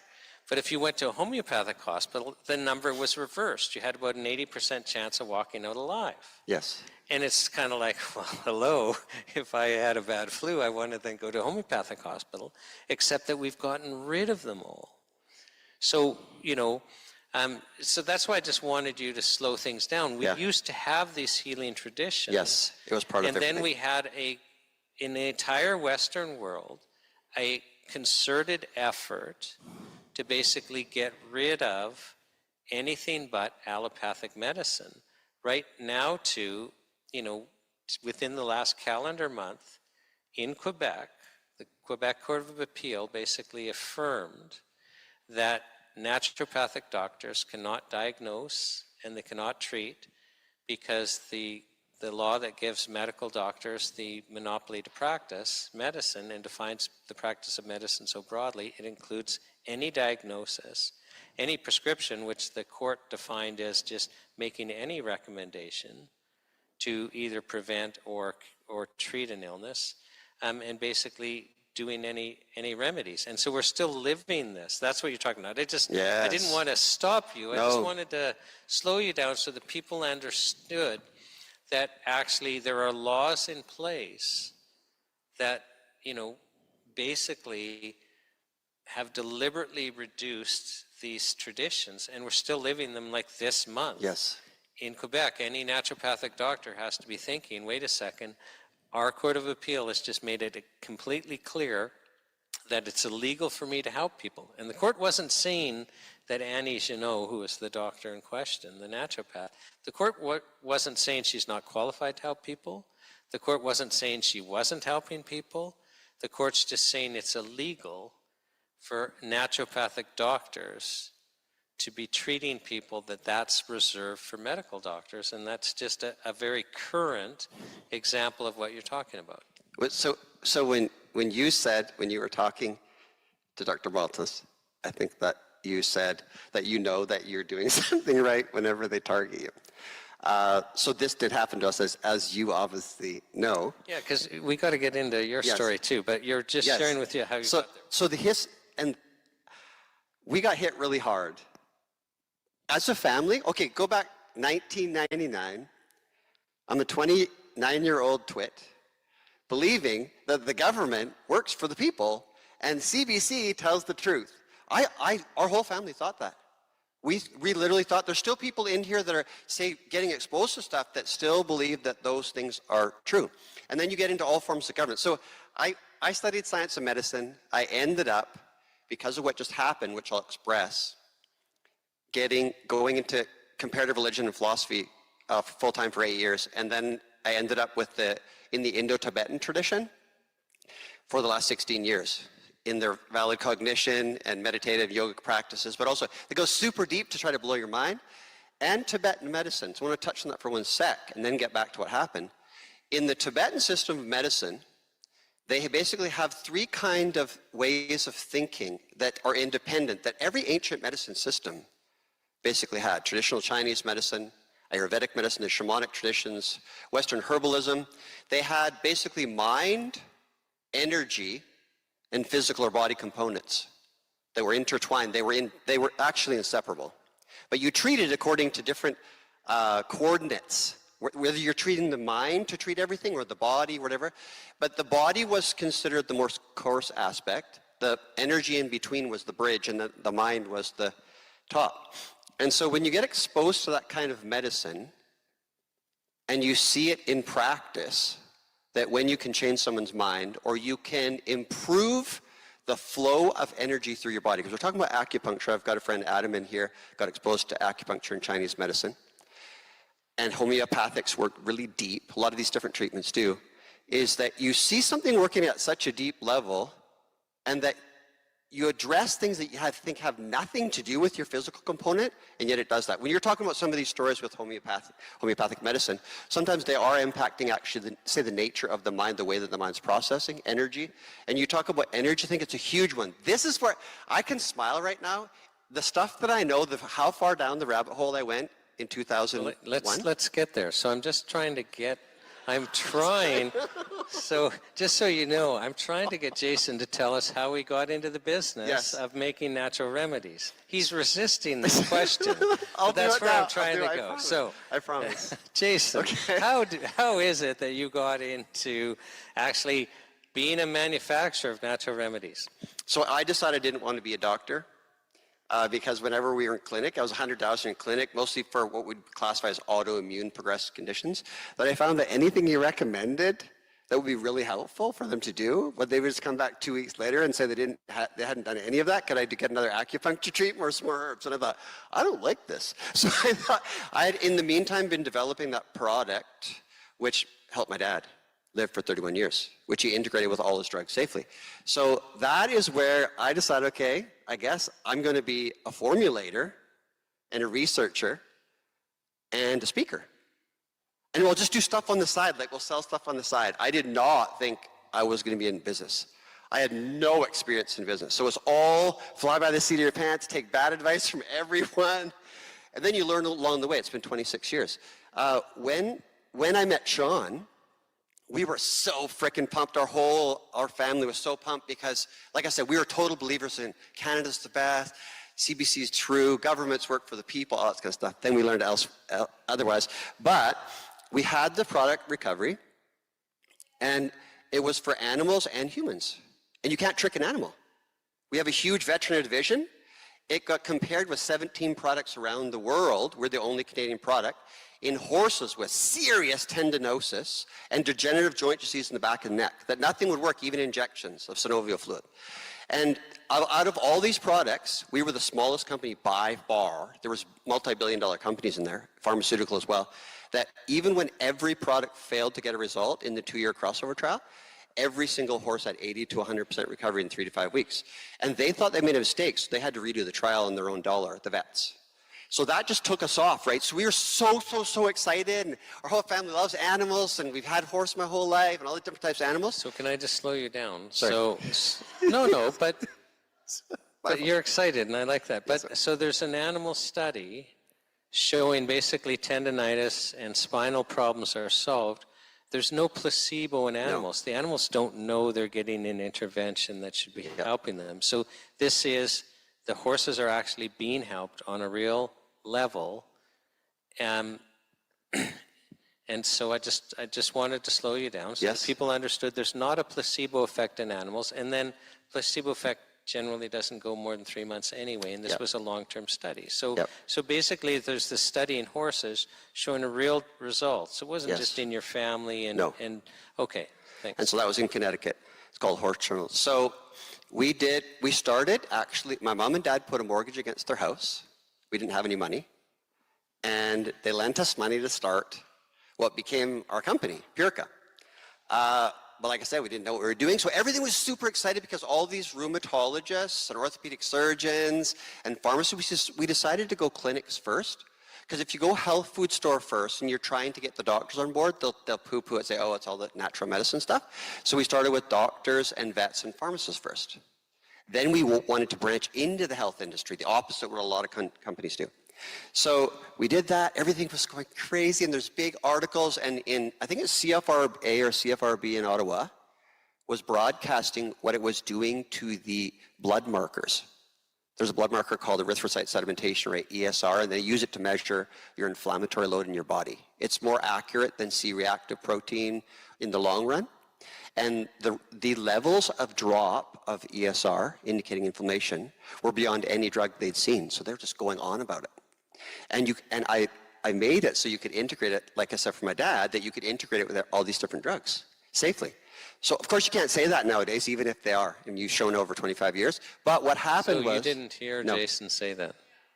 Yeah, but So what happened then was, I guess when it went across into the US, we got access to information. Two drug companies did not like that we were having those kind of results.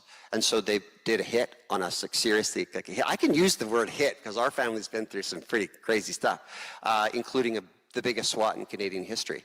So what happened there is they went after us.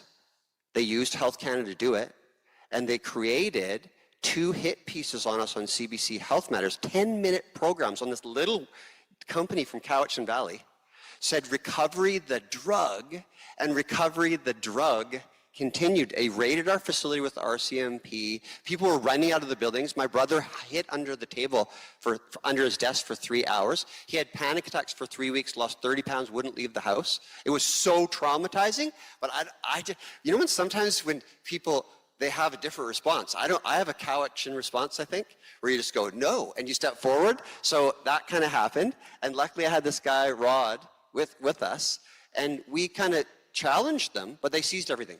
We only had one product, one human recovery and one animal recovery. They seized everything, and we didn't do the human manufacturing at that time. This is over 25 years ago. We had already paid the company Flora to manufacture. There it is sitting there. They knew that. They knew they were going to crush us. They did it a few days before Christmas to traumatize you emotionally. And so that's what we went through. And then I saw the meat behind it, but that made me go deep, deep, deep down rabbit holes because I'm from science and medicine. I didn't know anything about politics. I didn't know about geopolitical. I didn't know about banking or all these families and dynasties that keep on holding on to stuff. I didn't know forms of government. I didn't know what they all were really about, like democracy versus monarchy, things like that. Can I just share a little bit? No, I can go off on so many tangents, sorry. This is on this topic. Now I forget, I remember it was Dennis Shelley of Health Canada. Yes. So he was running the Western Canada in charge of the inspectorate that was after you. Was it Sheila Wheelock? Yep. Yeah, okay. So the other inspector, Health Canada Inspector Sheila Wheelock. So, and you gave me permission years ago to share this stuff. So, because I helped them in court. So we had to fight to get this disclosure. When you're charged criminally like they were, you have the right to anything relevant. And we had to fight and fight and fight to get this stuff, and including their emails. Now what happens is they have an email chain with maybe 12 people, and 11 of them will black it out and one will forget. And it's the puzzle to get it. But what we learned so this team in Health Canada, including Dennis Shelley, who was head of Western Division, I think he still is. Is he? Okay. And Sheila Wheelock, an inspector, they along with others are in this email chain where they're putting together a letter to the Department of Justice to prosecute them. And the letter is just how scary this ingredient MSM is. And it's amazing that anyone's left alive. And you better hammer these guys to the wall because this is so horribly dangerous that Canadians need to be protected. So Sheila Wheelock and Dennis Shelley are part of this email chain where they're telling the Department of Justice, you have to hammer these guys to the wall because MSM is so dangerous. Well, at the exact same time, these two people, Dennis Shelley and Sheila Wheelock, are also involved in another email chain, an internal Health Canada email chain, where they're going, well, the Canadian Food Inspection Agency looked into MSM for the product SAMe. Yep. They concluded it's perfectly safe. Very, very, very safe. Yeah, it's perfectly safe. So the fact that we all agree internally this is perfectly safe, doesn't this make a mockery of what we're doing against Biomedica? So can I just clarify what's happening?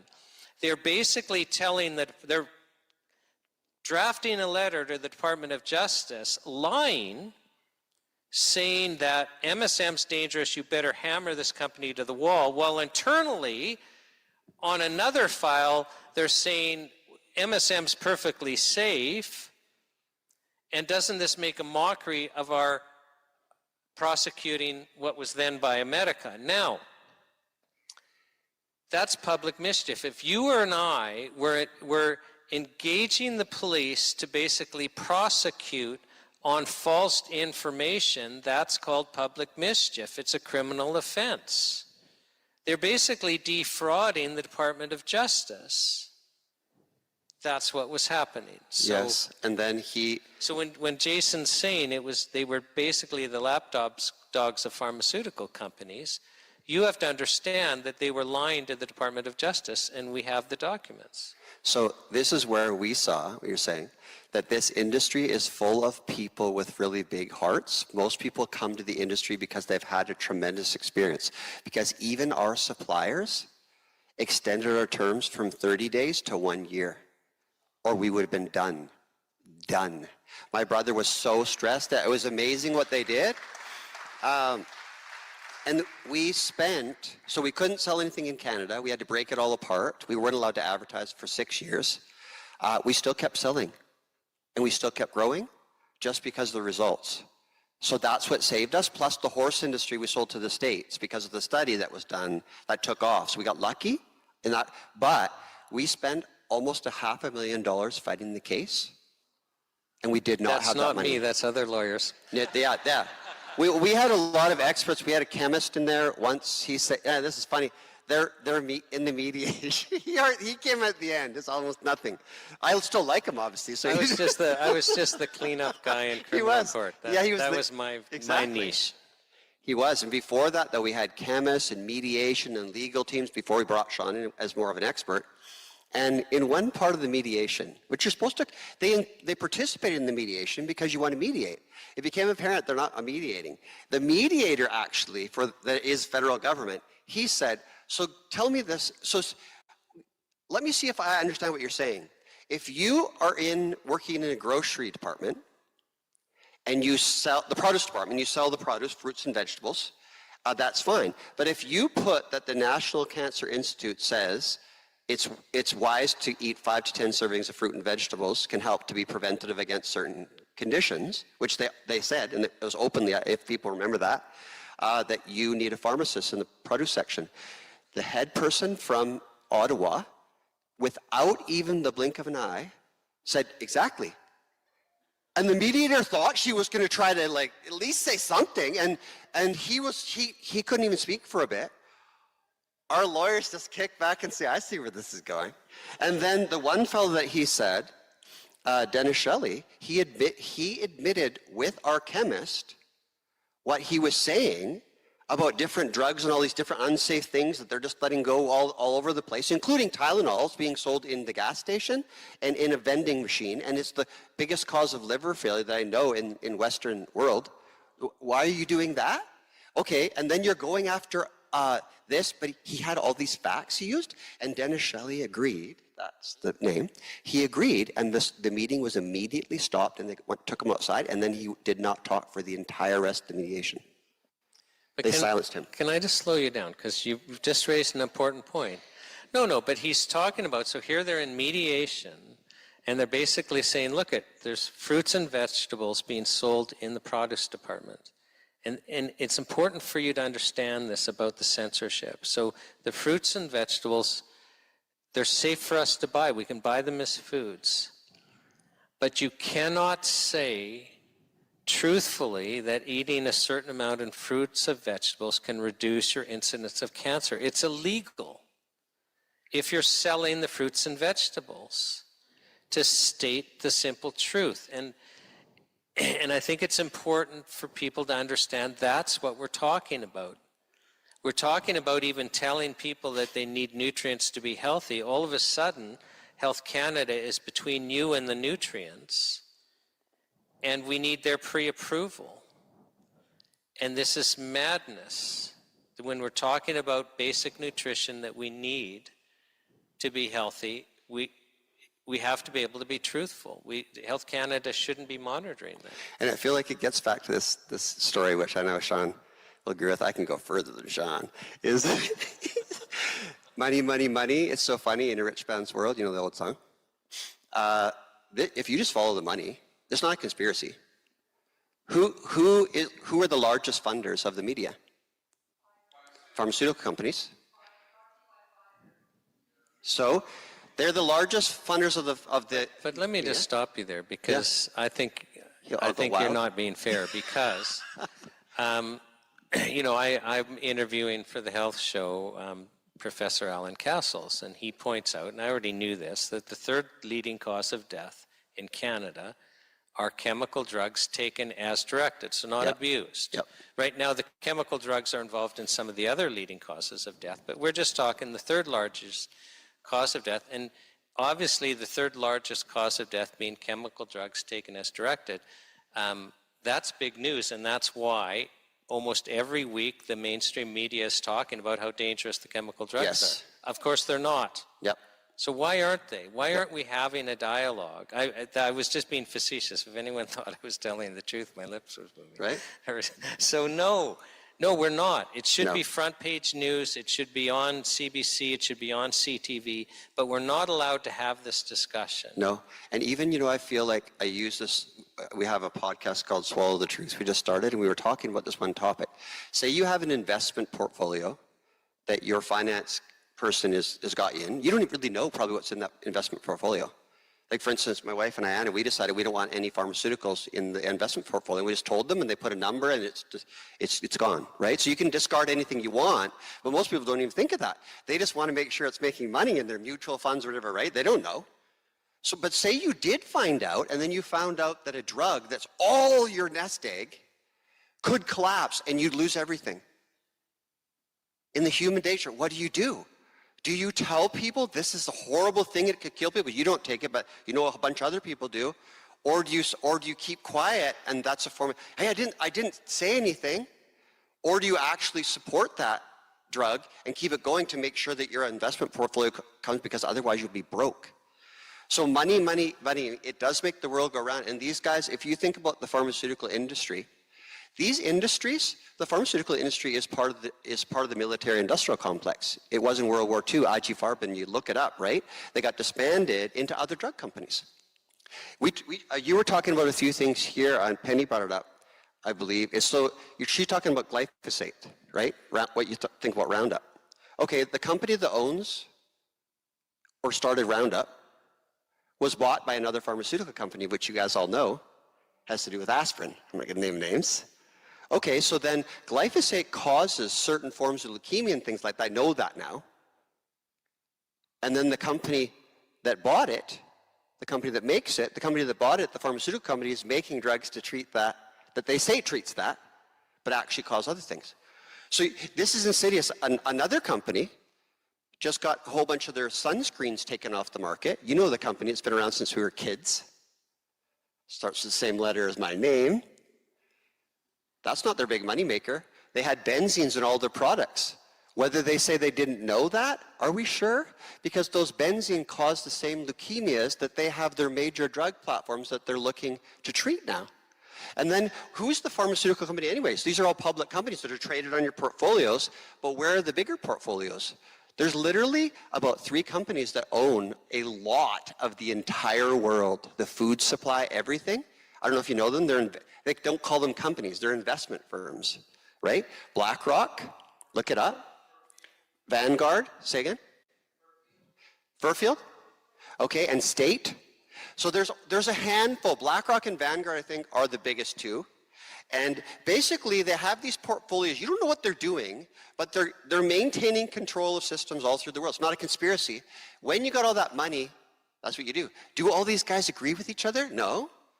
But they're opportunists, right? They can help each other out, but they all want to be top dogs. That's how you get them down. Can I just Sorry? bring us back down to yes, back down. Here I the go. regulation of natural products? But I think the point you're making is valid, that because you pointed out that the pharmaceutical companies, I think you said, are the largest advertiser in the media. So even though in Canada they're not allowed to specifically advertise drugs, they're still the largest advertiser.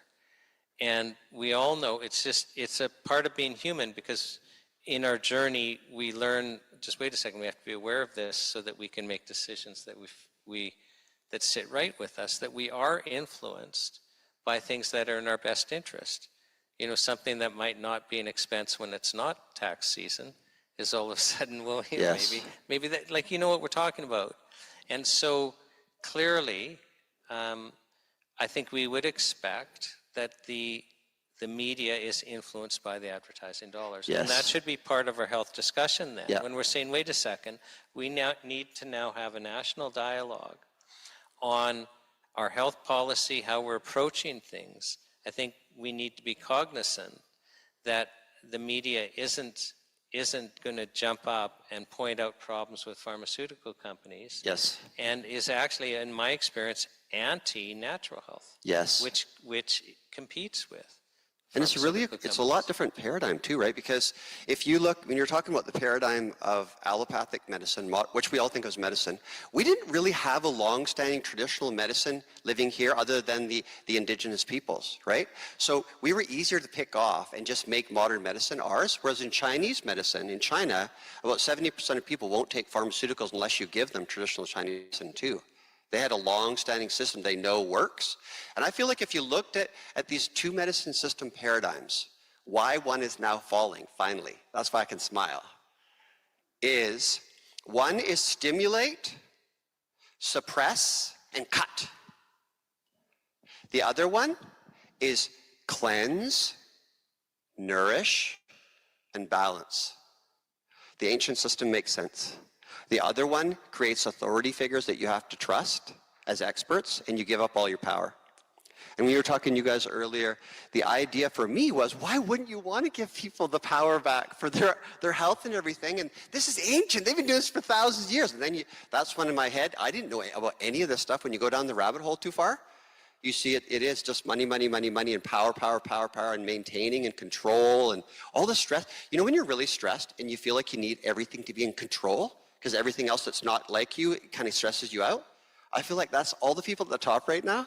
They're like a wounded tiger lashing out, doing horrible things all over the world because they're losing control. But if we don't stand up and we be silent, so I like that. I said to Sean the other day, one of my favorite quotes was, if you think you're too small to make a difference, you obviously haven't been in bed with a mosquito. So, right? So remember the mosquitoes? If every one of us literally, if we started actually standing up, like the last 5 years, you couldn't say anything, just stand up. You're saying something really important because I think you don't understand how powerful you are. Like people don't understand how powerful they are. Like, so all of us. Even just, let's take the health charter. Let's say no MP knows about the health charter.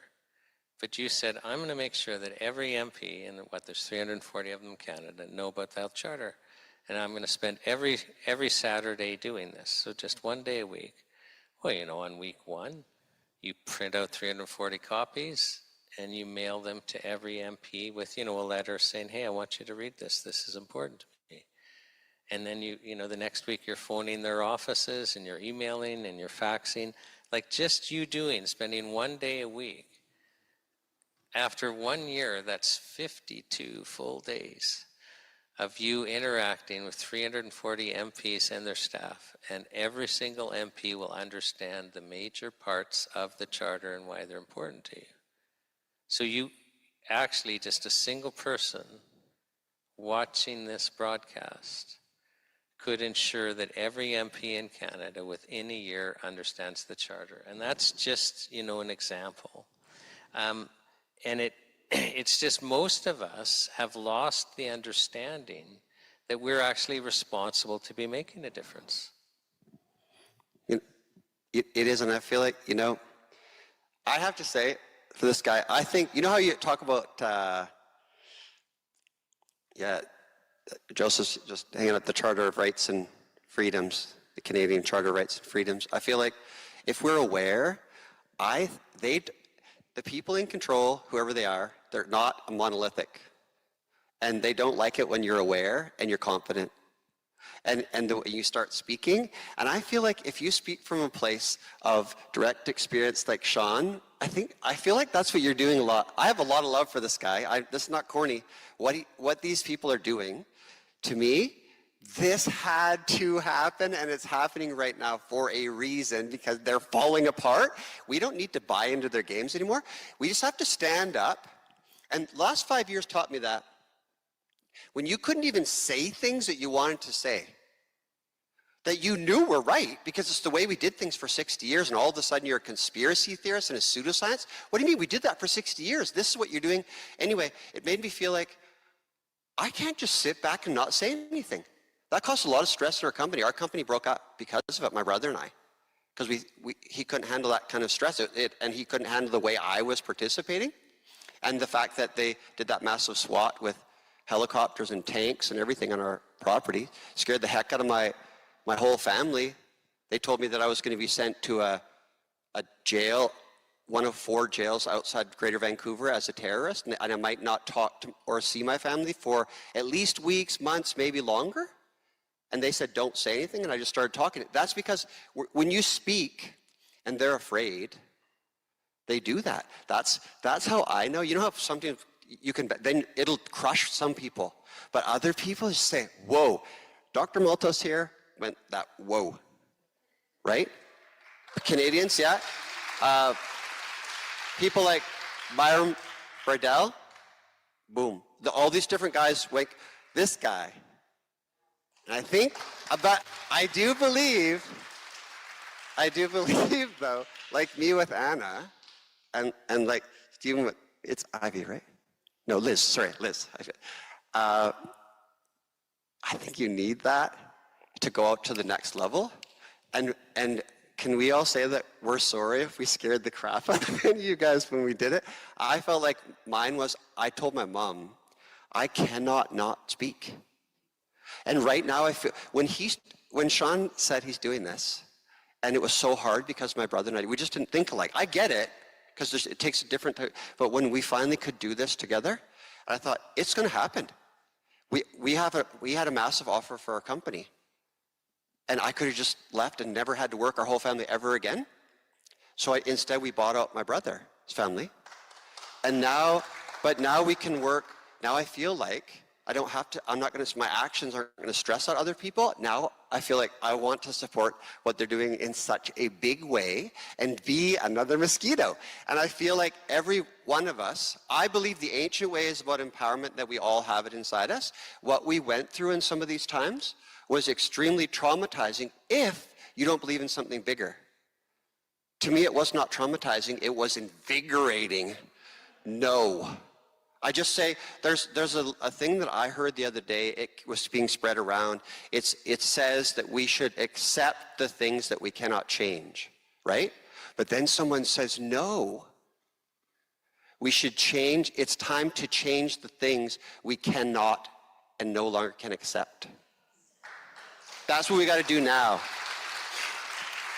So I feel like this is possible now, though. It's not just talk, talk, talk. If we all actually start talking and support each other, because we are coming from a place of love, if you want to call it compassion, love, respect, honoring of other people. We're coming from that place. They're coming from that place. I know we've had discussions, that if enough people stand up and everybody has a worthy voice, everyone has a different way of saying it. They tried to make us believe for so long in all these systems that we do not have enough intelligence, that we are not strong enough, that we don't follow this, that we don't know what we're talking about. And they ridicule and make fun of you for thinking any way differently. That's all ending. All of that is ending right now. It is.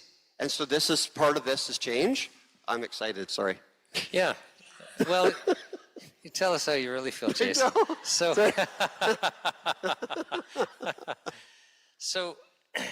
But Jason has brought up some really important points, because one thing that if you've got to watch this online health show, because you will come to understand this is life and death, our ability to have access to vital nutrition. And I mean, there are stories where it's life and death just over vital nutrition. And it's life and death over, products like recovery. In fact, we have somebody speaking about recovery, how they're just completely disabled. And so we're talking about life and death, and we should not have a regulatory body between us and what we need to be healthy. Like, sorry, we all agreed protects us against fraud, but that's not what we're talking about here with these regulations. Protect us against adulteration. That's not what we're talking about. Sure, make sure things are, manufactured in a reasonable way. That's not what we're talking about. We all agree on that, but that's not what's happening. What's happening is we have a regulatory body. So we've got Canadian Food Inspection Agency and Health Canada responsible for our food supply. And they have allowed us to they basically made it so that we can't not be toxic. Everyone in this room, everyone watching this is filled with toxic chemicals, and we have to take defensive measures. I take defensive measures every day to reduce my toxic load. Well, do you think they don't know that this is what's happening? They've measured our food supply. 100 years ago, our fruits and vegetables had so much more vitamins and minerals, you didn't need to supplement. You would get everything you needed just from eating healthy. But now, even if you're trying to eat healthy, organic and that, we've had expert after expert on the show and watch them say, you actually can't be healthy without supplementing.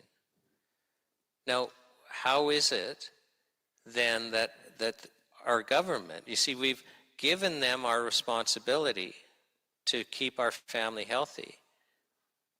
We've trusted that they would keep our food supply healthy, when actually by design it's unhealthy. This isn't a secret, all these chemicals. Is this surprising anyone? The fact that you can't, even if you're not eating the junk, but you're trying to eat organic, you're trying to eat fruits and vegetables, the nutrition isn't there anymore. Is this a secret to anyone? I mean, the U.S. Department of Agriculture does regular surveys. This is all documented.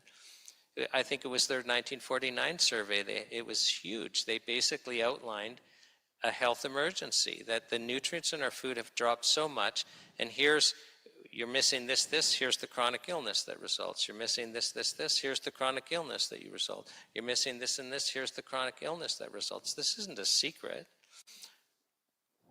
And then Health Canada is making it illegal for us to get the nutrients we need. If we follow the recommended daily allowances, we'll all be sick and dead. And yet companies get punished and shut down if they try to give us the dosage amounts that we actually need to live. This is the world we're in, and it's time for that to end because it's become intolerable. And this is what Jason's saying.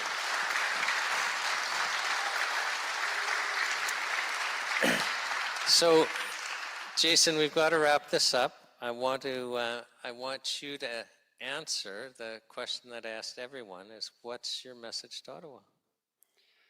So I don't want to duplicate. And this is a family show, so That's. I don't want to duplicate what the two of you were saying, so I just thought I'll say something different. Is right now we're going through a major paradigm shift, and it's not requiring us to recreate the wheel. It just requires you to allow us to go back to what was. And what was, if you want to put it simply for people, was the terrain theory, which they talk about, Béchamp versus Pasteur, that everything in the germ theory of Pasteur, that's why you have pasteurization of milk, that germs and pathogens and all that cause disease. So then what you stimulate your body, or you suppress those things, or you cut it out. The ancient theory is more like Béchamp, kind of his rival. There's a lot of stories at the end of the life there that Pasteur changed his mind, but too late.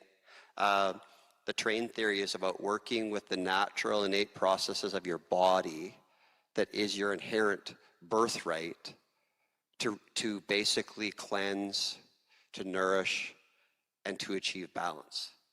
It's a nice soft way, and it's just a different way. Maybe you don't understand it yet, but they did practice it for thousands of years. And if it didn't work, it would no longer be used, and it's still used in China and Tibet and those other systems because it works. And we just want that back. We just want our birthright back. If everybody else wants to stay doing the other things, we don't have a problem with that. We just want to know that we can still do what has made sense for thousands of years. You make a good point, because I don't think, I'm all for the fact that people should be able to make their own choices.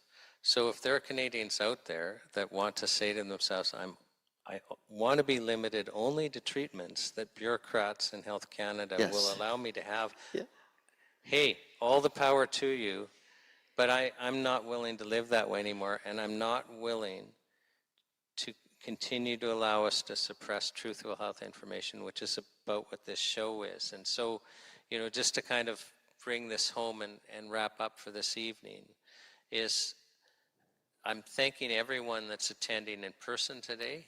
We started in Victoria because this is a provincial capital on the West Coast, and that's where we're beginning to march the Charter of Health Freedom across the land. And so you're participating in a historic event this evening. I hope everyone signs that petition that we're driving to Ottawa. It's because we want some fresh sheets from Victoria. We want some fresh sheets from this room. For those of you watching online, this is a historic event. This is the first day of Canadians basically standing up just to tell their stories. You will have witnessed Canadians today sharing their stories. And that's never happened before.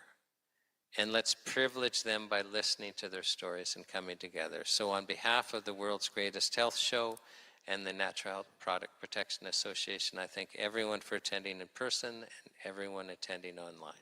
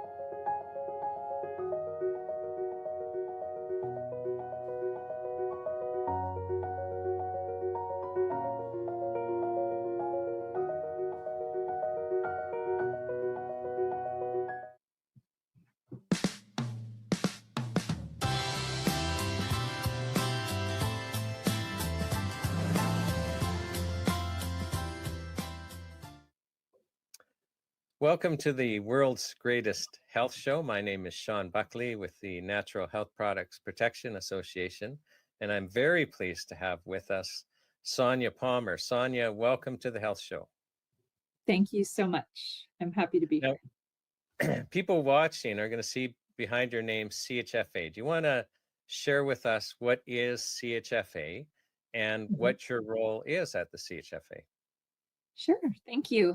So CHFA is the Canadian Health Food Association, and we represent about 1,000 members across Canada, a little bit more now, about 1,200 members across Canada, namely in the natural organic wellness sector.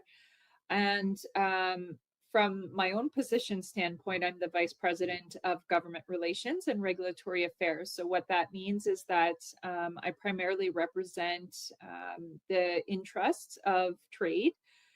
So I do a lot of advocacy work, a lot of grassroots, a lot of discussions with members of parliament on, the impacts that occur when regulation changes or there's changes to legislation that impact natural organic wellness products. That has led to a lot of discussions on natural health products as of lately because of the amount of change that has been proposed for this sector. So a lot of my focus has been on, defending the interests of industry based on these regulatory changes. Right. And just, so that people fully understand what you're referring to. So, when you guys say members, like people that manufacture natural health products and, organic food producers and things like that, like it's the industry, you've got a lot of industry members. And so when there are problems with the regulatory environment, they let you know so that, 100%. you can kind of advocate on their behalf. So when you're sharing with us today, I mean, it's from on the ground being told, listen, this is happening and that is happening. Exactly. Absolutely. We do represent actually from the manufacturing level, in some cases, even the supply level, all the way to retail. So we are one of the largest trade associations to represent essentially the whole manufacturing and retail chain, supply chain for this sector. So we do get a very broad amount of information back from members on what the impacts are from the base all the way to sale. Right. Okay. Yeah. And I just wanted people to appreciate, like you hear from industry that here's the problem, because we're going to be going into, kind of some specifics of some things so that people understand the regulatory environment better. One thing that I wanted to maybe start with is,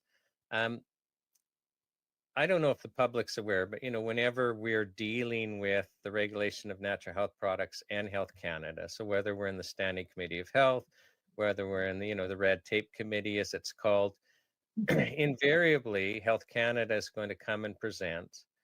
There's basically the sky's falling. So many people are being harmed by natural health products.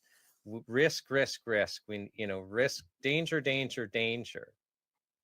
And you've kind of had to deal with that actually, by looking into it. And so I'm wondering if you can comment, what your thoughts are about, this so-called danger, where Health Canada tells us we need ever stricter regulations because of danger. Because I know you guys have looked into this, and I'm wanting you to share about that.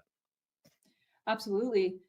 So I think fundamentally, one of the things that we really had to take head on very early on was the fact that much of what Health Canada has proposed has been driven by what they have said is health and safety reasons. And so a lot of that actually was attributed to things like adverse events and, numbers that were presented in committee. There was an audit report back in 2021 that was presented as really kind of reflecting that there needed to be amendments and regulatory changes that needed to occur. But then how Health Canada actually presented the information, how this actually ended up getting shared in committee was something that we really needed to get ahead of and a hold of in terms of, how this sector actually impacts the health and safety of Canadians and whether or not these products actually presented as big of a risk as what was being proposed. So we did end up engaging Deloitte specifically on a study because of the fact that they had a number of pharmacovigilance experts on their team that were able to actually take Health Canada's data itself and use its adverse event reporting database to give us information about where a lot of this was coming from in terms of, scouring not just that, but medical journals, the internet more broadly in terms of Canadian data was analyzed.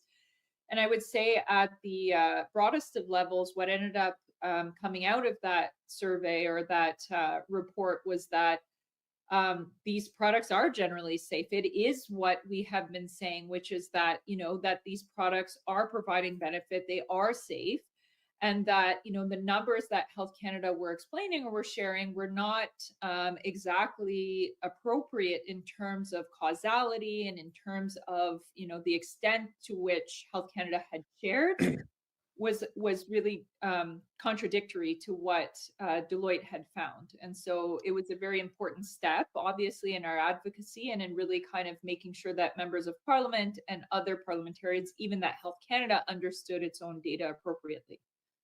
Right. And I want to unpack that a little more just because people might not understand even, we say adverse reaction in that. So, Yeah. so, since 1965, we've had, and it was in response to the thalidomide disaster, we set up what was called an adverse reaction reporting system.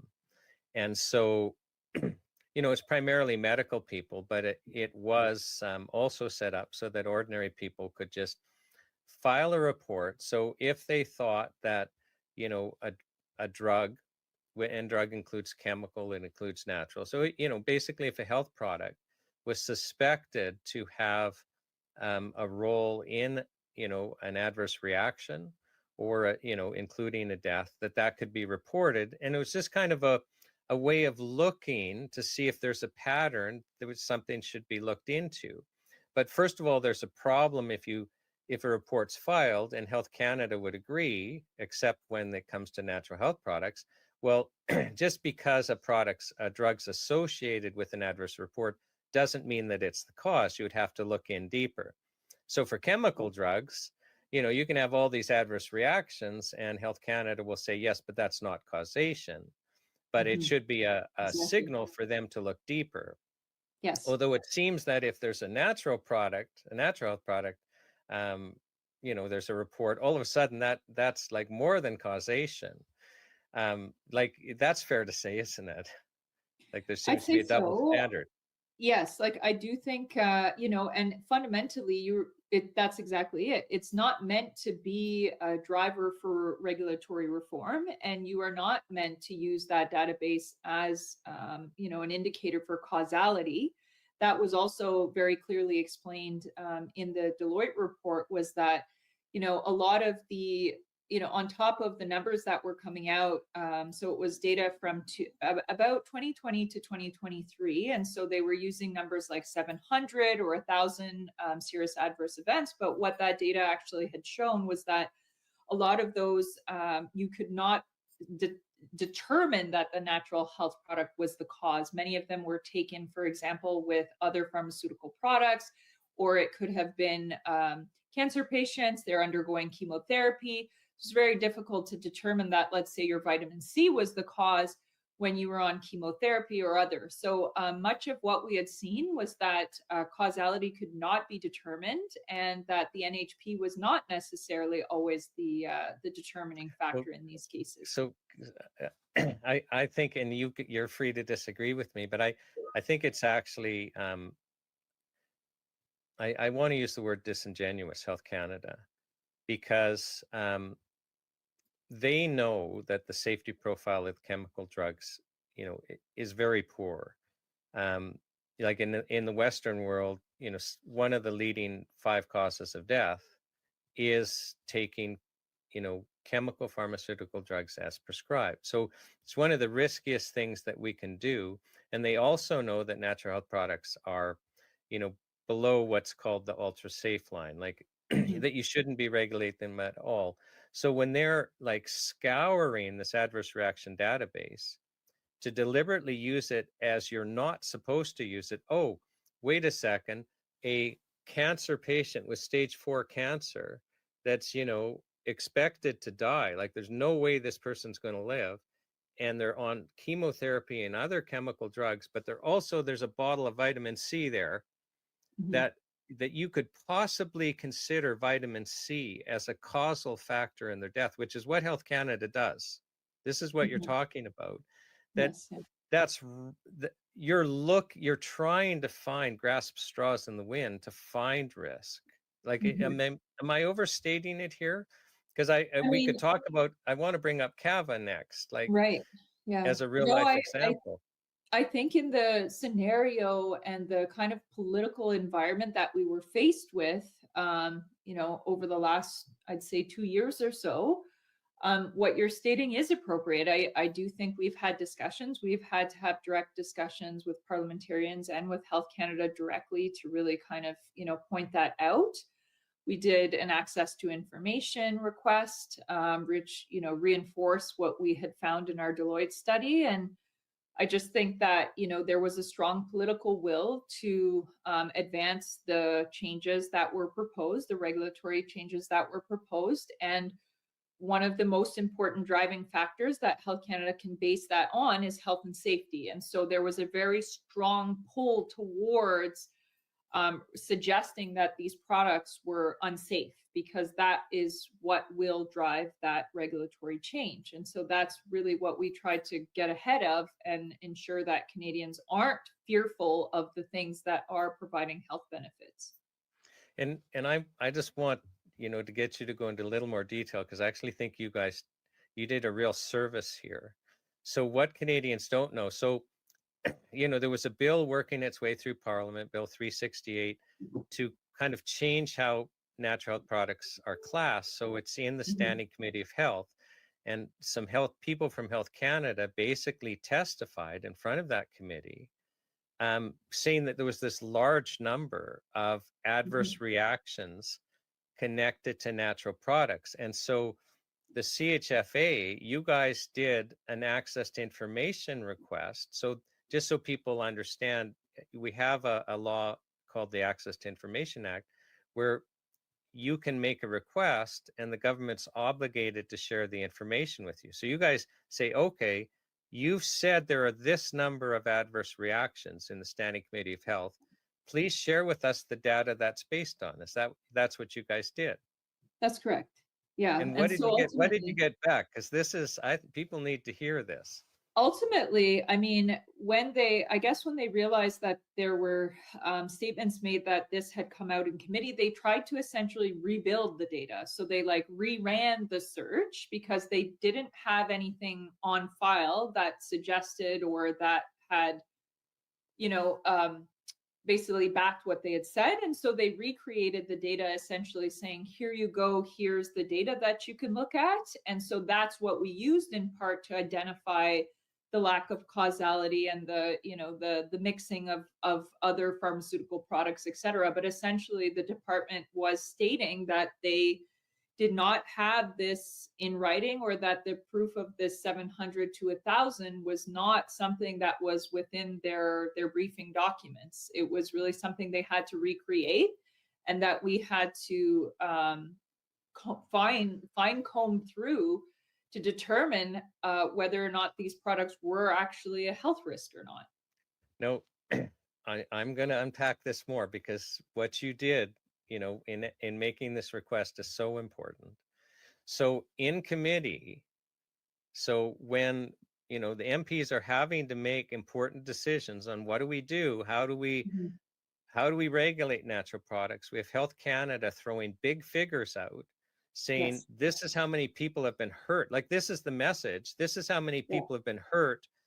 Yes. Please, MPs, protect us. And that was fraudulent. It was made up numbers. They didn't have any data to support it. Like, that's first point, right? You learned that.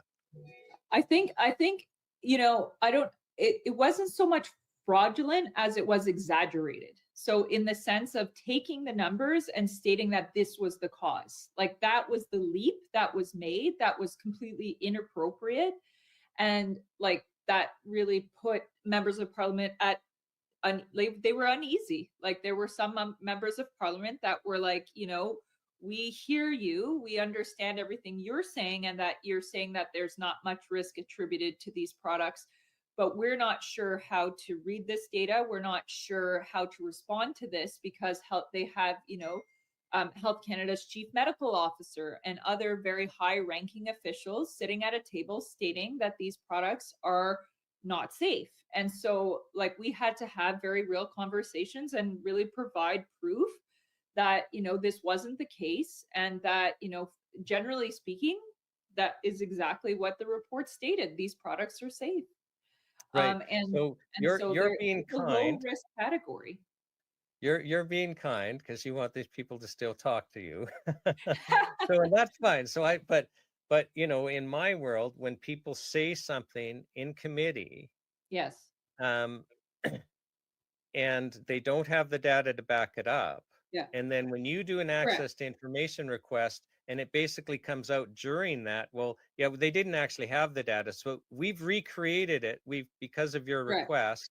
So here's what we've come up with. They didn't have it before. So that really was, they're pulling it out of the air. They're giving concrete numbers. They're giving specific numbers that don't have a basis in reality. But they recreate this because, CHFA's now made a request. We're obligated to give them something. Yes. So we better, put something in the pot and cook it up. And that data, it doesn't support what they said. Correct. Okay, so we'll disagree on what we call that, but at least the public understands that this is what's happening. Like it's my experience with Health Canada is that they try to present this appearance of danger. It's interesting, Sonia, is so we get these regulations in 2004. So before that, we're largely unregulated for all intents and purposes, except, maybe for some monograph DINs on vitamins type thing. So if we were in danger, like 2004, when we don't have Health Canada regs to protect us, that should be when, the dead bodies are in the street. And that's when, a client of mine had Professor Ron Law from New Zealand do a risk analysis, and he got frustrated. He couldn't find any data of harm in Health Canada, like in Canadian government statistics. So he had to go to other Western countries to even find some examples of reports of harm to do his risk analysis.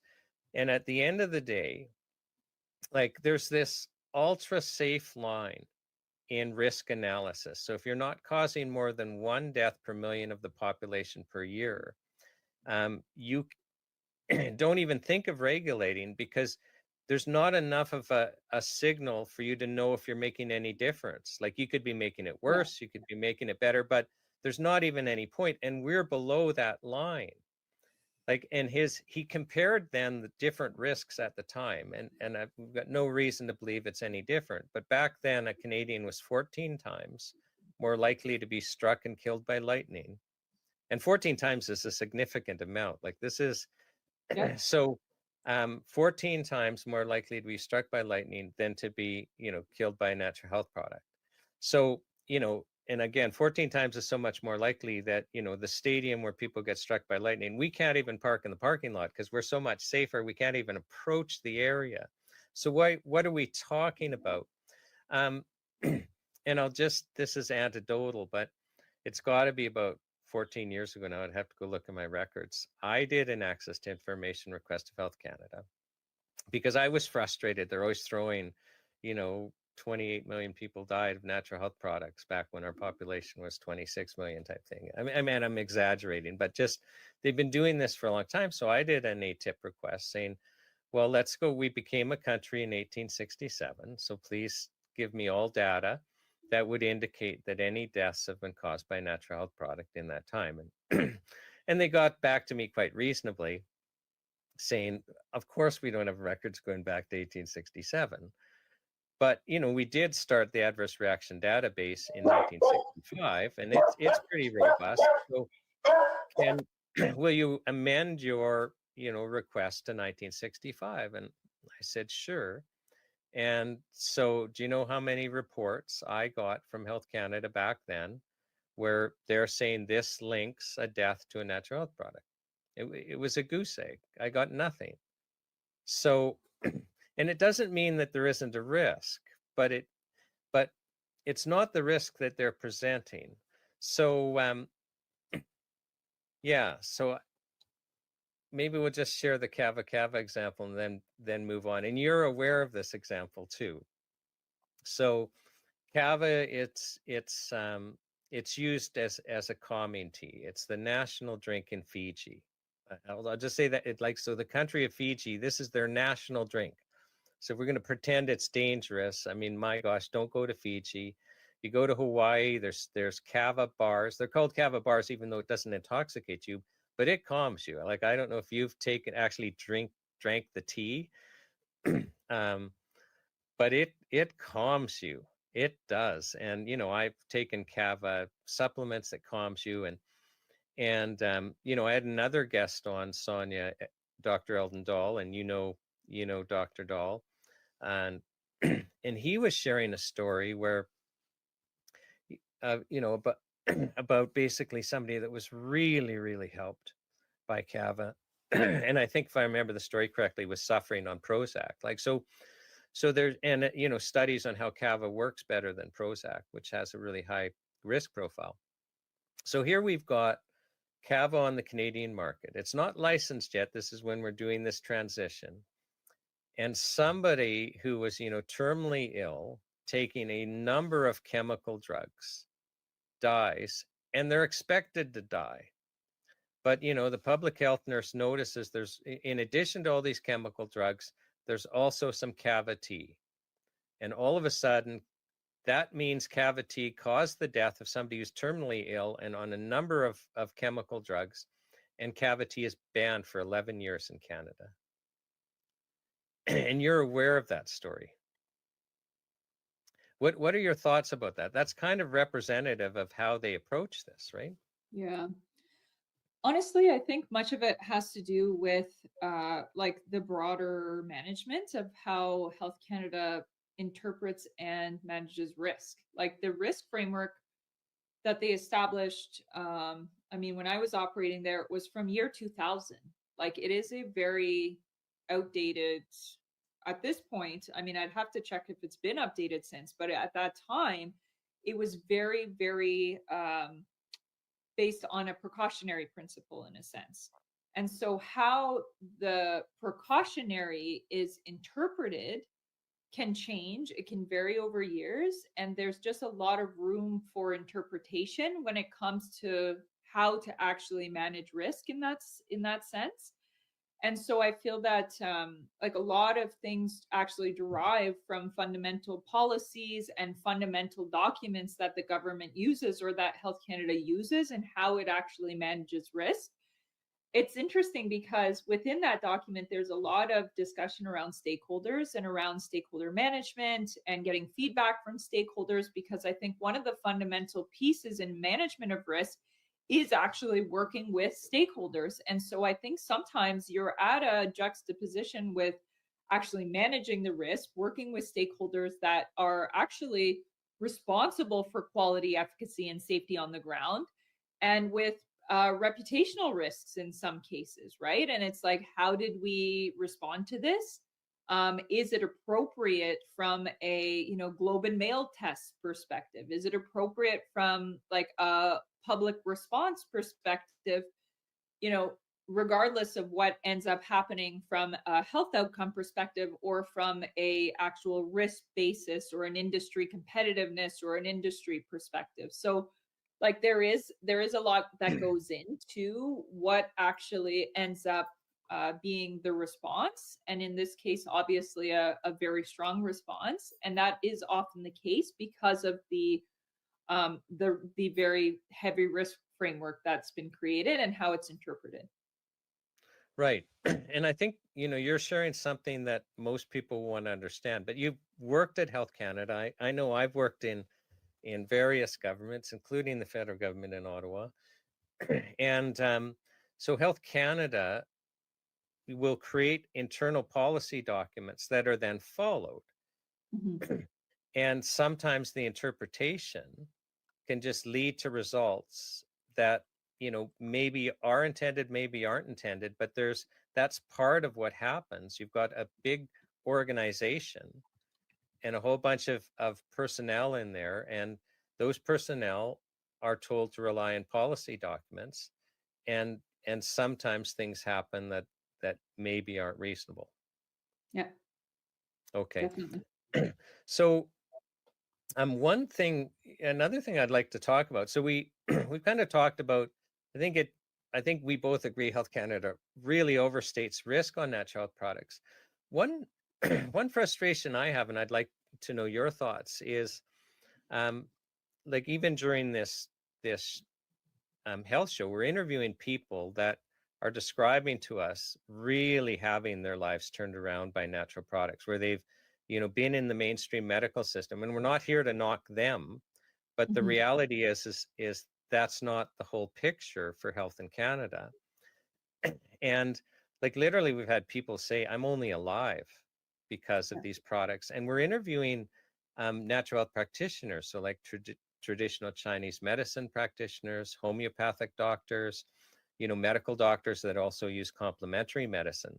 Mhm. But like the homeopathic doctors and naturopathic doctors and traditional Chinese practitioners, we've now Yeah. learned during the show, we have to ask them, well, what percentage Mhm. of, you know, the people that come to you for help have basically exhausted the mainstream medical system? Mhm. And Yeah. the answers are no lower than 95%. Mhm. So so these natural health practitioners, I mean, they're basically getting people almost exclusively that aren't Mhm. finding any help anywhere else. Right. And the stories of success they're sharing with us, like life and death stories, are significant. And Mhm. I'm just using this as context because what's Yeah. frustrates me personally, Sonia, is Mhm. that when I have dialogues with Health Canada and when I see how they're approaching things, I see Yeah. them overestimating risk, Mhm. but it's like they deny that there's any benefits, Yeah. right? Like, and not only do they deny there's any benefits, they institutionally have this, they call it failed efficacy. So, as a Mhm. matter of their policy, they assume that people aren't getting benefits, but Mhm. they need to be protected by the risks. And I'm wondering if you can, what your thoughts about that are, because my frustration is if we want good health outcomes Yeah. and we say, well, what's the best way to manage these? I think we have to look at the benefits and the risks and Mhm. then try to figure out, knowing both of those, what's the best thing for us to do? I actually have a few thoughts on that topic. I mean, I think that, you know, it's a bit of a complicated topic in the sense that, like, when you actually assess these products, et cetera, like, I think there's no way that we can deny health benefits. Like, they are, you can see that, you know, there is a very long track record of safety and efficacy for a large number of these products, and that's why they're allowed to make claims. We have product monographs that exist, but I do think they're quite pigeonholed in the sense of really kind of being in a very narrow allowance of what can be said. I think that, you know, on top of that, layer that with the fact that there's not much money for clinical trials or research. I mean, you have to compete with, you know, big pharmaceutical companies and others to get funding. So, and just the way that the framework is set up, I mean, you're not allowed to make claims about, you know, Schedule A diseases and other things. Like, there's so much fundamentally that goes behind this question. But I think ultimately, um, you know, I don't think anyone can deny that these products work, and a lot of them work differently for different bodies, just like pharmaceuticals do. But they absolutely have a place in our mainstream healthcare system. I think they are primarily recognized as being preventative and for maintenance, but that in many cases people actually have found, as you said, you know, life-changing results. And in some cases you'll either see people use them as, you know, like your first step or your last step like I find that's usually how it goes. It's like I may not want to jump straight into something, you know, that's very heavy. Like for example, a lot of people, I mean, you know, from what we're told, like say you have mental health conditions or other things, they may not want to turn automatically to you know, a pharmaceutical, and may want to try ashwagandha, let's say, in some cases, or other types of supplements before they get into something that is quite heavy and could have quite an impact on your health. So we see a lot of it through our members as well. I think that you know, it's difficult because a lot of them do say that they'd like to be able to do more research, but that, you know, they either just can't compete or there's no dollars for it. So it really has created a very difficult system for our natural health product companies to thrive in, and therefore Canadians to access. And you know, a lot of Canadians actually just turn to the internet to try and figure out how to use these beyond, you know, what's been product monographed or what is on the label per se. Right. So that's actually an important point that I want to get back to, because it speaks more to censorship. But I want to stick first on the first point. Like, you know, we both agree Health Canada will emphasize risk. But, you know, you've personally spent a lot of time speaking with Health Canada officials and, you know, about, hey, let's figure out how to regulate natural health products in the best way possible. And am I right that you have the same experience as me? Like, it's not like they're saying, oh, there's all these benefits. Yes, we have to take that into account. It's all risk. Am I right about that? Yeah, I would say that's appropriate, definitely. Yeah. Yeah. Guilty until proven innocent. Right. Except that we like, so you're talking about claims when you're just talking earlier, Yes. and basically how Canadians are being forced to go onto the internet because what they're looking for can't be shared with them. Do you want to talk a little bit about that? Sure. I mean, I think that, you know, in some circumstances, like, I think, I mean, it kind of goes back to the product monographs. I think there's been a lot of variations as to how the product monograph system has been used. And essentially, what it is a set of tried, trusted, and true ingredients and combinations of ingredients, essentially, that industry can turn to. Where, you know, if you, for example, got a vitamin C, you can, you know, specifically state certain claims and health claims, and same with, you know, multivitamins, et cetera. A lot of these, you know, trusted products. And so I think a lot of Canadians will kind of look to the label to understand what they can and can't do, because that's what, you know, you're supposed to do. But in some cases, what we found is that these product monographs, the way that it's worded, can be complicated, or it's not very direct, or, you know, there's circumstances where it's very long wording. So I think a lot of it stems from like that, fundamentally, that it's what like how the user evolves, how Canadians actually read these labels, how they interpret these labels.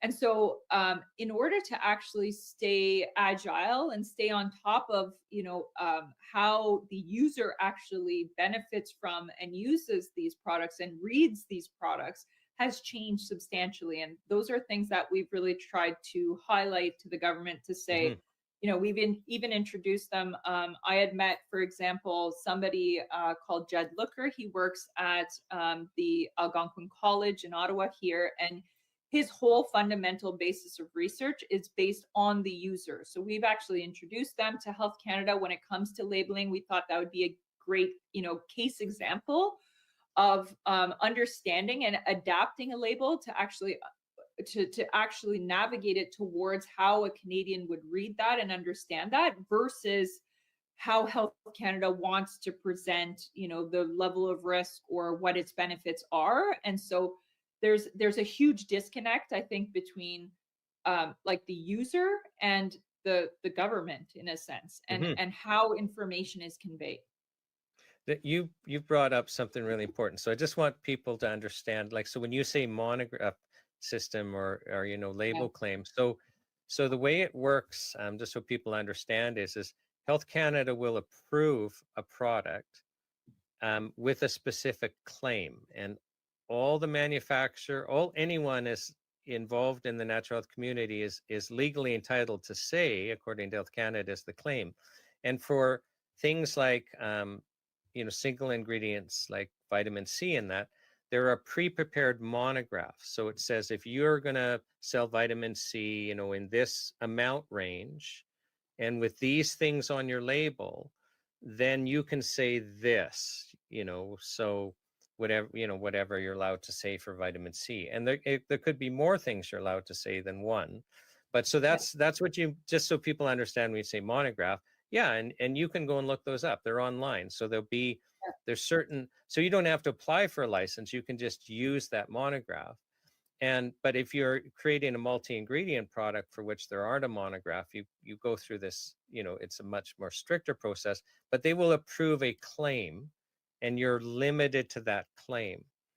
But what's happening is because that's not very much information for people on the ground, people are going out and doing their own research to try. So it's kind of this censorship is, I think, backfiring, Sonia, because the manufacturers will have a whole bunch of information. And sometimes the product will be made for something different than their label claim. I know that from licensing. Like when my firm used to do licensing, the question was, what can we get you approved for? Not what is it for, right? Because the manufacturer wants to get through the approval process. So I think this censorship, although it was well-intentioned, is now backfiring on the consumer. Yeah. No, I would agree. I think it's difficult too, because there's just so much information out in the public now, and like access to information, and like, you'll hear Health Canada talk about information disinformation, and like for them truly to be a reliable source, I do think there has to be more engagement with stakeholders. I think that there's been a lot of hesitancy over the years, especially with our sector. It is a cultural issue. It's something that predates when I worked there. I know it is part of why I stepped out of government, was to fundamentally understand like why there was such a gap between this industry and government. But I think fundamentally it stems from not having meaningful conversations with those that are truly responsible for quality, safety, and efficacy. Because I understand that the government puts the standards in place, but it's the industry that makes the ingredients, that packages, produces, imports, et cetera. Like, you are the one directly faced with the consumer, and so you are the one responsible for quality, efficacy, and safety at the end of the day. I'm enjoying this conversation because it's making me think about, I wonder how this came about, because it could have been very well intentioned, right? One of the, the fundamental purposes in the Food and Drug Act was to prevent fraud, right? Like the snake oil thing, where people are just making outrageous claims about, cure-alls, but really there's nothing there, right? So you're kind of deceiving the consumer. So you can morph into this licensing system where, okay, you can't say anything that you haven't already proven to us. But then that becomes so narrow then. So if you're going to take the position as a regulatory body, well, all you're allowed to say is what we approve. And so you're not actually legally allowed to share bad stuff with us also. Like you're like, there's total censorship. Like, Sonia, I spent good 30 years. I'm really out of the practice of law now, even though I'm still a member. But 30 years, and where half of my practice was running interference with Health Canada. I mean, sometimes in court they actually don't lay charges often, but usually out of court. And I would be hard pressed to find cases where the real problem Health Canada has wasn't speech, whether in writing or verbally. Tied to this, you can't say anything else. But the difficulty is then Canadians can't make proper health decisions. And I think as kind of outlandish as this may sound to Health Canada, that the law should be the opposite. That, like, sure, tell us this is what's proven to Health Canada and that, but the law should be you have to share all health information you have. The bad stuff, the good stuff. Like, I'm frustrated you know, let's say I'm going to take an doctor saying my child needs to take an antidepressant. Yeah. Well, that company has to provide, 2 sizable double-blind clinical trials Yeah. to Health Canada showing the statistical separation between the sugar pill and the placebo. And they'll have structured it for a very narrow window and in a very healthy population to get that approval. But on average, for an antidepressant, they will have run 8 clinical trials to get those 2, and the other 6 could be inconclusive. They could show that the drug works great, but the safety signals are too high. They don't want to share them. They show the sugar pill works better than the drug. Like, I think as a parent wanting to make that decision, like, first of all, I want to see those 2 that Health Canada relied on, but I want to see all of them, right? Well, and I think fundamentally, to be honest, I mean, and this is probably a whole other debate, but we're about to like really get into an era where artificial intelligence makes it really difficult to ignore like lots of data in a sense, right? Where Canadians are turning to things like ChatGPT and other AI tools to ask health related questions and to, just about get diagnosed and to understand, what products they can use and what risks are associated. And so whether or not, Health Canada can keep up with this AI advancement and modernization in terms of, how health is assessed and how Canadians, interpret what they read and what they understand and what they trust is really going to be a primary debate, I think, in the next couple of years, because ultimately, like, Canadians do have access now to much more information, and perhaps some of this is, copywritten or, proprietary information. But the idea is the more and more that transparency comes out and clinical trials are made public or other things are accessible, these are all within reach now of Canadians, and to fully kind of take that decision making and informed decision making onto themselves. And I think fundamentally, at one point, I believe the last time would have been around maybe 2008 or so, maybe around between 2008 and 2013, like Health Canada did have within its mandate the informed choice aspect, and that's changed politically. It's changed over time to really be like a more of a protective role for the health and safety aspect. But informed choice is extremely important, and it's now resurging. Like, it is something that we can't avoid at this point. Yeah, no, it's interesting. So the world's changing so much. Yes. That, Health Canada is going to get dragged along kicking and screaming, whether they want to or not. Yeah, I think more and more we're going to see cases, and you're going to see Canadians placing pressure to get a better understanding and a better grasp of their health, and we're already seeing it, with the movement of ChatGPT and how people have been trying to take that into their own hands.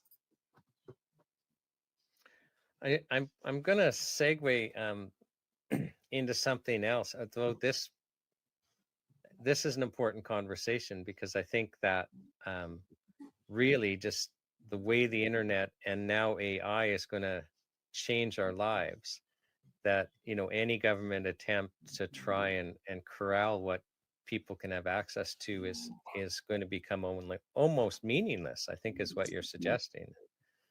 And well, I think at a certain point they will lose the battle of, the being the trusted source. Like, I think, they're going to have to either embrace AI more fully and accept, more and wider, like, there's a lot of policy that's going to have to go behind the use of AI, and that's more generally across, the government of Canada. But I think, like, all of government is going to have to face the fact that Canadians have access to answers in split seconds and are going to have more questions and are, going to want to take more control and have more freedom in how they go about deciding how to manage their lives. And I think that, we're talking very broadly about health and about other things, but I do think the government of Canada has a very big, broad mandate here that they need to take a strong, cold look at and identify what their role is going to be moving forward with such a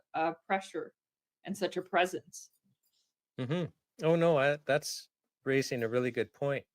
Now, I want to kind of segue into kind of our regulatory environment again. And then where Yeah. I'm kind of going is do you think it's made any difference? Because I know you have Mm. some really interesting things to say about that. And so just to kind of put it into context for people watching that may not know is, so, if we were to back up 30 years, Yeah. we, we had regulations, drug regulations that Mhm. really were designed for novel chemical drugs by and large.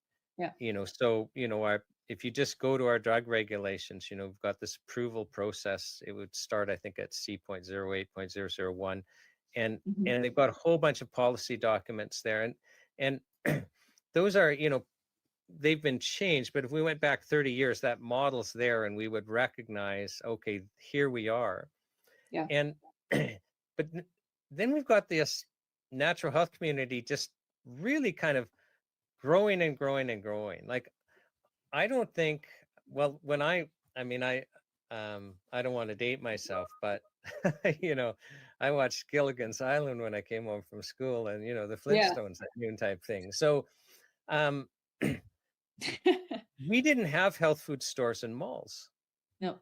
I can't, I grew up in Saskatoon, and I don't even know if there was a health food store. There had to be one in the city, maybe. And now there's a Mhm. health food store in every mall. You Yeah. just, and I think I was in my mid 30s, at least 30, before I heard the word naturopathic doctor Yeah. or homeopathic doctor.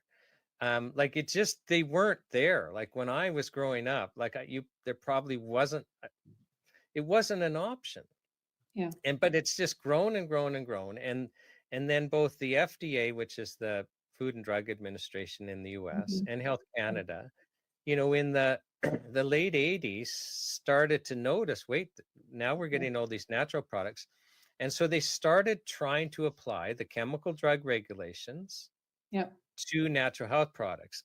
And it was not pretty, I think, is the kindest thing I could say. Like, basically they were driving excuse me, products away and companies out of business, and citizens rebelled. And I'm just giving the history lesson. Yeah. So they rebelled in the US first in the early Mhm. 90s, and Congress held hearings. They looked into it, and they passed a law called the Dietary Supplement Health and Education Act of 1984, or Yeah. 94 rather, where Mhm. they classified what we call natural health products as foods. There's a Yeah. subcategory food called dietary supplements, and they don't need government pre-approval. You Right. give government notice, here's what I'm planning on doing, and if there's no objection, off you go. And if you're bringing something brand new in, you are considered a Yeah. new dietary ingredient, and there's some Right. things there, but by and large, most of these ingredients have been used for health purposes. So that's a small subset. So basically, they kept the status quo, except put limits on what they could say, because Yeah. prior to the FDA implementing, there, you couldn't be fraudulent, you couldn't adulterate, Right. you couldn't manufacture Fundamental. unsanitary, and Mhm. both in the US and Canada. It's not that there weren't safeguards, but you were really like a food Yeah. in how you were regulated, and we were too. Yeah. Well, we have our citizen rebellion. It Mhm. culminates in the later 90s. Mhm. And just like Congress looked into it, Parliament looked into it. So we had the Standing Committee of Health Yeah. hold broad consultations, and they come out with these 53 recommendations, which I think they're awful. But when you ask a body whose only tool is regulation, Yeah. what should we do? They say regulation. But when I read that report, they're adamant people wanted increased access. Yes. They wanted increased access, and don't treat these the same as chemical drugs. Yeah. So, Definitely. but we get really what our chemical drug regulations soft. Yeah. So we have to, for the first time, get government pre-approval. We didn't before. We didn't have to get pre-approval before. The No. same products in the US don't need pre-approval. Their Congress said that's not appropriate. Let's Right. not do that. So now we need to get pre-approval where and it sounds great. Oh, well, you have to prove that it works and you have to prove that it's safe. Yeah. But the safety thing's a farce because we're so ultra safe. You can't measure whether they're making any difference. So this happens in 2004. Yes. It takes about 11 years before there's a real deadline where you have to comply because we're in this transition period. But now we've been at this for a good decade where for sure we've had to have this. Sonia, how much do you think the Canadian taxpayer has spent on Health Canada to, have us in this drug model? Honestly, I think from a like simple math perspective, because when they came out with their cost recovery proposal, which was essentially, like the amount of money that it costs to run the program, it was coming out at about 51 million. So, just easy math's sake times 20. I mean, this is up to $1 billion over the last 20 years to run this program, give or take. Might be less, but the idea is that it's around that. And I think fundamentally the question is how much safer then at that point is this program versus others that don't have an onerous pre-approval, and has that $1 billion been effective in terms of managing health and safety? And I can say that that's very much what we're looking at right now in terms of our next project on, how to really kind of drive reform. I think the results, I can say at a high level in speaking with other pharmacovigilance experts, especially in foreign countries like the US, who have data from, multiple countries, is going to tell you that this pre-approval system is not necessarily what it's been made out to be in terms of health and safety, and that Canada isn't necessarily much more ahead $20 billion later. And so, or sorry, $1 billion later, 20 years later. So I think from that perspective, this is the next narrative and the next story that we have to tell to actually drive reform, is to prove to Canadians that you've been spending a lot of money and the public has been funding a program that has been very expensive, but the proportion of risk is, and where that is, like in terms of pre-approval, looking at things on paper is very expensive. It takes a lot of time. There's a lot of questions involved, in some cases unnecessary questions, and often in many cases unnecessary questions that aren't even tied to the regulations. And that costs a lot of money. And would that money be better spent on a program that is more similar to the States, where more of the efforts are placed on post-market and on the market itself, and on, regulating what comes into the country versus reading what is theoretical and on paper? And that's been a huge debate for us with respect to discussions with Health Canada, with parliamentarians, to really drive reform, because fundamentally we're the only country that does this. And so are we that much safer than everybody else? And at a high level, I'm going to say no. We're going to prove that through the work that we're doing, but I'm fairly confident that we're not safer than others. Well, just, to have fun with Health Canada. I mean, before the regulations, they weren't saying there were 700 or 800, adverse reactions. But after the regulations, all of a sudden, everyone's going to the hospital. And I know we don't believe those numbers, but I couldn't resist. Exactly.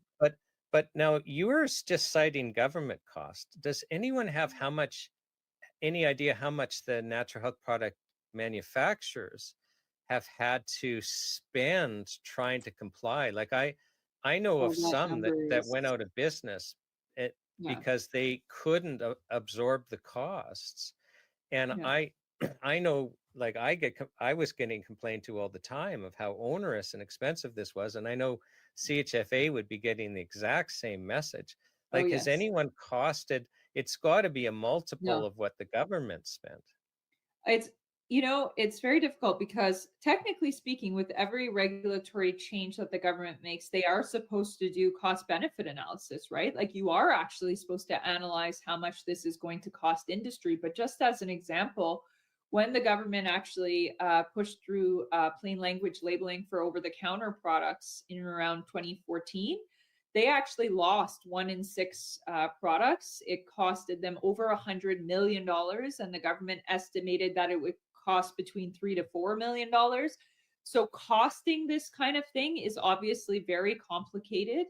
It is so exponential, Sean, that I mean, we could never, I don't think, put a number on it as an industry, because it is the costs are so beyond just what they are. And this is, you know, a bigger red tape reduction and how red tape is calculated. But when you actually put things down to the level of policy, because you've got layers and layers of costs. I mean, you've got the idea of, you know, the Food and Drugs Act and fundamentally what that says. Then you take that a level deeper, you've got the regulations. So you've got the natural health product regulations. So let's just say we're talking just about, I'll give an example just about, let's say, and this is a fictitious example, but it's one to give you an idea. But if the Food and Drugs Act basically says things should be unadulterated and should be safe, the regulations will go into good manufacturing practices, which will detail, for example, a little bit more about the facility, what the expectations are for cleanliness. But then you get to the guideline level and you might see things like, you know, this means epoxy floors. This means, you know, something very, very expensive where, you know, companies which might can make come zero in. difference at all. Exactly, where companies can come in with much cheaper alternatives, and you know that you know, here's how we demonstrate how we meet the regulations. Our floors can be repeatedly cleaned. You know, there's no seams, like we've got a way to show you, but that they say no, because the way we interpret in our guidance documents or in our policies is a much more expensive interpretation. And there is so much of that happens at the policy and guideline level, that to calculate the costs of consultants, of, you know, answering questions that are not regulatory in nature, of, you know, having to make adjustments just to comply, to make sure that Health Canada is satisfied, whether it actually be relevant or not to, you know, health and safety, is a number that cannot be calculated. I fundamentally don't think that that's possible. And, you know, I think even the example you gave would shock Canadians. Like, you were just talking about a plain label change in 2014, I think it was, right? Yeah. Yeah. And the figure you threw out was $100 million that it cost the industry, and a loss of 1 in 6 products. Yeah. Where it's just the cost of complying. And people might not think, oh, well, a labeling change is going to have a dramatic effect in the industry, but these things do. And there would be no measurable benefit from that, even though it may be well-intentioned. And this is, you know, this is the thing, is this, I refer to what's happening as a death by 1,000 cuts. Like, you're using this epoxy floor as an example. And it's just what people don't understand is that, you know, the manufacturers and distributors and the like, they are really trying hard.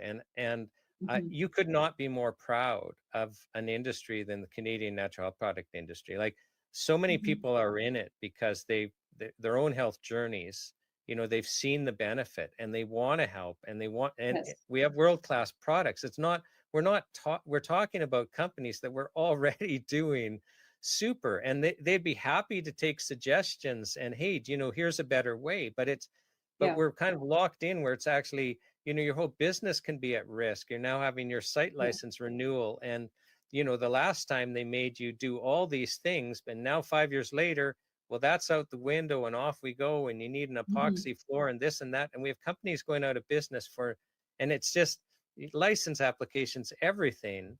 It just goes on and on and on, and people have no idea how difficult it is for the natural health community. So taxpayers spent $1 billion. The industry, Lord knows, but it would be multiple of, like, my guess, if you threw out 20 billion, you're probably low. And this is now reflected in our prices for the consumers. Yes, absolutely. Do you want to talk about that? Because this impacts health, because then low income Canadians can't access the products. Yes. I think, and what we've seen, especially with this cost of living crisis, is that Canadians, I mean, they still want access to health products. And we've talked about how important these are to many, many people. But what ends up happening is that many, many Canadians will turn to the cheapest source possible. And so a lot of them will order, for example, off the internet, order from foreign competitors, because obviously our framework is already expensive, not even considering, cost recovery, which is, coming down the pipeline. But just already, our retailers and a lot of our Canadian companies are faced with having to compete with much cheaper options that don't have to go through many, many layers of bureaucracy and levels of review due to this pre-market requirement. And so it is reflected in prices, definitely. I mean, I think, you spoke about the industry and how important it is to really be a part of this health and safety discussion. So the industry, from what we've seen, is primarily small and medium sized. Like, a lot of these companies are, smaller companies. There are a lot of innovators. For example, you've mentioned a lot of people that have had, health revelations, or they've come across, something that's meant a lot to them in their own health journeys. And often you will see people with very passionate and personal stories come out and build a business out of, helping people. And so consistently, we have supported members that have experienced that. And so we have had to go to bat, namely for small and medium-sized businesses. Not only that, but this industry has very small margins. So we don't necessarily have the same copyright or patent protections that big pharmaceutical companies have. So when you actually do come to market with something, you might see 20 versions of it, the very next week. And so purposely, this industry keeps its margins fairly low. And so when you bring in considerations around, a already competitive market against foreign frameworks that are much cheaper, and now you've got a cost recovery program that's looking to recuperate costs on the site. It's looking to recuperate costs on the product, on annual fees. You're really looking at exponentiating costs. We anticipate that there will be, a loss of access. We can say with certainty there will be job losses. We can say with certainty that prices will increase in Canada, upwards of 30%. So there are huge impacts that I think people don't realize in this health and safety discussion, and whether or not it truly is beneficial to have this amount of regulatory oversight, and the way in which the regulatory oversight is currently being rolled out.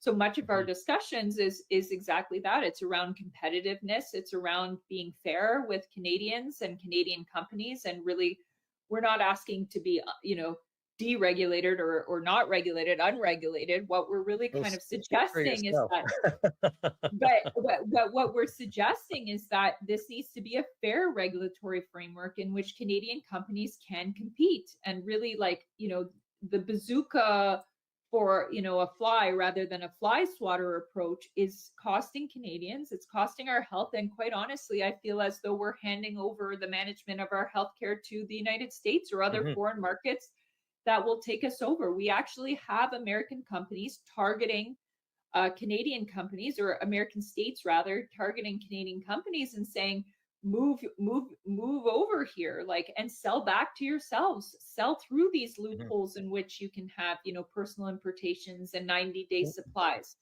so that you can pay taxes to us. Who needs to annex Canada when you can just move manufacturing without moving a thing? Essentially move the idea of the manufacturing and the tax paying, and we lose access to the management of our own health at that point. I think we need to unpack this, and I'll just, I'm not against we all agree on fair regulation, protect against fraud, protect against adulteration, good manufacturing practices. I don't know anyone who disagrees with that, but this onerous requirement we have, just so people understand. So remember, Canadians, we didn't need to go through this onerous process. And it's costing. So your manufacturer, some have gone out of business, they couldn't afford it. Absolutely. Others have dropped products, they couldn't afford it, but they've got this added cost. They pass that on in their prices. They have no choice. So Canadian prices have gone up, and that means that Canadians, the low income Canadians, can't buy them. But the same products in the US, where they didn't impose these strict regulations, haven't gone up. and Canadians can import them from the States. That's what you're talking Yeah. about. So Yes. how can it's not fair to Canadian companies when there's no demonstrable benefit. Like, it's not like our products are safer or It could be the pure or exact same better. product. Yeah. They're the exact same products, but because we put this expensive burden on the Canadian companies have no choice but to raise their prices. Well, how do they compete when Canadians can go online Yeah. and just import? That's what you're talking about. It's so That's it. unfair to the Canadian companies. Yeah. And so balancing, I think with that, like, we're really pushing for reform in terms of, the regulatory framework and how it's currently, being like rolled out at this point, and how, it's being interpreted, et cetera.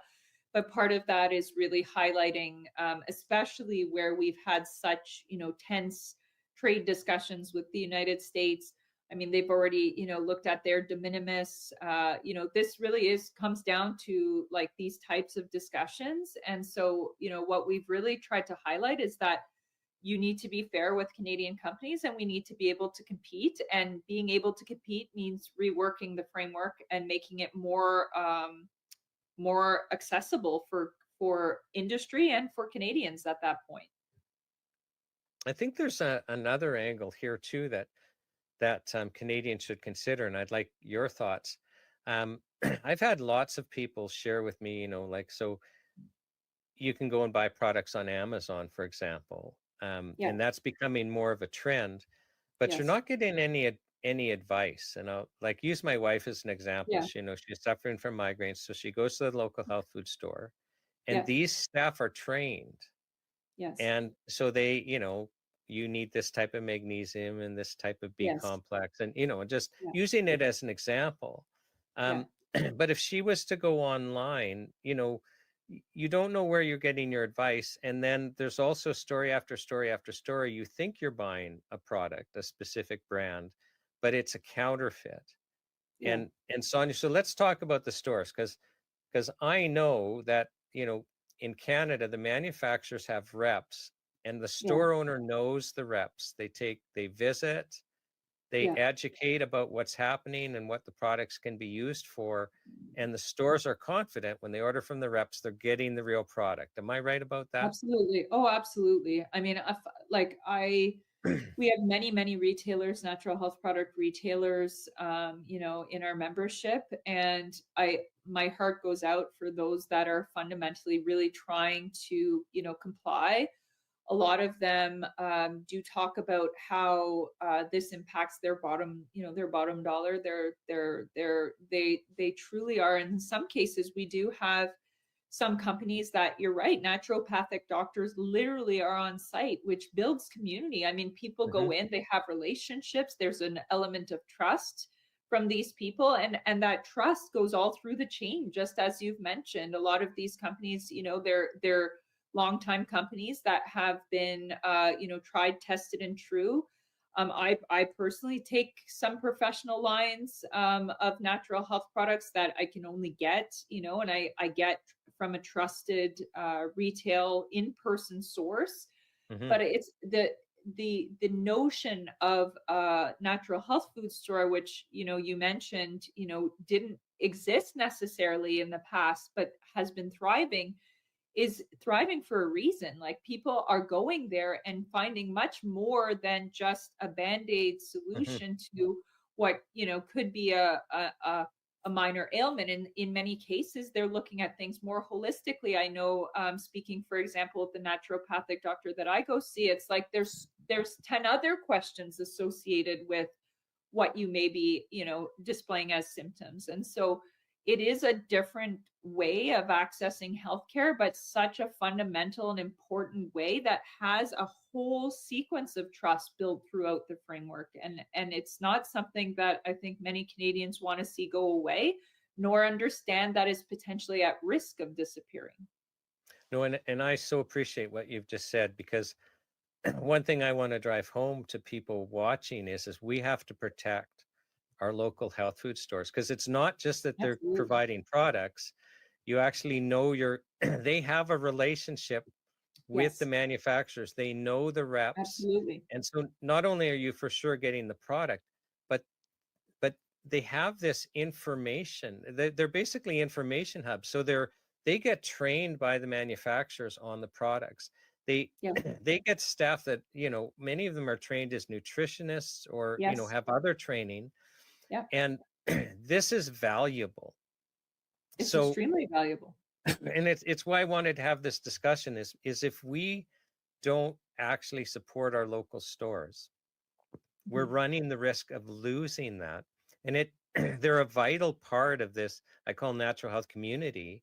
They're the go-between between the Yeah. manufacturers and the consumers. And if we lose them, then we kind of lose this like knowledge transfer.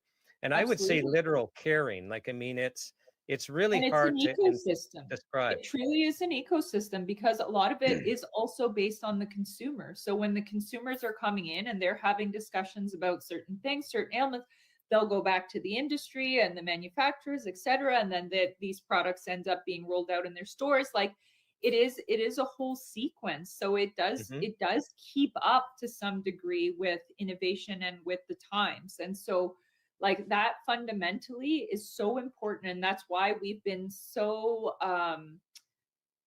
so loud when it comes to why stakeholder engagement is so important, because ultimately like that whole communication chain and that whole chain of trust and that whole thing is at the brink of a collapse potentially, with costs coming in, with regulatory changes that are uninformed. And so when you're not consulting properly with those that actually are part of it and are hugely impacted by what you're proposing, it is primordial to how to actually have those intended health outcomes we've spoken about, right? Like when you're actually developing a regulatory framework, it is at the crux and the base. A stakeholder engagement is one of the most important factors. And so ignoring that or doing that in a rush fashion or doing that in a less than meaningful way basically puts it could entirely collapse this entire ecosystem we're talking about. And that has been what has irked me personally coming out of government and being on this side where it's like, how loud do you have to scream? How egregious do you have to be? What kind of tactics do we have to use for you to listen to us? In what really should be a meaningful dialogue on a regular basis. Like we shouldn't have to scream and have to send 2 million postcards collectively to get attention on such an important topic. Like to me, it's like a lot of the discussions we have with members of parliament, like their eyes open wide and are like, why is this an issue? And how could something so primordial yet so obvious come to this point? And that's what I have so much issue with, is that it's so hard to kind of explain to people what the fundamental basis of why all this is happening is. It's not sensical. And like these are the discussions we have to have because there's so many people impacted by it, across this entire country. And that's what our last, and you as well, our last 2-3 years have been. And it's just interesting because we're having this store discussion, and some people may not connect. Well, if we keep getting ever stricter regulations, increasing the cost of the manufacturers, who have no choice because the margins are slim, who have no choice to then raise prices, well then Canadian consumers can no longer afford the prices in the health food store, so they're going to go buy cheaper foreign products or Absolutely. fake knockoffs on Amazon. I'm not meaning to knock Amazon, but this has become a thing. Amazon's not there to verify that a product is real.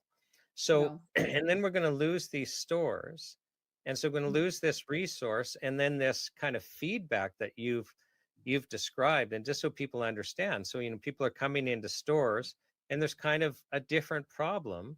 Well, the stores will ask the manufacturers, the reps, do you have something for this? Because we're getting, a lot of questions about it now. And then so the manufacturers will get experts involved. Well, what could help with this? And then somebody will come out with a product. And here's, here's the interesting thing. And every manufacturer tells me this is like, you know whether a product works or not from the sales. Because if it doesn't work, Yeah, people don't buy a second bottle and that product disappears. You know, that's your exactly. double-blind clinical trial Yeah, gold standard right for there. sure. Yeah, Because when you're having to pay out of your pocket, if it's like, wait, I noticed a difference, you're buying it again. But if it works, then every other manufacturers will make similar products, and before you know it, problem solved. We've got competition, we've got different products, and yeah, the industry really responds, and we'll lose that if we yeah, don't support our local health food stores. 100%.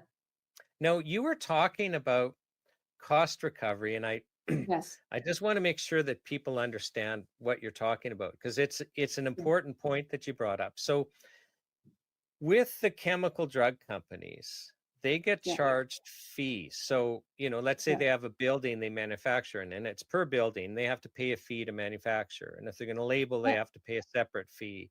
And to apply to get pre-approval for their license, they have to pay a licensing fee. And to renew a license each year, they pay a fee. And these fees are all set out in the regulations. There's nothing secret about them. And actually, most of Health Canada's budget comes from these fees, which, you know, I think is a mistake, I think, in the area of health. Like, this idea of cost recovery came in under the Mulroney government long ago, I think well-intentioned. But, you know, in criminal files where Health Canada has to give me their internal emails and stuff like that, they refer to the pharma companies as their clients. Mm-hmm. Big problems, because you've got loyalty to those that are paying your wages, right? Yeah. So, but the idea is Health Canada came up with this brilliant idea. Why don't we now charge natural health product companies that have much smaller margins? They don't have monopolies. They're not getting, you know, the government paying for their products and including them in the, you know, the government-funded healthcare system. They're subject to sales tax and GST, which adds prices, which the chemical drugs aren't. So notwithstanding that we're, you know, different worlds, let's start charging fees for per building for manufacturing and labeling. Let's start charging license application fees and renewal fees. And Sonia, I remember, like, it was, you know, a good 20 months ago. Remember Health Canada had that industry call, a Zoom call about, and there was manufacturer after manufacturer saying, I can't survive this. I'm going to go out of business. I'm going to stop doing business in Canada. I'm going to drop product lines. And that hasn't changed, even with Health Canada coming back and saying, well, we'll reduce the amounts and then kind of phase higher over time. This could be the bloodbath. Yeah. This is definitely our number one priority. Cost recovery will put many, many companies out of business, no question. So there's been 2 proposals for cost recovery. It is one of the fundamental things that they're really looking to advance. Cost recovery is really meant to pay for regulatory services, essentially. So the cost of, you know, reviewing applications, doing inspections. It's a lot of costs. It's built into it's quite complex, but it's built into like 3 major lines of fees. One being, you know, pre-market evaluation, one being site licensing, and then a third being right to sell fees, which is basically just keeping your product on the market. But much of the framework itself was built on a drug model for cost recovering. It was not necessarily, you know, tweaked much to represent how natural health products function. And I'll just give an example of that. You know, I'll give 2 lines of products that I can think of that would be put out of business essentially, but homeopathics and traditional Chinese medicines both have hundreds and hundreds of either single ingredients or combinations of ingredients. And so again, with margins being very low for traditional Chinese medicine practitioner, as an example, for them to have a proper functioning line of practice, they'll probably have 300 to 400 or so products and product licenses. And much of those, so a lot of those could be rare conditions. So if somebody comes in and has something, you know, quite rare, they are going to, you know, right now today, you don't necessarily pay a product license fee or right to sell fee to keep these on the market. And so they can afford to have, keep these like within their line of practice. But if in the future they start to cost hundreds of dollars just to keep it on the market, and in some cases, to be honest, they take a hit on some of these products. It's not even to the point that they're making profit, but they just keep it within the line of practice. But in the future, these are going to disappear. It is to the point where both the homeopathic industry and the traditional Chinese medicine industry have both stated that within 3 years, they will no longer exist from a legal kind of, Health Canada approved licensing standpoint. Very Meaning alarming. we go underground, meaning we just become Either they unregulated. become foods, like a lot of the traditional Chinese medicines as they stand could become foods. So, like what's very unfortunate and what would happen is they have to drop all of the idea of health claims. Like you're really going to pick up a packet and not sure what this is for. You'll have to obviously work with a traditional Chinese medicine practitioner, but it's very helpful for the practitioners to have information on the label and be able to speak to these products more freely. And so already you've talked about censorship, but this will be even more. And it really just creates regulatory shopping, which, I mean, Health Canada hates regulatory shopping. They don't want you to necessarily try to evade, regulations and find the easiest way to be regulated. But that often is what industry has to do to try to get away from very strict and very onerous and very time-consuming processes. So when you look at the cost recovery program and how much it was actually amounting to, we just took a pretty standard example, let's say of a company that has 300, products, and not to mention like many variations create many licenses. Like the way the system is built is in such a way that you for the same products could have many variations and therefore many licenses. So let's say you have on average 300 400 natural product numbers, 300 just for simplicity's sake, you're looking at $100,000, over $100,000 a year in fees. Whereas Just for the the foreign renewals. equivalents, that's just, one company, and the foreign equivalents are coming in for free, zero regulatory fees. So we're talking substantial costs, and I'm not over exaggerating that amount. That is probably underestimating the amount more than it's overestimating. But those were costs that we costed out with industry, with companies, and in some cases they were looking at $500,000 per year, just amounts that are unsustainable for small companies. And really, does this regulatory framework amount to a safer, within an already safe sector, does it amount to safer products? And that is, the fundamental discussion that we're having to reform how we actually regulate these products in Canada. Yeah, and we've already kind of had a discussion. I mean, in your opinion, it doesn't, and no one can point to them being any safer. But it's interesting. When we brought in the regulations, another thing that happened was a consolidation of manufacturing, because we've got all this strict, paperwork in that. And so small manufacturers just started going to contract manufacturers, which is a real loss, actually, because if you have more small manufacturers, you've got, expertise more broadly, you'll have innovation more broadly. Yes. And, less of a barrier to innovate. Yeah. Now, by putting fees on per building, manufacturing and labeling, we will further consolidate manufacturing. So basically, we'll lose manufacturing expertise and we'll really hurt innovation. And for no benefit, for no benefit at all, will basically be making us less competitive internationally going forward, because we'll be losing manufacturing expertise, we'll be losing innovation for zero benefit.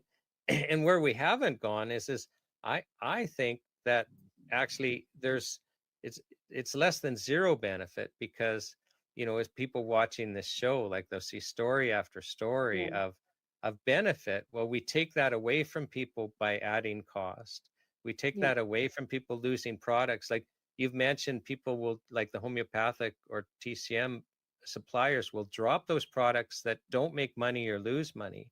That's Yeah. already happened in the natural health product field by and large. I've had lots of manufacturers say, I don't make money on this product. And as Yeah. it got less reasonable and more cost, they dropped those products. Like in some of them, they'd say, well, we lose money on these products. But we Absolutely. know there's a small number of people that benefit. So for ethical reasons, not business reasons, ethical reasons, they were there. But when it got so they lost so much money on the products, they had to drop them to stay in business. And that's already happened in a lot of cases. Yes. Yeah, definitely. So, yeah. Sonia, we could go on and on and on. I've just loved this conversation. And I appreciate, and I just, so the audience understands, like, I mean, you're on the front line here. You're talking to manufacturers and distributors and stores all the time. You're talking with government, like you're coming here as somebody who's like right in the trenches.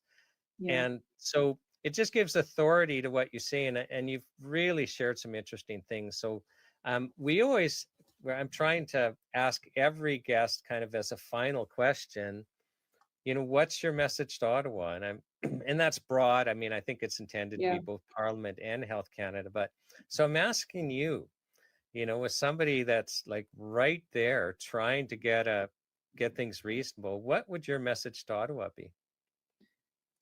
I think Canadians deserve the right to make informed decisions about their health.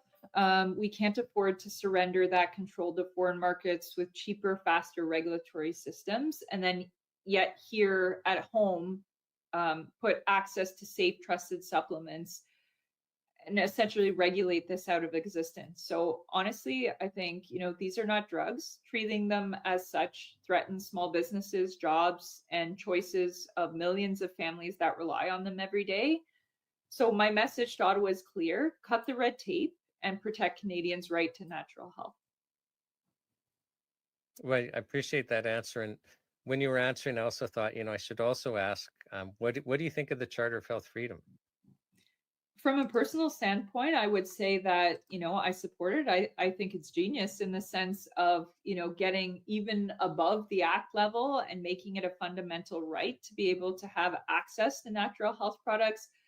I think from a CHFA standpoint, there's obviously still discussions around operations and around the industry, but I think fundamentally it makes sense. I think being able to access and having a right to access natural health is very important and something that should be primordial to how we access natural health products. Sonia, again, I've just so appreciated you coming and sharing with us. So on behalf of the world's greatest health show, thank you so much for coming and being with us. And thank you for having me, and thanks for all the great work you're doing at NHPPA. We very much appreciate our relationship with you. And, we come at this from different angles, but I think fundamentally we're all in this for the same reason. So we appreciate you as well, Sean, and your entire team. Yeah, no, and we appreciate you guys and look forward to together trying to get somewhere much more reasonable than we are now. Agreed. Thanks again.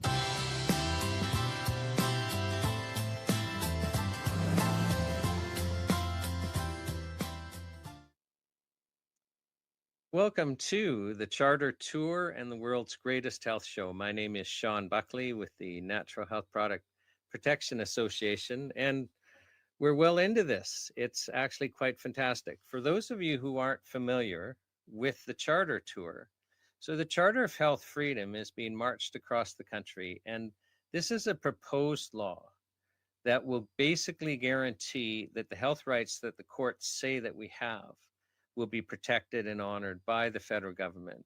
It also ensures that we will continue to have access to natural remedies so that we're already using, but truly are at risk. And so watch the openings, watch the health show as we have regulatory experts speak about what's happening, listen to the health store owners explaining the difficulties that we have.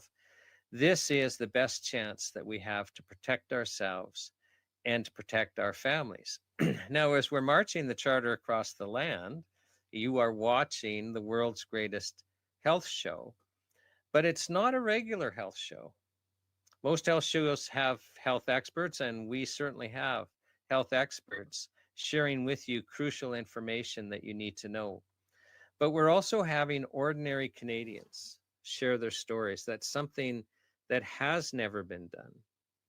And it hasn't been done because of the censorship. And that's an issue for different openings, and it's a theme that will come up again and again throughout the show.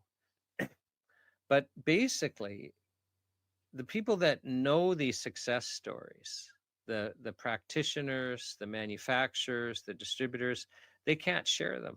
They will get jailed, they will get fined out of existence, they will have their property seized, they will be attacked viciously. And again, just watch the show, and censorship is addressed in a different opening. It's a theme that you need to become aware of. So we're breaking new ground. We're giving Canadians the voice that they don't have. And there's something about these stories. And I can't not express how affected I've become personally by listening to these stories. And the interesting thing is the stories generally have a positive outcome. People that basically the mainstream medical system, it was a death sentence for them, found complete remission. They're still alive. They're doing well. People that were disabled and suffering terribly, I mean, they've gotten well. But it's still affecting us because they're describing how they were suffering. And the suffering was real. And in some cases, if they had not found an answer, they would have ended their lives. And we all know with MAID, medical assisted or induced assistance in dying, people that are suffering now are literally being encouraged to end their lives. And that they're at a vulnerable point. And a lot of people are hopeless out there. And they need to understand. Keep looking. Don't give up. Don't lose your hope. The answer's out there, and we're hoping that this can be of great service, but we need you to help share this. We need you to participate. We're a small group. We rely on you. We rely on the public. We're absolutely shadow banned. Social media just throttles us. This is forbidden knowledge. What we're doing apparently is not frowned upon by the is frowned upon rather by the social media algorithms, although all we're trying to do is have Canadians share their stories. All we're trying to do is have health practitioners and health experts share truth with you. But apparently that threatens somebody. So here we are. So we rely on you. We absolutely rely on you to be reposting, to get your networks watching this. If people watch a day of this show, they will be changed. They're going to keep watching. It's something that we need to share. And also, please support us financially. We really are stepping out on faith and expecting that this is all going to take care of itself. It's not cheap to march across the land and have quality AV people and the like. Ensure that this works. And we're really thankful. We feel absolutely blessed, but are totally inviting you to participate with us by donating and helping us to keep this tour going. Now, today, and the opening, I want to share something that's really troubling me. And at first you might go, well, this isn't that big of a deal. But when you start thinking about the ramifications, it becomes huge. And so recently, and I mean within the last month, the Quebec Court of Appeal refused an appeal. And it's an appeal of, and I'm just going to read you the site. So if anyone wants to go look it up, it's basically the College of Physicians in Quebec versus a naturopathic doctor named Annie Genot. And if you want to get a copy of the decision, the trial decision, which is the one that the appeal was refused, and it's the trial decision that has the meat and bones. The site is 2022 QCCQ 218. So anyone can go to Canly and get a PDF of that decision and read it. And I'll just explain to you what happened. So basically we had a naturopathic doctor. So Annie Genot is a naturopathic doctor, and nobody is questioning her qualifications to act as a naturopathic doctor. Nobody is questioning that she is helping people. Nobody's questioning any of that. All that's happening is that the College of Physicians and Surgeons in Quebec, by law, have a medical monopoly on the practice of medicine. Now, this is not unique to Quebec. We're just dealing with a Quebec decision, but almost every province gives doctors a medical monopoly. And I'll speak a little later about a personal experience I had in court dealing with this in British Columbia.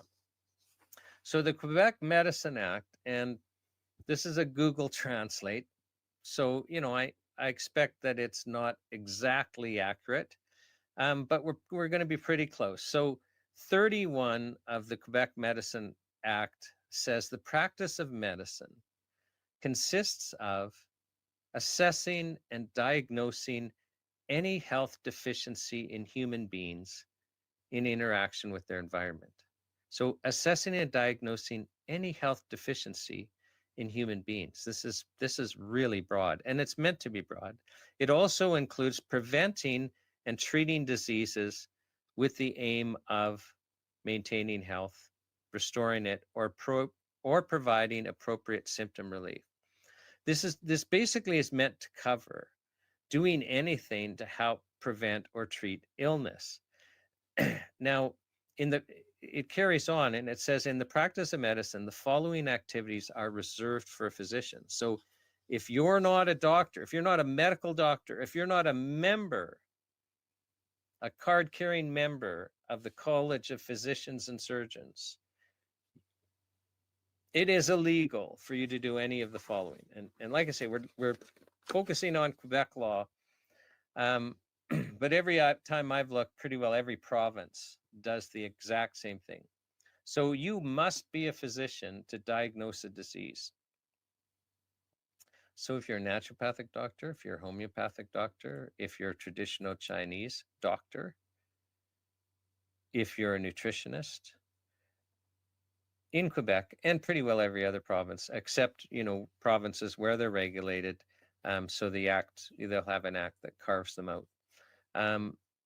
But not all of those, like nutritionists, tend not to be regulated. But anyway, diagnosing disease, pretty broad. And we all do that, especially when we're parents, we do. Or if we live with somebody, we do this all the time. Another one is determining medical treatment, which really is any therapeutic treatment.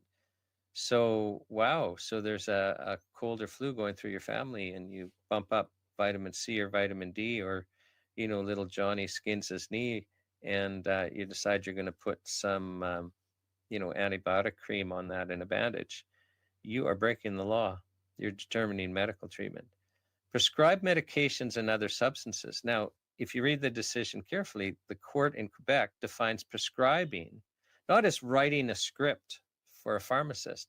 No, this means basically any recommendation for any substance, including over-the-counter things. So regardless of what it is, natural substances, hey, if you're suggesting that somebody eat sauerkraut to deal with, acid reflux, which, by the way, works tremendously well. It just takes about 20 minutes and then it's gone. Oh my gosh. Thank goodness I'm not in Quebec. I just broke the law. But this is being broadcast in Quebec. I'm in trouble. Oh, and I'm in, I don't even want to tell you what province I'm in, but look at the interactive map. Yeah, so you see, this is I'm acting very seriously here. So yeah, prescribe, basically recommend any treatment. That's only for doctors. Exercise clinical surveillance of a condition. Monitor pregnancies or perform deliveries. So, when your wife's delivering in a van and one of the persons heavily involved in this tour, delivered their child in the vehicle. And actually, in the province of Quebec, I hope the statute of limitations has run out so that this person isn't jailed. Decide on the use of preventative measures. That's really interesting because what we're learning in this show writ large, and what makes what's happening to us with Health Canada making it really hard on us to basically be healthy. But one thing that's so clear is we've got the government in charge of our food supply. So Health Canada and the Canadian Food Inspection Agency, together they're in charge of our food supply. And our food supply has actually become extremely unhealthy. I mean, there's chemical after chemical after chemical in there. We know that the human body needs certain nutrients to be healthy, and it's not a secret. We can list most of them. It wouldn't be difficult for us to ensure that our foods had them, but that would be, require some changes that would make for a healthy population. It would require, when we fertilize, that it's actually more broad spectrum. And it would require us to stop using herbicides such as glyphosate, which actually take the vitamins and minerals out of the plants. But the point I'm trying to make is it's no secret that the human body has nutritional requirements to be healthy. And those government agencies that have been entrusted for ensuring that our food supply is safe has not only allowed all these dangerous chemicals in, but have basically presided over the management of those nutrients being taken out of our food supplies. What they should be requiring by law, that our food has the nutrients that we need for it to actually be food, for us to be healthy. So, but here we are, and surprise, surprise, if you don't get the nutrients that you need to be healthy, you're unhealthy. And so you got to supplement in Canada. You have no choice. You need advice. The medical doctors can't give you the advice. Isn't that interesting? So, because we've had, watch the show, we've had at least 3 medical doctors who also are, have been trained in other traditions now. All basically share doctors don't know about nutrition. I mean, they're not taught about nutrition. And this is by design, by the way. The most important factor in human health is nutrition. And those people that have the monopoly, which is what we're talking about today, those people that have the monopoly on our health are deliberately not trained on the most important part of our health, which is nutrition. So, but if we want to decide on the use of preventative measures, this is something reserved for medical doctors. And I appreciate we're talking about Quebec, but I can assure you that most provinces have similar, if not identical, legislation. So it's basically illegal for anyone but medical doctors to decide on the use of preventative measures, which would be saying, hey, you better be taking these vitamins and minerals to prevent yourself from getting sick, because the reality is if you're malnourished, you get sick. And then that manifests in chronic illness. So it's only legal. And, I feel like we're in clown world. So it's only legal. We'll just talk about Quebec, but we all know this is generally the case for all of Canada. It's only legal for medical doctors, the one group that isn't trained in nutrition, isn't trained in what is necessary for us to prevent sickness. It's only legal for those who don't know to basically advise us in the most important part for us being healthy, and that is getting the nutrients that we need. Wow. Okay. Only in Canada.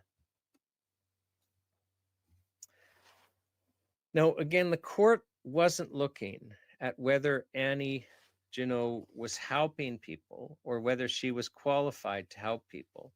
The court's only looking at, because courts are very binary on things like this. The law says only doctors can practice medicine, and the practice of medicine includes, and I've just read to you some of the salient points. It's actually, there's a whole bunch more there I haven't read to you, but you've got the point. So it's only legal for doctors to do almost anything. And what happens here is the college sends, basically an investigator in to pretend to be a patient, saying, I basically need my colon rinsed out, and the naturopathic doctor recommended some reasonable treatments for that. And now she's being hammered because she's not a medical doctor, and in Quebec only doctors can do this. And off we go. So every parent who is taking steps to keep their children healthy are breaking the law in Quebec, and likely most other provinces.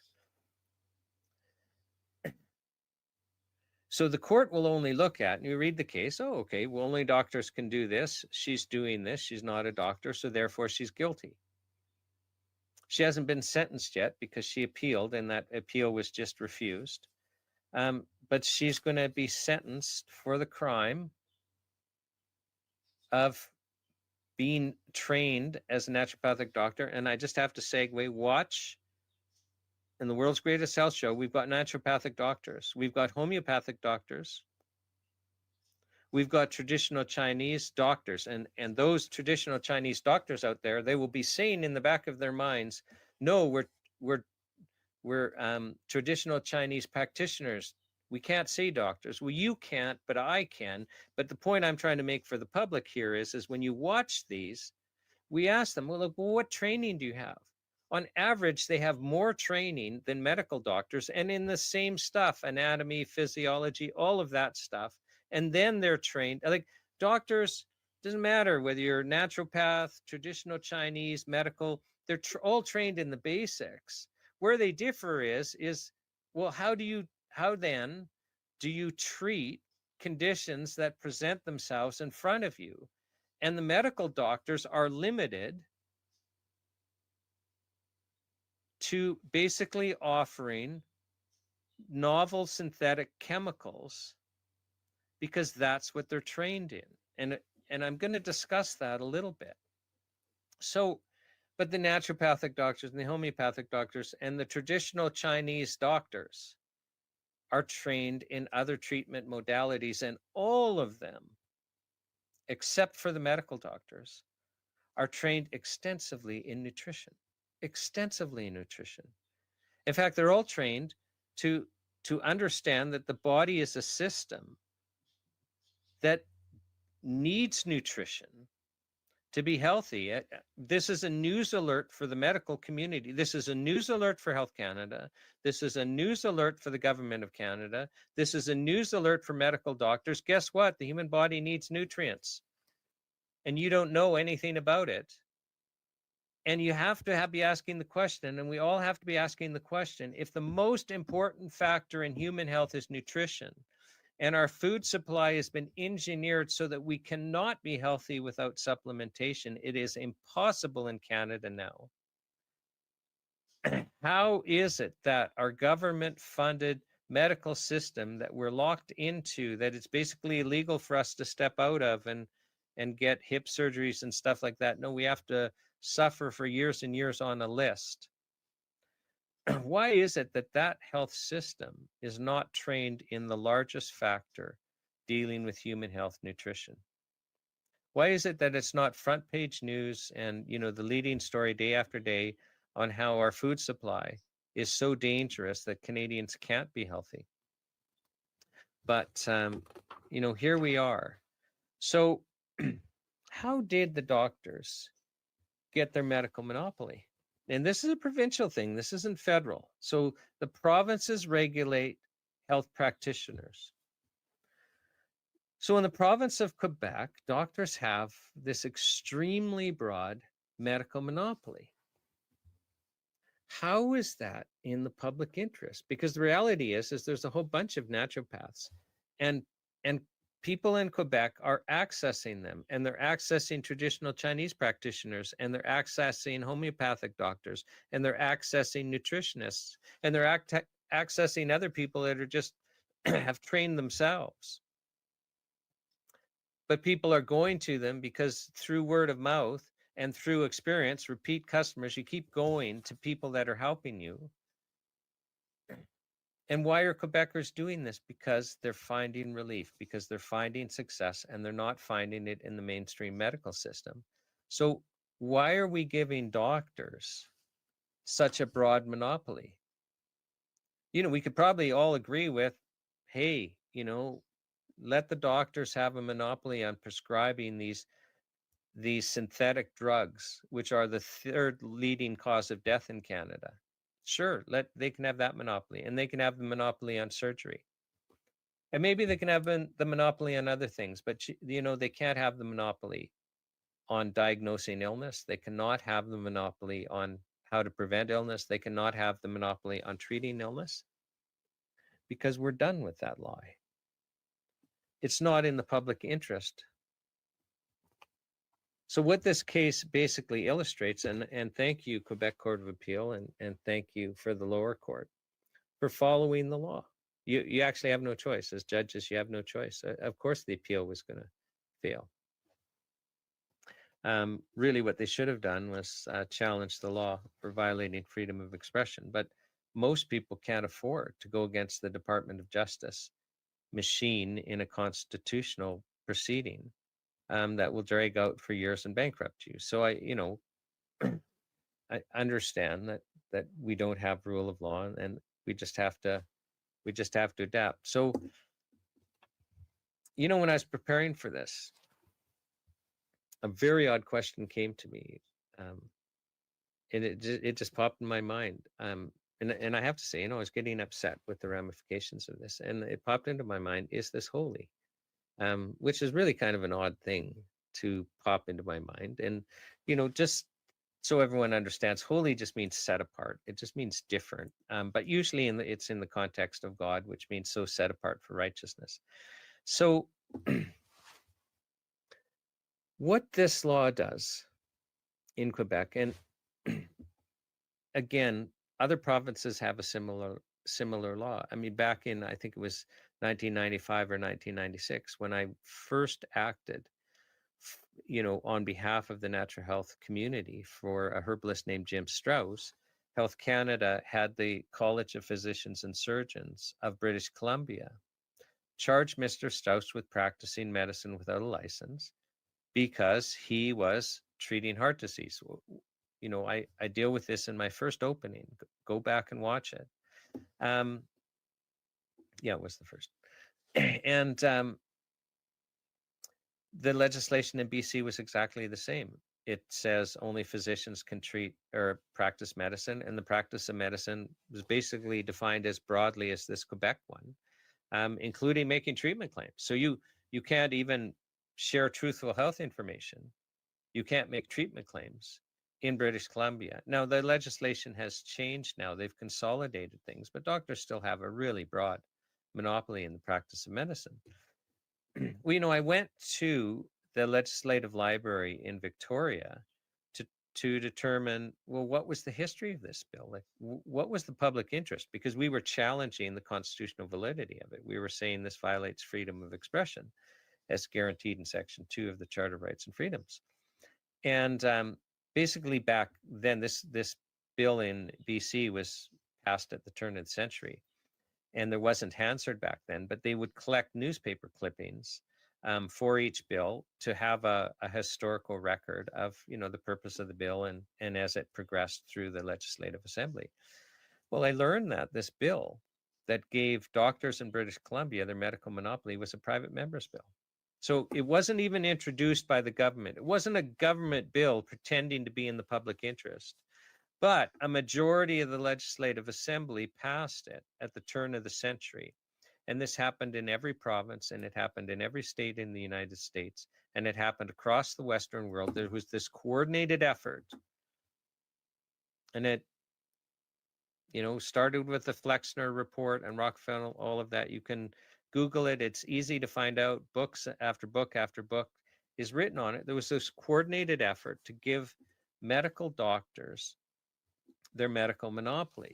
So what does this mean for Canadians?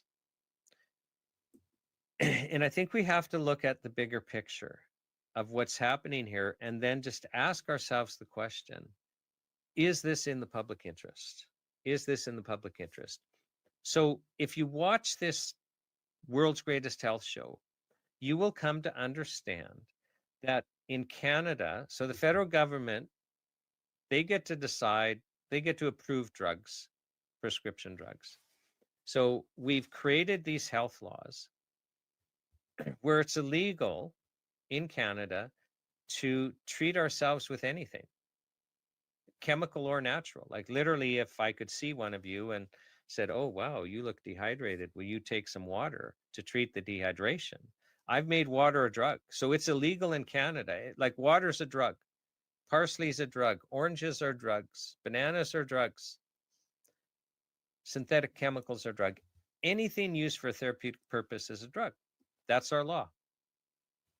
And then we put in a licensing requirement where we've said, well, you cannot sell a drug to the public unless you have a license from Health Canada. Now, from a legal philosophical perspective, what that means is that all drugs are illegal. Water's illegal, oranges are illegal, bananas are illegal, synthetic chemical drugs are illegal.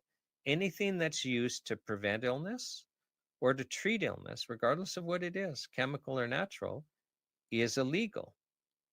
That's our law. And then Health Canada will grant exemptions to the fact that it's illegal to sell a drug without a license. So Health Canada grants temporary exemptions in the form of a license.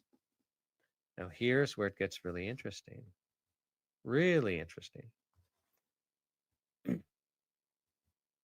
For serious health conditions, so anything but the most minor of health conditions, the only treatments that get approved to treat specific conditions are synthetic chemicals that had a patent when they went through the approval process. And it's been that way for the last 100 years. So in the lifetime of everyone watching this opening, the only drugs that have been approved, so the only legal drugs to actually treat serious and all but the most minor health conditions are synthetic chemical drugs that had a patent when they went through the licensing process. There's one exception. I think it's called Primarin. It's the horse urine one, which is extremely difficult to make. So it might as well have a patent. Now, this is by design. And this is why, by and large, and I appreciate there are exceptions, but by and large, our government-funded healthcare system, so the federal government basically says to the provinces, we will give you hundreds of billions of dollars if you follow the Canada Health Act. So basically, we all have the same healthcare system.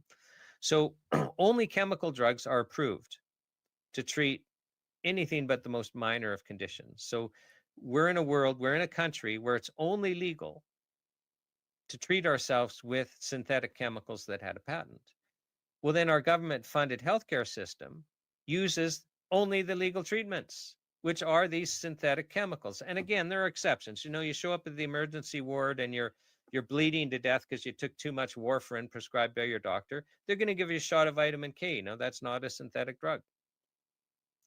But they do that because otherwise we can't use warfarin because, too many people will die and the emergency department won't have an antidote. But by and large, and that's just to treat a side effect. It's not actually to treat a condition. By and large, you're going to be offered chemical drugs. This is by design. Now, so only chemical drugs are approved to treat conditions.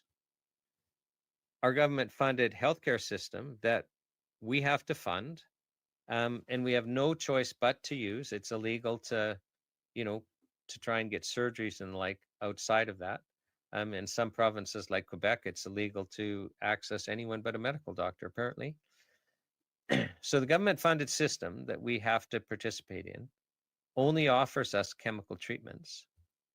And then the provinces, and it's not just Quebec, but we're talking about Quebec, have passed laws saying only doctors can practice medicine, which includes diagnosing and treating and preventing illness. It's deliberately broad. Only doctors can do that.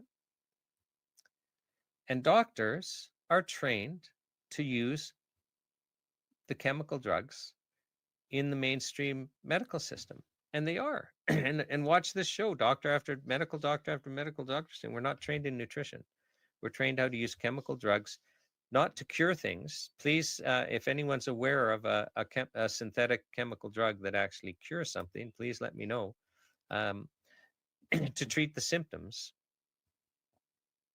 of what is very often, as we're learning in this health show, very often your condition is caused by chronic malnutrition that has gone on for decades and is now manifesting as a chronic illness in which you're suffering terribly. And we basically give you synthetic chemicals to treat that, rather than addressing the problem, which is to give you the nutrition that you need for your body to heal. And sometimes that includes more than nutrition. It includes, herbs and the like. And you're going to watch the rest of this show and go back and watch the days you've missed, and you'll just be shocked by the success stories, shocked by the practitioners sharing their stories. We've had there's 3 medical doctors that have all practiced for over 40 years, 4 decades. And partway through their medical careers. So they practiced as medical doctors for over 4 decades each. One of them still practicing as a medical doctor. But partway through their careers, they had the occasion to look into different treatment modalities. 2 of them trained as homeopathic doctors, and they both were very clear in saying, well, patients come to me, they get to choose the treatments, and some people expect me to write a script for chemical drugs. But they were both clear, oh no, like the homeopath, when they get to use when their patients use homeopathic remedies, they just see results like they don't see in the chemical drugs at all. And the other, who became an integrative practitioner, I mean, it's nutrition. That's how you solve people's problems. And yeah, so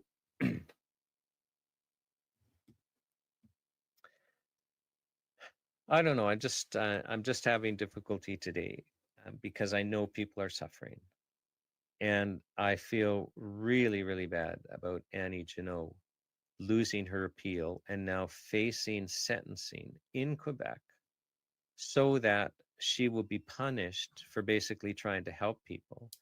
And that this prosecution was done to make an example of her, so that other other naturopathic doctors and homeopathic doctors and traditional Chinese practitioners and nutritionists and others who have just learned how to help people will be afraid and will stop.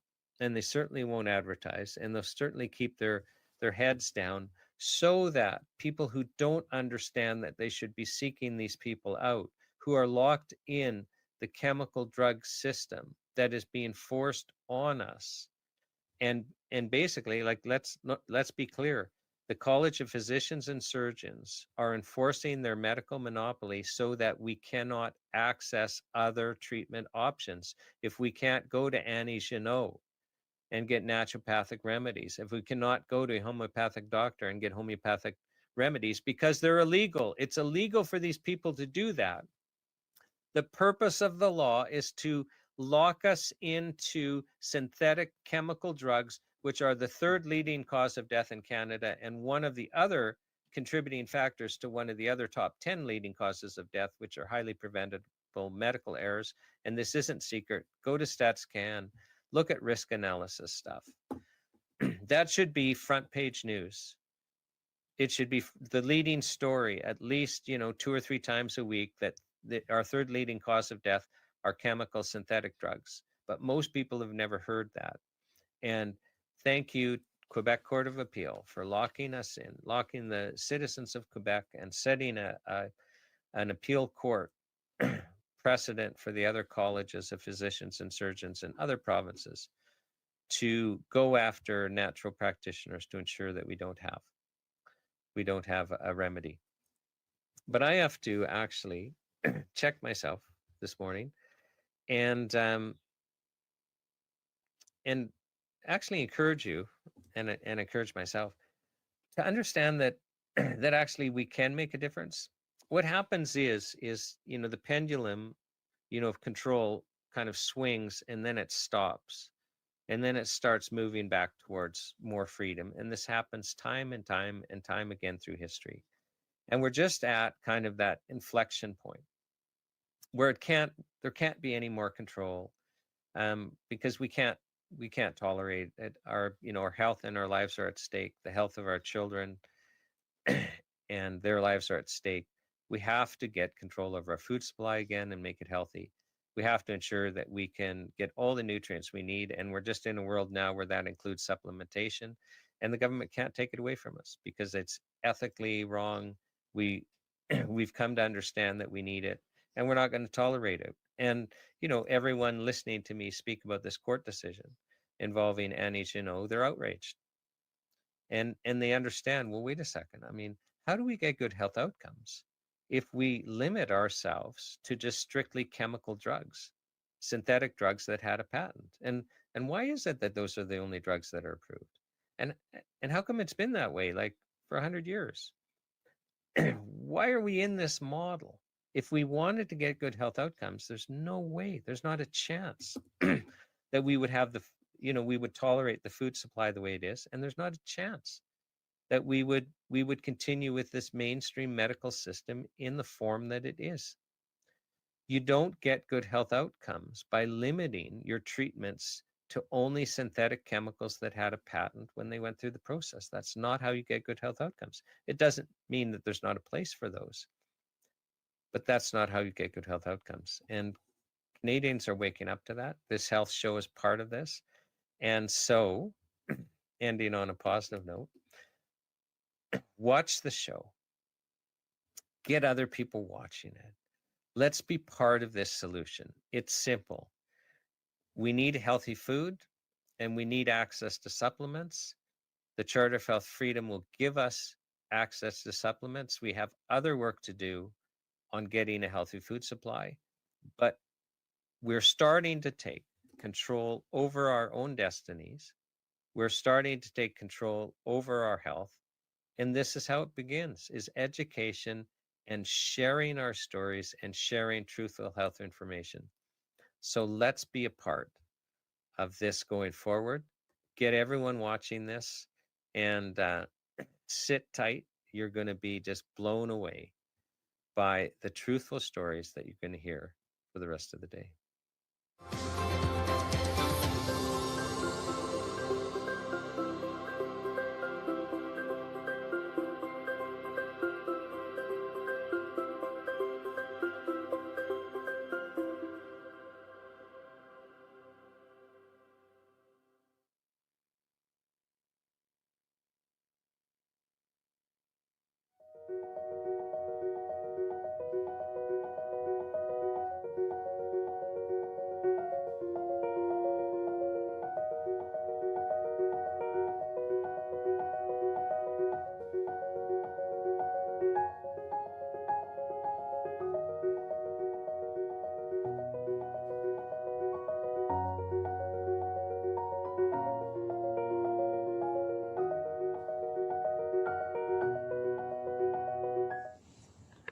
Welcome to the world's greatest health show and the Charter Tour.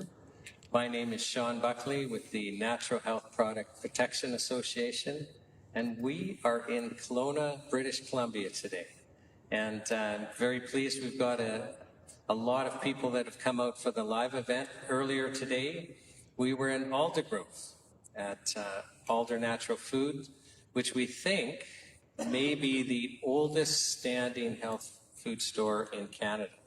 Like it's like working on its 52nd year and at the exact same location. And, there was a whole crowd there when we pulled up. They were reserving a spot for the Volkswagen van, and we didn't have the van. The disappointment was absolutely, you could taste it in the air. And so we had to explain to them, like the day before we were taking the van for a trip, we thought, like, when we actually got it, the steering was so loose, it wasn't safe to go on the highway with, so we just had the steering box replaced.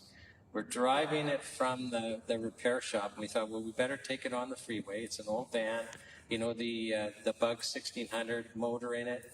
There's rumors they can go 100K, and we thought, well, we should see if this is true, and so sure enough, we get her up to 100K. It's having no trouble at all. We're on the freeway for about 10 minutes, and then we take our off-ramp, which is right by where we live, and, it's making some noises. It's not very happy. And very shortly after that, the engine stopped running. Going about 50K, so I, put it into gear and see if I can start it. Well, no, it's not going to do that. So literally, I just had enough momentum to park it across the street from my house. But that engine, it was seized, right? But it made it to 100. It made it to 100, yeah. So now we're in a dilemma. It's kind of like, we've got all this this momentum and goodwill with this old Volkswagen van. So, we sourced another motor to put in, and the motor got lost in transport. So, I'm just sweating because we want to drive that. We're going to swing back through Edmonton and drive it to Ottawa. And we put a sticker on it, a bumper sticker that says, Ottawa or bust, which we brought some of them here. So, and we were meaning, let's get to Ottawa, let's not bust. So we're actually quite excited about that. The van has no heat at all. So, we got the snowmobile suits and toques ready, and off we're going to go.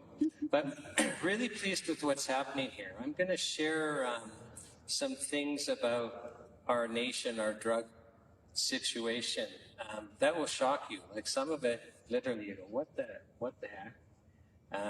You can't be telling the truth, but the kind of ring of truth is going to be there, so you will believe what I say anyway. Even though it's just outrageous. It's just absolutely outrageous. And this tour, like we started in Victoria on the 4th, and just had an incredible in-person event. And then we're broadcasting all day. Like we're doing openings at 7 a.m. Pacific time. We're broadcasting 4 days a week in English, and then we're having some French broadcast days. And Wednesdays we're broadcasting 2 documentary films, both in French and English. So, but on the 4 days where we were doing English, I'm doing openings every morning, much like I did with the NCI. But using it as an opportunity to share some of these themes, because it's now time for us to learn the truth. It's now time for us to literally see things differently. How many of you are religious or Christians in this room? Okay. So, when I say, it's time for us to see the truth, that medical symbol of 2 serpents on a pole? I'll just ask the rhetorical question if that's a symbol or not, right? So we need to start seeing things differently, and we need to escape. I think we're literally in a trap. You'll come to understand that more clearly as we go on. So why don't I just launch into that? And so for those of you online, thank you for attending. For those of you in person, thank you for participating. I think we're going to have an experience. Because the reality is, we can come to an event, we can watch an event, and, maybe learn something. Or we can actually have an experience together, and I'm expecting that we're going to have an experience together. So let's talk about drugs in Canada. So we've done this really crazy thing. And that is we've put ourselves in what's called a drug model. And the drug model has 3 parts. And the first part of the drug model is is you by law define drug so broadly that it covers everything. So literally anything that you're going to use to prevent illness, which includes just vital nutrients. So anything you're going to use to prevent illness or anything you're going to use to treat illness, that's a drug. So everything. So literally I could say this gentleman with this beautiful t-shirt in the second row, you look dehydrated. Can you drink some, can I give you some water? If I actually gave him water in front of you, you could all be witnesses at my criminal trial, because I will have violated just federal law after federal law after federal law, because I've made water a drug. I'm using it for therapeutic purpose. So using drug to prevent or treat dehydration is a therapeutic purpose. I don't have a site license.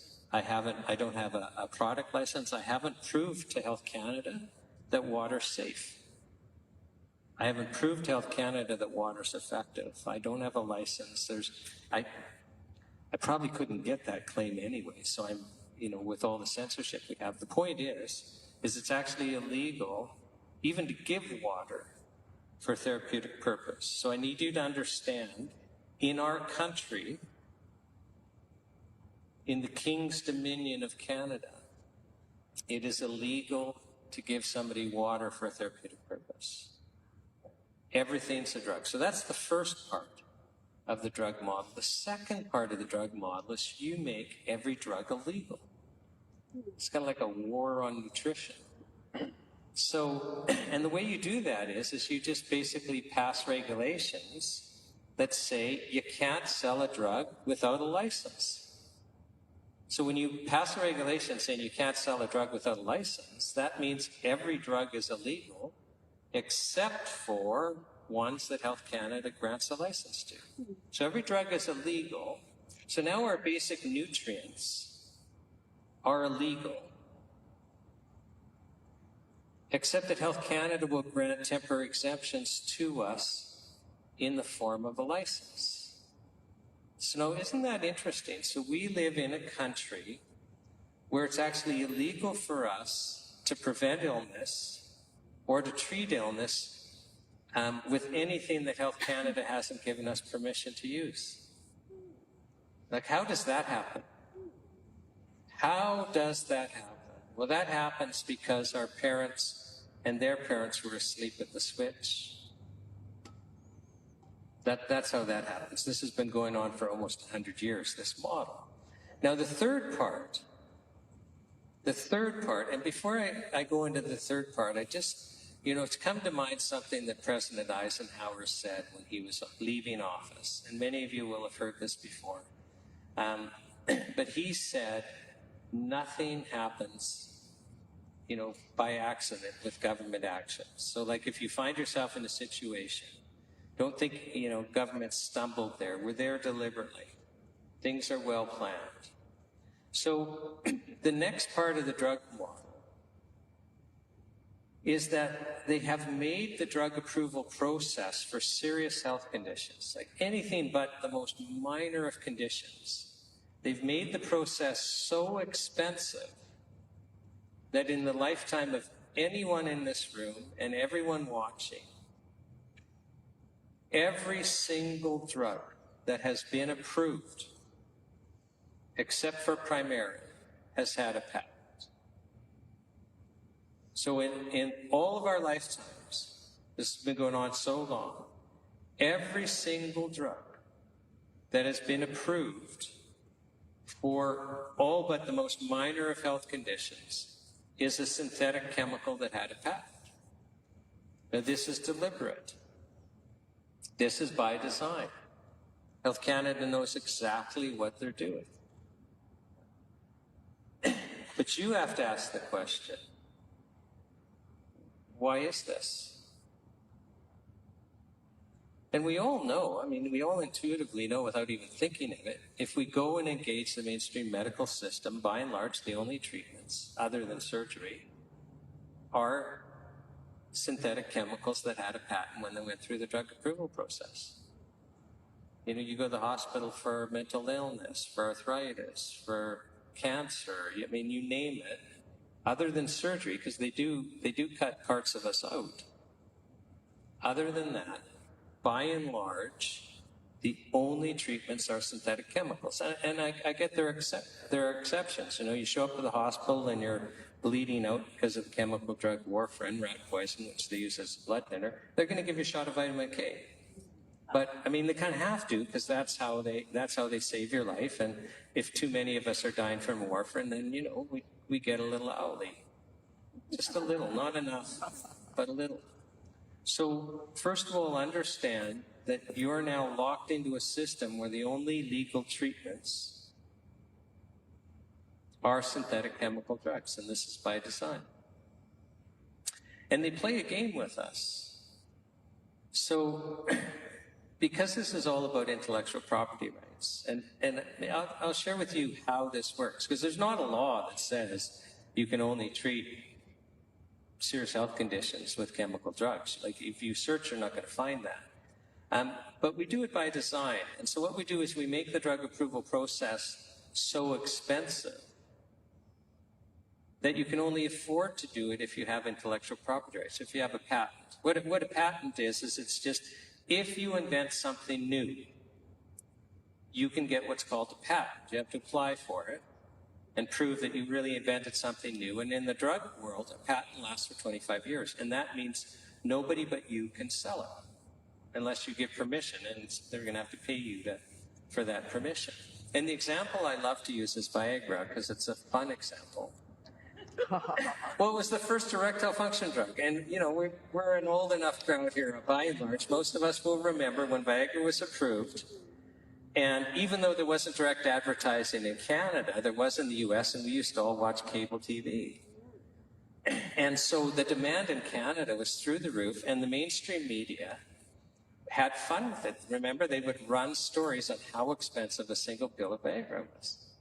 Well, Pfizer could charge whatever they wanted because no one could compete with them. But now that the patents run out, anyone can make it. The generic drug is sildenafil, and the price has dropped. That's how it works. Now, it works in another way. So, you know, you get a drug on the market for a purpose. Let's say blood thinner. I mean, that's probably the worst example. We've been using warfarin, rat poison, as a blood thinner for ages, but the patents run out.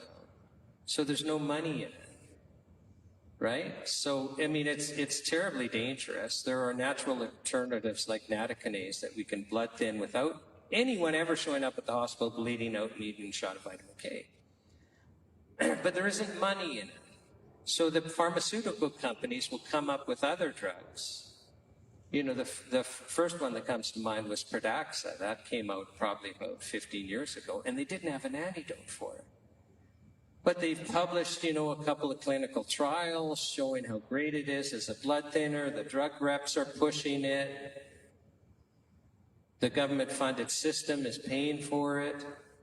And so doctors are prescribing, not warfarin, which we have an antidote for. They were prescribing Pradaxa. And it was in the media that emergency room doctors were complaining that patients were showing up at the hospital bleeding out and they didn't have an antidote. They had to just watch them bleed out. Now, eventually they came up with an antidote with Pradaxa, and now we have a new blood thinner on the market. I forget the name, but somebody pointed it out to me today in Aldergrove, and same thing's happening. People are showing up at the emergency ward bleeding out, and there isn't an antidote. Well, why would we approve that drug? Why would we approve Pradaxa? Why wouldn't we just say, well, like warfarin works, natokinase works? Well, we don't do comparative analyses. But the pharmaceutical companies, when the patent runs out, they want to phase these drugs out. And they're called orphan drugs. Everyone's heard that term, haven't they? Orphan drugs. So orphan drugs, basically, they're not made anymore. And we're using drugs that are still on patent. So what this means is, you know, I'm in my 7th decade. If I have to go to the hospital for a serious health condition, I'm going to be treated with a synthetic chemical that didn't exist when I was born, and a synthetic chemical that's different than the ones my parents were treated with. And the children that are born today, when they, you know, get older and need to go to the hospital for serious health conditions, they're going to be treated with synthetic chemicals that don't exist today. Now, if we were to abolish our drug policies, if we were to just say, this is not getting us good health outcomes, and we were to ask, like, what, there's 8 billion people on the planet? If we were to ask every single person on the planet, tell us how we're going to get good health outcomes in Canada for serious health conditions. Not a single person on the planet is going to come back to us and say, I got it, Canada. I know how you can get good health outcomes for serious health conditions. Just make it illegal to treat them with anything but chemicals that haven't been invented yet. Like, doesn't that even sound insane to you? But that's our policy. We're being treated with chemicals that didn't exist when we were born, by and large, and our kids are going to be treated with chemicals that don't exist today. And they're going to be the only legal treatments unless we stop this. It's madness. It's really an invitation to be sick. I haven't even gotten to the nutrition part yet. Now let's think about our government-funded healthcare system, which now really is a one-size-fits-all. The provinces under our Constitution have jurisdiction over health. That's largely accepted. And long ago, it was totally accepted. Our courts have allowed jurisdiction creep, where now they'll basically say that the federal government has concurrent jurisdiction in almost anything. But really, it was Trudeau Sr. that completely undermined our Constitution, because he came up with this brilliant idea. He says, well, we can tax the whole country, and we can tax directly and indirectly, and the provinces can only, tax within their province, and they can only tax directly. So the federal government has the ability to raise way more cash than the provinces do. And so basically Trudeau Sr.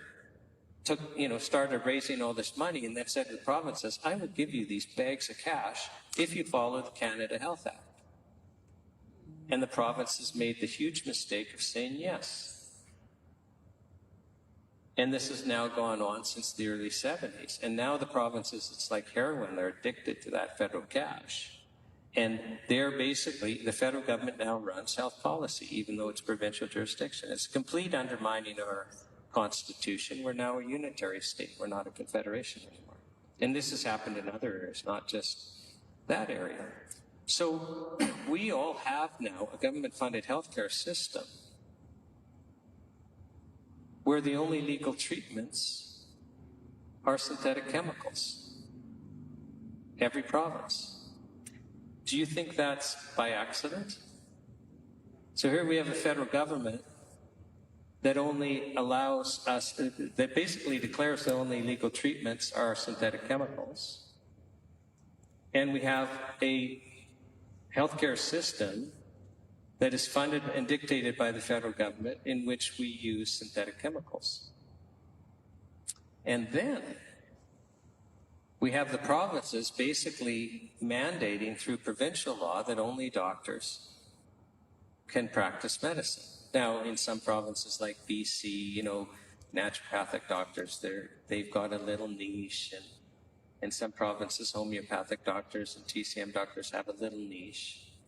But medical doctors are in control, and we almost worship them. Like if we started a natural health product company and we were advertising, we put the person in a doctor's, white lab coat, and we'd have more sales. Like, we've been so trained to think that they're the end-all be-all. In the last month, there was a Quebec Court of Appeal decision that basically says naturopathic doctors cannot diagnose, they cannot treat, they cannot recommend, they basically can't do anything. Because the act in Quebec, the provincial act that gives doctors their medical monopoly to practice, says only doctors can practice medicine, and that's defined so broadly that it includes any diagnosis or even, recommending echinacea if your kid has a cold, literally. And, it's been a long time since I looked at the BC legislation, and it's changed, but we used to have the exact same. When I first got into this in 1995, defending Jim Strauss, he was charged with practicing medicine without a license. So the provinces have participated in this medical monopoly for chemical drugs. How did we end up here? And are we going to get good health outcomes? So let's now talk a little bit about nutrition, and then we'll move on to censorship. So, and we're going to have a speaker come up in a little bit, Donna, and I'm going to ask her about food and about nutrition and about censorship, because she's experienced this. She knows exactly what I'm talking about. But is it any surprise to anyone here that our food supply is dangerous? It's loaded with chemicals. Is that, that's become kind of common knowledge. Well, we have given the government control over our food supply. So the Canadian Food Inspection Agency and Health Canada have complete control over our food supply. And I mean, legally, the amount of control is just outrageous. In the last federal budget, the 2024 federal budget, the Minister of Health has been given almost complete control over all of our food and drugs, where he or she can totally ignore our Food and Drug Act and regulations and do almost anything. So, but these two agencies have control over our food supply, and we've trusted them. Right? Didn't we, like when we were younger, did you worry at all about, no, everything is being watched for by the government. They're watching, they're taking care of us. I didn't care at all. I knew nothing about this. We all just trusted them. And I don't know how that came about. Like, it had to be in our education system or something, but somehow we came to trust that the government would take care of us. And the problem with that is then we're living our lives without taking personal responsibility for watching out for ourselves and our family. And so what's happened is everyone watching this, everyone in this room, we're all filled with toxins, every single one of us. We've got a toxic load. Even those of us that, eat organic and avoid processed foods and all, every single one of us we have glyphosate in us right now. There's actually like a long list of chemicals that predictably would be in us. And it's a load. It's almost like we've got a knapsack on our back with a 100-pound weight. It affects our energy. It affects our mood. It affects our ability to concentrate. It affects our overall health. We probably don't even remember what it's like to feel healthy, because we've just gotten used to it. So how is it that we have toxic chemicals and obnoxious amounts of toxic chemicals in our food? And remember, nothing happens by accident. So by design, our government is loading our food with toxins. I mean, this isn't rocket science. We all know it. So let's now talk about nutrients in our food.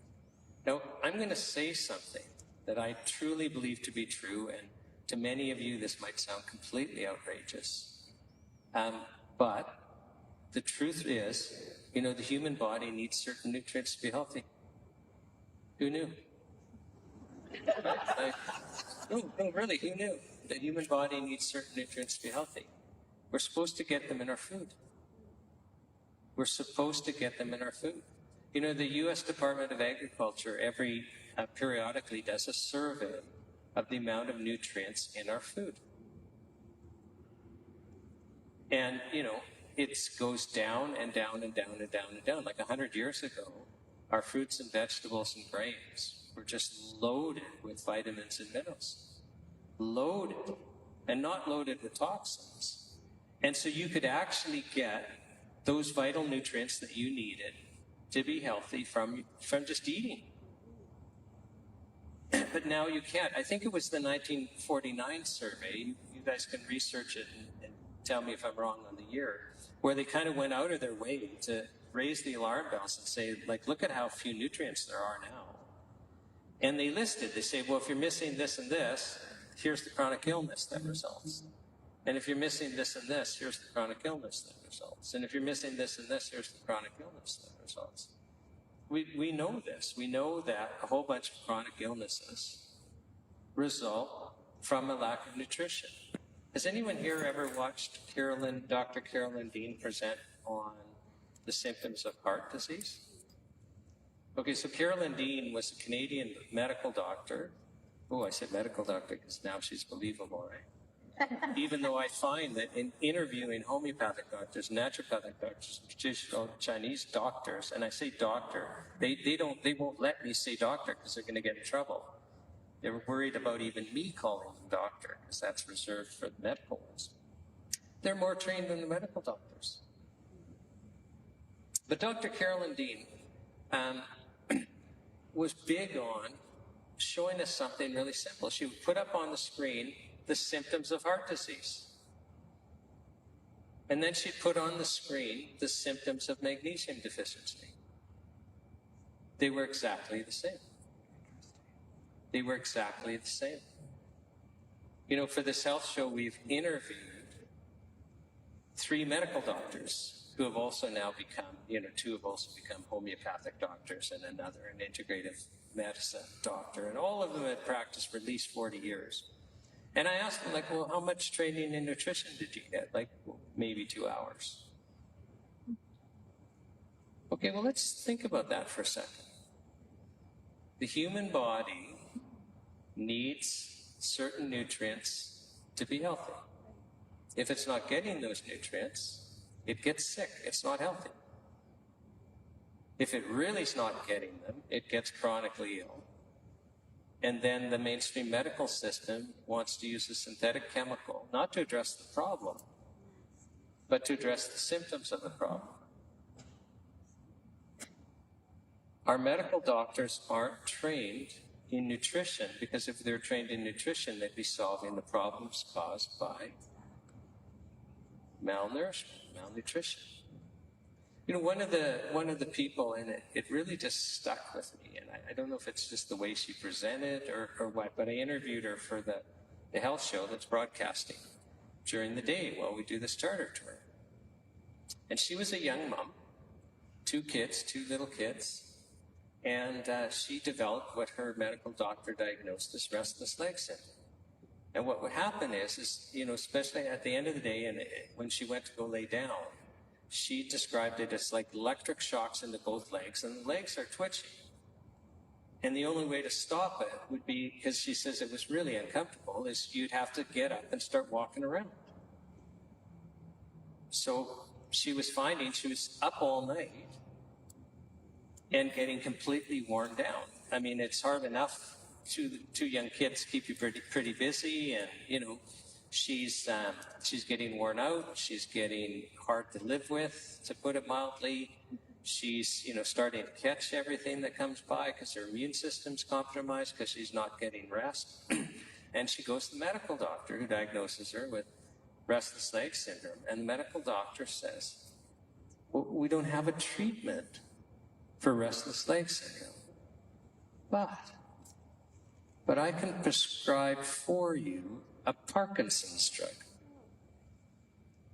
A Parkinson's drug. She didn't have Parkinson's disease. And she looks at the side effects and the risk profile, and she didn't want to do it. I mean, you could summarize it as you'll be completely disabled until this kills you. And so she keeps looking, and somebody recommends that she goes and sees a naturopathic doctor. Well, you need magnesium biglycinate. And in a day, it's gone. And I just, as I was interviewing nutritionists and naturopaths and stuff like that, I'm sharing this story with them. And sometimes while we're being, on camera, and sometimes, in the pre or post interview, but you'll see it on camera, when I do it on camera. And it's kind of like, if I suggested to you that, if you're dehydrated, maybe you should drink some water, it's kind of yeah, obviously. Well, I guess it's that way with people that are trained in the natural health community with muscle twitches. It's yeah, it could be something else, but try this first, right? Try the magnesium first. It may be a combination, and, So why didn't the doctor know that she had a magnesium deficiency? Or a better question is, do you think for a second that the doctor not being trained in nutrition, not being trained to recognize nutritional deficiencies is an accident. There are medical gods.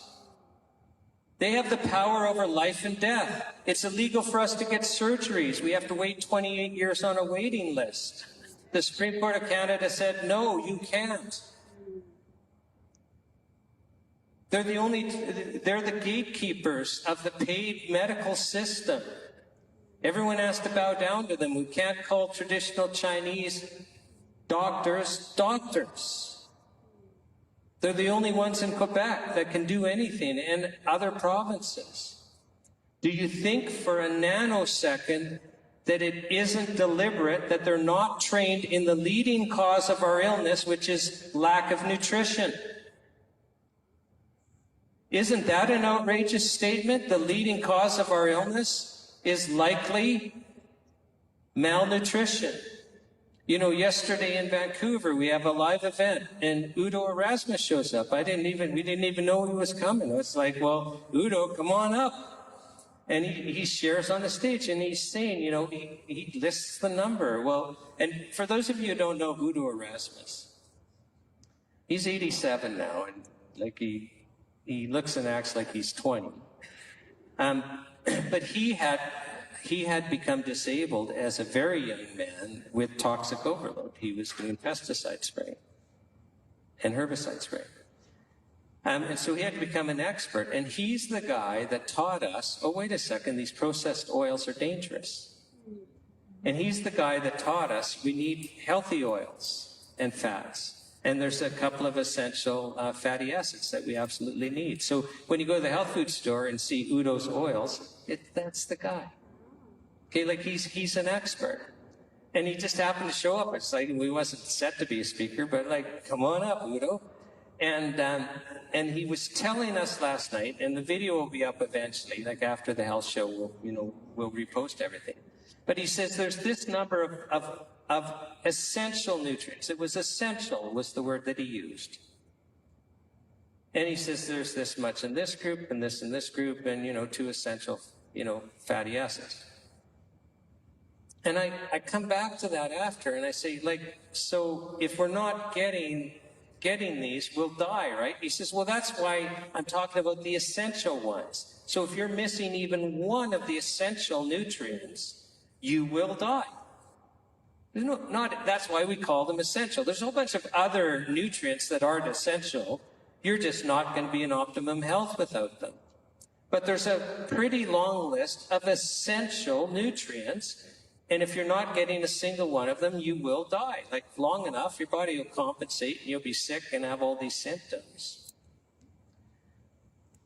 Well, I've had this discussion with Udo, and I've had it with expert after expert. And Donna will tell you tonight, you can't get these essential nutrients in our food supply. Okay, so in Canada, in 2025, even if you're eating organic and eating healthy and staying away from processed foods, you can't get the essential nutrients that you need to be healthy to actually stay alive. You're going to get chronically sick and you're going to die well before you should. The question for you is, do you think for a nanosecond this is by accident? And if you don't, we've got Houston, we have a problem. Think about it. Like, do you think this is like those in the natural health community know? Watch the online health show, like expert after expert, like every naturopathic doctor's trained this way, every homeopathic doctor, every nutritionist, every traditional Chinese practitioner, people that train themselves, every health store employee who's trained, they all know you can't get what you need from our food supply.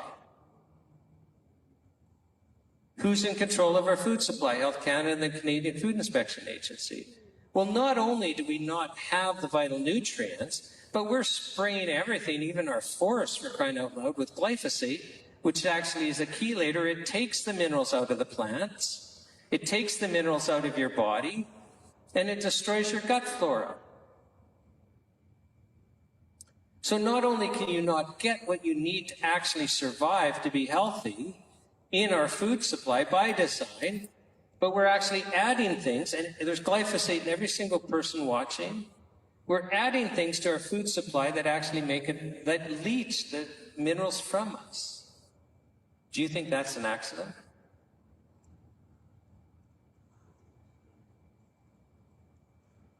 So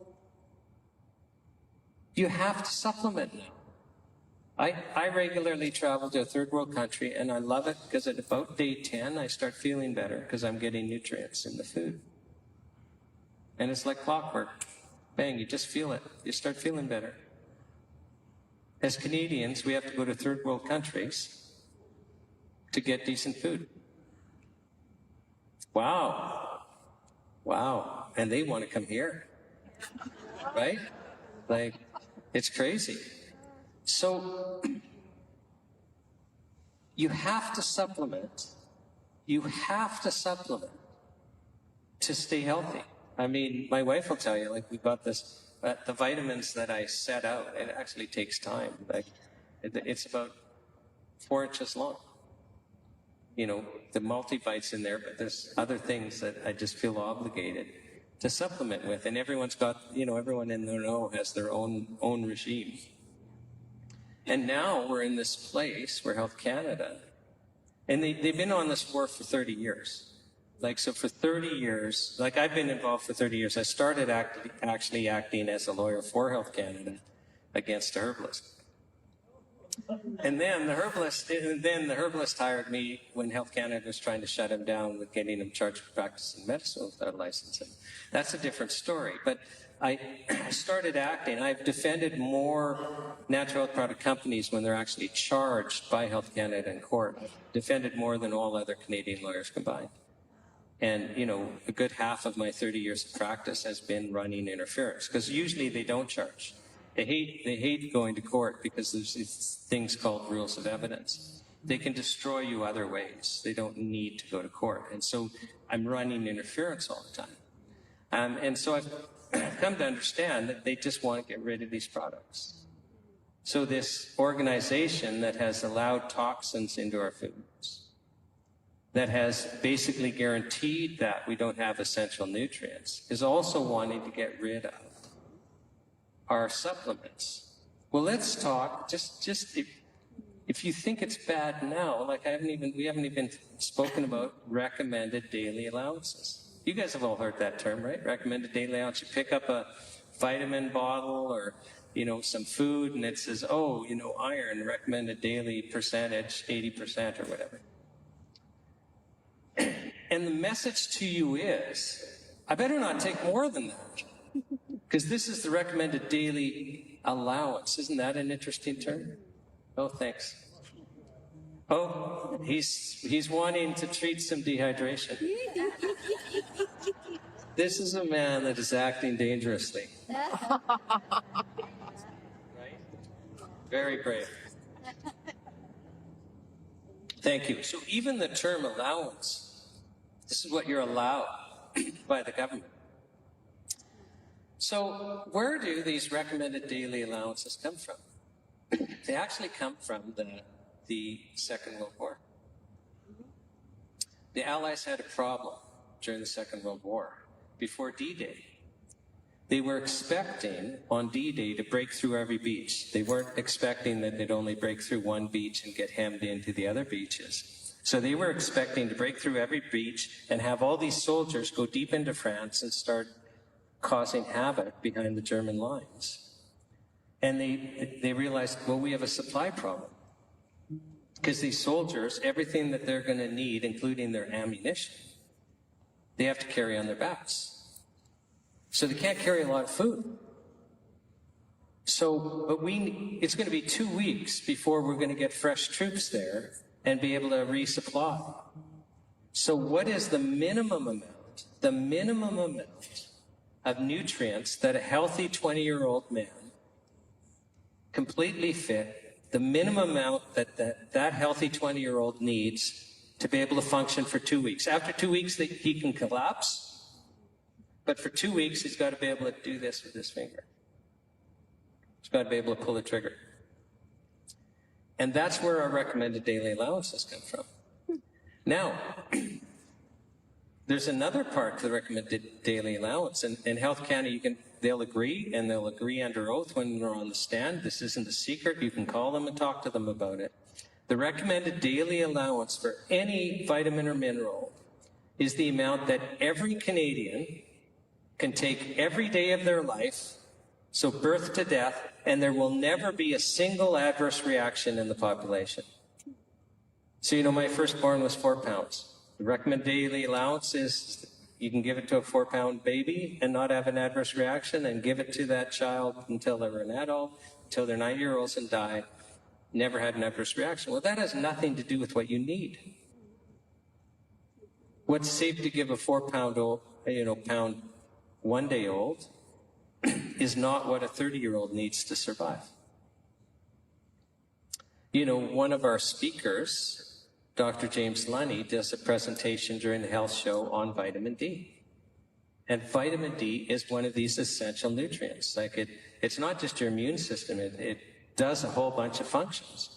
Well, Health Canada's recommended daily allowance of, 2,500 micrograms is a joke. You will be sick and you will die eventually. But Health Canada, here's the fun part, is if a supplement